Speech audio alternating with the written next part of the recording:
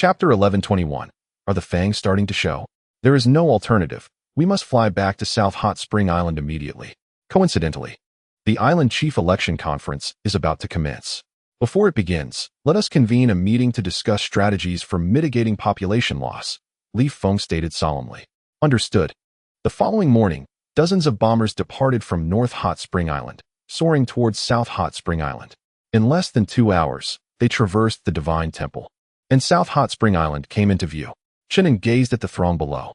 Brother Feng, I fear the population of South Hot Spring Island has swelled to 500 or 600 million. I never anticipated such a concealed populace existing within the vast desert. He remarked, astonished. Stop being nosy. Let us land within the protective barrier first. Feng replied, his mood decidedly grim. Should the population entirely dwindle, they would be compelled to craft their own garments, forge their own footwear, and handle the unsavory chores of unclogging drains. Tasks that could only be undertaken by citizens and residents. Furthermore, it was conceivable that residents might flee alongside the disaster-stricken. For while they enjoyed the warm environment within the barrier, they did not partake in the additional benefits afforded to citizens. To them, venturing to Star Dream Continent would offer a similarly warm atmosphere, rendering it unnecessary to be beholden to the whims of Hot Spring Island. Swish, swish, swish. Over 20 bombers gently descended within the protective barrier of South Hot Spring Island. Chen, accompanied by a multitude of individuals, had long awaited their arrival at the landing zone.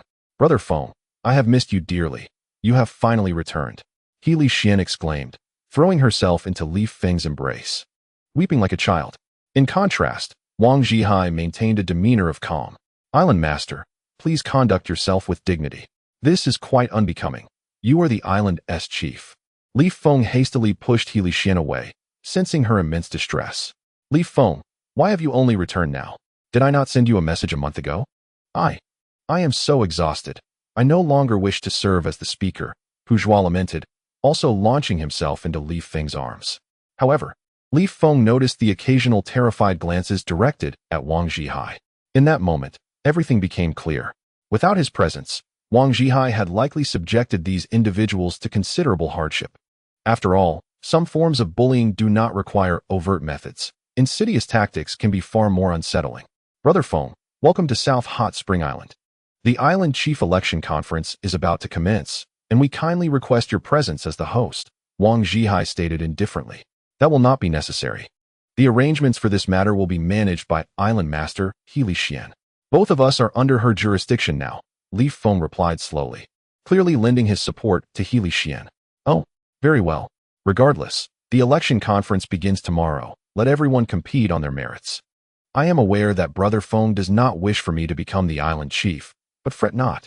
I shall rely on my own capabilities to vie for the position, Wang Zhihai said, maintaining his composed demeanor. Feng, I harbor no objections. Zhihai, do not be overly sensitive. The last incident was purely a misunderstanding, he reassured, patting Wang Zhihai on the shoulder. This individual is indeed a talent. Hot Spring Island has already established itself as the sovereign of the vast desert, and now, with its proximity to Star Dream Continent, it is imperative to nurture someone as capable as Wang Zhihai. Ha ha ha. Feng Ge, do you perceive me as a petty individual?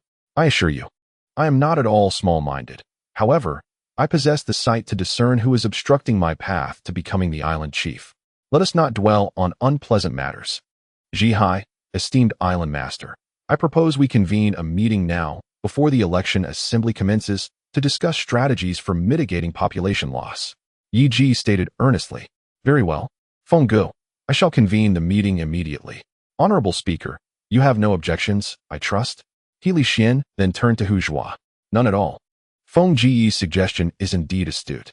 We were just preparing to deliberate on this issue, Huzhua replied. What are we waiting for? Let us proceed. An hour later, the council hall of Nan Wenquan Island was filled with no less than 1,000 individuals. They were all citizens of Wenquan Island, primarily comprising mid-level and higher management personnel. Yi Ji observed that representatives from the banking and military sectors constituted the majority. Wang Zhihai, now the governor of Wenquan Bank and the grand marshal of the three armies, clearly wielded considerable influence over the island. Now that I have shared my thoughts, I urge each of you to devise a strategy to prevent the exodus of the 570 million disaster-stricken individuals to Xingmeng mainland.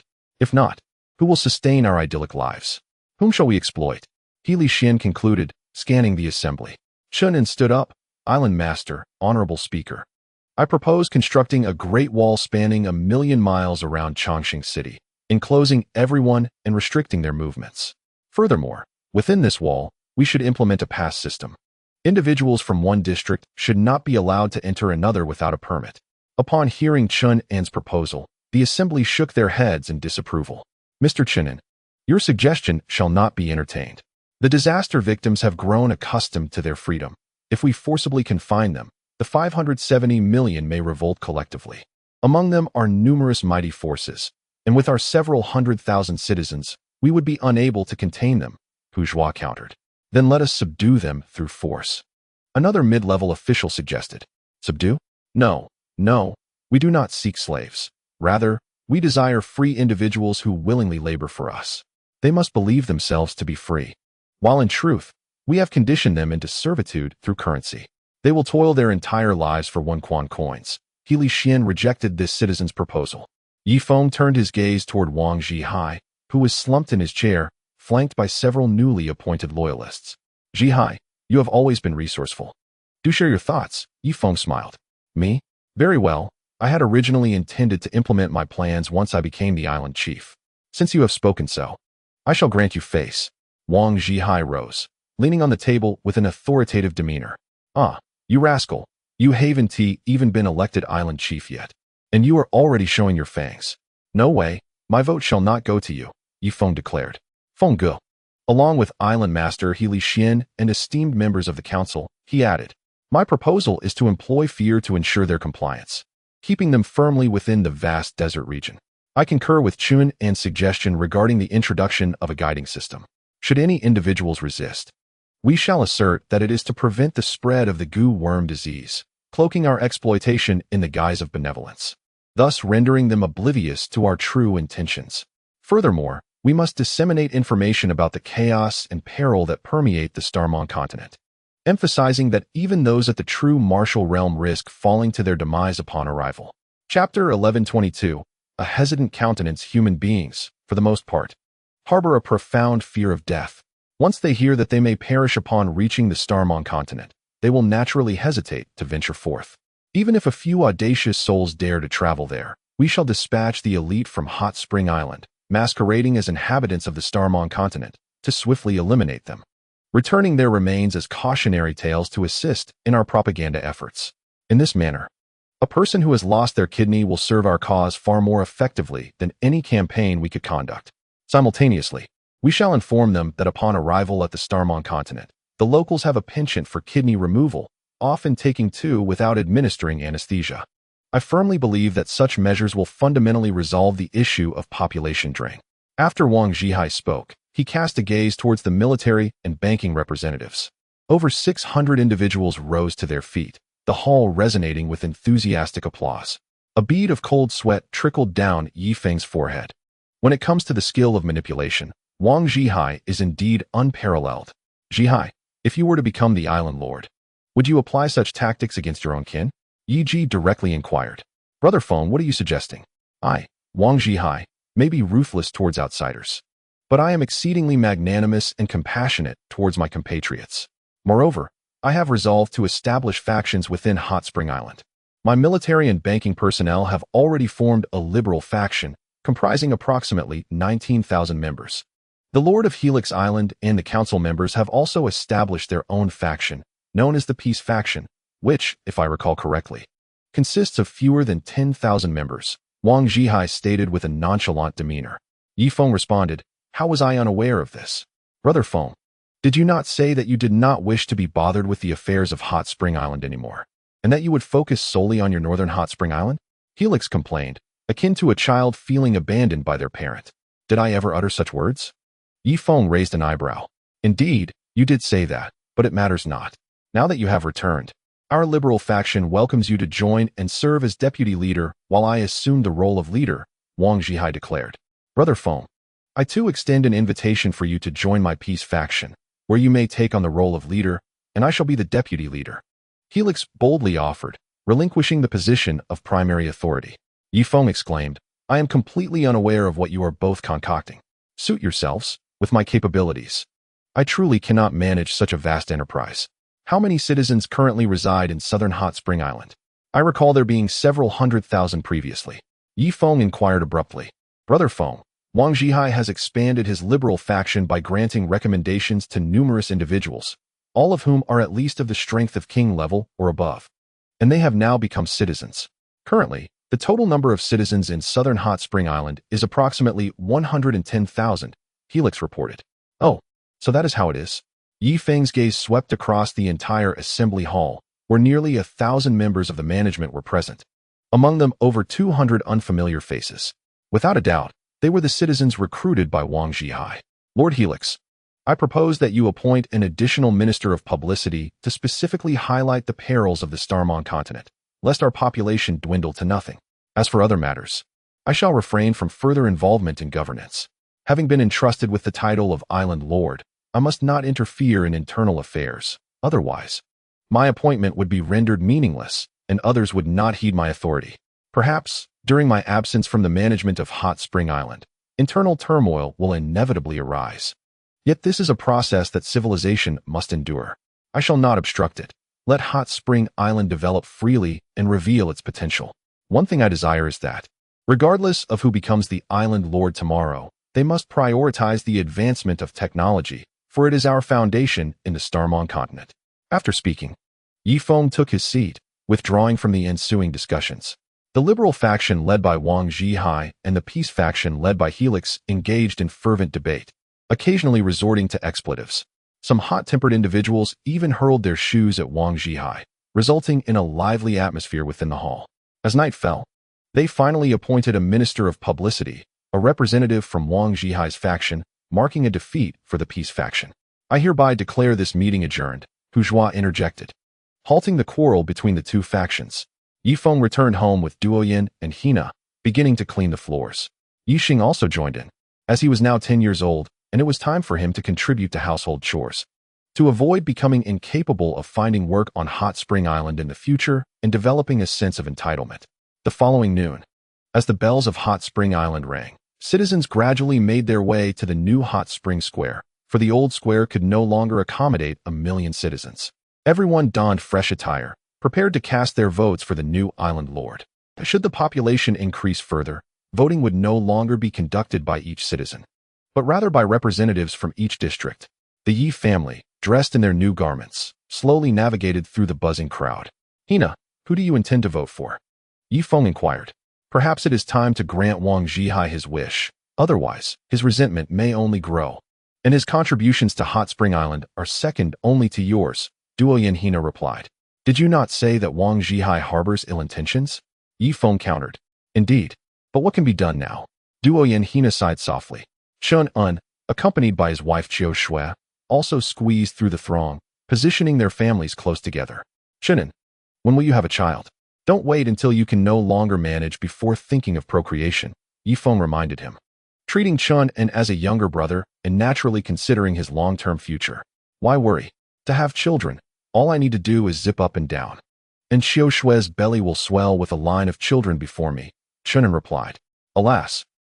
You rascal, still so unfocused.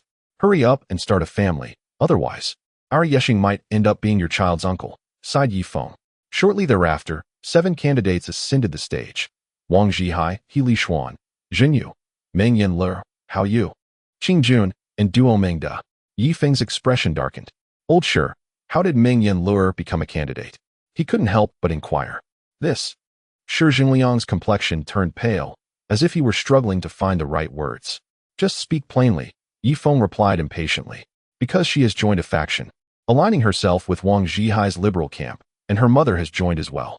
Once one enters a faction, the likelihood of becoming a candidate significantly increases. Those who do not join are marginalized, Shi Jingliang explained. Is that so? It seems that the course of civilization has advanced by at least several centuries. Old Shi, do you belong to a faction? Yi Feng suddenly asked with a smile. Chapter 1123. Hurry back. Do I still need to join a faction? Naturally. Both factions have approached me, saying that if I join, I would have a chance to become a candidate. However, with my lifespan dwindling, I have no time for their political machinations, Shi Zhengliang sighed. All right. Yi Feng nodded, deciding not to intervene and to observe how the citizens would cast their votes. Meiji stepped onto the stage, serving as the host, a role she was fully qualified for due to her status as the former deputy island master. Esteemed citizens, honorable members of the council, former island master He Li Xuan, and Mr. Speaker, the election for the new island master of Hot Spring Island is now officially underway. Today, our 7 candidates are Wang Zhihai, He Li Xuan, Jin Yu, Meng Yanle, Hao Yu, Qing Jun, and Duo Mingda. Each candidate had a whiteboard in front of them, and every citizen held a piece of charcoal. If you wish to support a candidate, simply mark a stroke on their whiteboard, Meiji announced loudly. With the number of citizens exceeding 1 million, traditional voting methods had become impractical. Thus, they could only write on each candidate's board. Furthermore, the host's presence must be commanding. Otherwise, some citizens might not hear her words. Former Island Master Yi, please take the lead and cast the first vote for the 7 candidates. Meiji pointed towards Yi Feng. Me? Yi Feng gestured to himself, questioning why it had to be him. Could we perhaps have someone else lead? He asked, fully aware of the weight his vote carried. If he voted for any one of the 7, the others would undoubtedly follow suit, given his status as a pioneering figure. Even though he had not governed South Hot Spring Island for 2.5 years, his reputation remained deeply ingrained in the hearts of the people. Brother Feng, don't decline, you should lead the way. Otherwise, who else is qualified to cast the first vote? Meiji smiled. The citizens echoed her sentiments, urging, Brother Feng, cast the first vote. We're all watching you. With a resigned sigh, Yi Feng slowly stood up. Dear citizens, the founding intention of my establishment of Hot Spring Island was to foster an environment of absolute fairness and justice. If I cast my vote first, you would undoubtedly follow suit, thereby compromising this fair environment to some extent. Thus, I have decided to cast my vote last, to prevent you from simply mirroring my choice. After speaking, Yi Feng sat back down. Rest assured, Brother Feng, we will not follow your vote. Please proceed. We shall not vote in accordance with you. Brother Feng, we possess the ability to think independently. Moreover, you have been absent from South Hot Spring Island for over 2 years and are unfamiliar with the nuances here. We will not simply follow your lead. Upon hearing their words, Yi Feng hesitated. Really? Very well. In that case, I shall lead the voting. But you are not permitted to follow my choice. With that, Yi Feng proceeded forward. Behind him trailed over 30 citizens, including Doyan Hina, Yi Xing, and Shi Zhengliang. Wang Zhihai watched Yi Feng with a tense expression, nodding slightly. He eagerly anticipated Yi Feng's vote. Strictly speaking, Wang Zhihai had practically seized control of South Hot Spring Island. Yet he yearned for Yi Feng's vote. If Yi Feng were to vote for him, his position as island master would be indisputable. Otherwise, even if the other citizens forcibly elevated him to the role, he would feel uneasy, unable to fully embrace the responsibilities of leadership. Duo Mingda, since you are closest to me, I shall cast my vote for you. Yi Feng picked up a carbon pen and made a mark on Duo Mingda's whiteboard. The citizens who had claimed they would not follow suit, when faced with the moment, disregarded their previous statements and proceeded to mark Duo Mingda's whiteboard with affirmative votes. In a brief moment, Duo Mingda accumulated 5 votes, while the other 6 candidates received none. Wang Zhihai's expression darkened, a flicker of despondency crossing his eyes. Brother Feng, you ultimately do not trust me. Doyan Hina approached, hesitated for a moment, and then made a mark on Wang Zhihai's whiteboard. Thank you, Sister Hina. Wang Zhihai responded, bowing deeply. This is what you deserve, Doyan Hina replied before placing the carbon pen down and departing. Shortly thereafter, an elderly man leaning on a cane approached, and without hesitation marked his vote in front of Duo Mingda. Voting is akin to investing in stocks. One buys into the rise, not the fall. In a mere moment, Duo Mingda switched to a second whiteboard. In stark contrast, the other 6 candidates found themselves in disarray. Wang Zhihai barely managed to secure 10 votes, all from his own faction. Helixuan fared even worse with only 7 votes, similarly from his supporters. The others fared even worse, particularly Meng Yanle, who had managed only a single vote, far from accumulating any affirmatives. Hey, Yi Feng could no longer contain his anger. You all promised not to follow my lead. How is it that you have all voted for Duo Mingda now? Are you not trustworthy? In response to Yi Feng's outburst, the citizens wore self-serving smiles. We did not follow your vote. I too felt closer to Duo Mingda, hence I voted for him. Exactly. How can you accuse us of mirroring your choice? Brother Feng, we genuinely wish to vote for Duo Mingda, and it is not merely a matter of your influence. Yi Feng, Brother Feng, voting is a matter of freedom. We shall cast our votes for whomever we choose. Must you impose such restrictions? Kindly step aside and allow the citizens to proceed. A polite citizen urged Yi Feng to move aside. Yi Feng's prestige on Hot Spring Island was exceedingly high. Although the citizens spoke to him with a certain informality, they genuinely admired and recognized him. Thus, his vote could nearly ascertain the island leader's selection. After half an hour, Diamond replaced the fifth whiteboard, the previous four already filled with names. In contrast, the second candidate, Wang Zhihai, had barely filled his first board, with all votes coming solely from insiders of his faction. Old Shi, has Diamond joined a faction now? Yi Feng inquired suddenly. It seems not, Shi Zhengliang replied weakly. That's a relief. At least it won't skew the balance of power between the two factions too drastically. Yi Feng sighed in relief. He could not forcibly interfere with the citizens' voting rights. That was fundamental. However, while respecting their voting rights, he could make subtle adjustments to ensure a healthy competition between the factions, rather than a detrimental one. Healthy competition entailed both factions striving to enhance the welfare of the citizens, advancing technology, and engaging in external conquests. Detrimental competition, on the other hand, involved the factions exploiting the citizens without technological advancement, instead regressing to historical failures. As long as this balance was maintained, he would not intervene in their conflicts.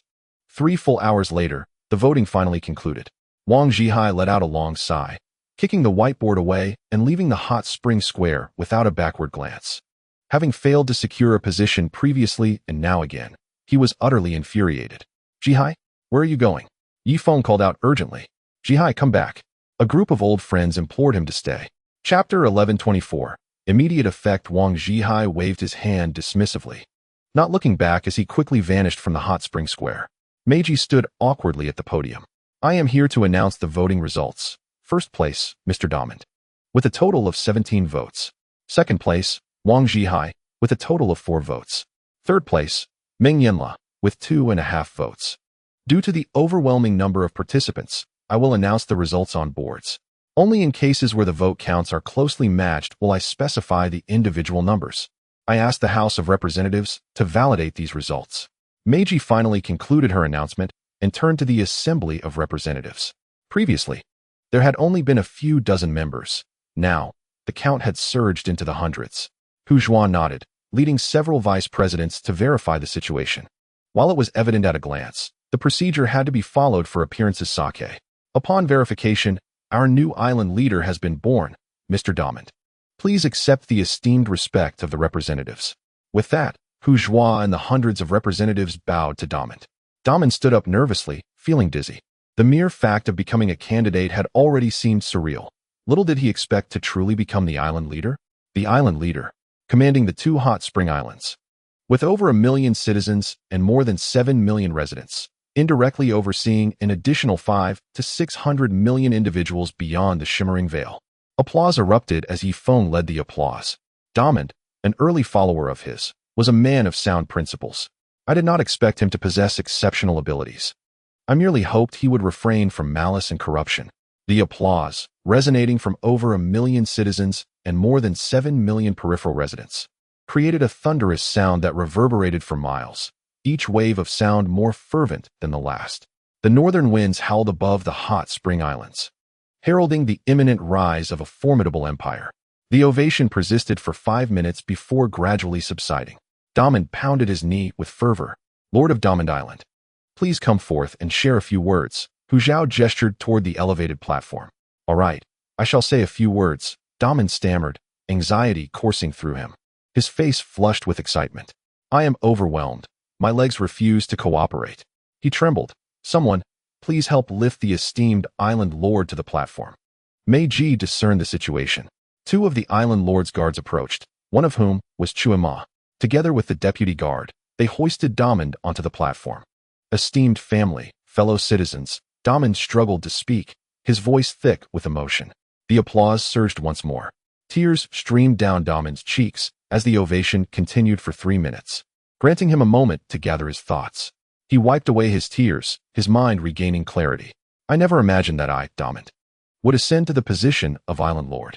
In the past, while serving as a golden armored guard in Chongqing City, I was constantly under the watchful eye of the heavenly Khan, Ming Yanlai. Then, I met Brother Feng. At that time, I sought nothing more than to follow him. For at least I would have frozen fish to eat. Brother Feng not only fulfilled my needs, but also brought my family to the hot spring island. In the end, I witnessed the rise of the hot spring island, which came to dominate the vast desert. I thought to myself, being a citizen of the hot spring island would be sufficient. At least I would have food and drink, free from the biting cold outside. Yet, life is unpredictable. I never anticipated becoming the island lord. Above thousands, though it is merely a title that will change in 2.5 years. I have at least held the title of island lord, creating a cherished memory. Here, I must first express my gratitude to Brother Feng for recognizing my potential. Secondly, I thank the hot spring island and all its citizens for bestowing upon me this honor of reverence. Thank you, Diamond concluded, bowing deeply to everyone present. The sound of flesh meeting flesh echoed throughout the entirety of South Hot Spring Island, within a 100-kilometer radius. Even the disaster survivors peering from beyond the veil were moved to tears. Among the survivors were a few scattered Duoyan people, who gazed at Diamond with excitement. Look, the island lord of the hot spring island is one of us, a Duoyan. Ha ha ha, we have produced an island lord among our own. In Dortmund, we, the citizens of Duoyan, take immense pride in you. Over the next 2 years, everyone will emulate the Duoyan accent, reveling in the use of the Duoyan language. Now, I implore the former lord of Helishian Island to bestow the island's seal upon the new lord, Dortmund. Here, we, the entire assembly, extend our highest respect to the former lord of Helishian. Upon concluding his statement, Bourgeois, accompanied by hundreds of delegates, bowed deeply to Helishian. A faint smile creased Helishian's face as he approached Dortmund, seal in hand. Congratulations. The two embraced tightly. Dortmund caressed the island lord's seal.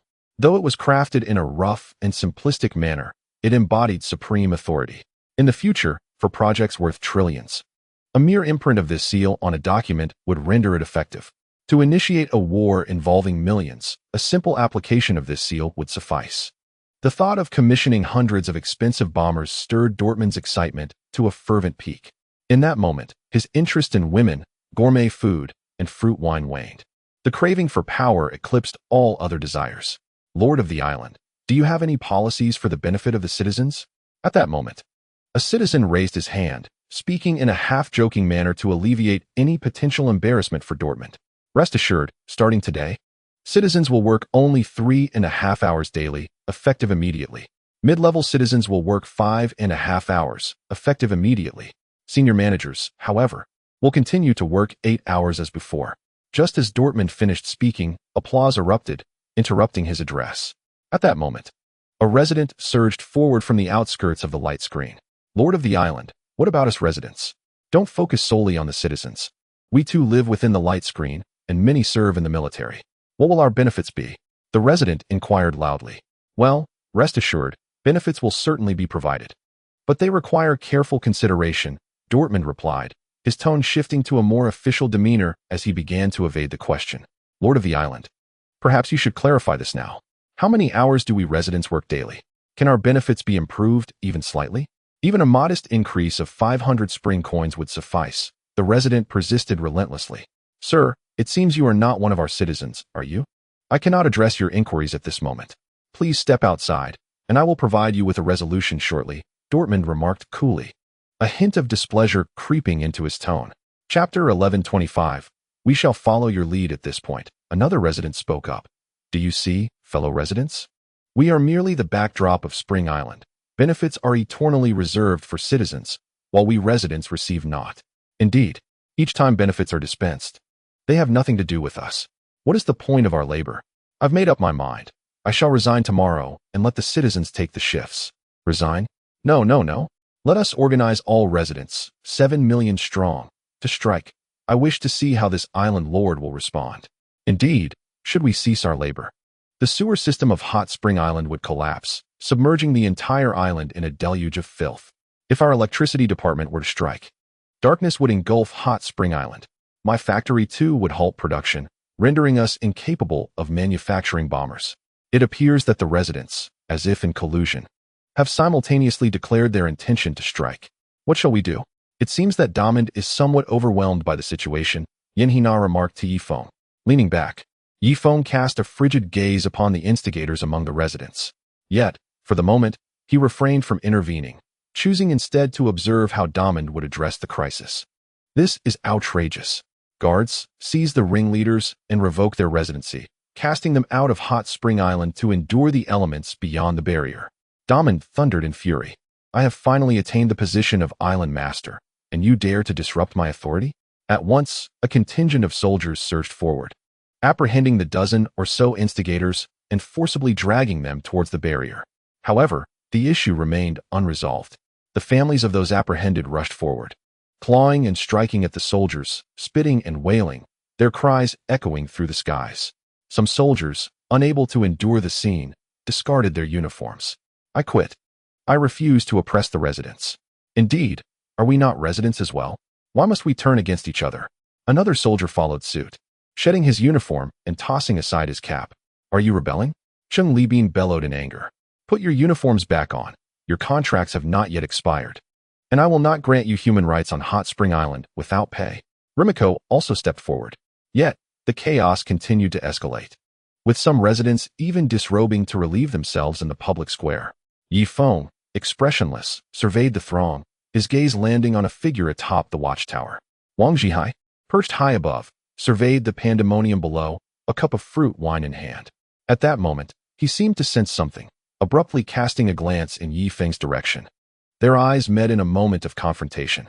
Hot Spring Island is unjust, exploiting us residents. Let us dismantle his school and destroy his public square.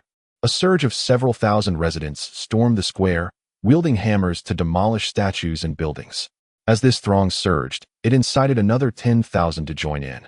They raged, smashing and shattering, reducing the nearly modern public square to ruins. One individual, in an act of sheer audacity, hurled a lump of something foul towards Damon, who narrowly evaded the projectile. A wave of stench followed in its wake. Cease the destruction.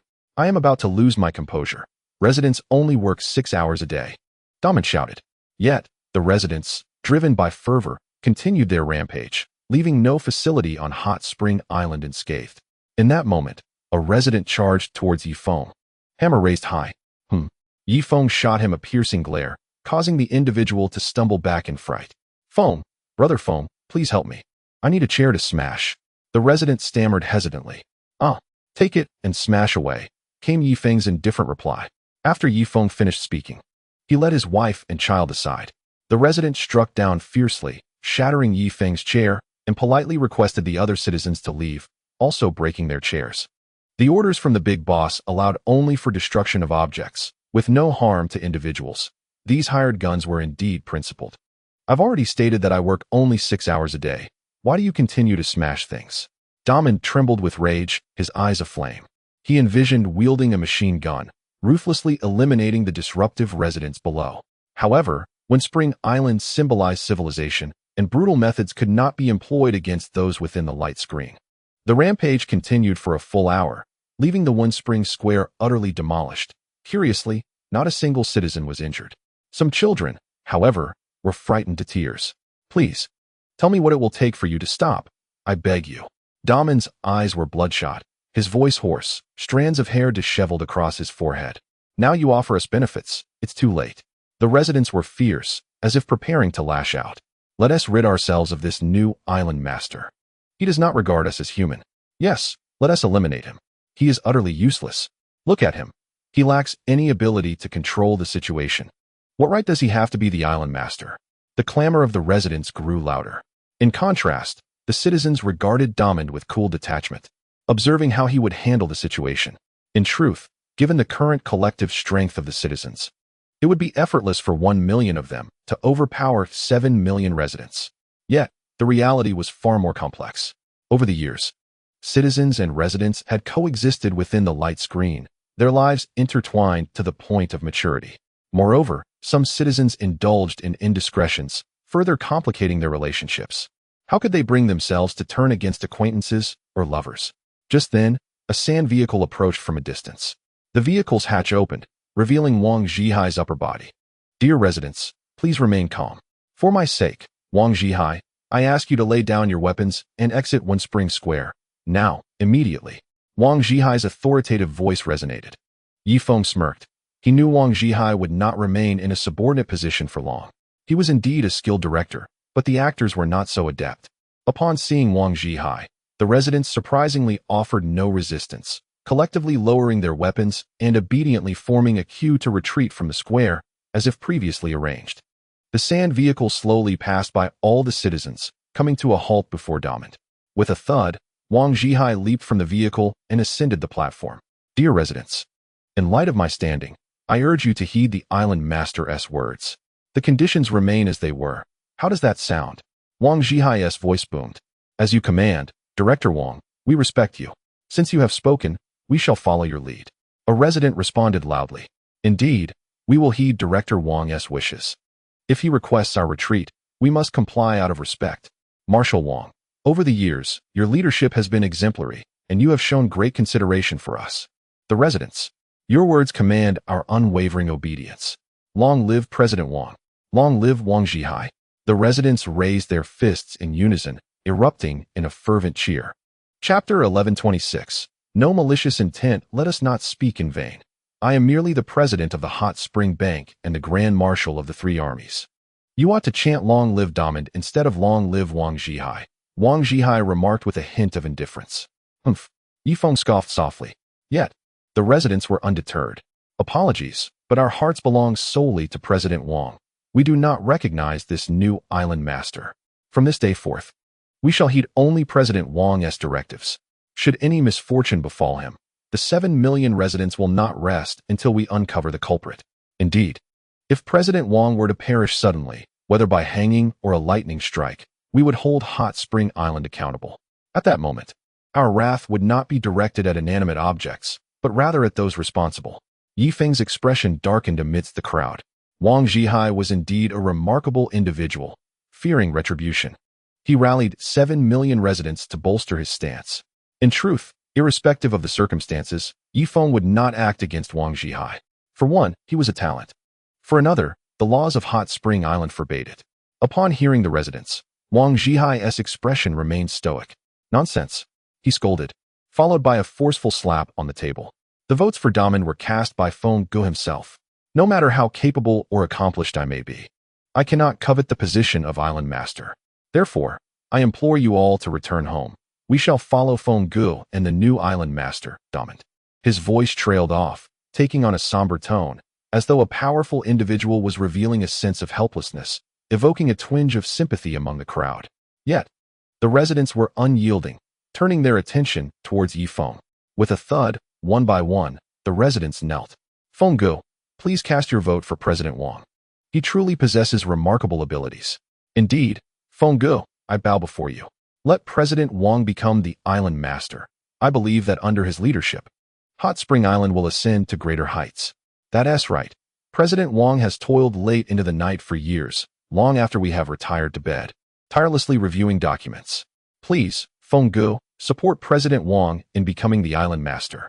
Soon, the sound of kneeling resonated throughout Hot Spring Island. Yi Feng, who had intended to allow events to unfold naturally, now felt compelled to interject. Everyone, he stepped forward. Wang Zhihai looked on with anticipation. Yi Feng's words held significant weight in the hearts of all citizens. The election of the island master is determined by the votes of all citizens.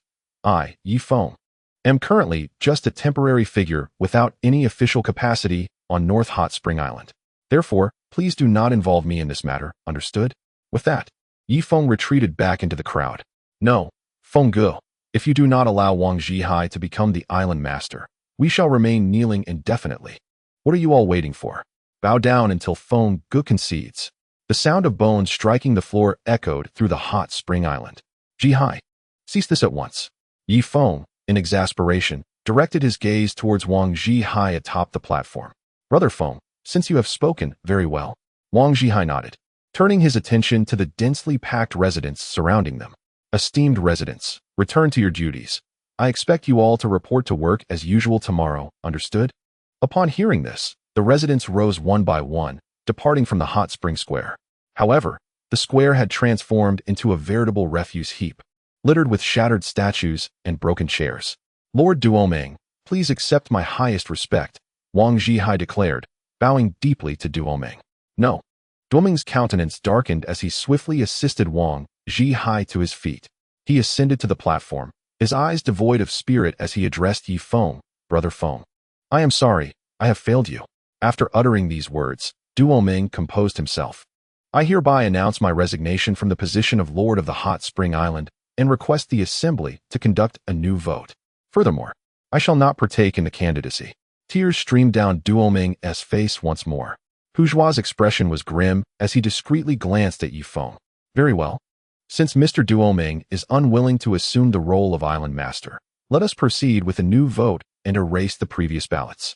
Upon his command, the guards, including Chue Ma, moved to cleanse the boards. Meiji returned to her position as host. Ladies and gentlemen, the election for Island Master has encountered an unforeseen circumstance. Mr. Duoming has tendered his resignation due to health issues. Thus, we must hold a new election. I invite the 6 candidates to the stage. As she spoke, Wang Zhihai, He Li Xian, Jin Yu, Meng Yin Lu Er, Hao Yu, and Qing Jun ascended to the platform. Now, we still require one more candidate. I urge the Assembly to propose another nominee. Meiji announced. All right, we shall deliberate immediately. Hujua then turned his gaze towards Yi Feng, commencing a hushed discussion with the Assembly. 10 minutes later, Hujua rose. After a collective vote by our 494 Assembly members, we have decided that Yi Feng shall be the 7th candidate. He once again looked at Yi Feng.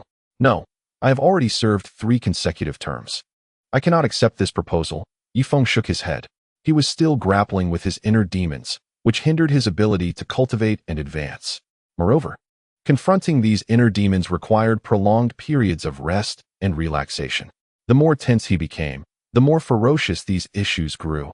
He wished to distance himself from such troubles. Indeed, serving a 4th term was not an option for him, but the 4th term belonged to He Li Xian, not Yi Feng. Thus, he was entitled to assume the role of the 5th Lord of the Hot Spring Island. This was the decision of the Assembly, which represented the will of the 494 districts. Yi Feng, you would not defy the will of the people, would you? Hujua smiled. Only with Yi Feng as the Island Master could Wang Zhihai be kept in check. Otherwise, if Yi Feng departed, Wang Zhihai would surely exploit them again. A Feng. Duo Yin Hina tugged at Yi Feng's sleeve, nodding silently. She too recognized that only Yi Feng could suppress Wang Zhihai. Wang Zhihai was an exceedingly capable individual, too formidable to eliminate, yet too dangerous to allow unbridled power. If Yi Feng were to become the island chief, Wang Zhihai would undoubtedly be convinced and would harbor no ulterior motives. Hina, do you find this proposition agreeable? Yi Feng slightly tilted his head. Indeed. Very well. My dear wife, your beauty and wisdom are always commendable. Thus I shall make my presence known. Upon finishing his words, Yi Feng strode confidently towards the platform. A satisfied smile graced Meiji's face. Now, let the voting commence. The citizens surged forward in a frenzy towards Yi Feng's whiteboard, buzzing with excitement. Regardless of their affiliations, be they neutral, liberal, or peaceful, everyone cast their vote for Yi Feng, leaving others with not a single mark. Hey, be a bit more objective. I merely came here to contribute to the numbers. Yi Feng's expression darkened. In a mere moment, Yi Feng had stacked 20 whiteboards. Chapter 1127. On the brink of awakening eventually, Duoyan Hina approached, hesitating for a moment before marking a stroke on Wang Zhihai's whiteboard. Remarkably, the voting concluded swiftly, and I shall now announce the results. First place, Yi Feng, with 121,354 votes. Second place, Wang Zhihai, with 1 vote. Others, 0 votes. Congratulations to Yi Feng for being elected the chief of Hot Spring Island by a landslide. Meiji proclaimed, leading the applause, her eyes sparkling with delight. With a long exhale, Yi Feng released a breath of relief. At last, the Hot Spring Island he had built had returned to him, irrevocably his. May the island chief now address us. Meiji said, resuming her applause. The entire Hot Spring Island, both citizens and residents alike, clapped their hands, the sound echoing for hundreds of miles. The applause continued for 10 minutes before gradually subsiding. Taking a deep breath, Yi Feng slowly ascended the platform. You lot, are you satisfied now? Absolutely, exceedingly so. Feng Ge. I adore you. Feng Ge. I wish to bear your children. King of Springs, the island belongs to Feng Ge. He is our king. In an instant, the cries of the King of Springs reverberated throughout the land. Yi Feng shrugged his shoulders, indifferent to their exclamations. Call me as you please, it matters not. I hereby appoint Wang Zhihai as the deputy island chief and concurrently as the president of the Hot Spring Bank. Applause erupted once more, the residents' hands growing red from clapping, while some citizens joined in. I appoint Susan as the chief of North Hot Spring Island, tasked with reporting the conditions of North Hot Spring Island to the headquarters of South Hot Spring Island every month. Feng continued. Susan was not present, as she remained at North Hot Spring Island to oversee matters. Sparse applause followed, as many citizens and residents were newcomers and unfamiliar with Susan's esteemed name. I further appoint Naire Maisie as the bank director and Damond as the grand marshal of the three armies, while Wang Zhihai shall no longer hold a significant military position. Upon hearing this, Wang Zhihai's expression darkened, yet he quickly regained his composure with a smile. As long as Feng was the island chief, he was entirely supportive. The title of Grand Marshal was of little consequence to him. However, if Damond were to lead him, he would harbor various grievances. As for the other positions, I shall keep my remarks brief. Regarding the incident at the Hot Springs Square, the responsibility for compensation lies solely with Wang Zhihai. Wang Zhihai, do you have any objections? Feng inquired, casting a glance at Wang Zhihai. Both understood the unspoken agreement between them, rendering further discussion unnecessary. Very well, since this matter arose from my actions, it is only natural that I should compensate. Wang Zhihai nodded in agreement. With that settled, I hereby announce a grand feast on Hot Springs Island to celebrate for 3 days, with the residents joining in the festivities. Additionally, we shall prepare porridge stands for the outside populace, allowing them to enjoy a warm meal, Feng proclaimed with fervor. At this moment, Wang Zhihai leaned in. Brother Feng, I fear that fish porridge may no longer suffice for those beyond the screen. They have jobs now and would not deign to consume relief porridge. It is not 2 years ago. Oh, their lives have indeed improved? Feng asked. Certainly, they are now able to enjoy whole fish. There are numerous factories beyond the screen, and statistics indicate that the total savings of those outside have surpassed 30 trillion, Wang Zhihai responded. Then we ought to provide them with some benefits. The joy of Hot Springs Island must be shared by all, Feng pondered, feeling a bit hesitant as he had not held a leadership role for quite some time. Perhaps we should distribute some funds? Wang Zhihai suggested. An excellent idea. Let us have the bank prepare several million in 1 yuan notes. I intend to display my wealth beyond the screen, Feng exclaimed, suddenly animated.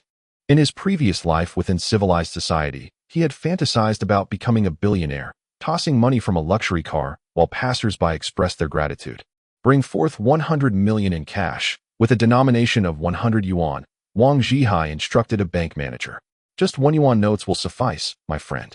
We cannot afford to waste so much money on 100 yuan bills on Hot Springs Island, Feng remarked. Not to worry, Brother Feng, I will cover it. It is merely 100 million, and I possess my own enterprises in Peach Blossom Village, Wang Zhihai reassured, thumping his chest. You rascal, are wealthier than I. Then let us indulge ourselves. My wife, my son, come, let us board the sand cart and prepare to flaunt our affluence beyond the screen. Feng gestured to the two, emphasizing that such display of wealth must include his family. Before long, a throng of citizens gathered before the screen. Feng mounted an old-fashioned sand cart, a relic of the first generation, which had become highly valued among the common folk outside the screen. Everyone come out. Our new island master, Brother Feng, is distributing money. Hurry, Wang Zhihai shouted, prompting a rush of people.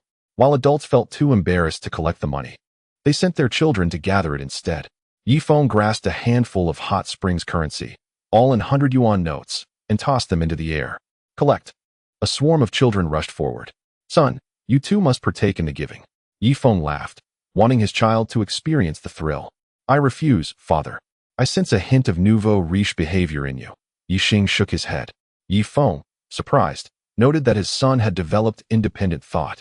Indeed, the education on Hot Springs Island was commendable, cultivating minds that did not simply follow the crowd. He felt a deep sense of satisfaction. Duo Yanhina also gathered a pile of money and tossed it skyward. Long live the king of Hot Springs. Outside the luminous barrier, the commoners gathered coins while bowing in reverence. Everyone, please rise. Do not bow any longer. Once you have collected your coins, return home where it is warm. Do not let the cold take hold of you. Yixing's capacity for independent thought brought great joy to his father, Feng. In a moment of benevolence, he gazed upon the children gathering coins and contemplated how to accumulate virtue for Yixing. The distribution of wealth continued for an hour, after which Yi Feng returned to the luminous barrier with a sense of satisfaction. In the days that followed, the island of hot springs hosted grand feasts that lasted for 7 days. Yi Feng made an appearance only on the first day before descending into the depths of the abyss, accompanied by Wang Zhihai. You mentioned that 3 months ago, a minor earthquake occurred on South Hot Springs Island. Yi Feng's expression turned grave. Beneath the surface lurked a half-divine earthworm monster, a persistent source of concern for him. Brother Feng, this is a troublesome issue. The creature cannot be slain through ordinary means. It is sealed only by the Goo God Cauldron. However, the cauldron's power will inevitably wane, and it may awaken at any moment, Wang Zhihai explained. Indeed, if we were to employ a formidable weapon against it now, we might not even succeed in killing it. In fact, detonating 10 nuclear bombs here would likely awaken it rather than eliminate it. Yi Feng climbed to the head of the earthworm monster. Its 2 enormous eyes remained tightly shut, covered by layers of black scales. Just a single scale could likely withstand the impact of 100 million drops of heavy water. Chapter 1128. Instilling fear in all, let us proceed. After the feast concludes, we shall convene to discuss potential solutions for this earthworm monster. If we cannot resolve it, we may need to gradually relocate the inhabitants of South Hot Springs Island to North Hot Springs Island, Yi Feng stated before he and Wang Zhihai entered the elevator. As they returned to the surface, Chen An approached them. Brother Feng, we have developed a new weapon. This armament can allow ordinary individuals to combat foes several realms above them, Chen An said with a sly grin. Excellent. Is this another creation of Charlie's? Yi Feng exclaimed joyfully, as the engineering department consistently surprised him. Incorrect. It was developed collaboratively by 700 engineers in the engineering department. Though the theoretical concepts originated from Charlie, Chen An clarified. Then let us not waste time. We should be on our way, Yi Feng replied eagerly, preparing to head towards the engineering department when he suddenly realized something and slowly turned to Wang Zhihai. Zhihai, perhaps you should refrain from joining us. You have many matters to attend to at the bank, do you not? Besides, you are no longer the Grand Marshal. So let the matters of weaponry be handled by Grand Marshal Daman and myself, Yi Feng said gently. Wang Zhihai's expression darkened, and he forced a smile upon his pale face. Indeed, there are many affairs to manage at the Hot Springs Bank. If you wish, I can summon Daman for you. Although Wang Zhihai attempted to maintain a cheerful demeanor, his disappointment was palpable. He sensed that Yi Feng was gradually diminishing his authority. Shortly thereafter, Yi Feng, Daman, Chen An, Charlie, and several other key engineers gathered together. A Gatling gun? Yi Feng exclaimed in astonishment at the weapon before him. Indeed, a 6-barrel Gatling, Charlie replied with a smile. Impressive. You have truly devised such a remarkable weapon. However, it is of no use. The iridium has not been purified, and the bullets cannot penetrate even the protective divine light of the true martial realm. What purpose does it serve? Yi Feng sighed. This Gatling gun, had it existed during the period of the Black Tree River, might have proved invaluable. But now, circumstances have changed. The wind barrier has ceased, and the Starmong continent has merged with their vast desert. In the future, there will be true martial experts aplenty, akin to swarming ants. Brother Feng, please take a look at the bullets, Charlie exclaimed, retrieving an enormous blueprint from the drawer. The blueprint illustrated a bullet magnified 100-fold, including a cross-section. Do you see this, Brother Feng? This is the primer. Inside the bullet, there are more than 40 chambers. Once the bullet is fired, these chambers will automatically open, fusing the elements within to create an additional drop of heavy water in the projectile. Hence, this Gatling gun is referred to as the heavy water Gatling. Imagine 6,000 rounds per minute, not to mention the protective divine light of the true martial realm. Even that of the God origin realm or the illusory refinement realm would be obliterated under such a barrage. After explaining, Charlie pulled out a bullet from the drawer. May I fire a test shot? Yi Feng inquired. Not just one shot. Over there is a box containing 6,000 rounds, sufficient for a full minute's worth of firing. Go ahead, Brother Feng, try it. Charlie chuckled. Yi Feng nodded, shouldering the bullet box and lifting the Gatling gun. Chen An thoughtfully inserted the ammunition belt into the gun. Given that this was a heavy water Gatling, it was likely that ordinary targets would no longer suffice for a test shot. Therefore, Yi Feng stepped out from the light curtain, aiming the gun at the azure barrier of Hot Spring Island. Everyone inside, stand clear. I am about to fire, Yi Feng announced before pulling the trigger. With a series of rapid-fire sounds, a line of fire erupted from the Gatling gun. After traveling 100 meters, the elemental chambers opened simultaneously, causing the projectile to weigh millions of pounds. Just a few rounds caused the azure barrier to tremble and emit a piercing shriek. With a resounding impact, one heavy water bullet pierced through the barrier, striking the Sun City fortress. The 5-meter-thick steel plating was punctured, the hole glowing red from the friction. Reaching a temperature of 500 degrees. I cannot fire anymore. Feng released the trigger. After just 100 shots, the heavy water Gatling had penetrated the barrier. Continuing to fire could potentially dismantle the Sun City fortress. Fantastic, Brother Feng. If our soldiers each wield a heavy water Gatling, we may stride across the Starmong continent with ease, Diamond exclaimed, leaping with excitement. Having just assumed the role of Grand Marshal, he had already acquired such advanced weaponry. Indeed.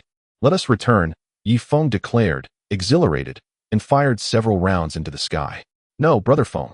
Chung Li Bean and the others gasped in shock, hurriedly retreating into the light curtain. What do you mean, no? Just as Feng spoke, the ice beneath his feet was perforated with small holes. Heavy water cascaded down from several hundred meters above, its impact equally formidable. Goodness! Feng was startled, his hair standing on end as he hurriedly sought refuge within the light barrier. Suddenly, numerous small holes appeared on the ice layer where he had just stood, with jets of seawater shooting forth, reaching heights of over 50 meters. Let us convene in the engineering department. The development of this Gatling gun has not yielded much surprise. But the heavy water warhead has indeed sparked considerable inspiration within me. Immediately, a group returned to the office in the engineering department. However, they found the office already brimming with individuals, 70 senior engineers, 2 chief engineers, and Marshal Dammit, the commander of the 3 armed forces. Ha ha ha. Charlie, you have done exceptionally well. The design of such a warhead could also be adapted for crossbows. For instance, with a bed crossbow or a vehicle-mounted crossbow. Employing a heavy water warhead only requires a parabolic trajectory, allowing the bolt to descend vertically from the air, inflicting immense damage upon the enemy, Feng remarked with a smile. Brother Feng, not only can the vehicle crossbow utilize this design, but hand crossbows can as well, and pistol projectiles could also adopt this innovation, Dammit proposed. Indeed, I am contemplating how this design could be applied to numerous weapons, and even in some conventional processes. For example, in forging machines or tablet presses, applying several million pounds of pressure could compress all iron into sheets as thin as paper. Our industrial progress could advance a century or even a millennium ahead of others, Charlie suggested, scratching his thinning hair. Well articulated. Heavy water is immensely valuable. It has both military and civilian applications. By the way, in fishing grounds, they must break through thick ice layers each time they fish. If we could employ heavy water in those areas, it would instantly shatter the ice, significantly reducing the manpower required for fishing. However, the fishing grounds do not fall under our jurisdiction. You could develop the machinery and sell it to the fishing grounds of Yulong and Lingling, allowing them to pay a premium, Feng stated. Brother Feng, I believe such advanced technology should not be sold to those outside the light barrier just yet. We should first utilize it in our own factories. When the heavy water technology evolves, we can sell our outdated processes to them.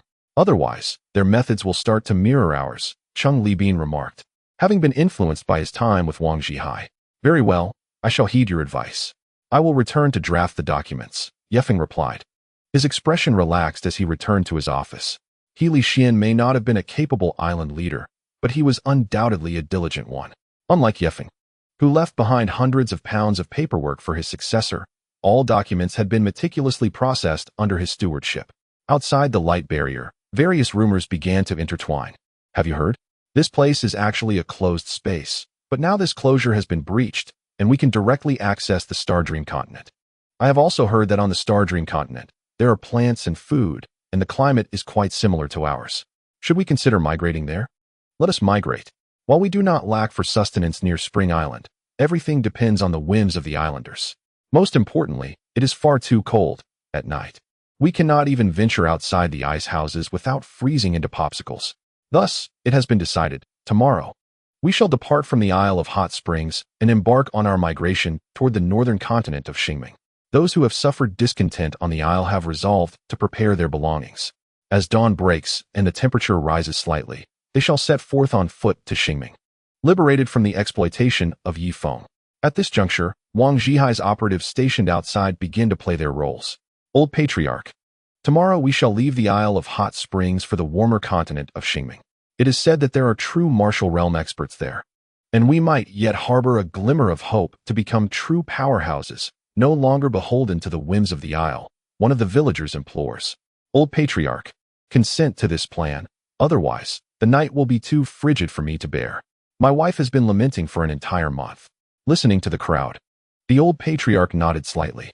Very well, we shall migrate tomorrow and bid farewell to this desolate land. Wait, a young man approached. You are not of our clan. What brings you here? The old patriarch regarded the youth with suspicion. I come to assist you, the young man replied. I have heard of your intent to leave the Isle of Hot Springs for the warmer continent of Xingming. Indeed, do you presume to intervene? The patriarch retorted. I shall not meddle, but there is a decree from the Isle, with the spread of the goo worm disease. It is advisable that you do not leave your territory recklessly, lest you risk cross-infection, the young man cautioned. Rest assured, once we depart from the Isle of Hot Springs, we shall not return. The continent of Xingming is vast, and there shall be a place for our survival, the patriarch scoffed. You may be mistaken in your idyllic view of Xingming. To be candid, the inhabitants there have a penchant for dealing with outsiders, and they particularly relish the consumption of human kidneys. Should you venture there, it would be prudent to grow a few extra kidneys, for their toll is not in currency, but in flesh. Each region you traverse may exact a kidney from you. They are ruthless, employing tetanus blades without anesthesia. Should you return bearing scars, know that the Isle of Hot Springs will not welcome you back. Is that truly the case? Is the continent of Xingming so fearsome?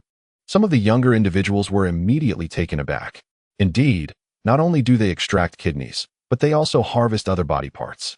Males may find themselves captured as blood slaves, and as for the females, well, you understand, the young man chuckled, seating himself by the fire. This is sheer nonsense. Do you take me for a child of 3? Tomorrow, I shall depart with my family. I refuse to believe that the continent of Xingming would truly engage in such barbarity. Every place has its share of the fearless, the young man replied nonchalantly. Very well. Do as you please. The following day, a portion of this small tribe departed from the icy terrain, families in tow, heading northward. Unbeknownst to them, a sand cart stealthily followed in their wake. Upon the cart sat several physicians and a few formidable experts. The doctors meticulously polished their surgical blades, ensuring they would be swift in their grim task of kidney extraction, for failure to do so might result in fatalities, thus undermining their intended message. Furthermore, they would suture the kidneys, preparing them to return as living specimens, instilling fear in all who beheld them. Thus, the issue of population decline will be effectively addressed. Chapter 1129. So it is. In a vast cavern within the Xin County, Li Hualing sat disheveled upon the main seat. Below him were Wei Yinming of the ghostly monarch sect and various leaders from the multitude of sects within Xin County. At the innermost part of the cavern, there resided a formidable assembly of skilled practitioners, 100,000 at the postnatal stage, 8,000 at the true martial stage, and several hundred at the innate stage. Those seated in the front hall were all experts of the transformation stage. Has that wretched He Qingji not arrived?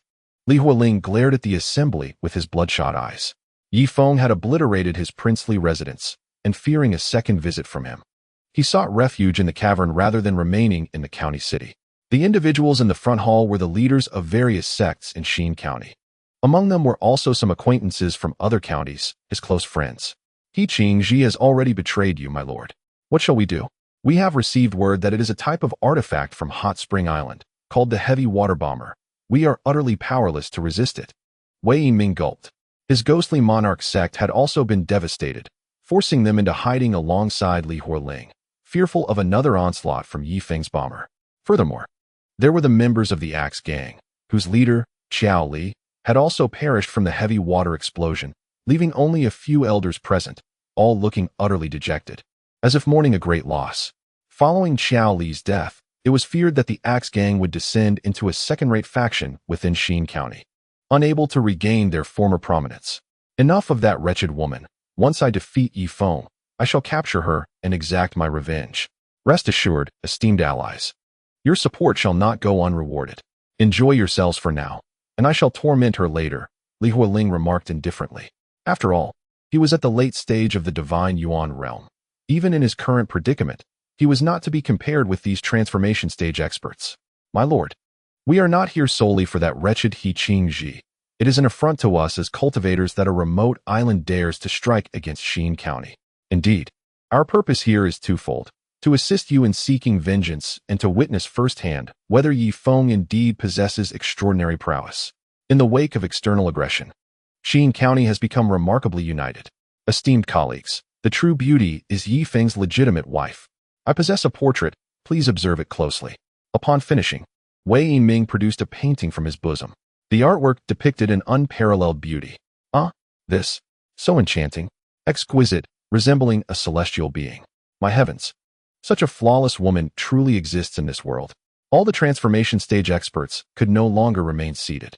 Esteemed colleagues, I confess I could not capture the essence of her eyes in this painting. Should you encounter her in person, you will comprehend just how exquisite Yi Feng's wife truly is. This portrait merely illustrates her exterior, failing to convey her aura, especially that piercing gaze. Hee. It is truly captivating, Wei Yiming chuckled. In light of this, my lord, when shall we take action against Hot Spring Island? Your Highness, issue the command. We are the cultivators of the entire Xin County. Do you doubt we cannot conquer a mere Hot Spring Island? With the words of the crowd ringing in his ears, Li Hualing finally regained a semblance of confidence. Let us not rush. Conquering the Hot Spring Island is imperative, yet we must deliberate carefully. The artifact master is currently forging a batch of indestructible talismans, and once completed, we shall possess an additional layer of protection. Moreover, I have learned that Yi Feng has more than one stronghold. In the south, there lies another base, which is where they manufacture their heavy water artifacts. Do you comprehend my intent? Li Hualing smiled faintly. What do you mean, Your Highness? Please do not speak in riddles, came a voice from the crowd. My intention is to seize Yi Feng's artifact base. We must acquire his heavy water-throwing artifact. We shall capture all his artifact masters and have them craft such advanced artifacts for us.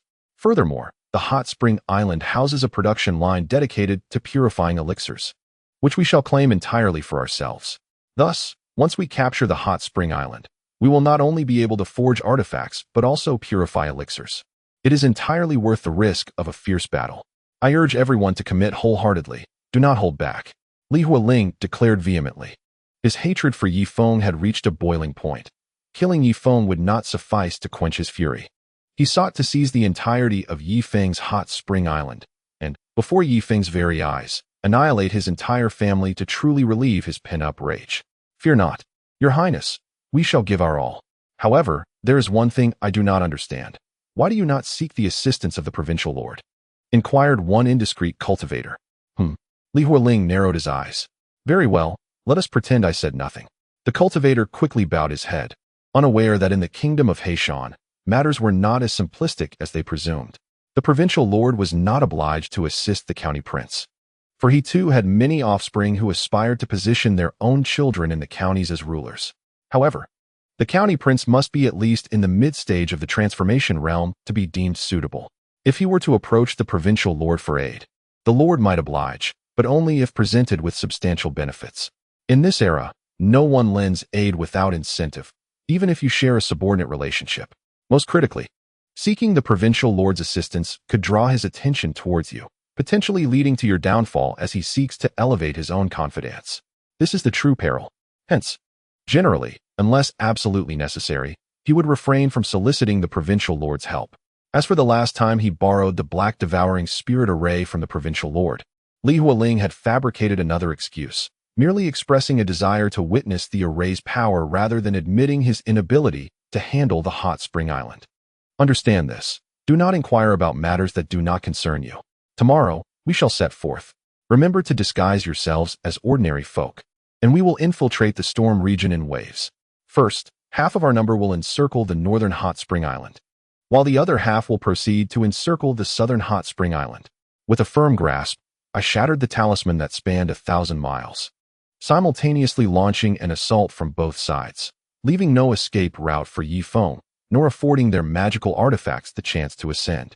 We shall strike decisively, dismantling their grand formation, and once inside, our first task is to seize control of the airborne artifacts, followed by a relentless onslaught, ensuring that no significant figures, including Yi Feng, can escape.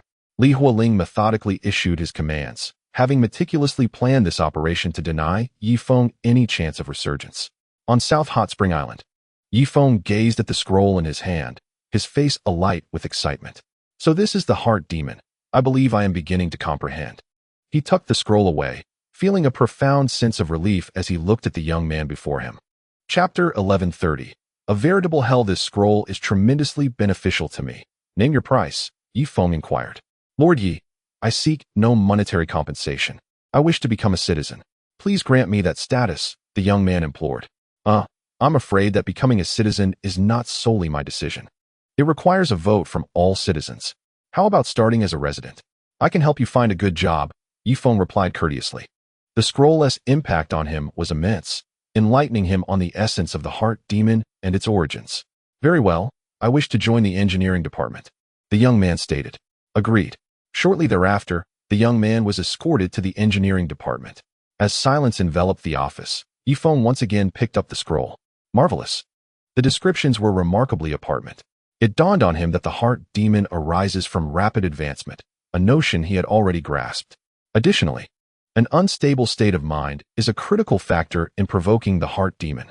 According to the scroll, an individual must endure hardships and cultivate to a high level to avoid the torment of the heart demon. If one ascends smoothly to a higher tier, the heart demon may erupt unexpectedly, akin to a pampered heir whose family suddenly faces bankruptcy, with debts amounting to billions. To make matters worse, his girlfriend departs, and a former close friend betrays him. Just one blow could drive this heir to despair. Having never tasted hardship or faced significant change, he would be utterly unprepared to cope. Only through enduring trials does one attain genuine mastery. In the past, Yi Feng practiced the blood-sucking technique, which allowed him to ascend to the true martial realm without enduring any real suffering. However, this does not imply that one should entirely forego the blood-sucking technique. Moderation is essential. A balance of rigorous training and the use of the blood-sucking technique could temper the heart demon's influence. Ordinary cultivators, after consuming medicinal pills, must also endure the pain of impurities within their bodies, thereby rendering their heart demons relatively weak. At least until reaching the transformation realm, the heart demon poses little threat to them. However, as one ascends to higher realms, the potency of the heart demon intensifies. It is akin to a game of chess against oneself. One must prevail over the other self. Lastly, the value of experience cannot be overstated. Broadening one's horizons and savoring the bittersweet aspects of ordinary life is essential to truly understanding the myriad experiences of existence. This is the genuine antidote to the heart demon. If one has not traversed the myriad flavors of life, its bittersweet, sour, and harsh experiences, how can they presume to govern a county, a state, or even a nation? Can they truly comprehend the struggles of the common folk? Can they foster empathy with the ordinary man's plight? It is likely that before one can even settle into their role as a leader, insurrection may arise from beneath them. Those beneath them mirror their inner demons. Thus, true cultivation necessitates enduring trials, the most profound of which may be the act of slaying. For instance, taking lives, vanquishing monstrous beasts, and surviving perilous circumstances constitute the finest tempering of one's spirit. But what does rigorous training entail? Yi Feng found himself momentarily bewildered. Thus far, his various martial techniques were solely offensive in nature. None served to elevate his own strength. In essence, he lacked a foundational technique for profound cultivation. The Chongyang technique, too, was merely an offensive art, designed to amplify one's inherent power to an infinite degree. As for the Shura, Eye and Ice Flame, they were also aggressive abilities. Bring Damen to me, Yi Feng called out to the outside. Yes, Brother Feng, came the enthusiastic response from outside. He was brimming with excitement. Brother Feng had finally reclaimed his position as island master, and he could once again pledge his loyalty to his most favored leader. Previously, as the captain of Heli Xian's guard, he had often felt the disparity between Heli Xian and Yi Feng was insurmountable, their levels of cunning and fortitude not even comparable. Moments later, Damen arrived. Brother Feng, what do you need? Damen stood before Yi Feng with sincerity. Please, have a seat. There's no need for formality. It's just the two of us in this office. Very well. Yi Feng continued. Damen, when you were a golden armored guard, how did you train? Well, after consuming the crystal pills, I simply practiced slowly, Damen replied. What posture did you adopt during your training? Did you recite any incantations? Or was there any internal cultivation technique? Yi Feng pressed further. No, I just took a nap. When the energy within my body was sufficient to break through to the next level, it would happen naturally, Diamond explained. Impossible, there must be some technique involved. Yi Feng sighed, suddenly recalling a pivotal figure. Diamond, you may return to your duties. Someone, send a bomber to North Hot Springs Island and fetch the Fairy of Lotus for me. Yi Feng shouted to the outside. 10 minutes later, a bomber ascended gracefully, swiftly disappearing above South Hot Springs Island. On the outskirts of South Hot Springs Island, two figures staggered back in disarray. Soon, they returned to their tribe. Ada, didn't you migrate to Stardream Continent? How did you return so quickly? Their kin quickly surrounded them, including the Elder Chief. Elder Chief, we were tormented terribly. The lords of Hot Springs Island spoke the truth. The people of Stardream Continent truly demand a high price. If you don't believe me, look. Amu lifted his garment, revealing a ghastly centipede-like scar crawling across his waist, meticulously stitched and adorned with a delicate bow. Ah, you've lost both your kidneys? The Elder Chief gasped in shock. Indeed, the wretched beings of the Starmon continent, when they extract organs, do so with a ruthless determination. I witnessed the harrowing moment they removed my kidney. Poor Ade suffered even more. You wouldn't believe it. As Amu spoke, he gestured toward another unfortunate soul. Ade's face flushed crimson. Ade, behold your kidney, the old chieftain declared with a grave expression. No, I cannot bear to look. Ade's eyes were red with terror. Quickly, restrain him and strip him of his garments. No. In a mere instant, Ade was left completely bare. What? The inhabitants of the Starmon continent are this merciless? It was evident that not only had Ade lost both kidneys, but one of his testicles was also gone. The most despicable part was that the stitches had yet to be tied into a bow. How dreadful. Go, inform those preparing to migrate. They must not venture to the Starmon continent, for it is nothing short of hell. Amu Ade, I require both of you to present yourselves and caution those contemplating leaving Hot Spring Island. It is far better here. There is sustenance and drink, albeit a bit chilly. But at least one's kidneys remain intact. Very well, we shall set forth at once. By the way, there is a popular paid attraction on Hot Spring Island. Might we strip them bare for all to see? We could charge admission, thus generating additional revenue. Agreed, let it be so. In no time, the news of kidney extraction from the Starmon continent swept through a population of over 500 million like a gentle spring breeze. Chapter 1131.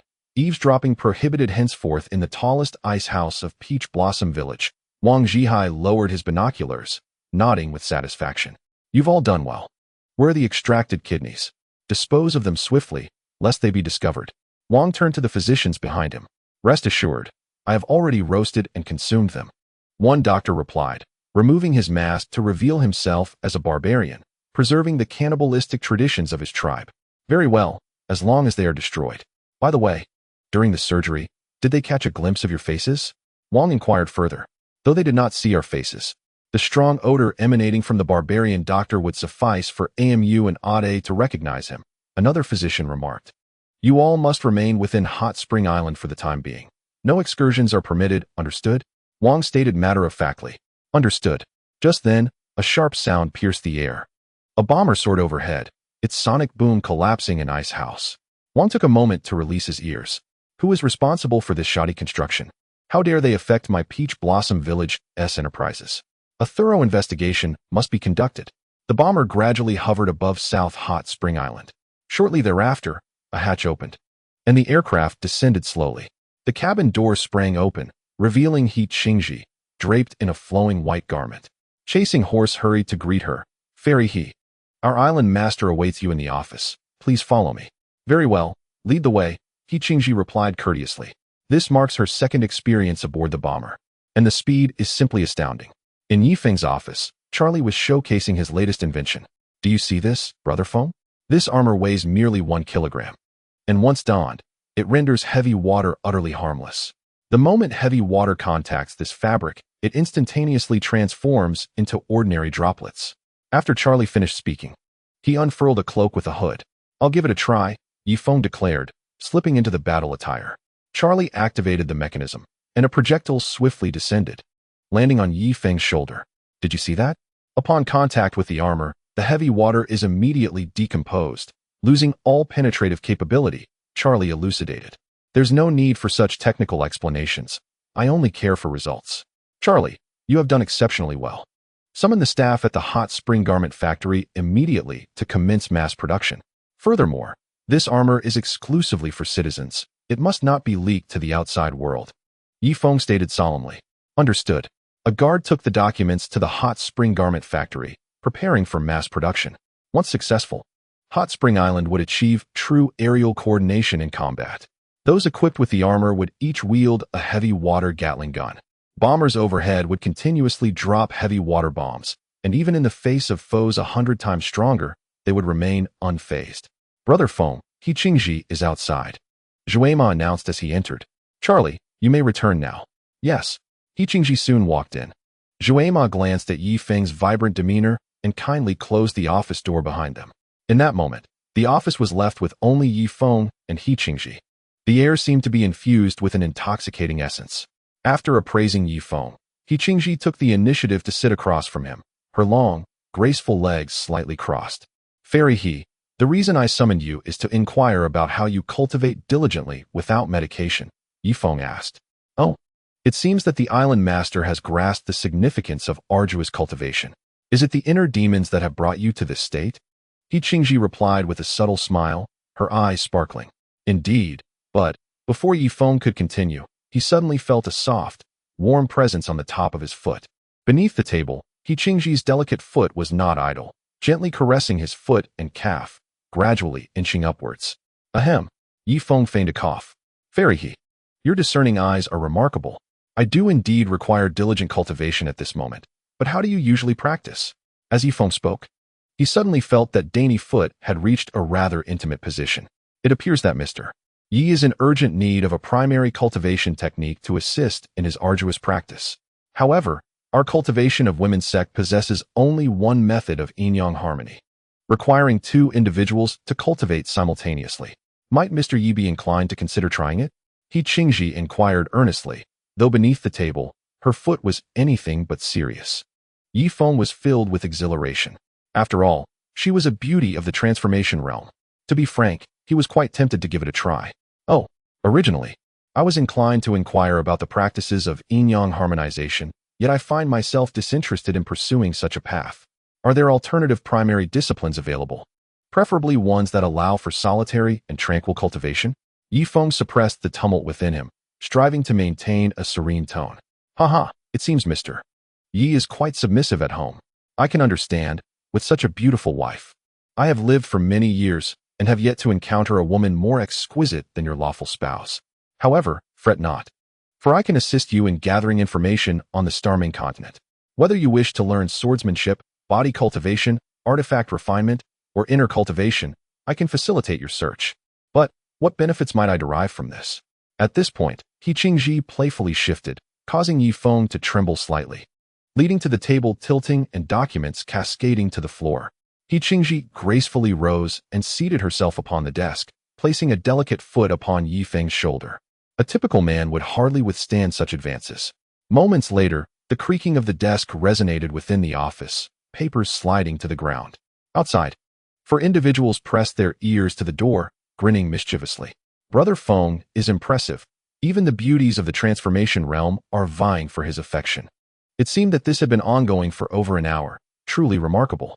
After a considerable time, Yi Feng donned his attire and turned to observe a pristine white mass upon the desk. So this is the famed yin-yang harmonization technique. It lives up to its reputation. Might you impart this knowledge to me? I wish to share it with my lawful wife, Yi Feng inquired.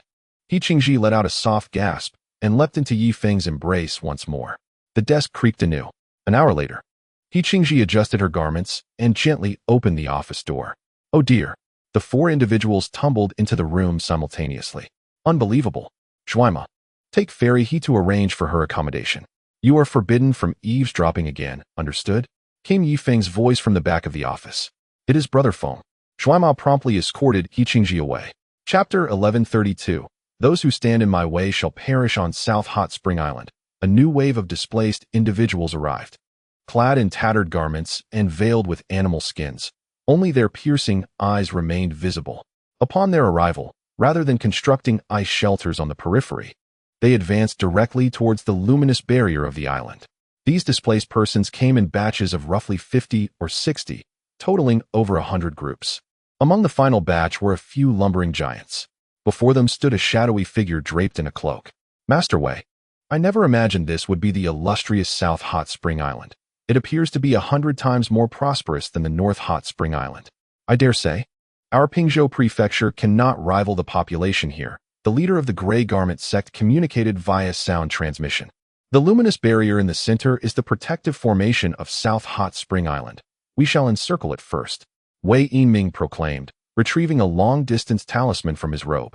Once ignited, the talisman would signify that Li Horling of North Hot Spring Island had commenced his assault, enabling a simultaneous offensive that would leave both Hot Spring Islands with no respite, effectively breaching Yifeng's stronghold. Hello, what are you clandestinely up to? Which tribe do you belong to? What is your name, and what level of cultivation do you possess? At that moment, a team of security personnel from Wei Yuan Company approached. Led by Amur, he had recently been promoted to security supervisor and had also acquired resident status, granting him the privilege to reside within the warm confines of the protective barrier. His wife and children no longer complained about his absence. Each day upon his return from work, his wife would personally bring him a basin of warm water to wash his feet.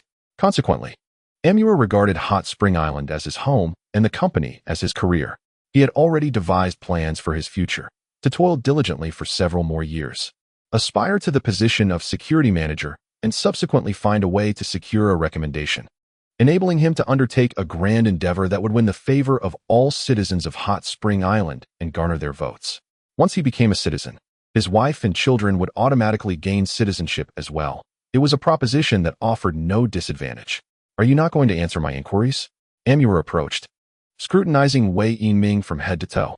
He was now a 9th-tier power king, and although the individuals before him possessed only the strength of power practitioners, they exuded an aura of danger. Just as Amur contemplated this, his expression shifted slightly. Ah, it seems you are here for tourism. Then do take the time to appreciate the scenery of South Hot Spring Island. Deputy Supervisor, let us depart and return to the company. Upon finishing his words, he prepared to leave. However, the fleeting panic on his face could not evade the keen gaze of the transformation expert. Kill! Wei Yinming commanded with a wave of his hand, and 50 skilled individuals sprang into action simultaneously. Before Amur could react, half of his body was gone. In shock, he struggled to crawl toward home. Bang! A large foot descended, crushing his head into a pulp. Quickly dispose of the body. If a citizen is involved, it may attract the vengeful forces of Hot Spring Island, the leader of the Gray Cloak remarked solemnly. The previous incident where Feng sought vengeance for a citizen had already spread throughout Pingzhou. They understood the implications of killing a citizen, which could provoke Feng's bombers to obliterate them entirely. In mere moments, the numerous experts efficiently cleared away the bodies. Particularly, the several puppets behind Wei Yinming not only consumed a dozen corpses, but also licked the ground clean of remnants. Within the protective barrier, Wang Zhihai witnessed all of this unfold. He slowly lowered his binoculars. Go, inform Brother Feng. Yes, Wang Zhihai had embedded numerous spies both within and outside the barrier of Hot Spring Island. The recent actions of Wei Yinming and his companions amounted to a disturbance and murder, targeting the security personnel of Wei Yuan Company. Such events could not possibly escape his notice. After a short while, Feng donned a heavy-duty combat suit and stood beside the barrier.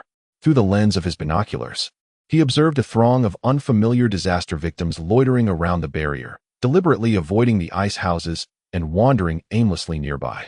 Feng, oh Feng, ha ha ha. You have ultimately offended those you should not have. On South Hot Spring Island, we have already mobilized an army of 50,000. With nearly 1,000 at the true martial level, Wei Yinming chuckled coldly. Wei Laoguei, once the light barrier is breached, according to the prince's instructions, first seize control of the bomber, then manage the purification line for the elixirs, stated the leader of the Gray Garment sect. No need for reminders. It is firmly etched in my mind, replied Wei Yinming. Just as he uttered these words, he abruptly turned to glance behind him. Outside the light barrier, what was once a lively scene had now turned eerily silent. A chilling aura permeated the air. Something is amiss. Everyone, stay alert. At that moment, the sky above Hot Spring Island suddenly echoed with a series of swift sounds. Boom, a bomber? Did it just descend? Wei Yinming was taken aback, haunted by the psychological trauma this entity had instilled in him. Indeed, it seems so. What should we do? This is bad. We have been compromised. Quickly retreat. Whoosh. Several dark figures swept across the sky. A drop of heavy water plummeted from above. Thud. A powerful figure beside him, caught off guard, and without activating their protective shield, had their head crushed. Thud, thud, thud. More heavy water cascaded down, claiming more lives. Boom. Surrounding Hot Spring Island, protective barriers illuminated one after another. Quickly, withdraw to the outskirts. After declaring this, Wei Yinming darted into an ice house. Regrettably, the ice house was deserted, with a fire still burning to prepare a meal. Clearly, the inhabitants had made a hasty retreat, neglecting to extinguish the flames. Thud. A massive hole was smashed into the roof of the ice house. Roaring in fury, Wei Yinming shattered the entire ice structure. Move swiftly, do not linger. His voice reverberated. The cultivators outside the light barrier no longer feigned ignorance.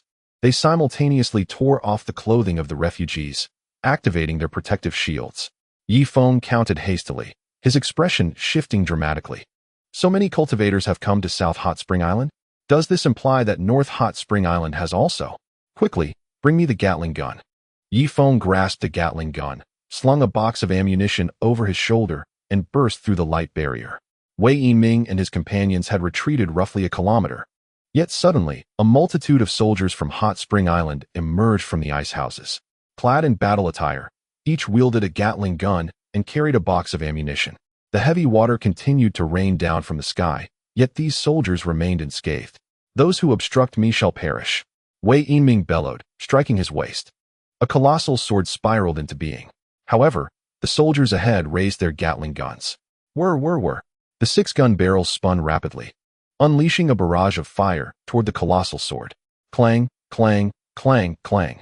The enormous sword initially held its ground, but after 100 rounds, it dimmed, its blade becoming jagged and fractured.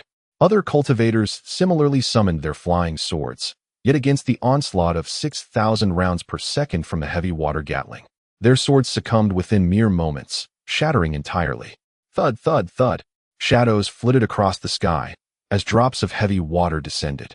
Ah, no, my hand. It hurts so much, help.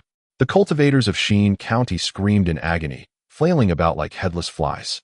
Wei Yinming watched as his disciples were crushed one by one. Unable to contain his fury any longer, he cast his hat to the ground in despair.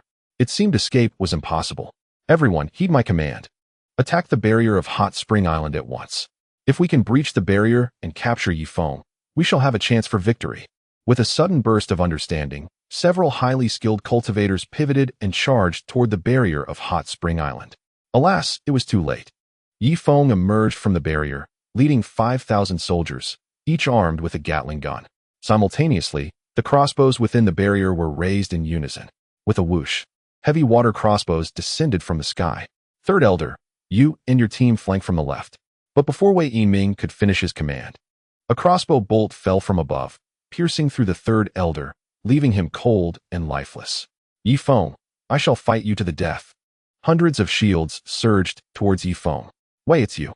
Yi Feng surged forward, lifting his Gatling gun. A line of fire erupted from the weapon. As the bullets traveled over 100 meters, the 40 compartments in the warhead opened simultaneously under gravitational influence, merging into a droplet of heavy water. Clang, clang, clang. The alarm of Wei Yinming's protective barrier blared ominously. Gritting his teeth, he pulled out a handful of talismans from his pocket and affixed them to himself. In an instant, layers of shields enveloped him. Unfortunately, he would need to expend spiritual energy to maintain these talismans. Bang, bang, bang. The outermost 3 layers of his diamond shield disintegrated under the barrage of the heavy water Gatling gun, showering the area in spiritual light. Yet, Yi Feng's Gatling gun continued to whirl. With a few swift movements, Wei Yinming closed the distance to Yi Feng. Bang, bang, bang. Another 6 layers of shields were torn apart by the relentless fire. You little brat, today I shall end your life. A colossal hand descended from above, striking down towards Yi Feng. Yi Feng squinted as 3 Sanskrit symbols emerged from his body. Simultaneously, a golden manifested from his back, enveloping him in protection. Boom. The giant hand slammed against it. Despite the formidable power of a peak transformation realm cultivator, 2 major realms above Yi Feng, the seemingly invincible was obliterated by Wei Yinming's strike. and the 3 Sanskrit symbols extinguished. Yet in the next moment, Wei Yiming felt a tightening in his wrist. He was locked in place by Yi Feng. Old Ghost Wei, do you truly think I rely solely on technology? Blood-sucking technique. Gurgle, gurgle, gurgle. What technique is this? Wei Yiming was momentarily taken aback before his expression shifted dramatically. He felt his demigod essence slowly draining away. These essences were on the verge of transforming into divine essence, accumulated over nearly a millennium. Let go of me, Wei Yiming roared, aiming a kick at Yi Feng. At that moment, Yi Feng had discarded the Gatling gun, swiftly appearing behind Wei Yiming. Locking head hook. The combination of the blood-sucking technique and the locking head hook was nearly inescapable. No matter how Wei Yiming attempted to strike him with hands or feet, he could not touch Yi Feng. However, he is indeed a master at the pinnacle of the transformation realm. With a resounding roar, Yi Feng was propelled 30 meters away, blood gushing from his mouth. Ha ha, young Yi Feng, your strength is commendable. If I were at the innate stage, perhaps I would have truly fallen into your grasp just now. Alas, I stand 2 major realms above you. Wei Yiming sneered, swiftly closing the distance to Yi Feng. He extended his hand, aiming directly for Yi Feng's neck. Boom. Yi Feng would not sit idly by. He immediately unleashed the Brahmin sacred demon technique in conjunction with the Chongyang technique. Where they clashed erupted a brilliant golden sun, instantly melting the ice within 100 meters radius, causing the seawater, pressed by the ice, to surge hundreds of meters high. Yi Feng was sent flying 20 meters away, while Wei Yiming merely took a slight step back. Even so, he was inexplicably astonished. Yi Feng, merely at the mid-stage of true martial, could actually force him back 2 steps? Could this fellow be a master of strength? At that moment, a shadow streaked across the sky, and torrents of heavy water cascaded down. Wei Yiming was taken aback. He was unafraid of engaging Yi Feng in close combat, but this inexplicable phenomenon unsettled him. Suddenly, several layers of protective shields erupted from his body. Boom. The first 10 layers were shattered, leaving only his protective divine light and 2 layers of green shields intact. Damn it. After evading the onslaught of heavy water, Wei Yiming's expression turned cold as he prepared to unleash a lethal strike on Yi Feng. Just then, a voice called out from behind, "Hey!" Wei Yiming quickly turned around, only to see Chue Ma clad in battle gear, aiming a Gatling gun at his back. You? Pew! A stream of fire swept past. Wei Yiming's 2 layers of green shields held for merely half a second before shattering. His protective divine light lasted 2 seconds longer.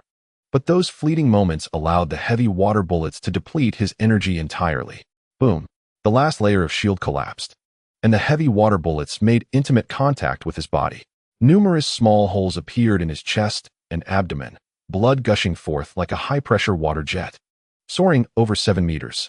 Coughing weakly, Wei Yiming's face turned pale. Although the protective barrier had absorbed over 200 bullets, it had entirely drained his energy. Now, he was akin to an ordinary person with slightly enhanced physical strength. Yi Feng drew the heavy water handgun from his waist and pressed the barrel against Wei Yiming's forehead. Wei Yiming, do you remember the citizen you killed? His name was Heman. Without hesitation, Yi Feng pulled the trigger. Boom. A gaping hole erupted from Wei Yiming's head. 200 meters away, the leader of the Grey Garment sect was fending off the onslaught of 30 Gatling guns. This terrifying scene was witnessed by him. Wei, the old ghost, has also perished. This is bad. We must flee. Hot Spring Island is hell. The Grey Garment sect leader swiftly darted towards the exit of the icy chamber. Chue Ma unleashed a barrage in his direction. Ah! A chilling scream echoed through the dark night, the anguished cry of the Grey Garment sect leader. Approximately 10 minutes later, the shrieks gradually dwindled, leaving a considerable number of fallen cultivators and soldiers strewn across the ground. The exchange ratio hovered around 1-to-1. It is worth noting that the soldiers on Yi Feng's side were predominantly at the Strength Master level, while the enemies they faced were largely at the late innate stage, equivalent to the Strength Emperor level. In addition, nearly 1,000 corpses of true martial realm cultivators, several hundred from the innate realm, and 12 from the transformation origin realm lay among the remains. These bodies were methodically categorized by the soldiers of the hot spring, arranged neatly before Yi Feng. Brother Feng, how shall we handle these corpses? Wang Zhihai emerged from the shadows. He had refrained from joining the battle, yet wore a heavy-duty combat suit. Search their waist pouches and thoroughly loot any treasures within. As for the corpses, simply dispose of them in any suitable location. for our hot spring soldiers. We shall erect graves. In 7 days, we will hold a collective memorial service on Hot Spring Island. Each fallen soldier's family will receive a generous compensation. For those with children, we will ensure their offspring are enrolled in Hot Spring Academy, and for those without, we shall extend this opportunity to the children of their closest relatives. We must take good care of the martyrs' families. We cannot let their spirits be dampened. Feng issued his orders with methodical precision. Chasing Horse quickly noted down the instructions. Brother Feng, how shall we deal with these 40 or so captives? Another group of soldiers approached, leading a long iron chain that bound more than 40 individuals.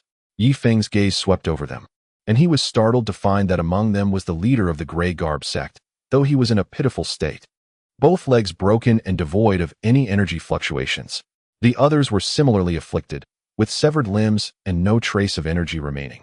Having expended it all in their defensive efforts during the fierce battle, it would take at least 7 or 8 days for them to regain their strength. Feng approached the leader of the gray garb sect step by step. Kneel, 2 soldiers commanded. Enough, he has broken legs. How can he kneel? Let him lie on the ground, Feng replied coolly. The gray garb leader, a tough man, gritted his teeth, allowing the 2 soldiers to press him down onto the ice. With great difficulty, he managed to lift his head, revealing a gory wound on his forehead from a heavy water bullet, and Feng could faintly discern the pulsing matter within. Was it Li Hualing who organized you? Feng looked down at him from his elevated position. This was a peak transformation origin cultivator, once capable of crushing him with a mere finger, yet now reduced to lying before him. There was a peculiar thrill in this experience. One only feels such exhilaration when defeating a formidable opponent. To bully a beggar would offer no satisfaction whatsoever. Feng, if you wish to kill me, then do it. There is no need for such idle chatter. Who organized us? Guess for yourself, the gray garb leader retorted defiantly. With a resounding bang, Feng blew the smoke from the gun's muzzle. Drag the bodies away and feed them to the dogs. Brother Feng, where are the dogs on Hot Spring Island? We only have a bird. Chen An suddenly appeared from nowhere. Feng, this is a rather pretentious remark. Does Chen An truly fail to comprehend it? If so, let him be cast aside. Cast aside where? Chen An inquired once more. You little rascal, are you doing this on purpose? Feng, consumed by rage, seized Chen An and unleashed a torrent of blows upon him. A hint of amusement finally flickered across the solemn faces of the soldiers. Yet, before their smiles could fully blossom, Feng issued his second command. Continue to eliminate the cultivators outside the barrier. Apprehend anyone unfamiliar and interrogate them. Should they dare to resist, serve them a dose of heavy water alongside the Gatling gun. Chen An, come, we have unfinished business. Unfinished business? Whoosh, whoosh, whoosh. 40 bombers soared over Chongqing City, heading directly towards the vast desert. On the lead bomber sat Feng, Chen An, and He Qingji. Currently, there are no bombers on Beiquan Island. I trust that Li Hualing will not intervene unless necessary, and when he does, it will be a decisive strike. We must accelerate our pace. Upon concluding his statement, Feng pushed the bomber to its limits. A sonic boom surged past the temple with a piercing sound. Brother Feng, something feels amiss. As I passed the temple earlier, I believe I spotted a few giants. Surely, I wasn't imagining things. Chen An's eyes widened in disbelief. Giants? Never mind that. Let us proceed to Beiquan Island. Feng kept his gaze level, and the bomber's speed surged to an astonishing 25 Mach. Beiquan Island. Countless flying swords swirled through the sky, striking the barrier with relentless ferocity. Within the barrier, Susan and her companions gathered around the blood pool, kicking buckets of blood into it. However, just as the blood pool filled, it was instantly drained. Intensify the assault. We must breach Beiquan Island. Li Hualing urged from outside, chopping down those cultivators who were slacking off. In an instant, the barrier around Beiquan Island began to twist and contort. Yet it stabilized under a fresh surge of energy. It was evident to all that the barrier could not hold out much longer. At most, it would collapse within 5 minutes. Susan, we cannot endure any longer. The blood supply has been completely depleted. We cannot afford to lose any more blood. Doing so would endanger our lives. Bai Xiang rushed over. We must hold Beiquan Island. Citizens, heed my command. You have enjoyed the finest privileges. Now, as Beiquan Island teeters on the brink of destruction, it is time for you to make sacrifices for the island. Upon finishing her words, Susan tore the bandage from her neck, revealing a gruesome wound. She looked skyward and, without hesitation, made a decisive cut. Splatter. A small trickle of blood flowed into the blood pool. Bai Xiong gritted his teeth and similarly cut into his carotid artery. Observing this, the other citizens, their faces grave, approached the blood pool. Splatter. Splatter. Splatter. The sound of blades slicing through flesh echoed continuously. The blood pool was once again filled. However, the myriad flying swords were no mere trifles. In an instant, they began to strike the stabilizing barrier, causing it to sway violently. The blood within the pool was drained once more. Susan made another incision into her carotid artery, but not a single drop of blood remained, revealing the pale flesh beneath. The white elephant made a cut against the main artery, yet no blood seeped forth. Only the exposed white flesh remained. Sister Susan, there is no other way. I have enjoyed the benefits of Spa Island, and it is time for me to sacrifice myself for our clan. If you can hold on until Brother Feng arrives, please convey my gratitude to him. These past few years by his side have been the happiest moments of my life. What do you intend to do, White Elephant? Susan regarded him with trepidation. Nothing of consequence. Merely take care of my wife and children. I shall take my leave first. With that, the white elephant leaped into the blood pool. The pool churned violently, engulfing him completely, as his flesh and bones were instantaneously dissolved. White elephant. Susan tightly shut her eyes, a tear cascading down her cheek. Citizens, I shall also enter the blood pool. If the energy within it is depleted, I hope you will follow suit. We cannot allow Li Horling to breach Spa Island, for if he does, all the men will perish. As for the women, Susan abruptly leaped towards the blood pool. No. Adel seized Susan's arm. Let go of me. I will not. Adel, being at the initial stage of true martial realm, was a force she could not escape from. Chapter 1135, Do not force it, run. If you perish, how shall I explain to Brother Feng upon his return? I am the only one in the true martial realm here. I shall jump in to protect our magnificent North Spa Island with my blood. With that, Adel jumped into the blood pool, restabilizing the precarious barrier. However, he was soon absorbed into the pool, becoming one with it. Ha ha ha, you cannot hold out much longer. Intensify your efforts. Li Horling's immense consciousness swept across Spa Island. He was certain that there were no bombers present, and Yi Feng seemed absent as well. Thus, he felt compelled to escalate his assault. Susan slowly rose to her feet. I shall also descend into the blood pool. You all follow. No, I shall go first. If you die, we cannot account for it to Brother Feng. We are men. A throng of citizens surged forward, having bled dry. They could only offer their flesh as a sacrifice. I am Mohad. Splash. A living body leaped into the blood pool. I am Nazong. Splash. Another body followed suit. I am Ping Hu. Splash. Sister Susan, please take good care of the children. Splash. Susan's eyes widened, her gaze brimming with tears. Outside the barrier, the cultivators watched in shock as the brutal scene unfolded within Spa Island. They could scarcely believe what kind of faith could compel individuals to sacrifice their very lives. In their realm of Xingming continent, self-interest reigned supreme. At critical moments, they would rather sacrifice their dearest ones than face their own demise. In an instant, some cultivators slowed their assault. The thousands of flying swords in the sky became disordered, their potency waning. Seeking death? Li Hualing fumed, executing several ineffectual cultivators. He struck his waist, unleashing 30 beams of golden light from his pouch. These beams soared into the sky, transforming into 30 colossal golden swords. At that moment, a deafening sonic boom reverberated through the sky, accompanied by a cacophony of piercing sounds. Countless flying swords were sent spiraling in disarray. Ah, my hand, my shoulder. It hurts so much. The anguished cries of the cultivators echoed incessantly. Li Hualing, taken aback, suddenly summoned the 30 golden swords soaring above. Alas, it was too late. The heavy water Gatling guns mounted on the bombers unleashed their fury. Each Gatling gun boasted a staggering ammunition capacity of 60,000 rounds. Some cultivators, caught off guard, were obliterated into nothingness, their screams silenced before they could escape their lips. Half of Li Hualing's 30 great swords were shattered, leaving the remaining 15 dulled and dimmed. Yi Feng, I shall fight you to the end. With disheveled hair, Li Hualing clasped his hands together. A low hum resonated as the remaining golden flying swords merged into a colossal sword, sweeping across the sky. Boom.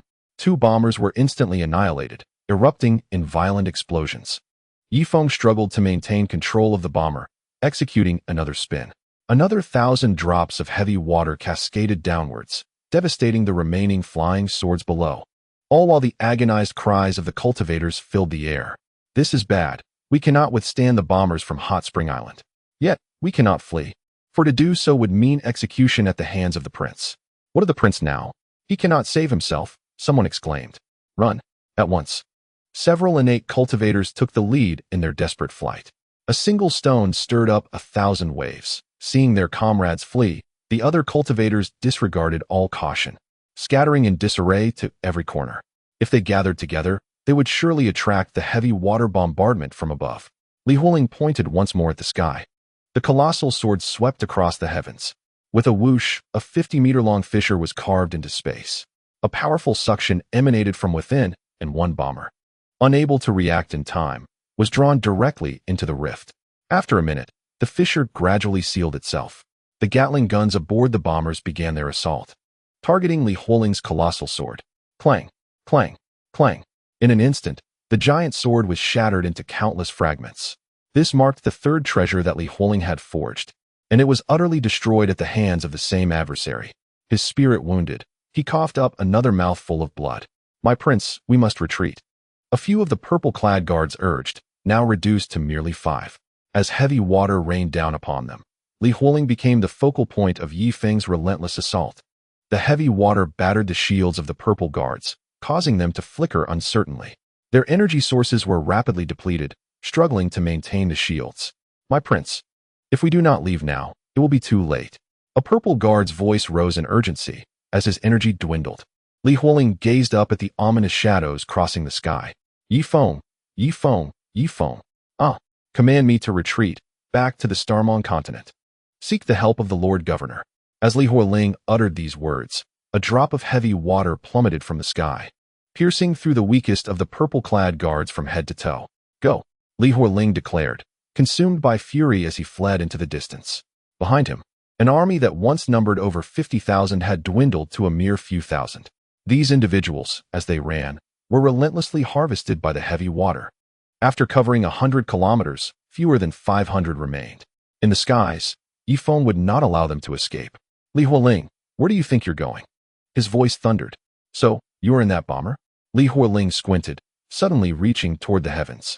A colossal hand surged into the clouds. Unfortunately, it failed to even graze the bomber's tail. Puff, puff, puff. Dozens of drops of heavy water landed on the gigantic hand, causing it to disperse in an instant. Meanwhile, Li Huoling found numerous blood holes appearing on his hand and wrist. My lord, do not force yourself, just run. The remaining soldiers could no longer afford to protect him and began to flee desperately ahead. Swish, swish, swish. In the sky, heavy water continued to fall, and those fleeing cultivators fell one by one to the ground. By now, their vital energy had been entirely depleted, leaving only a few masters in the transformation realm barely maintaining a dim protective shield. Li Huoling's shield was the most radiant.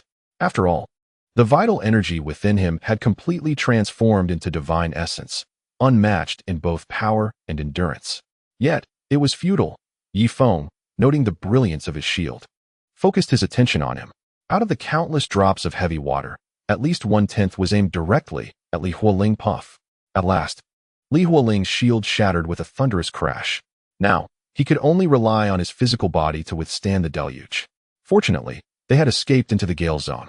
Li Huoling was the first to leap inside. Looking back, he saw that the once 50,000-strong army had dwindled to fewer than 100, all of whom were true martial masters. Chapter 1136. Excellent. Let us go together. Yi Feng, I will return, and this time, I will summon the Lord Governor to take action. As he fled, Li Huoling still sought to save face. Swish. A shadow darted past in the sky once more. Run.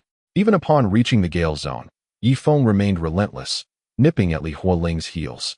Their small group of 100 had now dwindled to fewer than 20.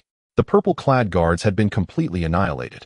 Li Huoling traversed the gale zone, sprinting directly toward a towering mountain, hoping to conceal himself within its embrace so that Yi Feng would lose track of him. Alas, Yi Feng possessed divine consciousness, and even after Li Huoling entered the mountains, he was relentlessly bombarded. Brother Feng, we must return. There is little fuel left, and the heavy water is nearly depleted. As are the heavy water bullets, Chen An remarked. No, we must ensure Li Huoling's demise. Otherwise, he will haunt us endlessly. Yi Feng gritted his teeth, resolutely continuing to pursue Li Hualing while hurling heavy water. In the depths of the forest, Li Hualing dared not flee in a straight line. Instead, he zigzagged towards the distance, while the towering trees behind him groaned, their bark shattered by the relentless assault of heavy water. With a sudden shift of his gaze to the left, he thought, "You wish to pursue relentlessly? Very well." With that, he sprinted in a direct line. After traversing 200 kilometers, he plunged into the beast forest. Did he still hope to use the forest as cover? Yi Feng scoffed, piloting his bomber directly into the skies above the beast forest. At that moment, a dark shadow darted past. Bang! The bomber was instantly sent tumbling sideways. Yi Feng felt dizzy, but managed to regain control of the aircraft. Bang! Another shadow swept past, colliding with the bomber once more. It was then that Yi Feng recognized it, a monstrous avian creature stretching over 100 meters in length. The collision sent the beast plummeting towards the ground. The forest trembled as various shadows emerged from within. Bang, bang, bang. The bomber collided with several shadows in rapid succession, losing stability and plummeting towards the earth. "This is bad. Prepare to parachute," Yi Feng exclaimed, pressing the switch. Whoosh.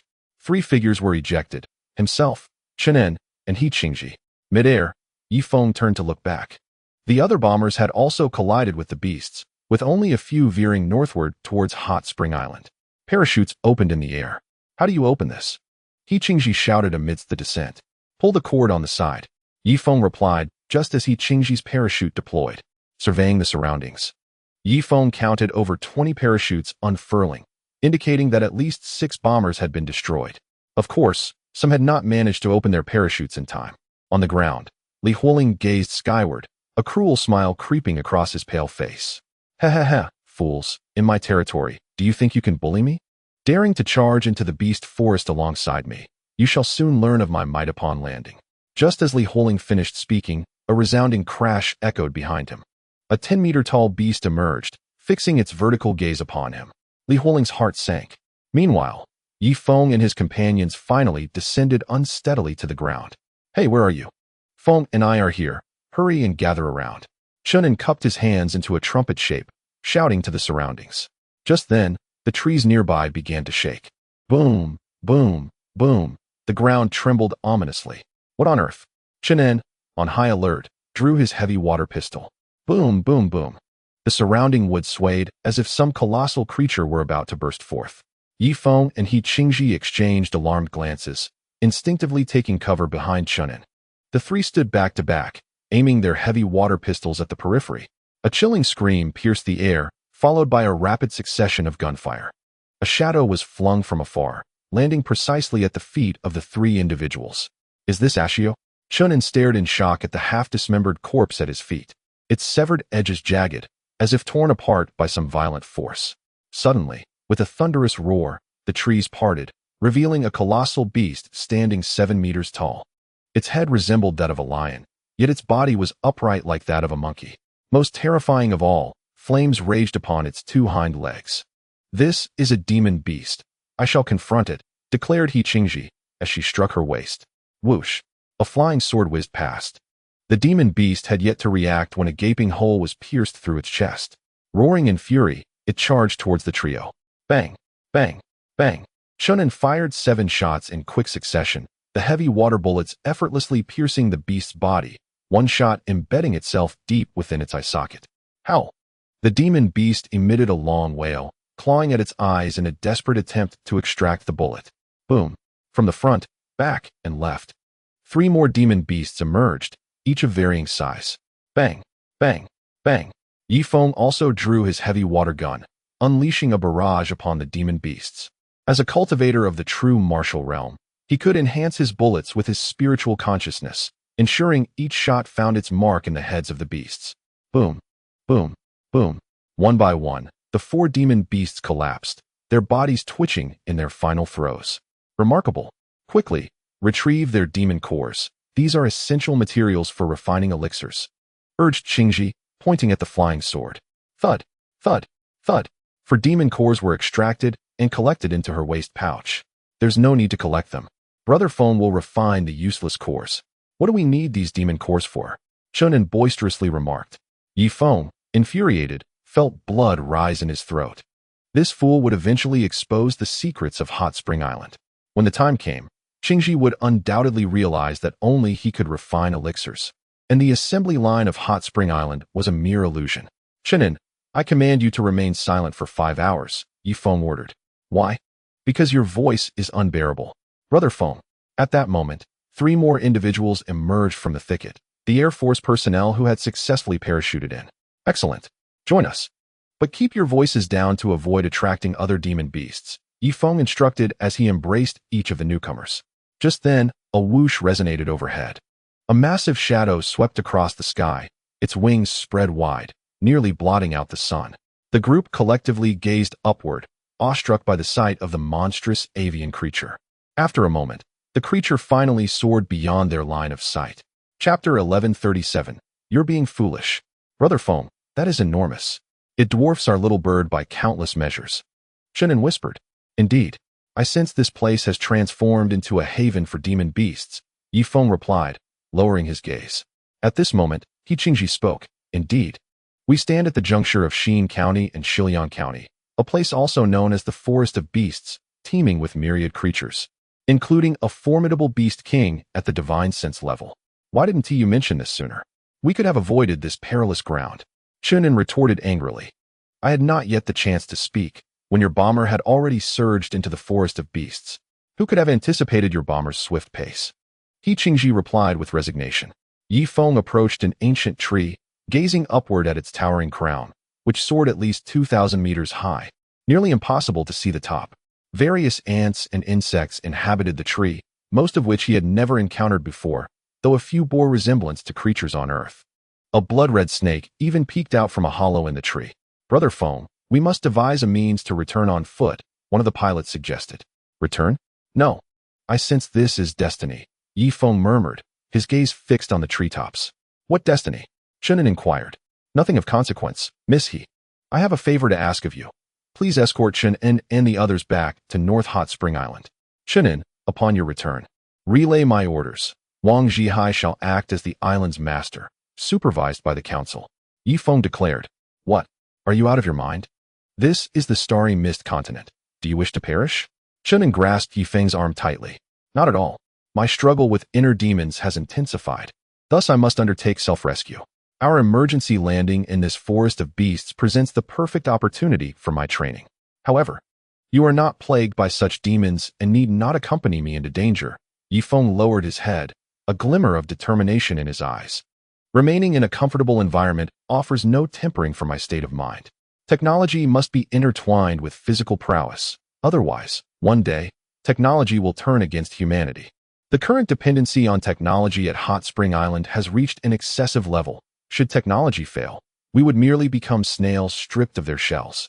Brother Feng, allow the others to return with your message. I wish to accompany you for training, Chen An insisted. We do too. We wish to follow Brother Feng, echoed the other 3 pilots. Hey, are you 3 really planning to follow me to learn? Are you seeking trouble? Chen An exclaimed in fury. Not at all, brethren. Following Brother Feng feels remarkably easy and comfortable. I cannot articulate what this sensation is. But the thought of returning to be under the supervision of Wang Zhihai or Sister Susan feels burdensome, one of the pilots remarked. Indeed, being with Brother Feng is exhilarating, akin to soaring in a dream. He ensures our days are relaxed and enjoyable, even if it involves adventure. It is undoubtedly a thrilling pleasure, another pilot added. I don't care. Being with Brother Feng is simply the best, exhilarating and delightful. I refuse to return to being managed by Sister Susan or anyone else. Life in our tribe was fraught with anxiety. Fearing annihilation by stronger tribes or being devoured by sand beasts, it was exhausting. However, under Brother Feng's management of Hot Spring Island, everything feels different, lighthearted and joyous. Far more exhilarating than any indulgence. At last, the pilot spoke. Feng, are you suggesting that none of you wish to return? It is important to note that I am about to embark on a journey of exploration across the Starmon continent, where I will delve into the archives of various locales, absorbing the wisdom of the world. This endeavor may lead me to be pursued like a stray dog, or even meet with untimely demise. Feng spoke with a grave demeanor. In that moment, his heart swelled with emotion. It appears that the previous management approach was indeed correct. Allowing the team to live leisurely and joyfully would naturally bind them to the same path. If the members of the team were to toil endlessly each day, who would choose to remain by one's side? It is precisely for this reason that someone as capable as Wang Zhihai had no opportunity to rebel against him. Brother Feng, in truth, our concern lies not with Hot Spring Island, nor with its benefits, and certainly not with its advanced technology. Our focus is on you. We trust you and understand that following you brings us ease and happiness. Yes, Brother Feng, you are the very soul of Hot Spring Island. Without your presence, the island would likely fragment into chaos. The three pilots spoke in unison, leaving He Qingji astonished. She regarded Yi Feng anew. Indeed, he was truly at the mid-stage of true martial, and while not exceptionally handsome, what was it about him that commanded such unwavering loyalty from his subordinates? He Qingji considered herself to possess some charm, yet in comparison to Yi Feng, she felt utterly diminished. For over a month, she had lived within the confines of the northern Hot Spring Island, where she could sense the harmonious and joyous atmosphere, a sentiment that was undeniably genuine. It seemed Yi Feng was a managerial prodigy. Even she would not dare assert that everyone in the Yu sect would be loyal to her. She could only ensure that 70% would remain faithful, and even then, their loyalty would be driven by ulterior motives, either for camaraderie or to secure personal gains. Do not elevate my significance so. At times, I too feel helpless in this unfamiliar world, navigating cautiously as I tread upon unsteady ground. I caution you all, do not rely on me for everything. For instance, if we were to encounter a formidable foe, I would prioritize my own safety and, when necessary, might even cast you aside as expendable. Yi Feng's tone was laced with vigilance as he regarded the group. Ha ha ha, Brother Feng, your words are in vain. We trust you and believe in you. You would never do such a thing. Indeed, Brother Feng, the three pilots gazed at him with adoration. Boom. At that moment, a figure descended from the sky, landing directly before them. Who is it? Oh no, Li Huoling, Chen An exclaimed, startled, as he hastily raised his heavy water pistol. Brother Feng, I have him in my sights. Should I take the shot? Brother Feng? Speak to me. Turning around, Chen An noticed that Yi Feng and the others had already begun to flee. Wait for me, he shouted. Are you foolish? Run now? That person is a master of the divine origin realm. Yi Feng's voice echoed from 1,000 meters away. At this moment, Li Huoling's hair was disheveled, and a large patch of crimson stained his chest. Just moments ago, he had battled fiercely against a demon beast of the initial stage of the divine origin. Had it not been for the numerous talismans at his disposal, he might not have prevailed against that beast, despite his severely depleted vitality. Thinking of escape? Huh. I shall pursue you to the ends of the earth. With that declaration, Li Huoling dashed into the thicket like an arrow. Chapter 1138. Is this behavior not excessively tyrannical? Due to his diminished energy, his speed was comparable to that of Yi Feng and his companions. The two groups, one fleeing and the other in hot pursuit, soon plunged deeper into the demon beast forest and concurrently into the starry mist continent. Time swiftly passed, and in the blink of an eye, 7 days had elapsed. Yi Feng, looking pale and exhausted, sat beside a waterfall, cupping his hands to drink deeply from the water. Behind him, Chen An and 3 pilots lay sprawled on the ground, their foreheads darkened with fatigue. Were it not for He Qingji giving them a lift along the way, they would likely have been caught by Li Huoling 3 days prior. Fairy He, let us rest here for an hour. Li Huoling should not catch up so swiftly, Yi Feng suggested. Just then, a shadow flickered above the waterfall, and Li Huoling descended. Quickly, Chen An, you 4 get up. The chase continues. Though Li Huoling was on the verge of collapse, the hatred within him compelled him to relentlessly pursue Yi Feng, vowing to tear him to pieces. At North Hot Spring Island, the air was filled with the sound of whirring engines. 123rd generation bombers hovered in midair. Compared to the second-generation aircraft piloted by Yi Feng and his companions, the third-generation planes were remarkably more stable, with their speed nearly doubled. The bombers soon positioned themselves around the periphery of Hot Spring Island. Wang Zhihai, Hu Zhua, He Lishuan, Chasing Horse, and Yi Lian emerged from the bombers, their gazes sweeping across the entirety of North Hot Spring Island. This is North Hot Spring Island, thanks to Brother Feng. It has developed to this extent in just over 2 years, nearly on par with our South Hot Spring Island, Wang Zhihai remarked with deep emotion. President Wang, no need for sentimentality. Hurry and meet Sister Susan and Sister Duoyen, He Lishuan urged from behind. Zhihai, come inside quickly, Susan beckoned from within the light curtain. A throng of high-ranking officials promptly entered the light curtain, and with a wave of her hand, Duoyen Hina simultaneously placed the sword gu on them. 10 minutes later, the council hall of North Hot Spring Island convened for the first meeting in Yi Feng's absence. What? Brother Feng is missing? And Chen An as well? He Lishuan exclaimed in astonishment. Surely he hasn't perished? Hu Zhua and several council members also stood up. Yi Feng was their support. If he were to die, would Wang Zhihai not seize absolute power over the island? I do not know. However, I heard from Sister Hina that he is likely still alive, but has been captured in the Western Yin County. I fear he has fallen into the clutches of Li Huoling, Susan said, her complexion pale. In recent days, she had been on edge, plagued by dreams of Yi Feng being beaten and cut, none of which boded well. Though Duoyen Hina had placed a curse on Yi Feng, the distance proved too great. The territory of Xin County was several hundred times larger than the vast expanse of the Great Desert combined with the Heishu River Basin. She could only faintly sense that Yi Feng was still alive. What? Captured alive? This cannot stand. We must rescue Brother Feng, Heli Xian declared solemnly. But how do we accomplish that? Xin County is vastly larger than our entire Great Desert. Finding him will be akin to searching for a needle in a haystack. Wang Zhihai replied, shaking his head. We cannot remain idle. We must exert some pressure on Xin County, Susan asserted as she rose to her feet. In my capacity as the acting island master of North Hot Spring Island, I will mobilize those beyond the barrier to spread the word across Stardream Continent, demanding that the people of Xin County return Yi Feng to North Hot Spring Island unharmed. They shall be given 1 month. Should Yi Feng not be returned by then, I regret to say that our Hot Spring Island will unleash a relentless bombardment upon every major sect in Xin County for a duration of 5 years, striking once daily until Yi Feng appears on our island. Furthermore, whoever successfully returns Yi Feng will be rewarded with 10 transformation pills, along with a distribution of significant resources. Upon finishing her declaration, Susan cast a sweeping glance over the high-ranking officials present. Is there any dissent? She inquired. Susan, isn't this approach rather tyrannical? It may incite public outrage, Wang Zhihai remarked, picking at his teeth. Public outrage? At this moment, I care not for public sentiment. As long as we can rescue Yi Feng, I would not hesitate to eliminate every living being in Xin County. After all, with our current strength, we are fully capable of doing so, Susan retorted, her gaze shifting to the 120 bombers stationed beyond the barrier. Moreover, the armory of South Hot Spring Island can produce between 40 to 60 bombers daily, and since they print their own currency, a continuous supply is virtually assured. Whatever you say? Since Susan is one of Brother Feng's rightful wives, I, Wang Zhihai, will certainly heed your command. Our Hot Spring Bank can handle the finances. It all hinges on whether Grand Marshal Damond is willing to support your plan, Wang Zhihai said, looking toward Grand Marshal Damond of the 3 armies.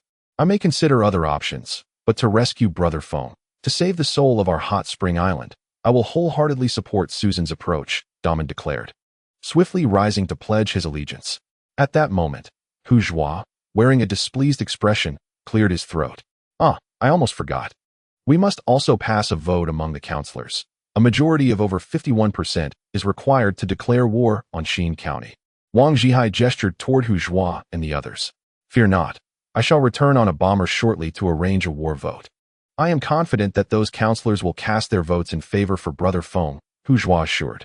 Most importantly, our Hot Spring Island's reputation must be established across Star Dream Continent with a formidable presence, lest those scoundrels perceive us as weak and come to trample upon us. Suddenly, a shadow darted across the sky. Chen An quickly looked up. More shadows, a dozen or so, streaked past overhead from the direction of the monster beast forest. Feng. It seems this isn't a monstrous beast, but rather akin to our bombers, albeit at a swifter pace. Chen An hastily turned to his companion Yi Feng. Among their group, apart from He Qingji, they had all transformed into wildlings. Chen An's trousers were torn by branches, resembling a high-slit Cheongsam. The others bore bruises of various hues on their bodies, yet their spirits appeared remarkably buoyant, with a glimmer of excitement in their eyes. Yi Feng bit into a piece of raw meat, only to spit out the skin with a disdainful paw. In recent days, they had narrowly evaded Li Huoling, yet dared not kindle a fire for roasting meat, knowing that even a wisp of smoke would summon Li Huoling like a hound on a scent. He Qingji also appeared somewhat disheveled, her hair cascading naturally over her shoulders, having shed her dress, now clad only in undergarments while seated upon a stone. What of the bomber's arrival? I have made it clear that I wish to remain away from Warm Springs Island for now. I seek to hone my skills. Thus, when we encounter bombers, let us keep our distance to avoid being forcibly returned to Warm Springs Island, Feng stated nonchalantly. At his feet lay a small bear, reminiscent of the earlier little sycophant. Chapter 1139. Forgiveness of the past. However, this small bear was indeed a genuine cub of a monstrous beast. Very well. Though being with Brother Feng is perilous, I still prefer not to return to Warm Springs Island. Chen An nodded, chewing on a leaf and smearing his face with camouflage. What purpose does that serve? Monstrous beasts rely on scent, while cultivators depend on spiritual perception. It is not merely a matter of sight. Feng sighed. Oh, but you fail to understand. I once harbored dreams of becoming a special forces soldier. I believe that applying camouflage on my face is quite dashing. Chen An replied with an indifferent expression. Feng rolled his eyes, letting him be. After a time, he too began to apply camouflage to his face. Everyone has dreams of soldiering. For now, they could indulge in this fantasy amidst the forest of monstrous beasts. Qingji squatted beside Feng, gathering his hair behind him and securing it with a piece of rope. Ah, Feng, overcoming one's inner demons requires more than mere experience. You must possess a clear goal. Without a goal, you will flounder like a headless fly, and such deliberate training will not stabilize your state of mind. Qingji spoke slowly. But am I not fighting monstrous beasts? Am I not fleeing? Does this not count as honing my mental state? Feng was taken aback. Achieving a stable mental state is not solely about the number of monstrous beasts you slay. I cannot fully explain it. But I know that this forced training approach is unwise. You should head to the capital of the Black Mountain Kingdom. There, perhaps you may discover methods to confront your inner demons. Moreover, one cannot eradicate their inner demons entirely, for they are a part of oneself. As you grow stronger, so too will your inner demons. Qingji's explanation was vague, leaving Feng perplexed. Are you suggesting that the capital holds solutions to confronting inner demons? Feng countered. Allow me to clarify. Your inner demons are a reflection of yourself. When you are weak, they remain dormant, but typically, once a cultivator reaches the divine origin realm, their inner demons may pose a threat to their very essence. Your situation is rather unusual. It is my first encounter with someone who develops inner demons at the true martial realm. It seems that the vast gap in your cultivation has led to this issue, stemming from a lack of solid foundation. The most effective solution would be to find a secluded place, renounce your current cultivation, and dedicate a century to arduous training, gradually advancing to the true martial realm. This remedy is undoubtedly the most advantageous, although it may not yield the same foundational strength as your initial cultivation, since this would be a deliberate attempt to establish a second foundation. However, I can assure you that your inner demons will not manifest before reaching the transformation realm. Qingji remarked. Previously, she had concealed certain truths while communicating with Feng, but after spending some time together, she found him to be a trustworthy individual. Come now, devote a century to laying a foundation? I fear I am unable to accomplish that at present. Feng resolutely shook his head. You see, I knew your state of mind was not yet sufficiently stable. From what I understand, those who can endure solitude are better equipped to confront their inner demons. You, evidently, are someone who cannot tolerate loneliness, Qingji stated. Never mind, let us proceed to the capital. By the way, how long will it take to reach there from here? Feng inquired. If we were to board your kind of bomber, it would take less than 10 days. However, if we are to travel on foot, it may take more than 2 years, Qingji responded. More than 2 years? That is an eternity, Chen An exclaimed, his face falling. Certainly, for the bomber can disregard mountains, rivers, and treacherous terrains, flying in a straight line. However, we must navigate around hazards, avoiding towering mountains and immense rivers, as they are often inhabited by formidable beasts, naturally extending our journey, Qingji elaborated. It matters not. We are here to experience trials. Chen An, if you cannot endure such hardships, you might as well return, Feng said nonchalantly. No, I shall never return. I want to stay with you, Brother Feng, Chen An declared, clinging to Feng's leg. Release me. How embarrassing. You are now a first-tier power emperor, Feng said, giving Chen An a light kick to dislodge him. At that moment, a thunderous roar echoed from above the river. Shortly thereafter, a colossal beast's head tumbled down from the cliff, its blood nearly staining the stream crimson. Then, a figure plummeted from the sky, landing with a resounding thud before Yi Feng. Hee. Yi Feng, did you think you could escape? Prepare to pay with your life, Li Hualing shouted, suddenly striking his waist. A flurry of golden dots ascended into the air, encircling Yi Feng and his companions. Simultaneously, an array of flags emerged, trapping the 5 of them in place. A minor sumaru array. Hu Qingji recognized the formation, demonstrating her knowledge. Indeed, let us see where you can flee this time, Li Hualing declared as he leaped into the minor sumaru array. What shall we do, brother Feng? Chen An and the others shielded Yi Feng at the center. Hu Qingji hesitated for a moment before stepping aside. After all, her bond with Yi Feng was not as profound as that between Chen An and him. Fear not. This fellow has pursued us for over half a month. It is time to confront him directly. Yi Feng assessed Li Hualing from head to toe. His vitality had diminished to a mere fraction, with not a trace of essence remaining, sustained solely by his formidable physique.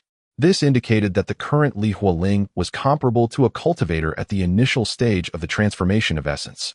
Of course, he had descended from the late stage of divine essence, possessing numerous extraordinary abilities. Thus, even though He Qingji's cultivation surpassed his, she dared not act recklessly. Who among those who have attained the divine essence realm would not retain a few hidden trump cards? Step aside. Yi Feng pushed past Chen An and the others, confronting Li Hualing directly. Ha, you have guts. First, disable your own arms, and perhaps I shall grant you a swift end. Li Hualing endeavored to regulate his breath, suppressing its urgency. Throughout his journey, due to the formidable aura he emanated, he had attracted powerful beasts, preventing him from recovering any divine essence. Li Hualing, cease your pretense. I estimate you possess not a single drop of divine essence left, and yet you wish to entice me into severing my own arms? Yi Feng remarked coldly. Yi Feng, your perception is commendable. Indeed, I have no divine essence remaining. But do you think the divine essence realm is as simple as you presume? Even devoid of a single drop of essence, this body, tempered by divine essence, is sufficient to end your life. Li Hualing retorted without hesitation, his gaze sweeping over He Qingji. He Qingji, I have treated you well. Yet you dare to betray me? Have you contemplated your future fate? Li Hualing spoke icily. He Qingji's countenance turned pale. Her head bowed as she dared not meet his gaze, although her current strength slightly exceeded his. The prolonged suppression by Li Hualing had instilled in her a primal fear. I now grant you an opportunity for redemption. Eliminate those 4 and disable Yi Feng's limbs. I shall overlook your past transgressions. Chapter 1140. The heart still beats. Li Hualing clasped his hands behind his back, striving to maintain his former authority. Upon uttering these words, not only did Chen An and the others change their expressions, but even Yi Feng was taken aback. Should He Qingji and Li Hualing reconcile, it was possible that he might meet his demise here today. He Qingji glanced at Yi Feng, then at Li Hualing, and suddenly moved, positioning herself beside Yi Feng. You wretched creature, I should have had brother Feng slay you long ago. Chen An bellowed furiously. Not of our kin, brother Feng. We were too careless and failed to recognize the hidden peril beside us, an irate pilot declared. Ha, Yi Feng. You are but a jester, deluding yourself into believing you are powerful, when in fact you have no foundation whatsoever. Li Hualing laughed heartily. Yi Feng, while your hot spring island possesses some merit, at present, you are but a lone commander. Do you truly believe your bombers will fortuitously arrive to rescue you at this moment? Li Hualing was elated, having finally captured his greatest adversary. He could not resist the urge to show off. Suddenly, a crimson blade pierced through Li Hualing's chest, swiftly retracting thereafter. He Qingji, having thrust her sword, quickly retreated and activated her protective divine light. You vile wretchug! Li Hualing roared in fury, striking at his waist. Various magical artifacts and talismans soared into the air, while layers upon layers of luminous shields unfolded, enveloping him in a protective cocoon. With a resounding crash, Yi Feng crouched in a horse stance, 3 Sanskrit symbols spinning rapidly on the surface of his body. A golden materialized from his back, and both he and the simultaneously unleashed a punch towards Li Hualing. The sound of tearing echoed as Yi Feng's formidable strength rent asunder the 3 layers of protective shields. A sudden whoosh resonated through the air as a flying sword descended from above. I shall assist you in blocking it, He Qingji declared, casually flicking her wrist to send forth her own flying sword, cleaving towards the sky. The 2 swords clashed, ringing out as they fell to the ground. In an instant, Li Hualing's chest wound healed, employing some unknown means. Nevertheless, given the damage to his heart, he was unlikely to be as unaffected as he appeared. I will attack left, you strike right. Together we shall breach his protective barrier. He is at the divine origin realm, undoubtedly laden with treasures, He Qingji instructed. Agreed. Yi Feng nodded in affirmation. With another explosive punch, the golden surged forth. Li Hualing staggered back several steps, his back colliding with the small Shumi array. Simultaneously, the layers of his protective shields were stripped away. He Qingji was not to be outdone, sending 3 flying swords to slice through Li Hualing with relentless precision. Enough. Today, I shall engage you with the martial skills of the true martial realm, and we shall see who prevails, Li Hualing proclaimed, as his protective shields shattered one after another. In that moment, he withdrew his spirit stones, revealing that his divine origin energy had been depleted, relying solely on the spirit stones to sustain his defenses. Yet, it was evident that the energy from the spirit stones was too rigid, merely providing defense rather than offense. Such shields, in a confined space, were less effective than a direct physical assault. As Li Hualing's shields dissipated, his true form emerged. Meanwhile, Yi Feng's golden aura also receded, leaving behind only the 3 Sanskrit symbols on his body, as he withdrew his into himself, solidifying his corporeal form. Engaging in a battle spanning 2 major realms, Yi Feng remained cautious. Even though Li Hualing was significantly weakened, he did not dare to underestimate him. He Qingji, too, was in a state of constant motion, her flying swords darting through the small Shumi array without respite, unable to afford a moment's pause. For over 2 centuries, Li Hualing had exerted pressure upon her, instilling a sense of dread that would not be easily overcome. Yi Feng, I am coming. With a thunderous clash, the two exchanged blows. Yi Feng was sent flying 20 meters away, crashing forcefully against the barrier, tasting blood in his throat as he coughed up a mouthful. In contrast, Li Hualing only retreated 3 steps. Brother Feng, Chen An, and the others became mere bystanders, utterly unable to assist. Impressive, truly. The divine origin realm possesses the strength to crush my 3rd layer of the Brahmin sacred demon technique solely with physical might. Yi Feng wiped the blood from the corner of his mouth and rose slowly. Once more, with renewed determination, Yi Feng stood his ground, refusing to retreat. Though blood trickled from his mouth and nose, He Qingji gasped in astonishment and promptly directed her 3 flying swords. The swords danced wildly, slicing through Li Hualing's form, disrupting his ability to strike effectively. Vile scoundrel!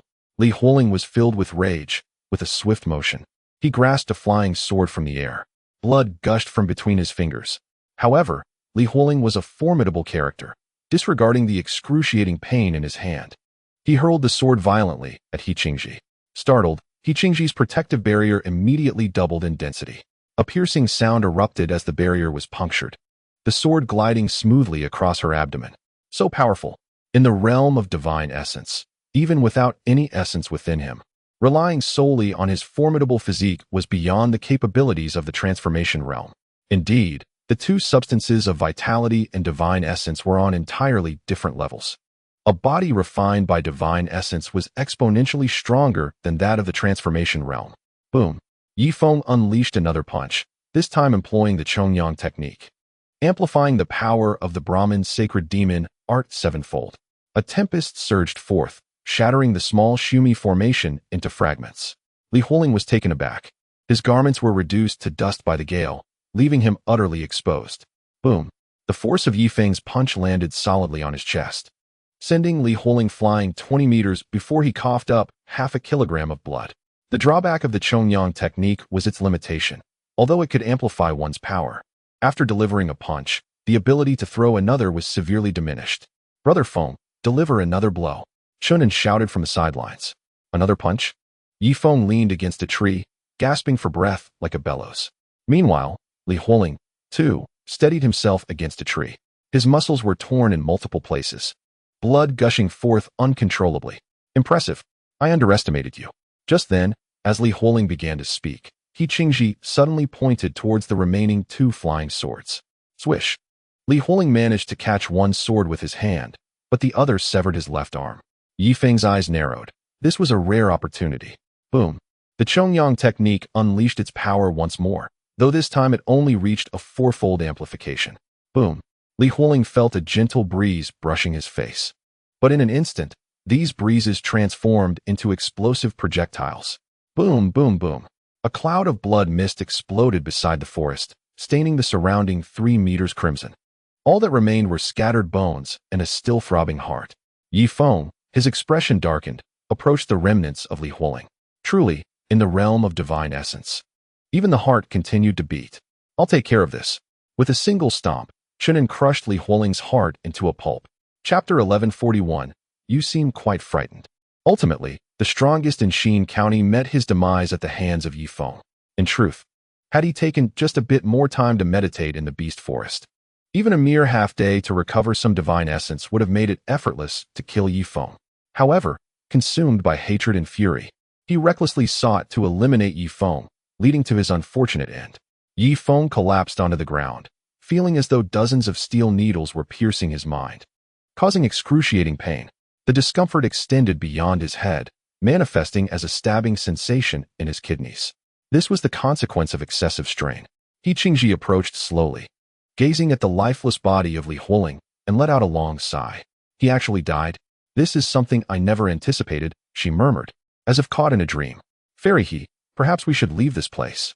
Li Huoling's remains might attract the monstrous beasts, disrupting the food chain for miles around. This is what Brother Feng taught me on the beach, Chen An stated, swiftly crafting a makeshift stretcher from 2 branches with a dagger. Brother Feng, please lie down. We will carry you, he urged. How could I impose? Yi Feng began to protest, but before he could finish, he found himself lying on the stretcher. Chen An, along with 3 other pilots, set off. He Qingji led the way, while Chen An and a chief pilot brought up the rear, with 2 flying assistants carrying Yi Feng on the stretcher. If we proceed for over 100 kilometers, we can escape the monster forest. Therefore, it is best to speak softly, lest we draw the attention of those formidable beasts, He Qingji cautioned. Understood, Yi Feng nodded from the stretcher. Just then, a man suddenly emerged ahead, wielding a massive sword and fixating his gaze intently on He Qingji. Following him were 3 men and 3 women. The men were all tall and imposing, while the women varied from petite and charming to statuesque and cold in demeanor. I am Guyu, an outer disciple of the ancient sword sect, and I have met Fairy He, the man said, bowing respectfully to He Qingji. Are you all from the ancient sword sect? Have you come here to slay monsters for elixirs? He Qingji inquired. Indeed, but we are merely at the true martial realm and dare not venture too deep. Guyu replied with utmost respect. As he spoke, his consciousness swept over Yi Feng and the others. Strange, Fairy He, why are you associating with these for insignificant beings? Do continue on your way, He Qingji said dismissively. Yes, the 6 were about to depart when Chen An suddenly called out to them. Brother Feng, these 6 could serve as free labor. Why not let them assist us with the stretcher? Among those who attacked us at Hot Springs Island last time, there were also members of the ancient sword sect. 6 piercing gazes turned towards Chen An simultaneously. Guyu slowly averted his gaze and looked back at He Qingji. Fairy He, are you particularly close to these 5?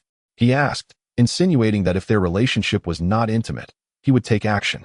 The ancient sword sect, after all, held considerable influence in the Western County. Maintaining appearances was crucial. Since Brother An has suggested it, you 6 shall serve as laborers to help carry the stretcher. Oh, and do bring that little bear along as well, He Qingji said slowly. Having spent some time on North Hot Springs Island, she understood the strong bond between Chen An and Yi Feng, hence referring to Chen An as Brother An. What? Guyu was so enraged he nearly spat blood. How dare you defy my words? He Qingji's aura surged forth. And no, we wouldn't dare. Guyu and his companions had no choice but to lift Yi Feng onto the stretcher. I sincerely apologize for the inconvenience of having you esteemed warriors of the true martial realm carry my stretcher. Rest assured, I shall not treat you poorly in the future. Yi Feng struck a pose reminiscent of a beautiful woman lounging, continuously exchanging pleasantries. I am weary as well. With 6 of you, why not fashion another stretcher? I too wish to indulge in the treatment befitting Brother Feng, Chen An remarked. Apologies, but we do not make stretchers, Guyu replied coldly. I shall do it. In a short while, Chen An also reclined on the stretcher, engaging in flirtation with one of the women bearing him. The woman, being of true martial realm, found herself reluctantly lifting a waste of potential from the innate realm. Had it not been for He Qingji's looming threat nearby, she would have certainly lost her composure. Meanwhile, they speculated about the identities of these individuals, astonished that even He Qingji referred to one as brother. During their journey, they encountered a true martial realm beast. He Qingji made a slight effort, swiftly stowing the beast's core into her pouch. Suddenly, 3 dark figures streaked across the sky. Is that the bombers from Hot Spring Island? Quickly hide. Do not let them discover us. Gu Yu and the others were taken aback, abandoning the stretcher and retreating into the woods. What are you afraid of? Ouch! That was quite a fall, Chen An exclaimed, scrambling to his feet. After a considerable time, Gu Yu and the others emerged from the woods, bearing expressions of lingering trepidation. You all seem rather frightened, a pilot inquired, his eyes sparkling with excitement. Frightened? Indeed, we are terrified. Have you not heard the tales of the Duke's Manor and the Ghost Shadow Forest? The bombers from Hot Spring Island once laid waste to the manor, the Ghost Shadow Forest, and Axe Town, leaving even Master Qiao in unfortunate peril, Gu Yu recounted slowly. He had never visited Hot Spring Island, having remained in the ancient sword sect's stronghold, hence he did not recognize Yi Feng and the others. We are unaware. We have been in the Monster Beast Forest. Yi Feng replied nonchalantly. Since we have left Hot Spring Island, it is best not to reveal our identities. What a pity. I have heard that Li Hualing, in a furious rage, mobilized 100,000 troops to besiege Hot Spring Island. Yet, only a few thousand returned, scattering the rest. Gu Yu continued, flaunting his knowledge. May I inquire if Li Hualing has any backing? Yi Feng suddenly posed the question. If Li Hualing has support, then Hot Spring Island is in peril. Certainly. His backing is the Lord of the Prefecture, yet the Lord remains in seclusion for 10 months each year. When he emerges, he may consider action against Hot Spring Island. However, we do not harbor high hopes. The reason Li Hualing was able to rally 100,000 cultivators against Hot Spring Island was due to their misconception of its vulnerability. Now, having gained notoriety through battle, only a fraction of those troops have returned, and other cultivators are not fools. They will not dare to assault Hot Spring Island lightly again. Even if the Lord of the Prefecture were to issue a command, I fear that not many cultivators would respond. We cultivators seek longevity, not to serve as fodder for them. Gu Yu resumed his task of carrying the stretcher, and at long last, the group emerged from the Monster Beast Forest. Before them lay a vast expanse of plain, where various cattle and sheep merrily grazed upon the verdant grass. Chapter 1142. It's been ages since my last bath. My back itches unbearably. With each few bites, they would lift their heads, vigilantly scanning their surroundings, wary of lurking predators in the thickets. Upon the emergence of a small bear, they immediately scampered in all directions with alarmed cries. Although the little bear was youthful, it was, after all, a magical beast, sufficient to frighten away most wild animals. Chen An, I feel as though my inner demons have somewhat diminished, Yi Feng suddenly spoke, gazing at the expansive grassland ahead. Is that true? Does that mean you can advance to the late stage of true martial? Chen An exclaimed, leaping in excitement. Yi Feng's advancement brought him even more joy than his own. The other 3 pilots also wore expressions of delight. Strictly speaking, I can indeed advance to the late stage of true martial. Ever since I vanquished Li Hualing, I have felt my state of mind capable of suppressing my inner demons. However, I think it wise to cultivate my mindset further before we return to Hot Spring Island, where I can directly leverage the worm monster to break through to the innate realm. Yi Feng responded slowly, embodying a newfound composure. Chen An's eyes gleamed as he suddenly hurled a vine towards Yi Feng. Watch out, brother Feng. A venomous snake is right behind you. Yikes. Yi Feng leapt 3 feet into the air, exclaiming as he fled in haste. Brother Feng, I sense that your state of mind is still rather unstable. Chen An remarked solemnly. You cheeky brat, are you itching for a fight? What are you 3 standing around for? Give him a good thrashing for an hour. Yi Feng commanded. The 3 pilots exchanged glances, rolling up their sleeves and charging at Chen An. What was meant to be a thrilling adventure transformed into a joyous escapade with Chen An's involvement. He Qingji observed the 5 playful figures ahead and sighed in resignation. Yet, for reasons unknown, she found herself relishing this atmosphere, filled with lightheartedness and devoid of deceit. At the ancient sword sect, Han Nu gazed up at the multitude of bombers in the sky, his scalp prickling with unease. Friends from Hot Spring Island, I have stated countless times that I did not capture Yi Feng, nor do I possess the ability to do so. Please, return to your lands. My ancient sword sect shall never be enemies with Hot Spring Island, Han Nu's voice thundered, ensuring that the bombers overhead could hear him. After a moment, a voice resonated from the sky. Apologies, we are here to carry out orders. As long as Brother Feng does not return to Hot Spring Island, we shall continue our relentless bombardment of the entire Western An County, with a cascade of heavy water bombs raining down. The disciples of the ancient sword sect scurried in panic. After a round of bombardment, the ancient sword sect lay in ruins. Even the colossal sword sculpture at the entrance reduced to shattered fragments. Haha, Senior Han, we shall return tomorrow to rain destruction upon the ancient sword sect. As long as Brother Feng remains absent from North Hot Spring Island, we shall hold the entire Western An County accountable, the voice echoed. As 20 bombers retreated into the distance, Han Nu fell to the ground, despondent, as both of his flying swords had been destroyed beneath the heavy water bombs. Several elders approached him. Sectmaster, what shall we do? The Grand Elder inquired. What else can we do? Let us find another place. Han Nu replied, his face filled with disappointment. However, our ancient sword sect is built upon a spiritual vein. If we were to depart from this place, would we find another location with such a rich spiritual vein? The elders gasped in astonishment. What alternative is there? Should we merely await our demise here? Do you believe that with the strength of our ancient sword sect, we could contend against Hot Springs Island? Han Nu rolled his eyes dramatically. The crowd fell silent. An hour later, the disciples of the ancient sword sect began to pack their belongings, forming a line to leave this spiritual vein. Throughout the entirety of Chen County, similar scenes were unfolding. The headquarters of various sects had come under bombardment from Hot Springs Island. By nightfall, the bombers retreated from Chen County back to Hot Springs Island. Yet, Chen County now lay in ruins, littered with the corpses of cultivators and the remnants of destroyed buildings. Amidst the debris, a cultivator struggled to rise, gazing skyward. Hot Springs Island, I, of the Demon Heaven sect, vow that we shall not coexist peacefully. No sooner had he spoken than an elder rushed forth, covering his mouth with urgency. Have you lost your mind? To openly challenge Hot Springs Island? If word of this spreads, tomorrow they will undoubtedly target our Demon Heaven sect. Grandfather, are we to endure this oppression from Hot Springs Island without resistance? The youth inquired. You, young one, know nothing of the world. When faced with the powerful, one must swallow their pride. When confronting the weak, one may act with impunity. This is the unspoken rule of our cultivation realm, though no one dares to articulate it. Tomorrow, our blood demon sect shall commence a search throughout Chen County for Yi Feng. Once located, we shall deliver him to Hot Springs Island. Consider what benefits they might bestow upon us in return. Grandfather, you are aiding the tyrants. Hot Springs Island has slaughtered countless cultivators from Chen County, and yet you wish to assist them in finding their quarry? Where is your honor? The youth fumed. You understand nothing, too young to grasp the reality. Chen County is not your domain. It is merely the realm of Li Huoling. Our Demon Heaven sect is but a second-rate sect within Chen County. We would betray anyone for a modicum of gain. The elder concluded, casting a glance at the surviving cultivators. In my capacity as the leader of the Demon Heaven sect, I command you to seek out Yi Feng throughout Chen County. Once found, treat him as an esteemed guest. Then escort him to Hot Springs Island to exchange for abundant resources. Perhaps we might even acquire a bomber in the process.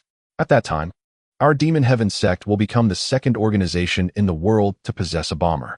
While we may not be able to confront Hot Springs Island directly, we can certainly bully others. Understood. A sparse chorus of voices replied. Unbeknownst to Yi Feng, he had already attracted the attention of various factions, while he merrily engaged in his training. However, their course avoided the county town, heading towards a more distant prefecture. Along the way, in a moment of exuberance, Yi Feng could not resist helping 6 temporary workers by refining a qi-nourishing pill for each of them. Upon witnessing the pill's perfect purity, the 6 decided to follow Yi Feng loyally. Thus, their group swelled from 6 to 12. He Qingji had shed her previous composure, now brimming with youthful vivacity in every gesture. It is worth noting that she was a creature of several centuries. Influenced by the atmosphere of Yi Feng's team, he felt rejuvenated once more. Brother Feng, could you scratch my back? It's been ages since I last bathed, and it's itching terribly. Chen An turned in circles, trying to alleviate the itch, but to no avail. Come on, I'm in the middle of eating.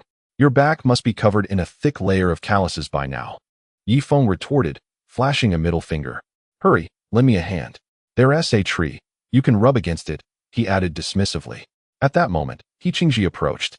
tearing off a piece of roasted meat and feeding it to Yi Feng. Chapter 1143. You just do your own thing, Ah Feng. It has been 3 months since we set out, hasn't it? Ahead lies the boundary between Xi'an County and Dongtu County. If we spend another month traversing Dongtu, we will reach Pingzhou Prefecture, He Qingji said gently, her tone becoming more natural. The name Ah Feng was reserved for only a select few. Pingzhou? Is the leader of Pingzhou referred to as the prefect? What is his level of cultivation? Yi Feng inquired.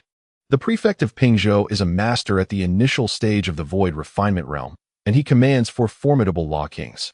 All at the late stage of the divine origin realm, on par with Li Hualing, He Qingji explained. It seems troublesome. Let us bypass Pingzhou and head straight to the capital, Yi Feng declared. Bypassing Pingzhou would add at least another 6 months to our journey. You should consider this carefully.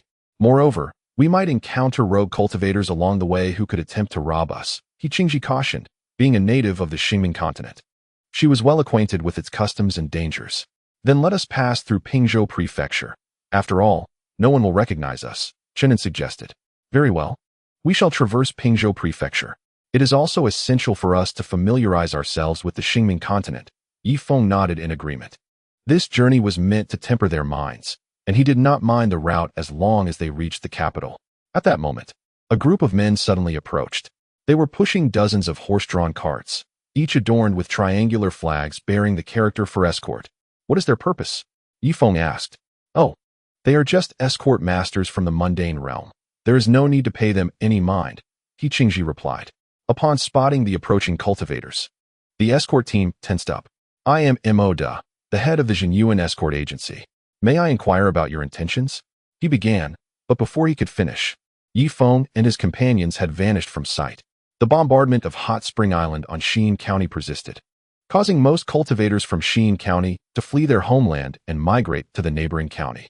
On one such day, Susan arrived at the island master's office only to discover a bloody handprint on the desk. Who did this? Susan frowned. Moments later, personnel from the military headquarters arrived. Sister Susan, a bloody handprint has appeared at the residence of our Grand Marshal. Additionally, another has been found to the north of Hot Spring Island.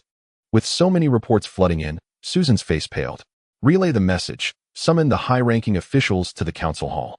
5 minutes later, the council hall was filled to capacity. I have clarified the situation. Sister Hina, is there anyone who can disregard the goose-sword silks and directly enter Hot Spring Island? Susan directed her question toward Duoyen Hina. Within the luminous curtain, it is quite simple. Some formidable individuals can momentarily obscure the threads of the goose sword. Yet, what astonishes me the most is that the blood in the blood pool has not diminished. This is indeed the most terrifying aspect. Duoyen Hina spoke slowly. In the assembly hall, the expressions of the crowd shifted, leading to a flurry of whispered discussions. Who possesses such strength? If this individual can traverse the sword formation at will, it implies he could easily take our lives without our awareness, Cheng Libin remarked. Cheng's words ring true. Our Hot Spring Island has caught the attention of a super-powerful entity, capable of entering and exiting the sword formation without disturbing the blood pool. Such a feat, I believe, even those in the void refining realm may struggle to accomplish. It could possibly be a being from the spirit division realm, or even a demigod. Duoyen Hina continued. This powerful figure merely left a bloody handprint, but did not provide a letter or message. What could be his intent? Susan inquired. Who knows? Who can say? This formidable individual left only a bloody handprint without any accompanying message. Perhaps this serves as a demonstration of power, or it could be a warning. After all, in recent months, we have relentlessly bombarded the western Xi'an County, resulting in the deaths of hundreds of thousands of cultivators and millions of innocent civilians.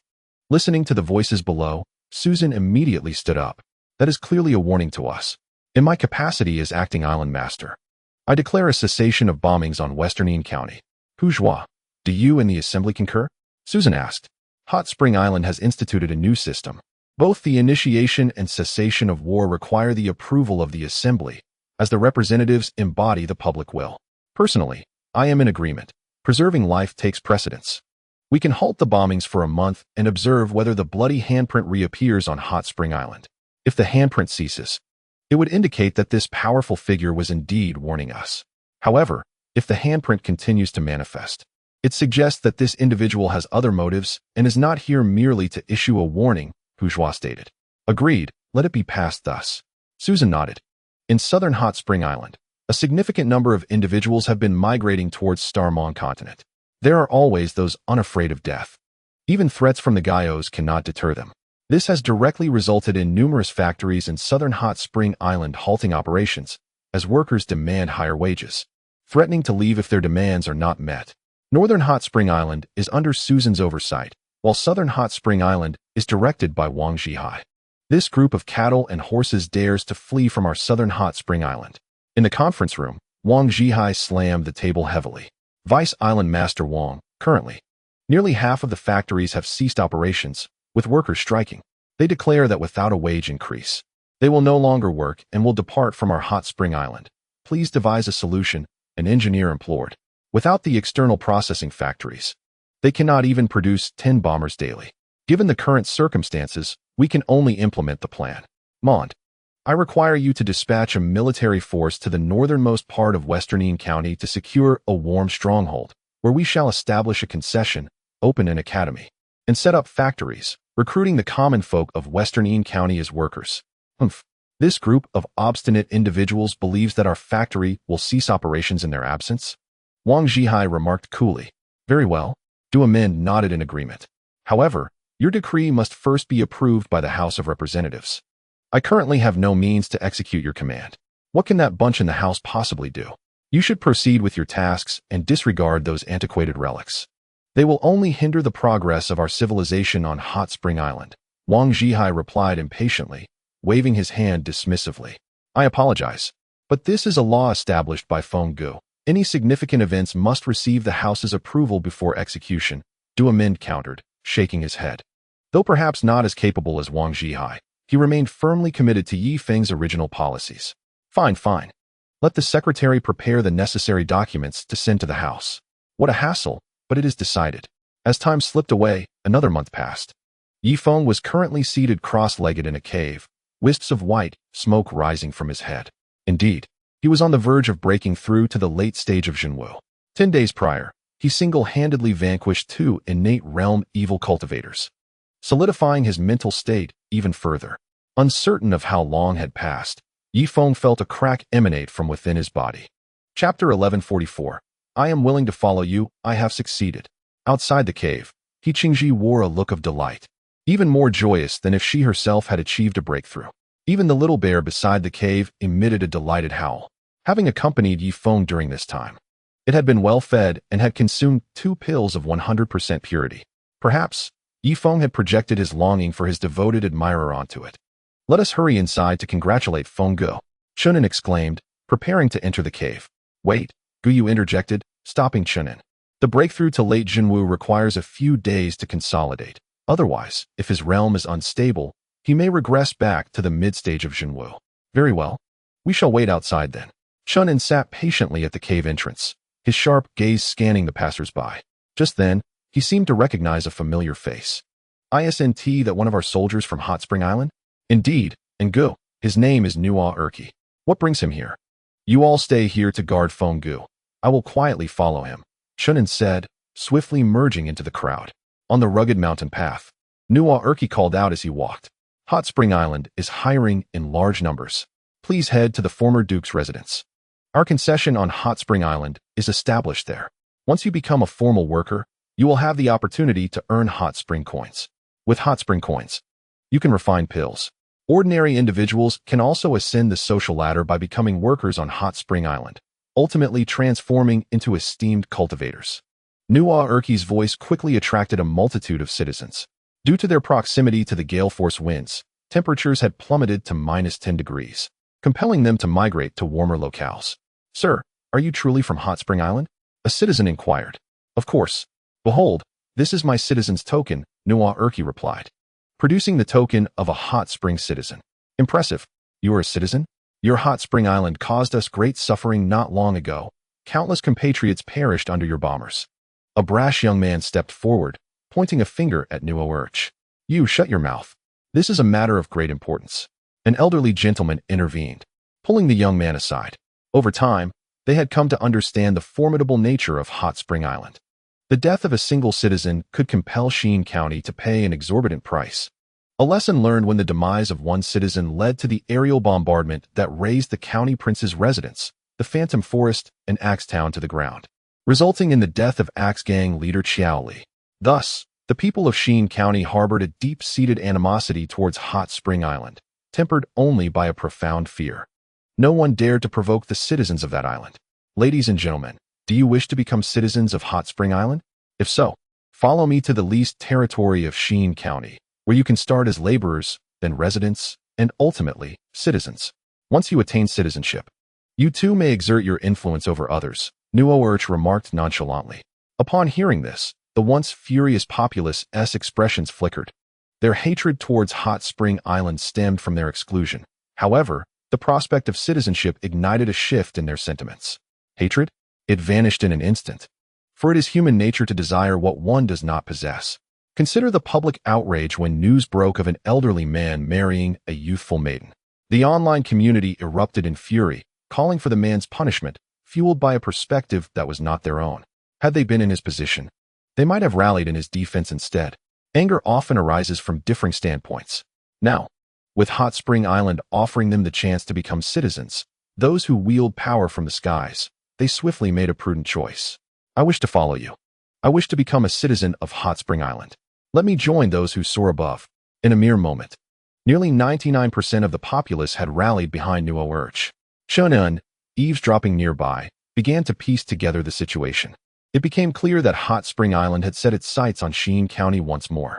Without a second thought, he recognized this plan as the brainchild of Wang Zhihai, the only one among the island's elite with such lofty ambitions.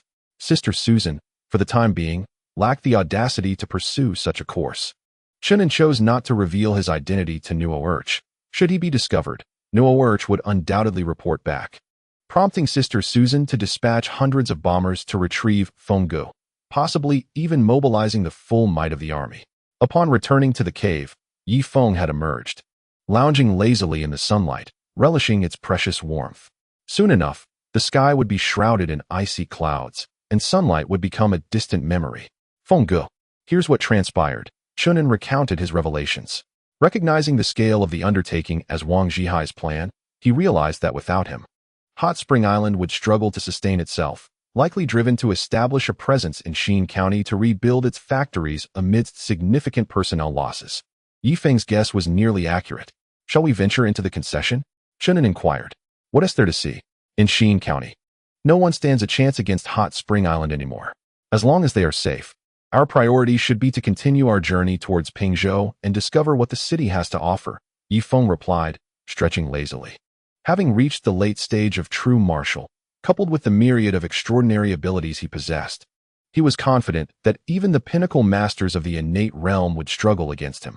As for the transformation realm, Feng felt assured he could engage with them. Qingji, after these months together, I believe you are ready. I will write you a letter of recommendation. Return to Hot Spring Island and let the citizens cast their votes for you, granting you a chance to become one of them, Feng said seriously. Gazing at Qingji, she was a formidable master of the transformation realm, and Hot Spring Island needed her. Moreover, with such a powerful ally by his side, Feng felt he could not truly hone his skills. Really? I can become a citizen too? Qingji exclaimed, brimming with excitement. Of course. I shall write the letter now.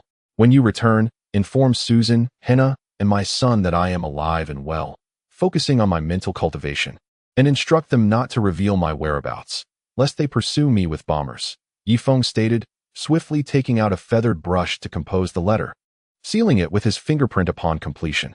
Qingji clutched the letter tightly, her body tingling with exhilaration. All right, I will return. Even if I cannot become a citizen, I will protect Hot Spring Island with all my might, she declared resolutely before turning back. After spending this time together, she had developed a fervent desire for citizenship. Feng recognized her genuine aspiration to belong to Hot Spring Island, so he decided to grant her this opportunity. After all, with only attire in the true martial realm, it was crucial to have a great master strategizing for Hot Spring Island. Until now, he remained unaware that attire had fallen. Once Qingji departed, Feng turned his attention to Gu Yu and the others. These individuals were all in the true martial realm, and Feng harbored no fear of them. If it came to a confrontation, he was confident in his ability to eliminate all six. After Qingji had completely vanished, Indeed, Gu Yu and the others' demeanor shifted. Their gazes were no longer as respectful. Gu Yu, now that you are aware I am the Lord of Hot Spring Island, are you contemplating capturing me to claim credit? Yi Feng asked with a smile. That thought is unfounded. We are still friends. After all, Gu Yu replied with a grin. Well then, let us proceed to Pingzhou City. Will you join us? Yi Feng inquired. Of course, we shall accompany you, especially since Lord Yi possesses the ability to refine elixirs, spoke Gu Qin, Gu Yu's sister. Then let us move forward. Upon entering Pingzhou, you won't reveal my identity to the State Lord, will you? Yi Feng added. Certainly not. We understand your value. Gu Yu assured him. That is reassuring. Let us advance, Yi Feng concluded, taking the lead, with Xiao Xiong quickly following at his side, casting vigilant glances around. Animals are often more loyal than humans. Feed them, and they will remain devoted to you. Chen An and the three pilots trailed behind, while Gu Yu and her companions exchanged glances before following suit. Among the 6 individuals, Gu Yu stood at the pinnacle of true martial arts, believing he had a firm grasp on Yi Feng. Chapter 1145. Watching the show honestly after the 11 of them had traversed approximately 100 kilometers, Gu Yu abruptly halted, casting a glance towards the direction in which He Qingji had vanished. A cold smile crept across his face as he signaled to his sister, Gu Qin. With a swift motion, Gu Qin positioned herself directly in front of Yi Feng and his companions. In truth, Yi Feng had already sensed the furtive glances exchanged among the group behind him during their previous interactions over the past month.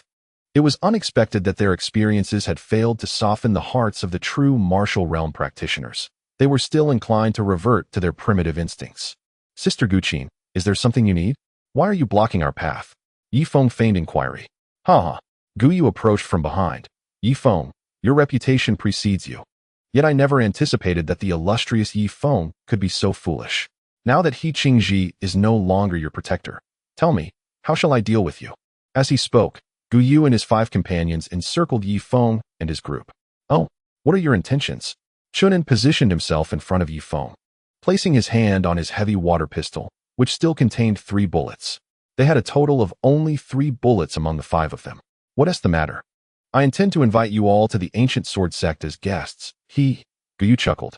Capturing Yi Feng would undoubtedly earn him a grand reward from the sect leader. Are we to take this as a lack of negotiation? Chen An raised his pistol. Gu Yu and his companions felt a jolt of alarm and simultaneously activated their protective divine light. They had witnessed the power of the heavy water pistol, which could slay beasts with ease. However, under the shield of divine light, the weapon would not be able to inflict fatal harm in the short term. They needed merely 3 seconds to subdue Yi Feng and his group. Stop! Yi Feng restrained Chen An's pistol. Is the ancient sword sect along the way? He inquired suddenly. Along the way. Gu Yu chuckled.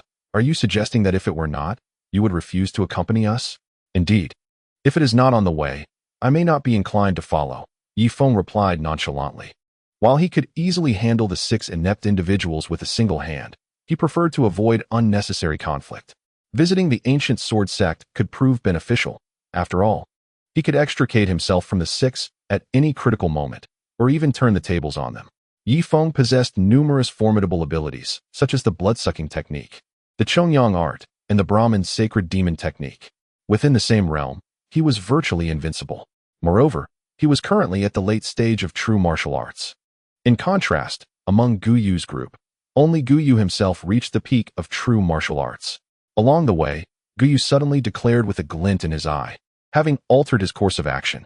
Their journey would not lead them through the ancient sword sect, but would pass through Pingzhou Prefecture instead. At that point, he intended to hand Yi Feng over to the governor, who would undoubtedly be far more generous than his own sect leader. Perhaps the governor would casually bestow upon him a transformation pill, enabling him to shatter the significant bottleneck of true martial arts and ascend to the innate realm. Regardless of whether it is on the way, our direction must align. We are heading towards the capital. Do you have any objections? Yi Feng stated calmly. Oh, I can hardly be bothered to engage in idle chatter with you. Today, wherever you go, you must follow in our wake, one of the male cultivators impatiently declared. This brother certainly spoke with bravado. And what if I choose not to accompany you? Yi Feng replied coldly. Choose not to follow us. Huh, with He Qingji absent. Do tell, who will protect you now? The cultivator exclaimed, then swiftly struck his waist. A flying sword spiraled out, slicing through the air with reckless abandon. Feng gazed upward at the flying sword. Though he too was at the true martial realm, he had never learned the art of sword manipulation. It seemed he would need to forge his own set of flying swords in due time. Otherwise, he would be left behind in this ever-evolving world. It appeared that the six were indeed confident in their dealings with him, leaving him with little choice. After contemplating, Feng suddenly clenched his fists, unleashing a thunderous roar that echoed through the heavens. The flying sword above began to spin wildly, trembling in response to the force of his voice. You? Seeking death? The cultivator pointed at the sword. Whoosh! The first-grade spiritual sword swooped down with ferocity towards Feng. Boom!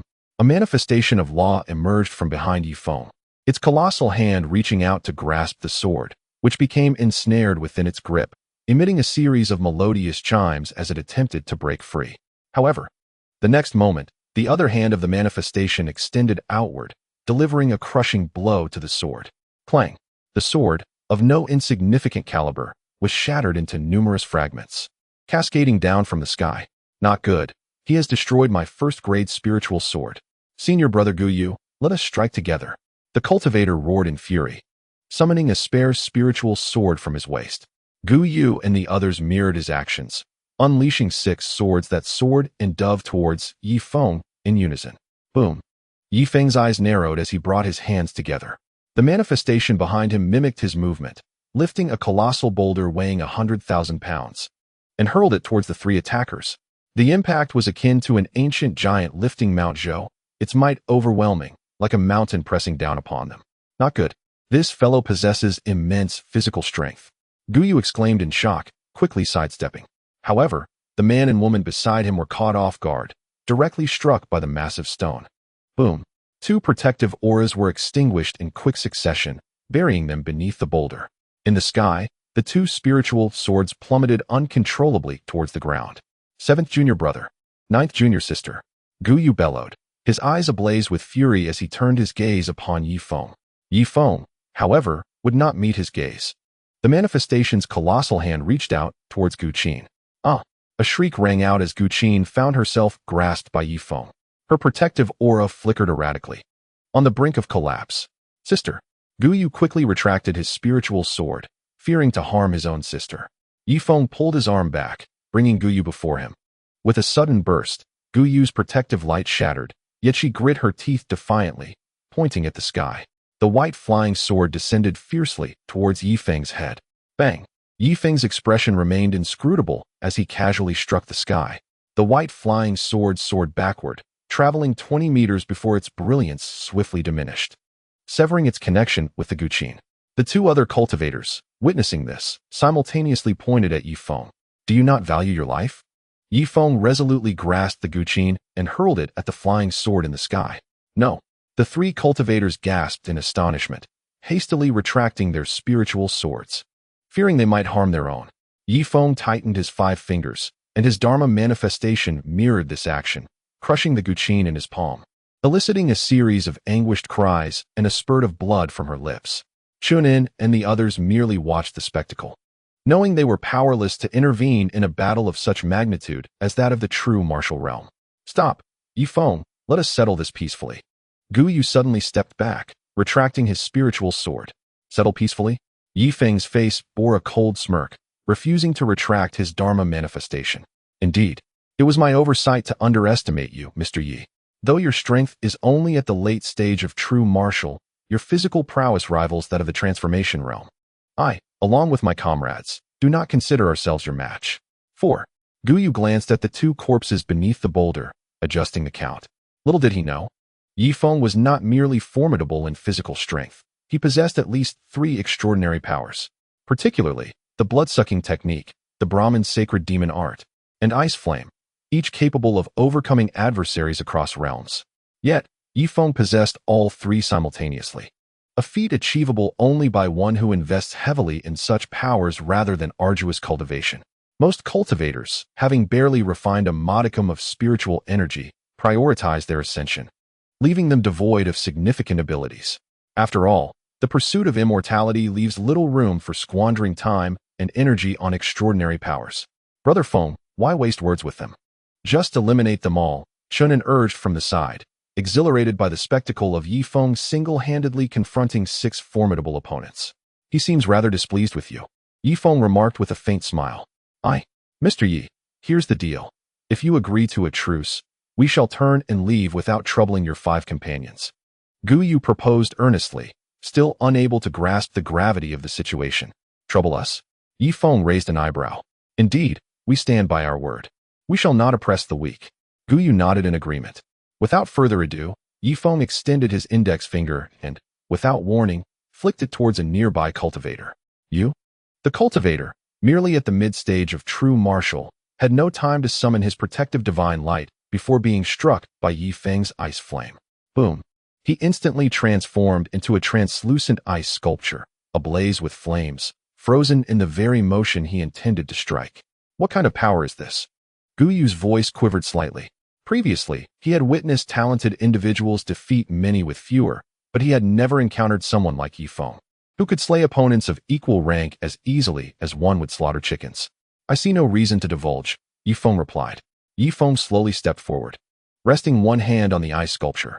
Inside the sculpture, the cultivator was completely immobilized, forced to watch helplessly as Yi Feng approached. Yi Feng, you would do well to refrain from indiscriminate slaughter in the Western Yin County. Remember, this is still the domain of Lord Li. If you kill us, it will surely cause a considerable uproar, and Li Hualing will undoubtedly come to eliminate you, Gu Yu warned fiercely. Little did he know that Li Hualing had already met his demise. Yi Feng shook his head, then nodded, suddenly striking the ice sculpture. Crack! The ice shattered, and the cultivator, once encased in ice, was finally able to move. Senior brother, this fellow is too strong. Before he could finish his sentence, a blaze enveloped him. Oh! The air was filled with relentless screams as the cultivator struggled desperately amidst the flames. He unleashed his protective aura several times. But how could he withstand the searing fire? Why can't this fire be extinguished? Gu Yu's face turned ashen with fear, and he could not help but step back. Since it is called ice flame, there must be a reason. Gu Yu, it is your turn along with the other 2. Yi Feng declared, casting a frigid gaze at the remaining 3, Gu Yu, Shueshu, and the grievously injured Gu Qin. A flicker of dread crossed Gu Qin's face, prompting her to instinctively hide behind her brother. Although Shueshu did not retreat, her complexion was exceedingly pale. It seemed that there was no escaping this calamity today. Gu Yu initially took a step back, but soon advanced once more. Sister, junior sister Shue, sword formation, he commanded, slapping his waist. The other 2 reacted in a mere fraction of a second, mirroring his action. Whoosh! 3 flying swords arranged themselves in a miniature sword formation in midair, weaving a net of blades towards Yi Feng. Yi Feng's expression darkened slightly. A sword formation? It was the first time he had heard of one being formed by individuals. If he possessed 3 spiritual swords simultaneously, could he not also establish a sword formation? In his recollection, sword formations were typically fixed in place and could not be easily relocated. Moreover, arranging a formation required considerable time. Unlike the effortless creation of a miniature sword formation by these 3 from the ancient sword sect, while not overwhelmingly powerful, it could potentially double their combat effectiveness. With this thought, Yi Feng pulled back his body. Boom! His law manifestation struck the center of the sword formation. Clang! The intricate web of swords in the sky instantly collapsed, reverting to 3 spiritual swords. Yi Feng stepped forward again, extending his hand without hesitation. He seized 2 of the flying swords, gripping them firmly. With a forceful twist, the 2 swords shattered into 4 pieces. Gu Yu reclaimed his own spiritual sword, his face pale as he gazed at Yi Feng. Yi, Senior Yi, we concede. Please spare our lives, Gu Yu implored, dropping to his knees. As a seasoned veteran of the cultivation world, preserving his life took precedence over matters of pride and honor, which could be addressed at another time. Gu Qin and Shueshu exchanged a glance, both kneeling on the ground. Please, Senior Yi, spare us. We were blind to your prowess, at your current strength. Even a nascent stage cultivator may not stand a chance against you, Shueshu earnestly pleaded. Senior Yi, if you grant mercy to the 3 of us, we will comply with your wishes, no matter what they may be, Gu Qin added, inadvertently lifting her skirt, revealing a glimpse of her fair calf. Yi Feng observed. It seems this place shares similarities with Earth. When faced with insurmountable odds, one typically seeks peace through concessions. often sending a princess to marry as a means of securing temporary tranquility, hoping for a resurgence. He had no intention of granting her such an opportunity. Yet he could not eliminate the trio just yet, for he needed to unravel the secrets of this sword formation. The sword formation of the ancient sword sect could be deployed instantaneously. If he could acquire such a skill, he would be invincible against formidable foes. Amplifying the power of the formation would equate to acquiring a fourth divine ability. You three, lead the way to Pingzhou Prefecture.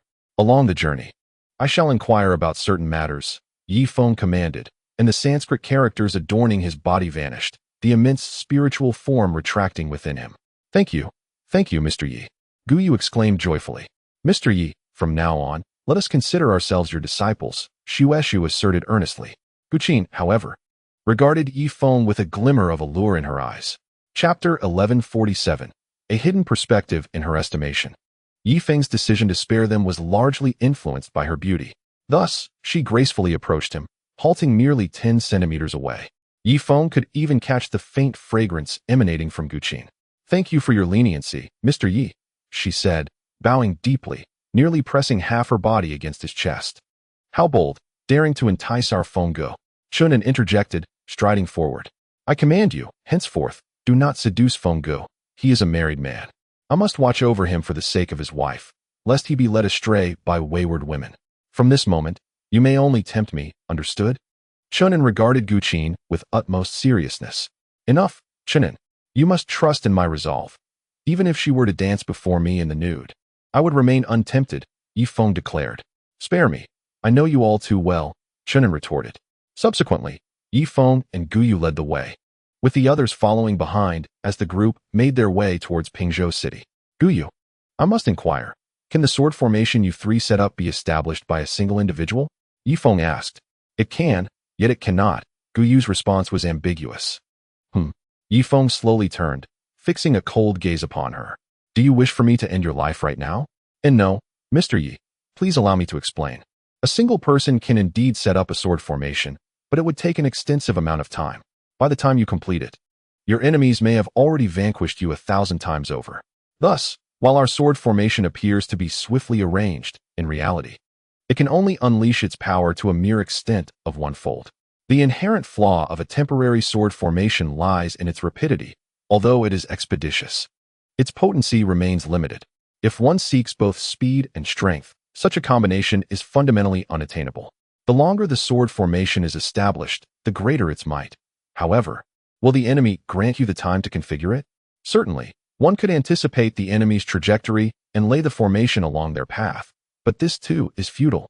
For a mere sweep of their consciousness would reveal the presence of the formation, making it implausible for them to fall into the trap willingly. Hence, I maintain that it is impossible for a single individual to arrange a sword formation. Most critically, for one to set up a sword formation alone implies the simultaneous control of 3 spirit swords, which demands an exceptionally high level of vitality and mental acuity. May I inquire, Mr. Yi, do you possess such capability? Guyu elaborated extensively, and Yi Feng began to grasp the intricacies of forming the sword formation. Yet, this did not daunt him.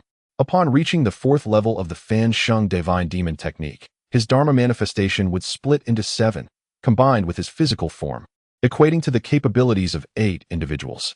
8 beings, each commanding a flying sword, would equally facilitate the swift establishment of the sword formation. This is a concern you need not fret over. By the way, how does one control these flying swords? Please impart your methods to me, Yi Feng inquired. Mr. Yi, you do not know how to control flying swords?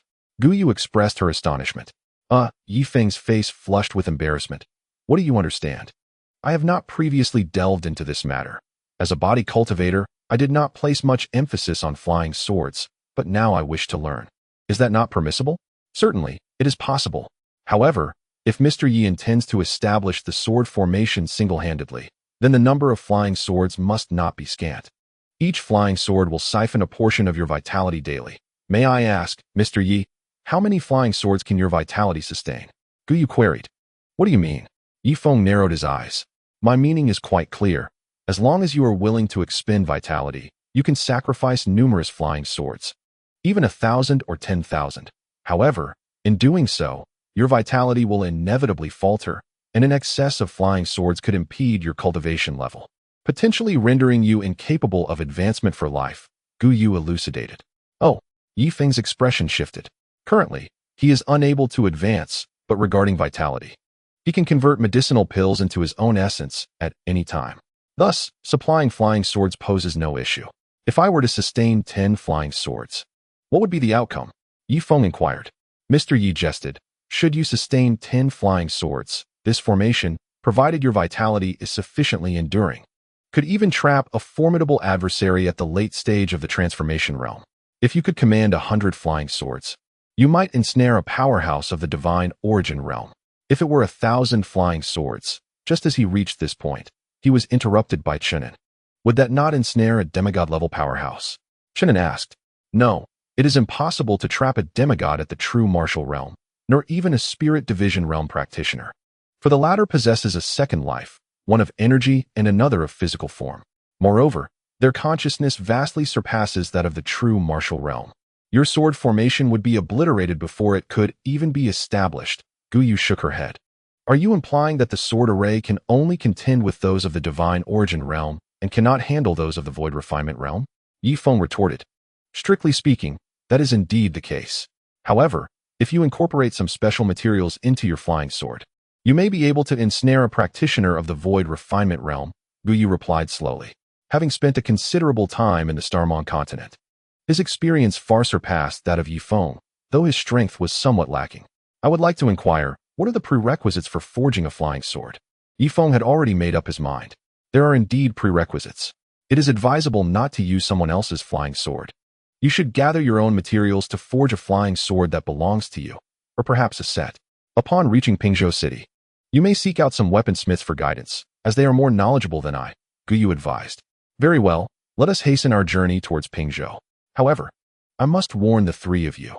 If you reveal our identities upon reaching Pingzhou City, I will not hesitate to strike you down in the bustling streets. Yi Feng suddenly shifted his tone, casting a cold glance at the trio. Understood. At that moment, 3 dark figures darted across the sky. Yi Feng could not resist the urge to glance upward. Indeed, it was the bombers from Warm Spring Island. He was surprised to see them already on the opposite side of Xi'an County, in the South Warm Spring Island. Hundreds of thousands of civilians clad in thick garments busily worked upon the frozen ground. Chen Libin personally oversaw the operations. Ensure the ground is compacted properly, and keep the leveling device in check. The surface must be even, otherwise, we shall be unable to lay the tracks later, Chen Libin's voice echoed from a distance. Indeed, following the proposal from Wang Zhihai, the council had approved his suggestion to lay tracks between the North and South Warm Spring Islands, facilitating future train operations. The contractor for this project was none other than Yulong engineer Cheng. This is my humble offering to you.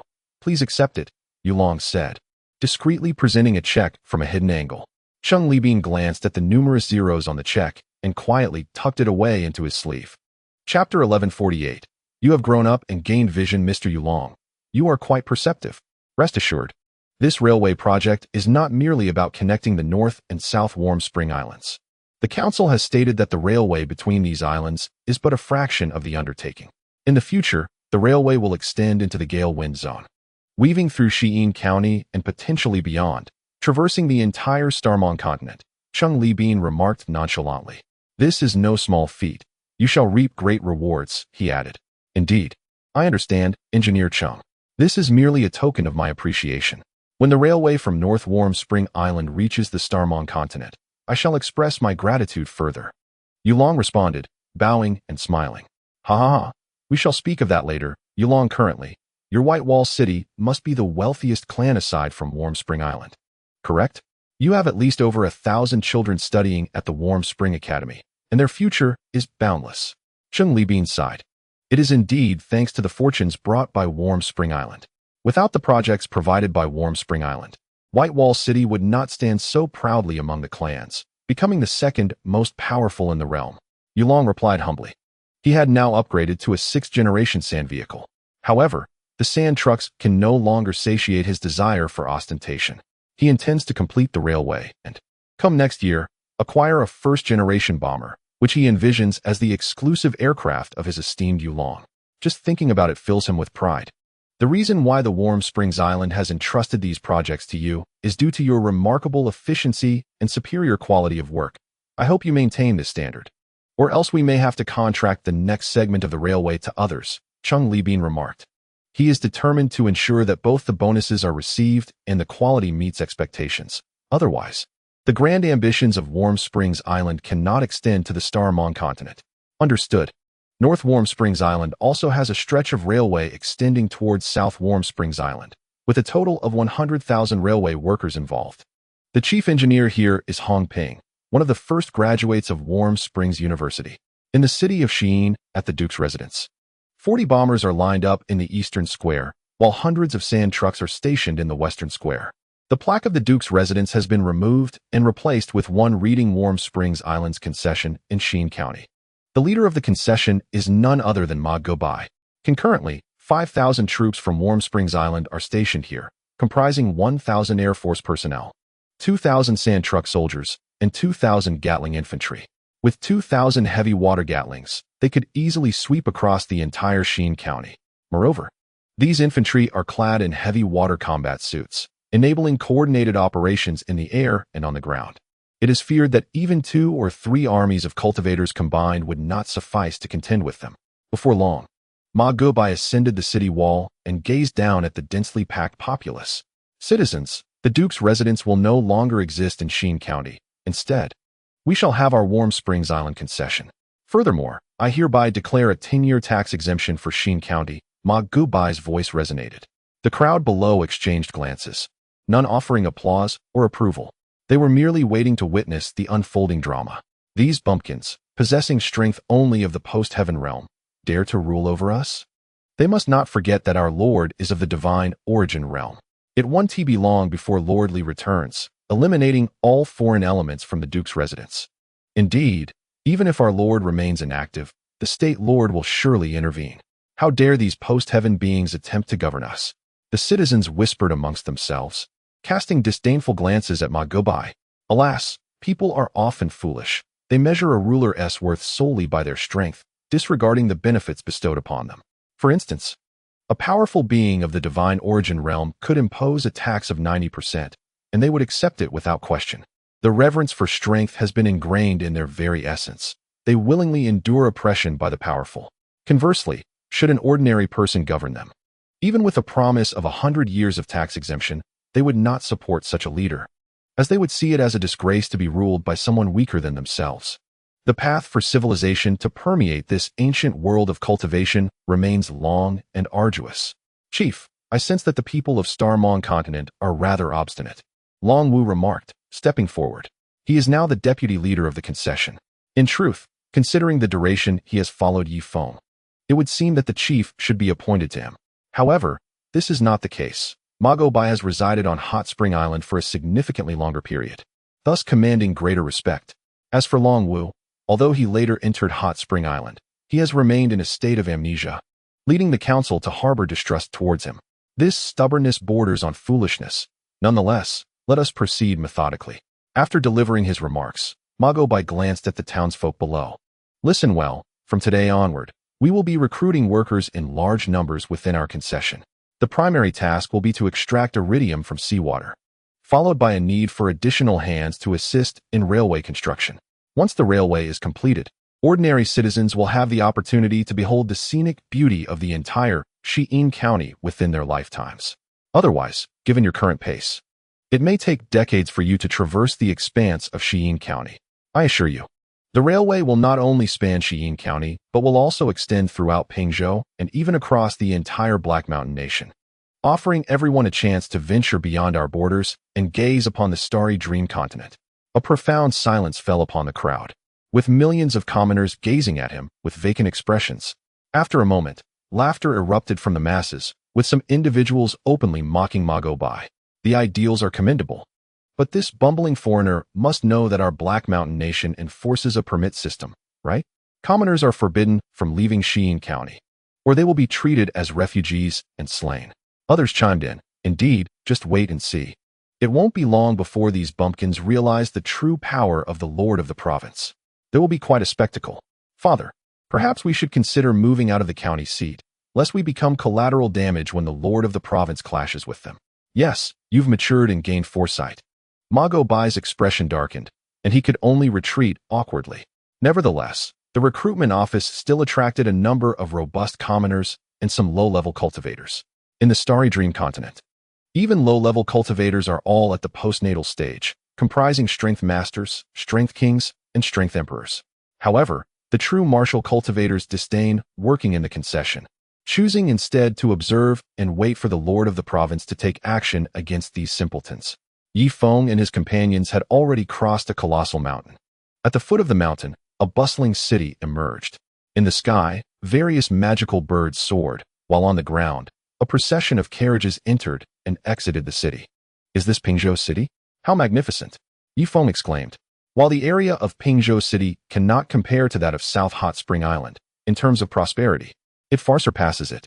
This is indeed Pingzhou City, yet the lord of the province remains sequestered in solitude, only emerging in times of great significance.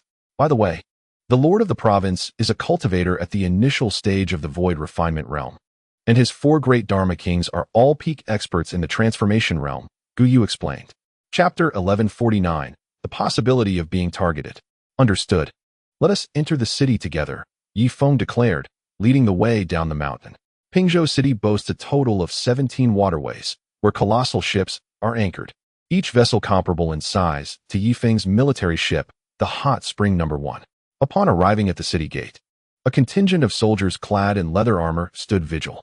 Due to their overwhelming numbers, they employed a method of inspection that involved checking one individual for every 10 who passed. Present your travel permit, one soldier commanded, blocking the way of Guyu. Standing tall, Guyu retrieved a wooden token from his bosom. Ah, it is the esteemed immortal master. Please forgive my impudence. The soldier hastily returned the permit to Guyu. No need for concern. These are all my people. There is no requirement for further inspection, is there? Guyu remarked nonchalantly. Of course, please proceed, the soldier replied, stepping aside to clear a path, treating the common folk with little regard, swiftly granting passage to Feng and his companions. This demonstrated that in the starry mist continent, even beings of true martial realm held a status akin to the divine, as the common populace remained the majority. Upon entering Pingzhou City, the air was filled with the clamorous cries of vendors. A cursory glance from Feng revealed that the throngs were predominantly composed of commoners, with not a single cultivator in sight. In the next moment, he unleashed his spiritual sense, sweeping the area within a kilometer. As anticipated, 5 individuals clad in brocade, weak practitioners of the acquired realm, were discernible within a tavern. A rough estimation indicated that among 10,000 ordinary people, merely 5 would possess the status of acquired realm cultivators. This ratio was even more exaggerated than that observed on Hot Spring Island. Brother Feng, how lively it is. I wonder if there are any clubs, Chen An remarked, his emerald eyes darting about. Noticing the overwhelming crowd, Guyu chose to reveal his aura as a cultivator. Indeed, upon sensing his presence, many commoners stepped aside, even the opulent carriages yielding to him. Regardless of wealth or nobility, ordinary folk displayed utmost reverence towards cultivators, even the most junior among them. This exemplified the stark disparity in hierarchy. At that moment, an elderly man approached from ahead. An early-stage acquired realm? Feng's expression shifted slightly. The old man walked directly to Feng and his companions, his shrewd eyes scanning them before settling on Feng. Esteemed elder, are you here in Pingzhou City for purchases? I am unaware whether you seek spirit artifacts, elixirs, formations, or perhaps alchemical furnaces. I happen to know of several enchanting female cultivators of the innate realm. Perhaps I could introduce you to them, the old man chuckled. It seems rather straightforward. Does it not? Speak plainly. What benefits do you seek? Feng replied with a faint smile. No longer the naive newcomer, but rather one acquainted with the customs of the starry mist continent. Ha ha, just 5 low-grade spirit stones will suffice for my sustenance. I hope in my lifetime to break through to the true martial realm. Otherwise, I might only have another 30 years left, the old man chuckled. Just as Feng was about to acquiesce, Guyu interjected with ire. What a greedy old fellow. You demand 5 spirit stones for a mere introduction? You might as well resort to thievery. 2 stones at most. Take it or leave it. With that, Guyu produced 2 small, dark gray spirit stones, barely larger than a coin. Very well, 2 it shall be, but the purity is rather low, it seems, It hardly qualifies as a low-grade spirit stone. The old man quickly accepted the stones, inspecting them closely. Yi Feng's expression shifted as he beheld the spirit stone for the first time. Old sir, does the purity of the spirit stone vary? Of course, the elder replied casually. The higher the purity, the greater the grade of the spirit stone. A 5th-grade spirit stone is nearly pure white, and the finest spirit stones contain merely 1% of impurities. Yi Feng and Chen An exchanged glances, both astonished by the revelation. It seemed that, akin to medicinal pills, spirit stones were classified by their purity. Did this not imply that they could make significant progress? Old man, please take us to the finest forging shop in Pingzhou City. We are here to craft flying swords, Guyu stated. Indeed, esteemed seniors, please follow me. The elder responded before leading the way. After traversing for half an hour, they finally arrived at a street with a relatively sparse population. Yi Feng scanned the area with his spiritual sense and noted that only 10% of the pedestrians were ordinary folk. The rest were cultivators. There were those of the acquired realm, true martial realm, innate realm, and even a transformation realm practitioner seated in the largest stone building. The transformation realm expert seemed to sense the probing of spiritual energy. In the next moment, a tremendous wave of spiritual sense enveloped Yi Feng and his companions, accompanied by a suffocating pressure that nearly rendered them breathless. Brother Feng, refrain from using your spiritual sense here. It may provoke some ancient beings with eccentric tempers who might resort to violence, Guyu cautioned, alarmed. Very well, I assumed spiritual sense could be wielded freely. Yi Feng replied, his expression darkening. The earlier spiritual sense was undoubtedly emitted by a mid-transformation realm cultivator. Indeed, it should not be misused. Scanning others with your spiritual sense is akin to staring directly into their eyes, which could be seen as a provocation. Fortunately, that transformation elder merely issued a warning and did not take action, Guyu hastily explained. Understood, Yi Feng nodded in acknowledgement. The street stretched 10 kilometers from east to west, flanked by various shops boasting impressive names such as Sky Sword Forge, Artifact Pavilion, Spear God Hall, and Mighty Strength Tower. The elder continued to lead the way, occasionally exchanging pleasantries with nearby stall owners. Most vendors were second-rate cultivators, all of the acquired realm. It was only within the shops that true martial realm practitioners could occasionally be found. Hey, old sir, isn't there a Sky Sword Forge ahead? We need to craft flying swords. Why not enter? Chen An could not restrain his curiosity. Huh. In response to you, a mere acquired realm individual, my demeanor has changed. Your short hair signifies short sight and limited understanding. Establishments with grandiose names typically possess mediocre crafting skills, a lesson drawn from my 60 years of experience, the elder retorted. Chen An was infuriated. Yi Feng quickly restrained him. Do not cause a scene here. This is Pingzhou, home to a refining void cultivator, and besides, he speaks the truth. That shop, the Sword Casting Pavilion, houses the finest sword craftsmen in all of Pingzhou, yet their fees are exorbitant. It all depends on how many spirit stones you possess. The elder concluded, his eyes sweeping over Yi Feng and his companion's waist pouches. Very well, you may depart now, Guyu said softly, her face filled with vigilance. Indeed, that junior has departed. The old man finished speaking and swiftly vanished into the crowd. Mr. Yi, in Pingzhou City, be sure to refrain from flaunting your wealth. Do not present a millennium spiritual herb, or a transformation elixir, or a substantial number of high-grade spiritual stones, for otherwise, you may attract unwanted attention, Guyu advised. Understood. Yi Feng nodded in acknowledgement. As they approached the entrance, 2 guards promptly opened the door. Chapter 1150. He should understand why I said that truly. It was the largest refining establishment in Pingzhou. Even the guards were at the true martial realm. A middle-aged man with a round face emerged, displaying a bright smile before even uttering a word. Gentlemen, are you here for sword forging? Indeed. Are you the shopkeeper here? Yi Feng inquired. Shopkeeper? What shopkeeper? The round-faced man looked utterly bewildered. I am inquiring about your position, Yi Feng clarified. The man fell silent, regarding Yi Feng with suspicion. Having encountered countless individuals, he could tell at a glance that Yi Feng was a rustic newcomer from a small county. He presumed that shopkeeper was a term unique to Yi Feng. I am the chief receptionist here. May I ask what grade of flying sword you wish to forge? How many do you require? The chief receptionist asked. I wish to forge the highest grade of flying swords. Let's start with 100, Yi Feng declared grandly. After all, with his blood-sucking technique, he could continuously nourish these swords with abundant vital energy. so the more, the better. The chief receptionist's expression immediately soured. Gentlemen, are you here to stir trouble? You must be sent by the Tianjin tomb next door, he questioned coldly. The two guards at the entrance placed their hands on their waists, exhibiting a wary demeanor. What do you mean? I am merely here to forge a sword. A single highest-grade spiritual sword, Yi Feng insisted. Guyu was taken aback and quickly pulled Yi Feng aside. Mr. Yi, this is a provocative act. To request 100 supreme-grade spiritual swords at the true martial realm, I fear you may not possess sufficient spiritual stones.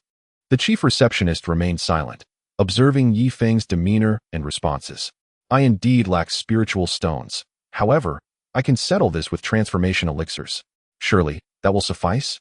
Yi Feng stated, producing 3 transformation elixirs of 100% purity. Oh, transformation elixirs? May I inspect them? The chief receptionist's attitude shifted dramatically, his posture bending slightly. Transformation elixirs were considered a scarce commodity in Pingzhou City, ranking among the top 5 in rarity. Here you go. Yi Feng flicked one towards him. The middle-aged man immediately took the elixir and probed its essence with his consciousness. This, the purity? Could it be the work of Master Fan from the capital? The chief receptionist was astounded. This was the highest purity of transformation elixirs he had ever encountered. This is a secret. I merely ask, will these 3 transformation elixirs suffice to enlist your master craftsman in forging 100 supreme flying swords? Yi Feng inquired. Certainly, the labor fee is adequate. However, you must provide your own materials. Please present the materials for my inspection, the chief receptionist replied. Yi Feng was left dumbfounded. Guyu, we must provide our own materials? Of course, the 3 transformation elixirs are merely for the craftsman's labor, she explained. Guyu cast a peculiar glance at Yi Feng, as he had presumed that Yi Feng possessed the necessary raw materials. No, Yi Feng replied. We lack the materials. However, it is of little consequence. We can supply them. Yet, I fear that 3 essence transformation pills will not suffice. At the very least, we require 10 of such high-purity pills for the forging pavilion to provide you with the finest materials, the chief steward stated. 10 pills. No problem. Let us do this. I shall leave these 3 essence transformation pills here as a deposit, and the remaining pills can be paid in full when we come to collect the funds. Is that acceptable? Yi Feng inquired. That might not be feasible. We require half of the deposit up front, otherwise, it would not even cover the cost of the materials. The remaining half constitutes the labor fees for our craftsmen. And crafting 100 exquisite flying swords will likely necessitate the combined efforts of all our artisans to complete within a month, the chief steward explained. Yi Feng's eyes flickered as he pulled Guyu aside. Do you have any discarded essence transformation pills? Yi Feng asked. No, but I do possess some discarded soul pills. Although they are not classified as advancement pills, they are of the same grade as the essence transformation pills, Guyu replied. How many do you have? 5. Hand them over, Yi Feng insisted, forcibly extracting the discarded pills from Guyu and holding 2 of them tightly in his palm. Hey, why are you just standing there? The chief steward regarded Yi Feng with suspicion. Our brother Feng is contemplating whether to produce additional items for payment. Do not disturb him, Chen An interjected, understanding the situation, as he stood protectively beside Yi Feng. After a moment, Yi Feng opened his palm, revealing 2 pure soul pills. I do not have any surplus essence transformation pills. Will this purity of soul pills suffice? Yi Feng queried. This purity, marvelous. The chief steward examined Yi Feng's pills closely, even employing his spiritual sense. Indeed, there is not a trace of impurity. At least with my level of spiritual perception, I cannot detect any flaws. The chief steward fell into contemplation. Hey, just give me a straightforward answer. Is this enough for the deposit? Yi Feng, growing impatient, expressed his urgency. He had just refined 2 soul pills and needed a place to rest for the night. Ha. We can discuss the deposit later. May I inquire, esteemed friend, who was the master that refined this pill for you? If you reveal the name, and I can verify it, I might persuade the craftsman to reluctantly forge your sword. Though you will have to bear the cost of materials yourself, the chief steward scrutinized Yi Feng, as if trying to uncover a hidden gem from his expression. Well, that would be, Yi Feng began, only to be interrupted. That would be from a deceased senior expert, which means the pills we possess are now unique treasures. Guyu interjected. Though he had initially been brought to Pingzhou against his will by Yi Feng, he found himself inexplicably drawn to Yi Feng's team, eager to offer his loyalty and counsel. Is that so? The chief steward appeared skeptical. Thus, we shall leave the deposit with you. And you at the forging pavilion will assist us in crafting exquisite flying swords. If there is nothing further, we shall return to reunite with our revered ancestor. Guyu stated slowly. Ancestor? Indeed, I understand. The esteemed individual shall retrieve the flying swords after a month. The expression of the chief steward once again regained its smoothness. Let us depart. Guyu tugged at Yi Feng's sleeve. The group of 8 exited the sword forging pavilion and made their way towards the distant street. Guyu, is your ancestral master also present here? I have not heard of such a thing. Chen An could not help but inquire. Sigh. You do not comprehend. You should ask Mr. Yi. For he ought to understand why I express such sentiments. Guyu sighed. Chen An, if I did not phrase it in this manner, we would easily attract the attention of those from the sword forging pavilion. Do you grasp that? Once we are under their scrutiny, we may not only fail to acquire the flying swords, but may find it challenging to exit Pingzhou. It is possible that as soon as we leave the city, we would be targeted by dozens of masked practitioners at the innate level. Yi Feng elucidated. Ah, I see. I did not anticipate that the seemingly humble Pingzhou harbors such peril. Have you 3 heard this? We must maintain a low profile. Chen An admonished the trio of aviators. Spare us, brethren. We are all quite low-key. It is merely your own demeanor that we question, the 3 aviators. Now quite familiar with Chen An, retorted without hesitation. Are you 3 feeling a bit too mischievous? Chen An, incensed, chased the trio around Yi Feng incessantly. Guyu and the others exchanged glances, a slight smile gracing their faces. Look at the vibrant atmosphere on Hot Spring Island. If I were at the ancient sword sect, daring to speak such words to the elders, I might find myself suspended in the back mountains by dawn. Within Yi Feng's team, such behavior was non-existent. He was very lenient towards his own, yet cold and unyielding towards outsiders. Truly, he was the finest leader one could desire. Enough. Do you 4 have no sense of shame? This is Pingzhou City, Yi Feng exclaimed, his head spinning from their antics. Meanwhile, in the council hall of South Hot Spring Island, a fierce debate was underway. The liberal faction led by Wang Zhihai clashed vehemently with the peace faction headed by Helixuan. Susan had also been summoned to this assembly. Our Hot Spring Island is sufficiently powerful. Our military might serves merely to pave the way for peace. We have completely conquered the Western County. Thus there is no need for further aggression towards other counties, Helixuan asserted, tapping the table. Peace. Helixuan, are you still lost in a dream? Peace requires formidable military strength to uphold. If we do not seize the opportunity to occupy several other counties, how shall we acquire enough workers to develop the latest weaponry? The greater the number, the higher the efficiency in research and development. Do you grasp this principle? Wang Zhihai countered sharply. Wang Zhihai, I am aware of your considerable power, and now you have even ascended to the position of Vice Island Master. However, since the inception of our island, we have endured a significant battle or even warfare on average every year. I believe we should adhere to Brother Feng's policy, allowing the citizens to enjoy a few years of peaceful stability rather than perpetually immersing Hot Spring Island in the flames of conflict, Helixuan proclaimed, reinforcing his stance by striking the table. Ah, while Feng's policies may hold merit, your execution is flawed, Helixuan. Appointing you as the island's leader was a grave mistake. Your ignorance is glaring. Under your leadership for 2.5 years, Hot Spring Island has regressed by at least a decade. To achieve peace, one must wield formidable strength. Thus, the railway must be extended to Xin County, ideally traversing the entirety of Heishan Nation. Wang Zhihai stated bluntly. No, the railway project must be halted, otherwise, Feng would not be here now, and we would attract formidable adversaries. I wonder how you, Wang Zhihai, would face that outcome. Do you truly believe that neglecting the railway will prevent powerful enemies from appearing? We must act swiftly to bring those individuals under our dominion over Hot Spring Island, leveraging our populace advantage to further advance our technology. When that time comes, even if formidable foes arrive, what of it? We will annihilate them without a trace. Wang Zhihai remained unfazed, keeping Helixuan in a position of submission.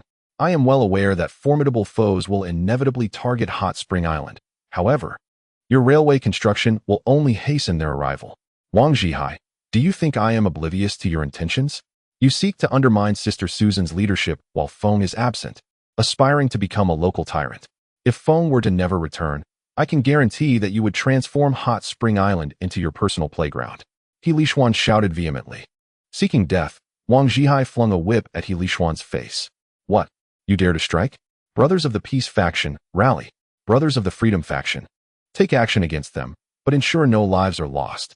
Instantly, the atmosphere in the parliamentary hall shifted dramatically, transforming from negotiation to a full-fledged brawl.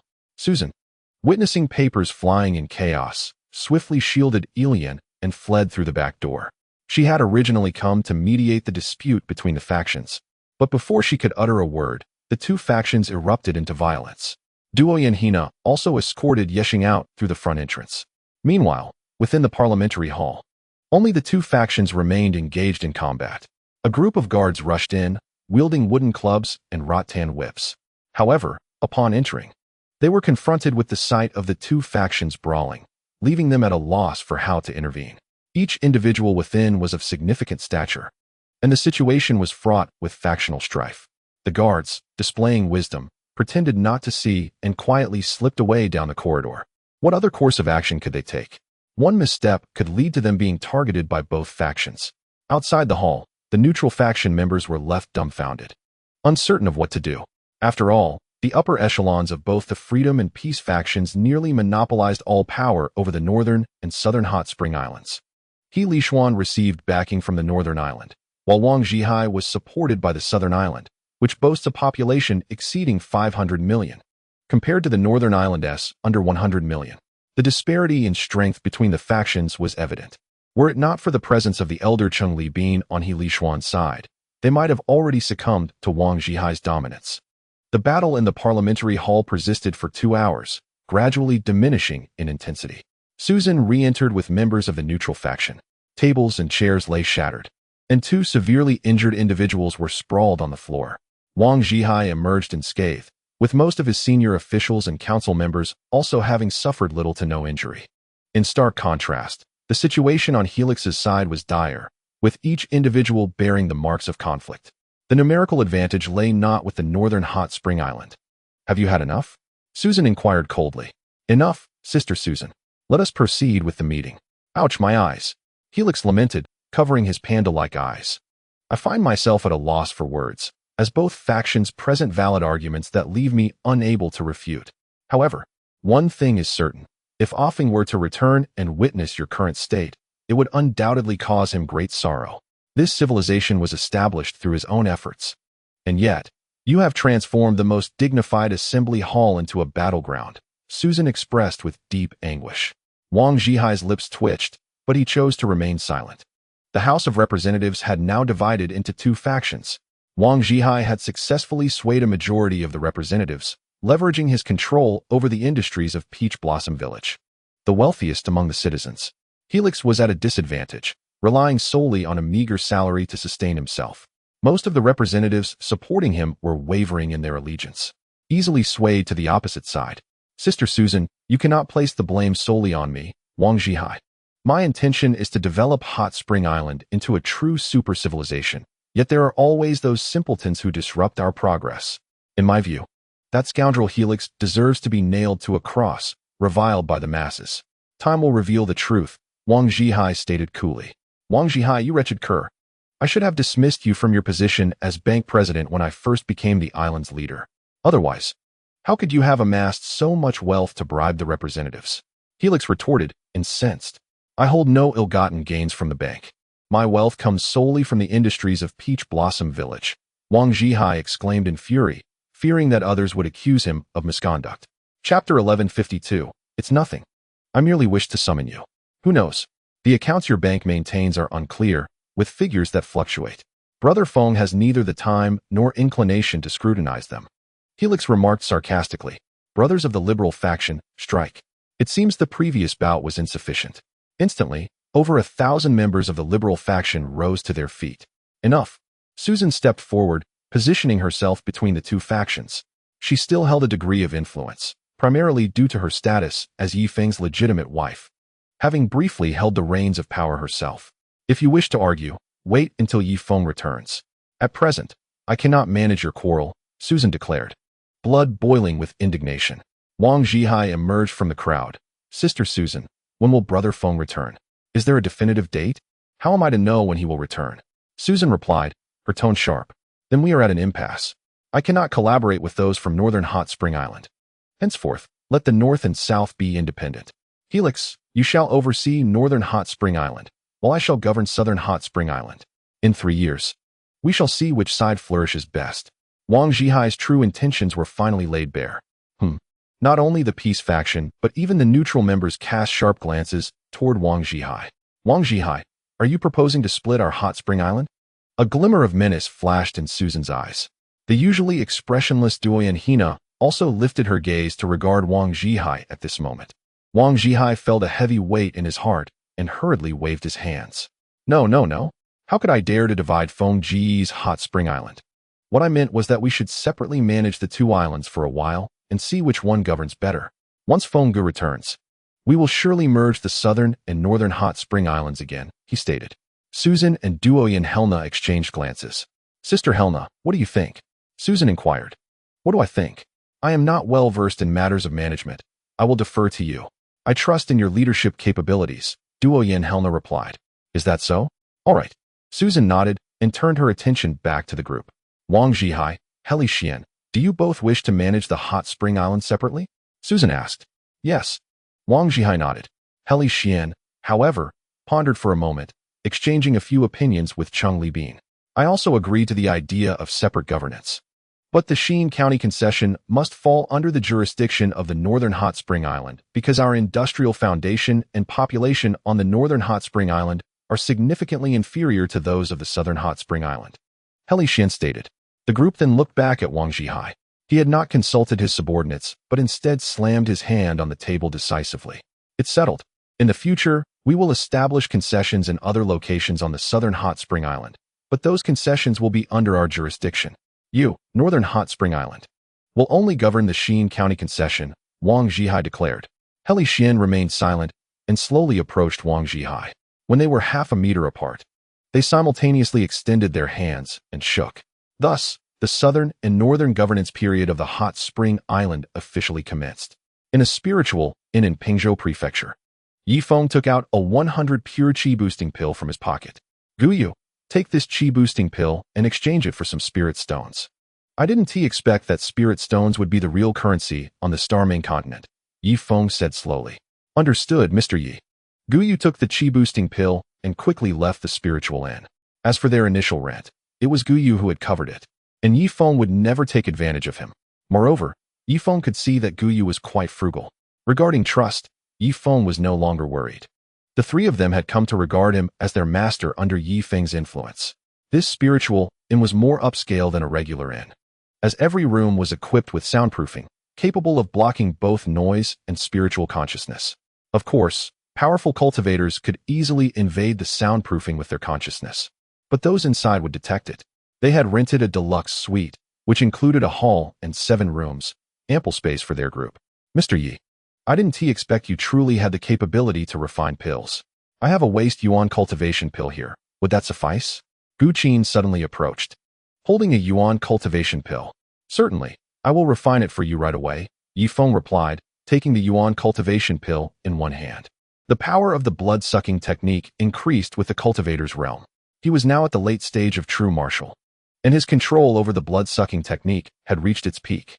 In less than a few minutes, Yi Feng opened his hand, revealing a pure white pill in his palm. Wonderful. Mr. Yi, may I call you Feng Ge? I have observed that everyone refers to you in such a manner. Gu Qin gazed at Yi Feng with eager anticipation.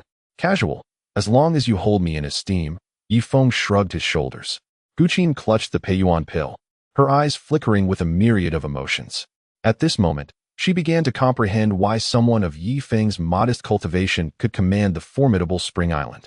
The inhabitants of Spring Island, in turn, were willing to loyally follow him without pretension, embodying a low-key demeanor interspersed with occasional humor.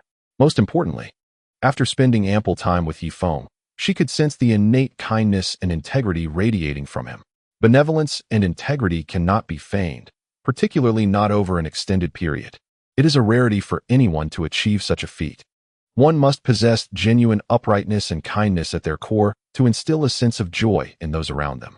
In stark contrast, on the Starmon continent, among cultivators, deception and treachery were commonplace, even among fellow disciples, who would turn against one another over precious resources. when it comes to materials related to advancement. Even bonds between master and disciple, or father and son, could devolve into enmity. Brother Feng, Guqin called out timidly. What is it? Yi Feng inquired. Nothing. I merely wish to call your name, Guqin replied. Yi Feng responded, I apologize. I can only refine one Peiyuan pill for you. As the process of refining medicinal pills requires considerable effort and cannot be conjured like mere magic.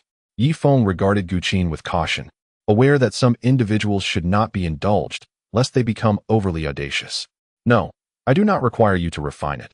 This Peiyuan pill is sufficient. Cultivating too rapidly may indeed give rise to inner demons, Guqin hurriedly clarified. At that moment, Guyu returned. So, how many spirit stones did you exchange? Yi Feng asked. This sack is filled entirely with the kind of qi-nurturing pills you mentioned. They are highly sought after among low-tier cultivators. In total, I managed to exchange for 11,000 first-tier spirit stones, Guyu replied nervously, fearful of drawing unwanted attention. While some powerful beings might refrain from acting within the confines of Pingzhou Prefecture, the situation beyond the city was uncertain. I would like to inquire about spirit stones. How are they categorized? What is the exchange rate between different tiers? Yi Feng suddenly expressed an interest. Spirit stones are divided into 5 tiers. Anything beyond the 5th tier is considered a top-grade spirit stone. Top-grade spirit stones have all but vanished from the continent. As the number of cultivators on the Starmon continent has surged, many premium spirit mines were depleted hundreds of thousands of years ago. Perhaps only in certain secret realms do they still exist. As for the exchange rates, a 2nd-tier spirit stone can be traded for 10 first-tier spirit stones, while a 3rd-tier stone can be exchanged for 10 2nd-tier stones. 4th-tier stones are considerably rare. Those below the divine origin realm find it exceedingly difficult to possess such a tier. Similarly, the exchange rate flows down the tiers, with a consistent ratio of 10 between each. However, when exchanging higher-tier stones for lower-tier ones, one can typically obtain around 12 lower-tier stones. The greater the tier of the spirit stone, the more lower-tier stones it can yield. Thus, the official exchange rates should not be strictly adhered to. For instance, a 5th-grade spirit stone, according to the official exchange rate, is worth 10,000 first-grade spirit stones. However, in reality, if one were to present 10,000 first-grade spirit stones, acquiring a single 5th-grade spirit stone would be impossible. One would likely need to offer 12,000, or even as much as 15,000. During particularly trying times, one might require as many as 20,000 to procure just one 5th-grade spirit stone. Guyu patiently elucidated this to Yi Feng. I understand now. Very well. You may take your rest. I shall return to my chamber and request not to be disturbed. Yi Feng added, by the way, I estimate that during this time, you could assist me in inquiring whether there are any available manuals for cultivating the main techniques in Pingzhou City. If so, please keep an eye out. After speaking, Yi Feng carried a burlap sack into his room, seated himself on the bed, and began the laborious process of refining the spirit stones. The stones were a grayish-white hue, but through Yi Feng's refinement, they transformed into a pure white, albeit shrinking in size. He examined the refined spirit stone under the light, observing that some impurities lingered within, likely preventing it from reaching the level of a top-tier spirit stone, yet it was certainly above the 4th grade. In that moment, he realized that he had increased the value of a single spirit stone 1,000-fold, even 10,000-fold. Yi Feng felt an uncontainable excitement. However, his enthusiasm quickly waned. The refinement of spirit stones was far more time-consuming and labor-intensive than that of elixirs. Since spirit stones were entirely natural, further purifying such substances proved to be exceedingly arduous. In contrast, elixirs were artificially concocted, rendering their refinement comparatively straightforward. Never mind, I shall refine 20 stones for now, which equates to the value of 20,000 low-grade spirit stones. With that thought, Yi Feng commenced the tedious task of refinement. Time slipped by, and before long, 7 days had passed. As Yi Feng emerged from his chamber, a friend of his, Chen An, was taken aback. Brother Feng, how have you turned into an African chicken with no sunlight in your room? What do you mean by African chicken? I merely absorb the impurities into my body. This layer upon my skin is entirely composed of impurities. Fetch me some water. I wish to take a bath. At your command. Guqin and Shueshu hurriedly went to prepare the bathing water. Yi Feng stripped down entirely and leapt into the wooden tub with a splash. At that moment, a knock echoed from outside. Who is it? It's us, Brother Feng. Do you need our assistance in scrubbing your back? came Shueshu's voice. It seems improper for men and women to engage in such intimacy. Yifeng frowned. Creak. The door swung open. Yifeng's eyes widened in shock as he beheld Guqin and Shueshu clad only in sheer, transparent veils, seemingly devoid of anything beneath. Creak. The bedroom door was promptly locked again. The two ladies approached Yifeng with alluring smiles, taking deliberate steps closer. Do not come any closer. I am a virtuous individual. Should you advance, I shall cry out. Ha ha ha. Brother Feng, do not feign innocence. Your gaze betrays your true desires. Allow us, your devoted sisters, to serve you well today, they declared, oblivious to his protest, and began to scrub Yifeng's back. Internally, Yifeng was quite resistant. Yet with both beauties lowering themselves in such a manner, he felt it inappropriate to dismiss them, otherwise it might inflict emotional harm. The delicate veil on the Guqin was nearly drenched, and two imposing silhouettes were a mere 5 centimeters from Yifeng's nose. He could even catch a whiff of a milky fragrance. Brother Feng, am I making you feel good? Guqin leaned closer to Yifeng, their skin almost touching. He could sense the sweet aroma emanating from her. Shueshu, with one jade-like hand, held onto him below, while one of her feet indulged him with a foot massage. It was indeed pleasurable, yet Yifeng suggested, how about I assist you both as well? Upon finishing his words, he seized the two voluptuous forms. They were soft yet resilient. Soon, the bedroom was filled with a chorus of delightful laughter, which quickly morphed into breathy gasps. An hour and a half later, Yifeng lay flat on the pristine floor, two flawless bodies sprawled across his chest. Brother Feng, my brother has gathered information on the primary cultivation techniques. But there are many varieties. He mentioned that you will need to choose for yourself. Guyu's long hair cascaded over Yifeng's chest, while her petite jade hand strummed lightly. No more of that. I must go select my techniques, Yifeng declared, pulling the two octopuses off him. Upon exiting the bedroom, he found Chen An and others, their faces flushed, pretending to read. Guyu sat in the middle, her expression quite complex. Who would have imagined that so swiftly she had become Yifeng's elder sister-in-law? Truly, the unpredictability of fate is remarkable. Guyu, what techniques are available? May I take a look? Yifeng settled down beside her. Taking a deep breath, Guyu managed a faint smile. Over the years, she had cherished Guqin like a treasure. Yet she never anticipated that Yifeng would treat her so roughly. I cannot bring the techniques back, but I have memorized their types. The Ling Tian sword art consists of 7 levels, each corresponding to a realm. Upon reaching the first level, one attains the acquired realm. The second level corresponds to the true martial realm, and so forth.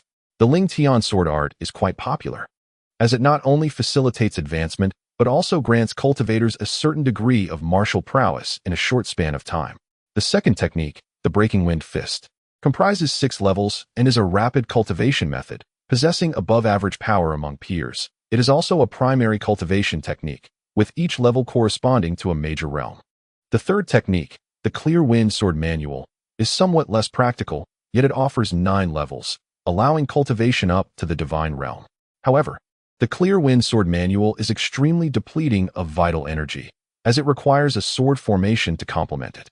Upon reaching the third level, one attains the innate realm and can set up a sword formation. Once the formation is established, one can combat 2 major realms above. But the prerequisite is that your energy must be sufficient to sustain the formation's operation. Otherwise, you will exhaust your vital energy before you can defeat your foe. In summary, the Clear Wind Sword Manual is quite taxing on vital energy, and you will need to expend it daily to nourish each spiritual sword. One might question, with such an abundance of vital energy, why not use it for advancement instead of engaging in these fanciful pursuits? Guyu was about to continue speaking when she was interrupted by Yifeng. Chapter 1154. The Castle in the Air. I want this Qing Feng sword manual. What? Guyu exclaimed. Brother Feng, you must think this through. Although the Qing Feng sword manual can lead one all the way to the divine realm, it consumes an immense amount of vitality. Moreover, how many can truly reach the divine realm? It seems that in nearly 100,000 years, only one spear god has attained that level. I believe you should choose the Pafeng Fist. This martial art can showcase extraordinary power even at the true martial realm. Guyu advised. No, I want this Qing Feng sword manual. Just tell me how much it costs in spirit stones. Yifeng replied calmly. He possessed a blood-sucking technique, so he was not lacking in vitality. Furthermore, due to his issues with inner demons, he could not advance rapidly and needed to expend his energy on external resources. The Qing Feng Sword Manual is chosen by very few, as hardly anyone has the confidence to cultivate to the divine realm. Moreover, its power is relatively weak. The Pavilion Master said it only requires 500 first-tier spirit stones, Gu Yu explained.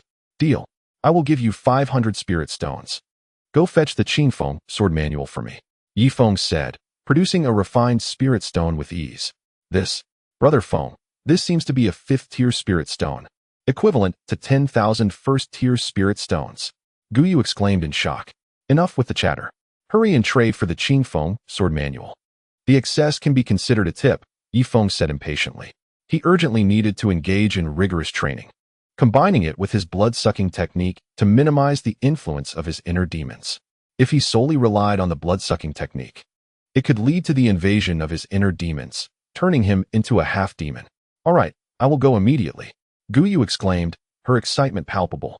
She never expected that a simple errand could yield such a fortune. Following Brother Feng indeed promised a life of abundance.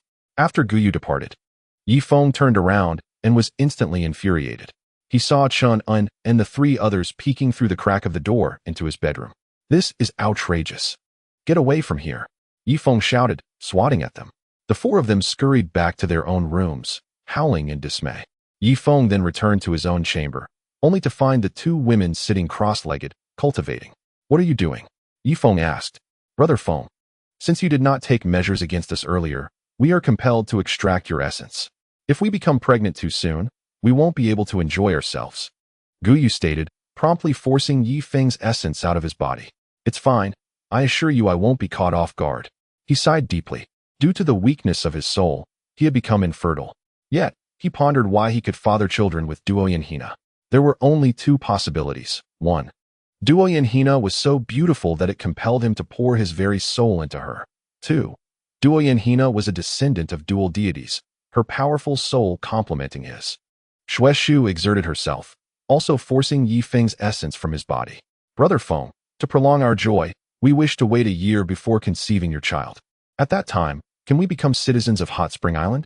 As Shueshu wiped and smiled, she inquired, Are you carrying my child?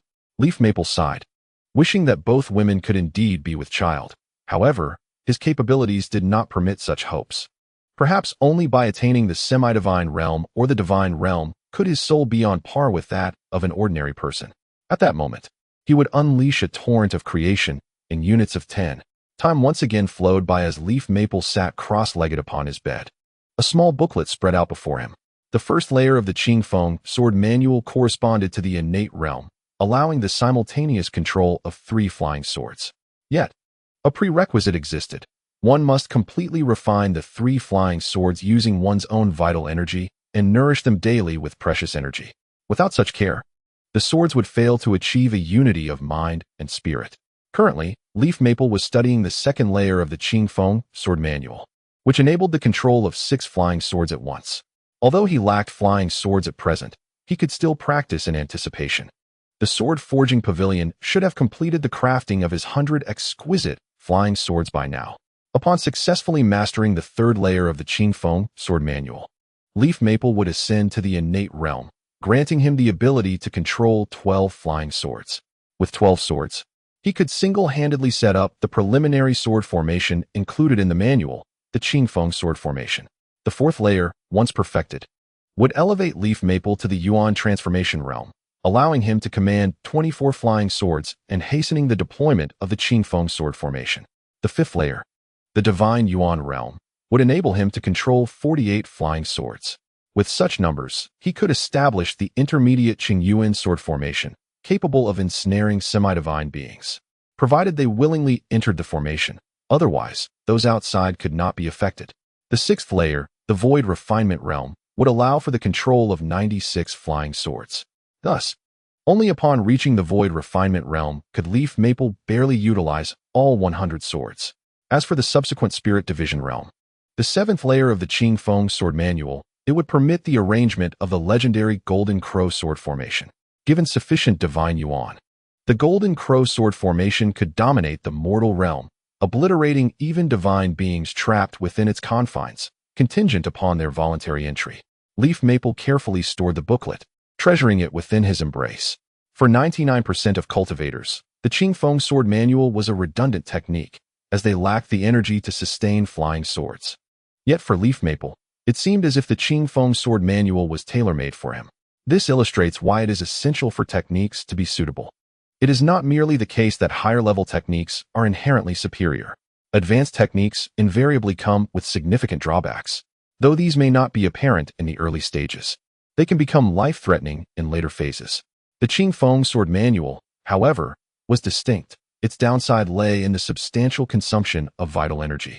And with Leaf Maple's blood-sucking technique and inability to advance swiftly, his energy was perfectly suited for nourishing the flying swords. Stepping out of his room, Leaf Maple felt an invigorated spirit. Although arduous and time-consuming, rigorous training bestowed upon him a sense of groundedness. In contrast, the blood-sucking technique, though rapidly cultivated, was akin to a castle in the air, leaving Yi Feng in a state of perpetual anxiety. Brother Feng, visitors have arrived at the sword forging pavilion. Let us prepare the transformation pills to receive the 100 exquisite flying swords you have crafted. Guyu fortuitously entered just then. Let us proceed. Yi Feng clasped his hands behind his back and led a few companions toward the pavilion. Inside the sword forging pavilion, 7 elderly men were seated, 6 of whom were innate experts, while the one at the head of the table was in the early stages of the transformation realm. However, all 7 bore haggard expressions and pale visages. To forge these 100 exquisite spirit swords, we 7, along with our more than 400 apprentice blacksmiths, have spent an entire month. If that young man fails to produce the remaining 5 transformation pills, he should not blame us for our lack of courtesy, remarked the cold-hearted transformation realm craftsman. He was in dire need of the transformation pills. If this endeavor succeeded, he would gain an additional pill, allowing him to attempt a breakthrough to the mid-transformation stage.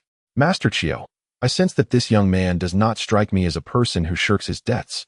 My only curiosity lies in the source of his high-purity transformation pills, spoke the round-faced middle-aged receptionist, the same gentleman who had previously attended to Yi Feng. What do you imply? Master Chiao inquired. I suggest that when he arrives, we engage him in conversation to ascertain the cultivation level of his elders. If they are below the transformation realm. The middle-aged man's eyes glinted with a ruthless light. Those who could establish a sword-forging pavilion in Pingzhou City were typically formidable characters.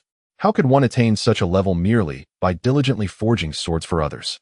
Indeed, as the saying goes, one cannot gain wealth without taking risks. We may attempt to probe further. However, if his elders possess strength beyond the transformation realm, we must refrain from acting rashly to avoid unnecessary trouble and protect the reputation of our sword-forging pavilion, Master Chiao stated matter-of-factly. As you command. The others quickly bowed in compliance. At that moment, a voice called from outside, a distinguished guest has arrived. As the words echoed, Yi Feng and his companions strode inside. Upon entry, Yi Feng's countenance shifted. He sensed that the atmosphere was amiss. Although the elderly gentleman feigned impartiality, the greed lurking in their eyes was unmistakable to his intuition. Ha! Allow me to introduce this gentleman. He is Master Chiao, the one forging your swords. The middle-aged man hurried over, a smile plastered across his face. I have come bearing the remaining 5 transformation pills, which constitute my final assets, Yi Feng declared, producing a pouch and tossing it towards Master Chiao. With a swift motion, Master Chiao caught the pouch, a powerful consciousness sweeping over its contents. Hiss! Such high purity? He could no longer maintain his composure, hastily appending the pouch. 5 pristine white transformation pills rolled onto the table. Instantly, 7 pairs of fiery eyes fixated on the pills, and Yi Feng could even hear the sound of their gulping. Very well, third brother, present it to him, Master Chiao instructed. Immediately, a congenital-level artifact craftsman approached, holding a small box approximately 10 centimeters in length. What? Is this truly my 100 exquisite flying swords? Yi Feng's expression darkened, feeling as though he had been deceived. Master Chiao cast a dubious glance at Yi Feng, as if scrutinizing a country bumpkin. Brother Feng, flying swords can indeed be resized. This box is more than sufficient, Guyu whispered from the side. Yi Feng's face flushed with embarrassment. He could not shake off the aura of a novice, having just arrived in the Starmong continent. With a flick of his finger, he opened the small box. Inside lay 100 swords, as slender as needles. Guyu, please verify if these are indeed exquisite flying swords, Yi Feng said. handing the box to her. Guyu promptly took the box and delicately pinched one of the swords between her fingers. Indeed, these are exquisite flying swords, and they have not yet recognized a master. Brother Feng, I cannot assist you in enlarging them. You should return and perform a blood oath to acknowledge your ownership. With daily nurturing using your essence, I believe you will be able to manipulate the swords to enlarge and shrink within a month, Guyu advised. All right. Yifeng carefully placed the box into his waist pouch. Esteemed seniors, the transaction is complete. I shall not impose further. Farewell, Yifeng declared as he prepared to depart. Wait. Master Chiu suddenly raised a hand. What is it? Yifeng's body stiffened, entering a state of alert. Sir, I am Qiumingi. May I inquire your name? Qiumingi asked. I am Yifeng, the Night Wind, Yifeng replied. Ah, so you are Brother Night Wind. Ha ha. This transaction is the largest we have conducted at the Sword Forging Pavilion in the past decade. I presume your esteemed predecessor is a person of great depth? Qiumingi chuckled. Congratulations, you are correct. My master is elusive as a dragon, rarely seen. Does the esteemed elder wish to meet him? Yifeng asserted, attempting to project an air of grandeur. Ha ha. I would indeed like to meet him, but as a mere practitioner of the transformation realm, I fear your master may not wish to see me. Qiumingi continued to laugh. Yifeng's mind raced. This old fellow's rhetorical approach is rather crude, likely trying to gauge his master's true prowess. If the level is too low, they might attempt to reclaim the flying swords after he leaves the city, resorting to robbery. Conversely, if he exaggerated his master's capabilities, they might suspect him of boasting. Not so serious. My master is, strictly speaking, of equal standing with esteemed elders. However, the sect he belongs to is a prominent one in the Black Mountain Kingdom. Due to certain circumstances, I cannot divulge its name. Yifeng began to weave an air of mystery. Qiumingi scoffed. Very well, Brother Night Wind may take his leave. You are welcome to return to our sword forging pavilion at any time. He waved dismissively. Farewell, Yifeng responded, striding out of the sword forging pavilion. Just then, a swift sound whistled overhead. What was that? Yifeng looked up into the sky. Swish, swish, swish. 3 more sounds of the air being sliced open echoed, leaving 3 white trails in the sky. Could it be that the bombers from our hot spring island have the audacity to fly all the way to Pingzhou City? Chen An's expression changed dramatically. Yifeng also appeared exceedingly troubled. After all, Pingzhou City was under the protection of a refinement void cultivator. This could surely invite trouble for Hot Spring Island. Buzz. A layer of azure light enveloped Pingzhou City, ascending slowly into the sky. In an instant, it formed a vast protective dome spanning hundreds of kilometers, encasing the entire city. Numerous spiritual crossbows were aimed at the heavens, and the citizens within the city were thrown into a state of panic. Even several high-ranking members of the sword-casting pavilion emerged, gazing skyward in concern. I have long heard of significant events occurring in the Xin Prefecture. It appears that the Gale Wind Zone has become unstable, allowing indigenous beings from the secret realms to enter the Starmong continent. The rumors seem to hold truth, Master Chiu remarked solemnly. Master, this could present us with an opportunity. As far as I know, secret realms often harbor spiritual herbs and medicines that have grown for millennia, or even 10 millennia. If necessary, we at the Sword Casting Pavilion should send someone into the secret realm before others seize the chance, suggested one of the refining masters. No. The instability of the Gale Wind Zone will undoubtedly attract countless powerful beings. Venturing into the secret realm now would be akin to delivering ourselves to our adversaries. Let us wait and observe, Qiumingi replied thoughtfully. Chapter 1156. A humiliation. Yifeng and his companions traversed the street of refinement before turning into the adjacent street of techniques. Chen An, Bai He Bai Ling, and Ying Chu, since you 4 have not specialized in techniques, feel free to choose whatever you like. I shall cover the expenses, Yifeng declared, leading them into a repository of tomes. Gentlemen, what type of techniques are you seeking? A receptionist approached them. Type. Chen An replied, perplexed. Haha, some techniques emphasize immense power, allowing for considerable combat effectiveness from the outset. Others are designed for progression, featuring weaker divine abilities, or even none at all, but they do facilitate swifter advancement. Then, there are defensive techniques, primarily for survival. If you plan to venture outside, I recommend selecting a defensive technique, the receptionist patiently explained to Chen and Brother Feng. Which type of technique do you think I should choose? Chen An inquired. You possess an inherently capricious nature and often speak without regard for context. which can easily offend others. Therefore, I suggest you opt for a survival-oriented technique, Yi Feng advised. Uft. Guqin and Xue Shu stifled their laughter. Brother Feng, that's rather harsh. Very well, I shall choose a survival technique. Chen An promptly decided to select his technique. The other three also chose techniques that suited their personalities within the repository. After an hour, all four had found techniques they were satisfied with. Let's head home, Yi Feng proclaimed, taking the lead towards the spiritual inn. However, midway, they spotted a group of riders on spiritual beasts galloping down the street. Brother Feng, since we have some time, why not take a look? Chen An suggested. Indeed. Let us go see, Yi Feng agreed, and so the group followed behind the riders. The horses they rode were remarkably tall, each adorned with a single horn atop their heads, suggesting they belonged to the mystical beasts of the New Taiwan faction. After trailing for half an hour, Yi Feng and his companions, leveraging their identities as cultivators, ascended the city wall. The battlements were already crowded with individuals, predominantly warriors from Pingzhou City, among whom a figure draped in a gray robe stood out conspicuously. Yi Feng extended his spiritual sense slightly, perceiving the presence of an early-stage divine origin cultivator. Beside this cultivator stood 8 robust men clad in black armor, all at the pinnacle of the transformation realm. The soldiers atop the wall exhibited a varied spectrum of strength. Those in heavy armor were mostly low-ranking soldiers, while those in lighter armor were predominantly cultivators, some at the acquired realm, others at the true martial realm, and a few at the innate realm. The higher their rank, the less armor they donned. Stretching over 100 kilometers, the western city wall housed hundreds of spiritual crossbows, all aimed uniformly towards the plains beyond. Just then, 3 dark figures swept past the top of the wall. After a prolonged period of circling, these shadows finally decelerated, revealing their true form to the onlookers. 3 bombers, triangular in shape, with fiery exhaust trailing from their underbelly as they descended gracefully. Measuring over 70 meters in length and boasting a wingspan of approximately 60 meters, one of the crew exclaimed, "Brother Feng, this doesn't resemble the bombers we used to operate. Have they undergone a redesign?" Chen An remarked with palpable excitement, while the other 3 pilots wore expressions of pride.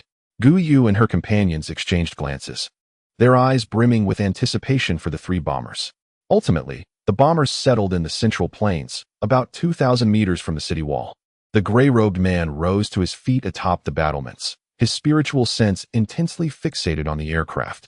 As the Grand General of Pingzhou City, he was tasked with safeguarding the western wall.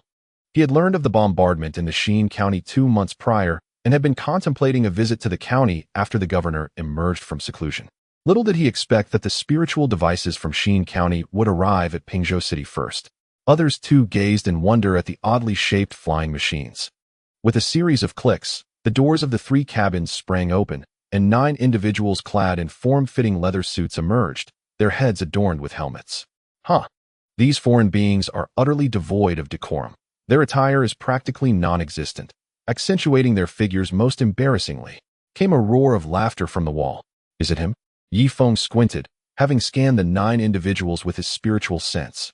He could not name 8 of them, yet he recognized the leader. Meng Yanlue removed her helmet, letting her hair cascade down like a waterfall over her shoulders. She glanced up at the towering city wall, a flicker of disdain crossing her eyes. What does it matter if the wall is tall? Barbarism is barbarism. It cannot possibly compare to our southern hot spring island. With that, Meng Yanlue stepped forward, locking her gaze with that of the gray-robed man. At that very moment, he too was scrutinizing her. A woman? The gray-robed man, exhibiting remarkable composure, could not afford to underestimate the small contingent that dared to provoke him in Pingzhou City, despite their limited numbers. With a mere wave of his hand, 300 spiritual crossbows were aimed at Meng Yanlue. The expressions of the other 8 individuals shifted, and they instinctively took a step back, for they were mere townsfolk lacking the courage of true citizens unafraid of sacrifice. Meng Yanlue chuckled softly, advancing a step forward, undeterred by the threat of the crossbows. Where is your governor? I have matters of significance to discuss on behalf of Wang Zhihai, the lord of Nanwenquan Island. Her voice resonated, ensuring that all within several kilometers could hear her. The gray-robed man smirked slightly, signaling to his subordinate. A burly figure clad in black armor stepped forward, resting one hand on the city wall. What arrogance! You demand an audience with our esteemed governor? Who do you think you are? The black-armored man retorted coldly. Who I am is of little consequence. However, The message I bear for the governor is of great importance. It would be best for the governor to come forth. For some matters are futile to discuss with you minor officials, Meng Yinla asserted, her presence commanding. Although she was merely at the late stage of the acquired realm, she had the immense backing of Nanwenquan Island. The gray-robed man raised an eyebrow, motioning for the black-armored man to step aside. Little girl, the governor and the four great are currently in seclusion. I am the general of the western city of Pingzhou. You may speak with me, he declared. Can you make decisions? She inquired. Certainly, the gray-robed man replied, growing somewhat impatient. Very well, I have a document here. Please send someone to retrieve it. This is a letter from Lord Wang Zhihai to the governor, requesting trade with Nanwenquan Island and the construction of a railway to connect Pingzhou with Nanwenquan Island. In the future, we can supply you with advanced weaponry or aircraft, such as sand vehicles. As she spoke, Meng Yinla pointed to the 3 bombers behind her. Do you see those? The 3 bombers are our newly developed stealth models capable of evading the consciousness of spiritual realm practitioners. As for their speed, I assure you that even those at the divine origin realm would struggle to lock onto them. As long as we restore trade and extend the railway to Pingzhou's various counties, I guarantee that within 3 years, you too will possess such stealth bombers. Gone was her earlier delicateness. She now exuded the unwavering demeanor of a strong woman. The gray-robed man's eyes narrowed slightly. Fast indeed. I concede that point. But what of the offensive capabilities of this stealth bomber? He inquired, having witnessed its remarkable speed and recognizing his inability to intercept it. A duo. Take the bomber into the sky and release a few drops of heavy water upon the protective array of the city, allowing them to witness the power of the bomber. He commanded. Understood. A female pilot donned her helmet. Whoosh. One of the bombers ascended gracefully into the sky. Moments later, a shadow swept across the heavens, prompting the gray-robed man to quickly glance upward toward the luminous screen in the sky. A cacophony of heavy water cascaded down, distorting the luminous barrier that enveloped the city walls within a 5-kilometer radius. With a resounding splat, a single droplet of this heavy water pierced through the shimmering veil, striking the watchtower with tremendous force. The man clad in gray robes shifted his focus, his expression transforming dramatically. In his perception, that drop had traversed the entirety of the watchtower, penetrating the very foundation of the city walls, before descending to a depth of 2 kilometers below ground. The sheer penetrative power of this droplet was immeasurably superior to that of their spiritual crossbows. A bomber hovered menacingly above Pingzhou City, both a show of force and a subtle threat. Pray tell, miss, what is your name? Inquired the gray-robed man with an air of politeness. The title had shifted from little girl to miss. I am Meng Yinla, a citizen of Nanwenquan Island. Ah, so you are Miss Meng Yinla. I am Lu Baiyi. Your message will be conveyed to the lord of the prefecture, although it must await his emergence from seclusion. However, I can assure you of one thing. Lu Baiyi replied nonchalantly. And what assurance might that be? Meng Yinla retorted. The railway you propose can indeed extend to the 3 prefectures of Shiliang, Haoshui, and Le, under the jurisdiction of my kin. As for the other dozens of prefectures, I cannot extend the same guarantee, Lu Baiyi stated. In Heishan Kingdom, one must possess influential backing to ascend to the rank of general, and his backing was the Lu Ba family. Then I kindly ask you, Mr. Lu, to inform the lords of these 3 prefectures, lest we encounter obstruction when constructing the railway, Meng Yinla asserted.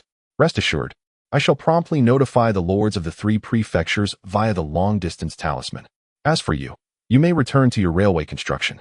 It is agreed that upon completion, you will sell such aerial spiritual devices to me, with the expectation of prioritizing the Lu Ba family, Lu Ba too remarked.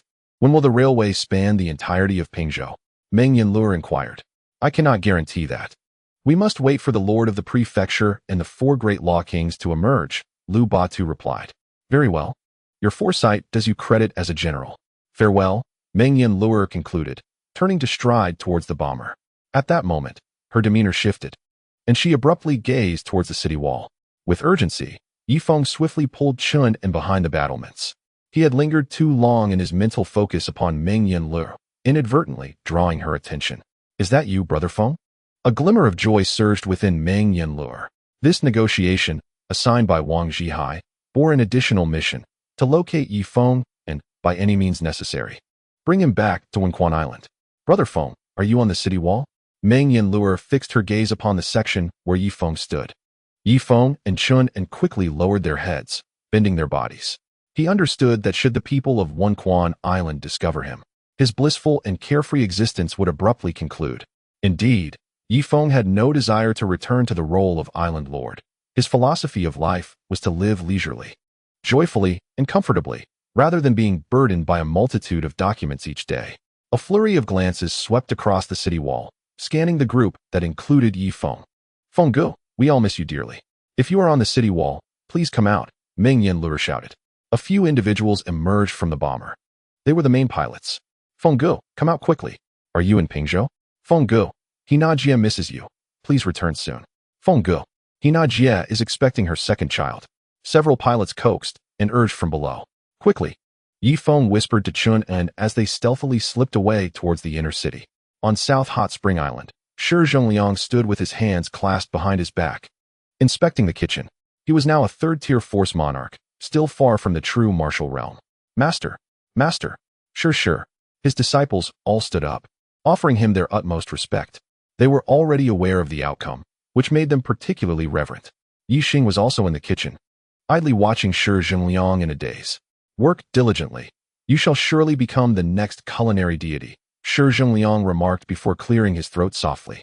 Yi Xing promptly set down his spatula and approached Shi Zhengliang. The master's behavior was peculiar. He intermittently grasped at the air and spoke to empty corners, occasionally erupting in anger at the void. "Go, summon Wang Zhihai and the other senior officials," Yi Xing instructed a worker. Before long, Wang Zhihai, Susan, Su Yun, and Nei Reimeizi arrived, their expressions tense as they regarded Shi Zhengliang. Also present were several of Shi Zhengliang's sons and 2 wives. "You all have come? I sense that my mother has passed away," Shi Zhengliang suddenly muttered cryptically. "Old Shi, don't speak nonsense. Your mother should still be in the civilized society on Earth, right? How could you possibly sense that?" The crowd quickly interjected. "No, I truly know it." Shi Zhengliang's complexion paled. He touched various parts of his body, seemingly in a daze. The following day, Shi Zhengliang appeared in good spirits and went fishing at Hot Spring Bay. However, while fishing, he tended to ramble incoherently to the air. Wang Zhihai, Susan, and others followed closely behind him. The rejuvenation pill could extend his life by a year, unless he can break through to the true martial realm. Wang Zhihai sighed. "Then let him take another one," Yi Xing suggested. "It's of no use. The rejuvenation pill seems to only have some effect with the first one. Subsequent doses are largely ineffective or even useless," Susan chimed in. Shi Zhengliang put away his fishing rod and walked directly towards Wang Zhihai. "Zhihai, can you arrange for a bomber to take me to the beach and the Heishu River Basin? I wish to see the places of my past," he inquired. "Certainly." Wang Zhihai nodded in agreement. Unable to contain their emotions any longer, Su Yun and the others burst into tears. Shortly thereafter, 3 bombers took off from South Hot Spring Island, heading towards the vast prairie. Wang Zhihai piloted the aircraft slowly, allowing Shi Zhengliang to observe the surroundings below. Chapter 1158. Let me grow larger again. That is Shirtu City, once the territory of Yongmu. And that seems to be the Yinshan clan? Shi Zhengliang murmured to himself, his gaze fixed on the luminous double stop. Could that be the Heishu River Basin? He pressed his eyes against the glass window. Hot Spring Island had long since developed this glass, a cutting-edge iteration of high-grade material. Indeed, shortly, they would behold the original Hot Spring Island.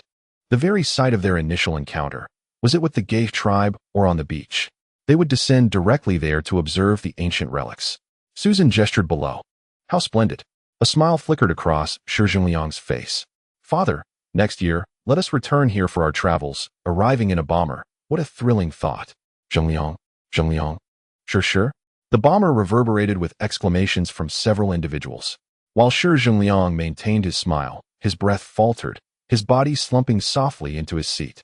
A roar echoed. Sure. Shi Zhengliang had departed, and Hot Spring Island convened an unprecedented grand memorial service.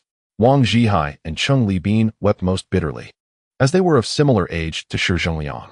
Their tears were not solely for him, but rather for themselves. If they could not attain the true martial realm, their lifespans might dwindle to merely 2 or 3 decades, and if fortune favored them not, they might not even reach 20 years. "Cheng, stop your weeping." In the final days, Shi mentioned sensing his mother's passing. "Do you believe that to be true?" Susan grasped the 2. "It must be genuine. When my mother departed, I was away on business. For a fleeting moment, I felt as though I could not breathe, as if a valve had been obstructed. Then, my sister called that morning to inform me of our mother's departure, precisely coinciding with that moment of breathlessness. Chen An wiped his eyes. Susan's expression shifted. They say the speed of light is the fastest in the universe, yet I believe this theory may be transcended. We find ourselves in a different realm. Yet after Shur's mother passed, he was able to sense it accurately. This attests that the transmission of familial bonds surpasses even the speed of light, possibly capable of transcending realms. Should we develop such a phenomenon for communication devices, it would mark a monumental breakthrough. Sister Susan, why are you articulating this now? We must diligently cultivate to the true martial realm. Otherwise, we may not be far from death ourselves, Chen An retorted angrily. It is not as dire as you imagine. Feng left behind an abundance of elixirs, enough for all of our civilized society to ascend to the true martial realm. As for Shur, he departed for special reasons. Since the formation of our team, Shi Zhengliang had been ceaselessly occupied. Each grand feast at Hot Spring Island was orchestrated by him, leaving no opportunity for celebration. I believe his lifespan is intricately linked to this constant busyness, Su Yun interjected. Indeed, it suggests that incessant activity may affect one's longevity. Why do turtles live longer than other creatures? Because they remain still, while Shur was ever in motion, Ilian concurred. Wang Zhihai glanced at the individuals from various civilized societies and abruptly stood up. Sister Susan, I have a rather selfish suggestion. Currently, on our Hot Spring Island, the number of individuals from civilized society is dwindling. Therefore, I propose that the elixirs refined by Brother Feng be prioritized for us, the old friends of civilized society. Only by doubling our lifespans can we ensure that the technology on Hot Spring Island continues to advance. Otherwise, relying on the local indigenous people, their progress will inevitably lag behind ours. After Wang Zhihai finished speaking, he anxiously looked at Susan. My mind is quite chaotic right now. As the island master of South Hot Spring Island, the decision lies with you. I shall not interfere. Susan, too, harbored her own ambitions. She yearned to cultivate to the true martial realm and wished to live for over 200 years, just like Yifeng. Irian and Su Yun exchanged glances, yet refrained from speaking, tacitly acknowledging Wang Zhihai's proposition. The crowd then turned their gaze towards Duoyan Hina. Do not look to me. I shall not partake in the management aspect. Furthermore, my son and I do not require your elixirs to extend our lifespans, Duoyan Hina stated with indifference. Sister Hina, do you imply that your lifespan is quite ample? Susan inquired. Indeed. However, your prowess seems to be merely at the warrior king level, does it not? There are certain matters I cannot elucidate.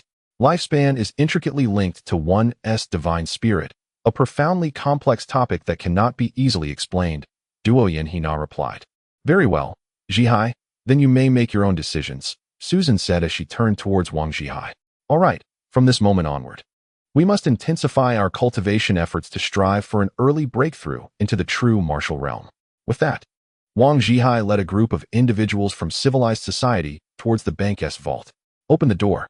With a creak, the 5-meter-thick steel door of the Xena City vault swung open, revealing several boxes within. These contained various elixirs, such as the transformation elixir, the nurturing elixir, and the chi cultivating elixir, among others.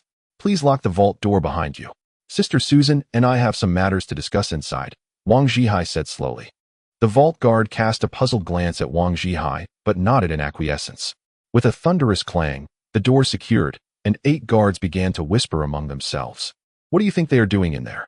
Who can say for sure? Inside are the most precious elixirs of South Hot Spring Island, refined by Brother Feng for all citizens. Wang Zhihai wouldn't he take advantage of Brother Feng's absence to divide these valuable elixirs, would he? What can be done? He is currently the leader of the Free Faction, the president of the Spring Bank, and the island master of South Hot Spring Island. Meanwhile, in Pingzhou City, Yifeng sat cross-legged on his bed, retrieving a needle from a box. Though it appeared small, it was indeed a supreme flying sword. In the next moment, he pierced his fingertip. A copious amount of blood was absorbed by the flying needle. Once filled, he began to slowly refine the needle according to the techniques outlined in the Qing Feng sword manual. Whenever his vital energy threatened to deplete, he would resort to the blood absorption technique, drawing from a spirit stone or a transformation elixir. Particularly with the transformation elixir, it contained potent energy that could directly nourish the flying sword. Time passed swiftly, and after 2 hours, Feng opened his eyes. At that moment, he felt as though this diminutive flying needle had become an integral part of his being. Grow. Whoosh. The exquisite flying sword reacted with remarkable swiftness, expanding 100-fold in the blink of an eye, transforming into a 3-foot-long blade. Enlarge once more, Feng commanded again. Whoosh. The needle-sized flying sword metamorphosed into a colossal 7-meter-long great sword. Simultaneously, Feng felt a rapid depletion of the vital energy within him. His expression shifted, and he hastily reduced the flying sword to its original size. Chapter 1159. The two maidens quickly adjusted their attitudes very well. The second one. Feng retrieved a new needle from the box and pierced his fingertip once more. In Chen An's chamber, a massive shield floated in the air. He, too, had selected his magical artifact. While the shield could be used to strike opponents, its primary function was defense. Although it was slower to maneuver, it was notably solid and dependable. The other 3 individuals also found their respective magical artifacts. Yet, regrettably, their progress as postnatal practitioners made controlling these artifacts exceedingly challenging. Time flew by swiftly, and in the blink of an eye, 2 months had passed. Chen An and his companions had successfully infused their artifacts with blood, leaving Feng lagging behind. This was due to his possession of 100 exquisite flying swords. The higher the quality of the flying swords, the more energy they consumed. Correspondingly, their combat prowess and reaction speed also increased. One day, Feng emerged from his chamber, his face pale and weary. He had exhausted all the various elixirs on his person. Guyu, head to the alchemy pavilion in North City and ascertain how many defective elixirs they have. We shall procure them all, Feng said slowly. Understood. The group made their way to North City, a street renowned for alchemy, where Feng arrived at the largest first-rate alchemy pavilion. To his surprise, he was greeted by a cultivator of the transformation realm, the very master of the pavilion. Brother Feng? Ha ha, I never anticipated your visit to our alchemy pavilion. Last time, Daoist Chiu mentioned your illustrious name, the cultivator exclaimed, astonishingly calling out Feng's pseudonym. Oh, Feng felt a twinge of displeasure. May I inquire your esteemed name, senior? He replied coolly. It seemed he had drawn the attention of experts from Pingzhou City, and it was likely that a formidable battle awaited him upon his departure. My name is Mo Yuan. What brings you to our pavilion? Mo Yuan inquired with a facade of politeness, though his eyes betrayed an insatiable greed. He had longed to witness the famed transformation pills firsthand, having only successfully refined 2 batches in over 5 centuries due to the scarcity of raw materials and the diminishing success rates of higher-tier elixirs. Do you have any defective transformation pills? Feng asked. Defective pills? Am I mistaken? Why would you want such refuse?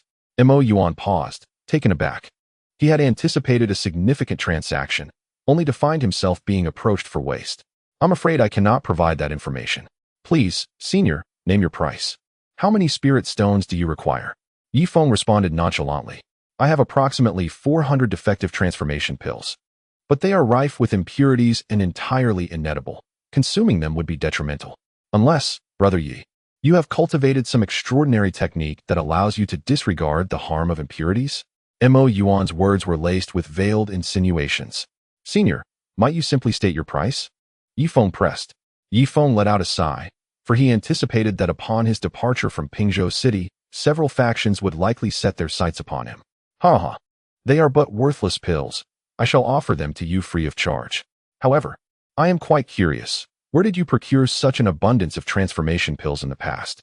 How about we exchange these worthless pills for one piece of information? Mo Yuan insisted, his demeanor persistent. Huh, senior, I have nothing to disclose. Feng's tone turned frigid. Humph, very well then. I shall sell these worthless pills to you for 5 first-grade spirit stones each. Take them all. You may think I am unaware of your intentions, but I am well versed in the rumors. You are planning to venture to a place known as Warm Spring Island, are you not?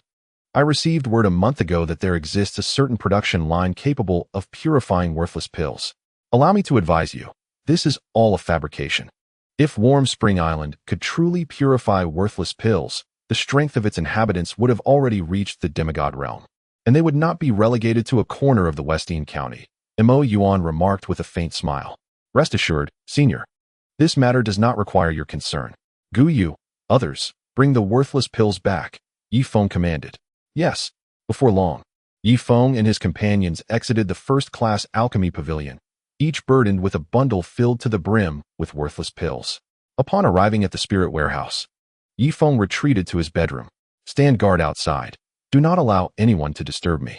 I intend to purify these worthless pills entirely, and when the time comes, each of you shall receive one, Yi Feng instructed. Understood, Mr. Yi. We shall comply, replied the three, filled with joy at the prospect of following Yi Feng. To accompany him was not merely to feast daily, but to indulge in the most exquisite delicacies.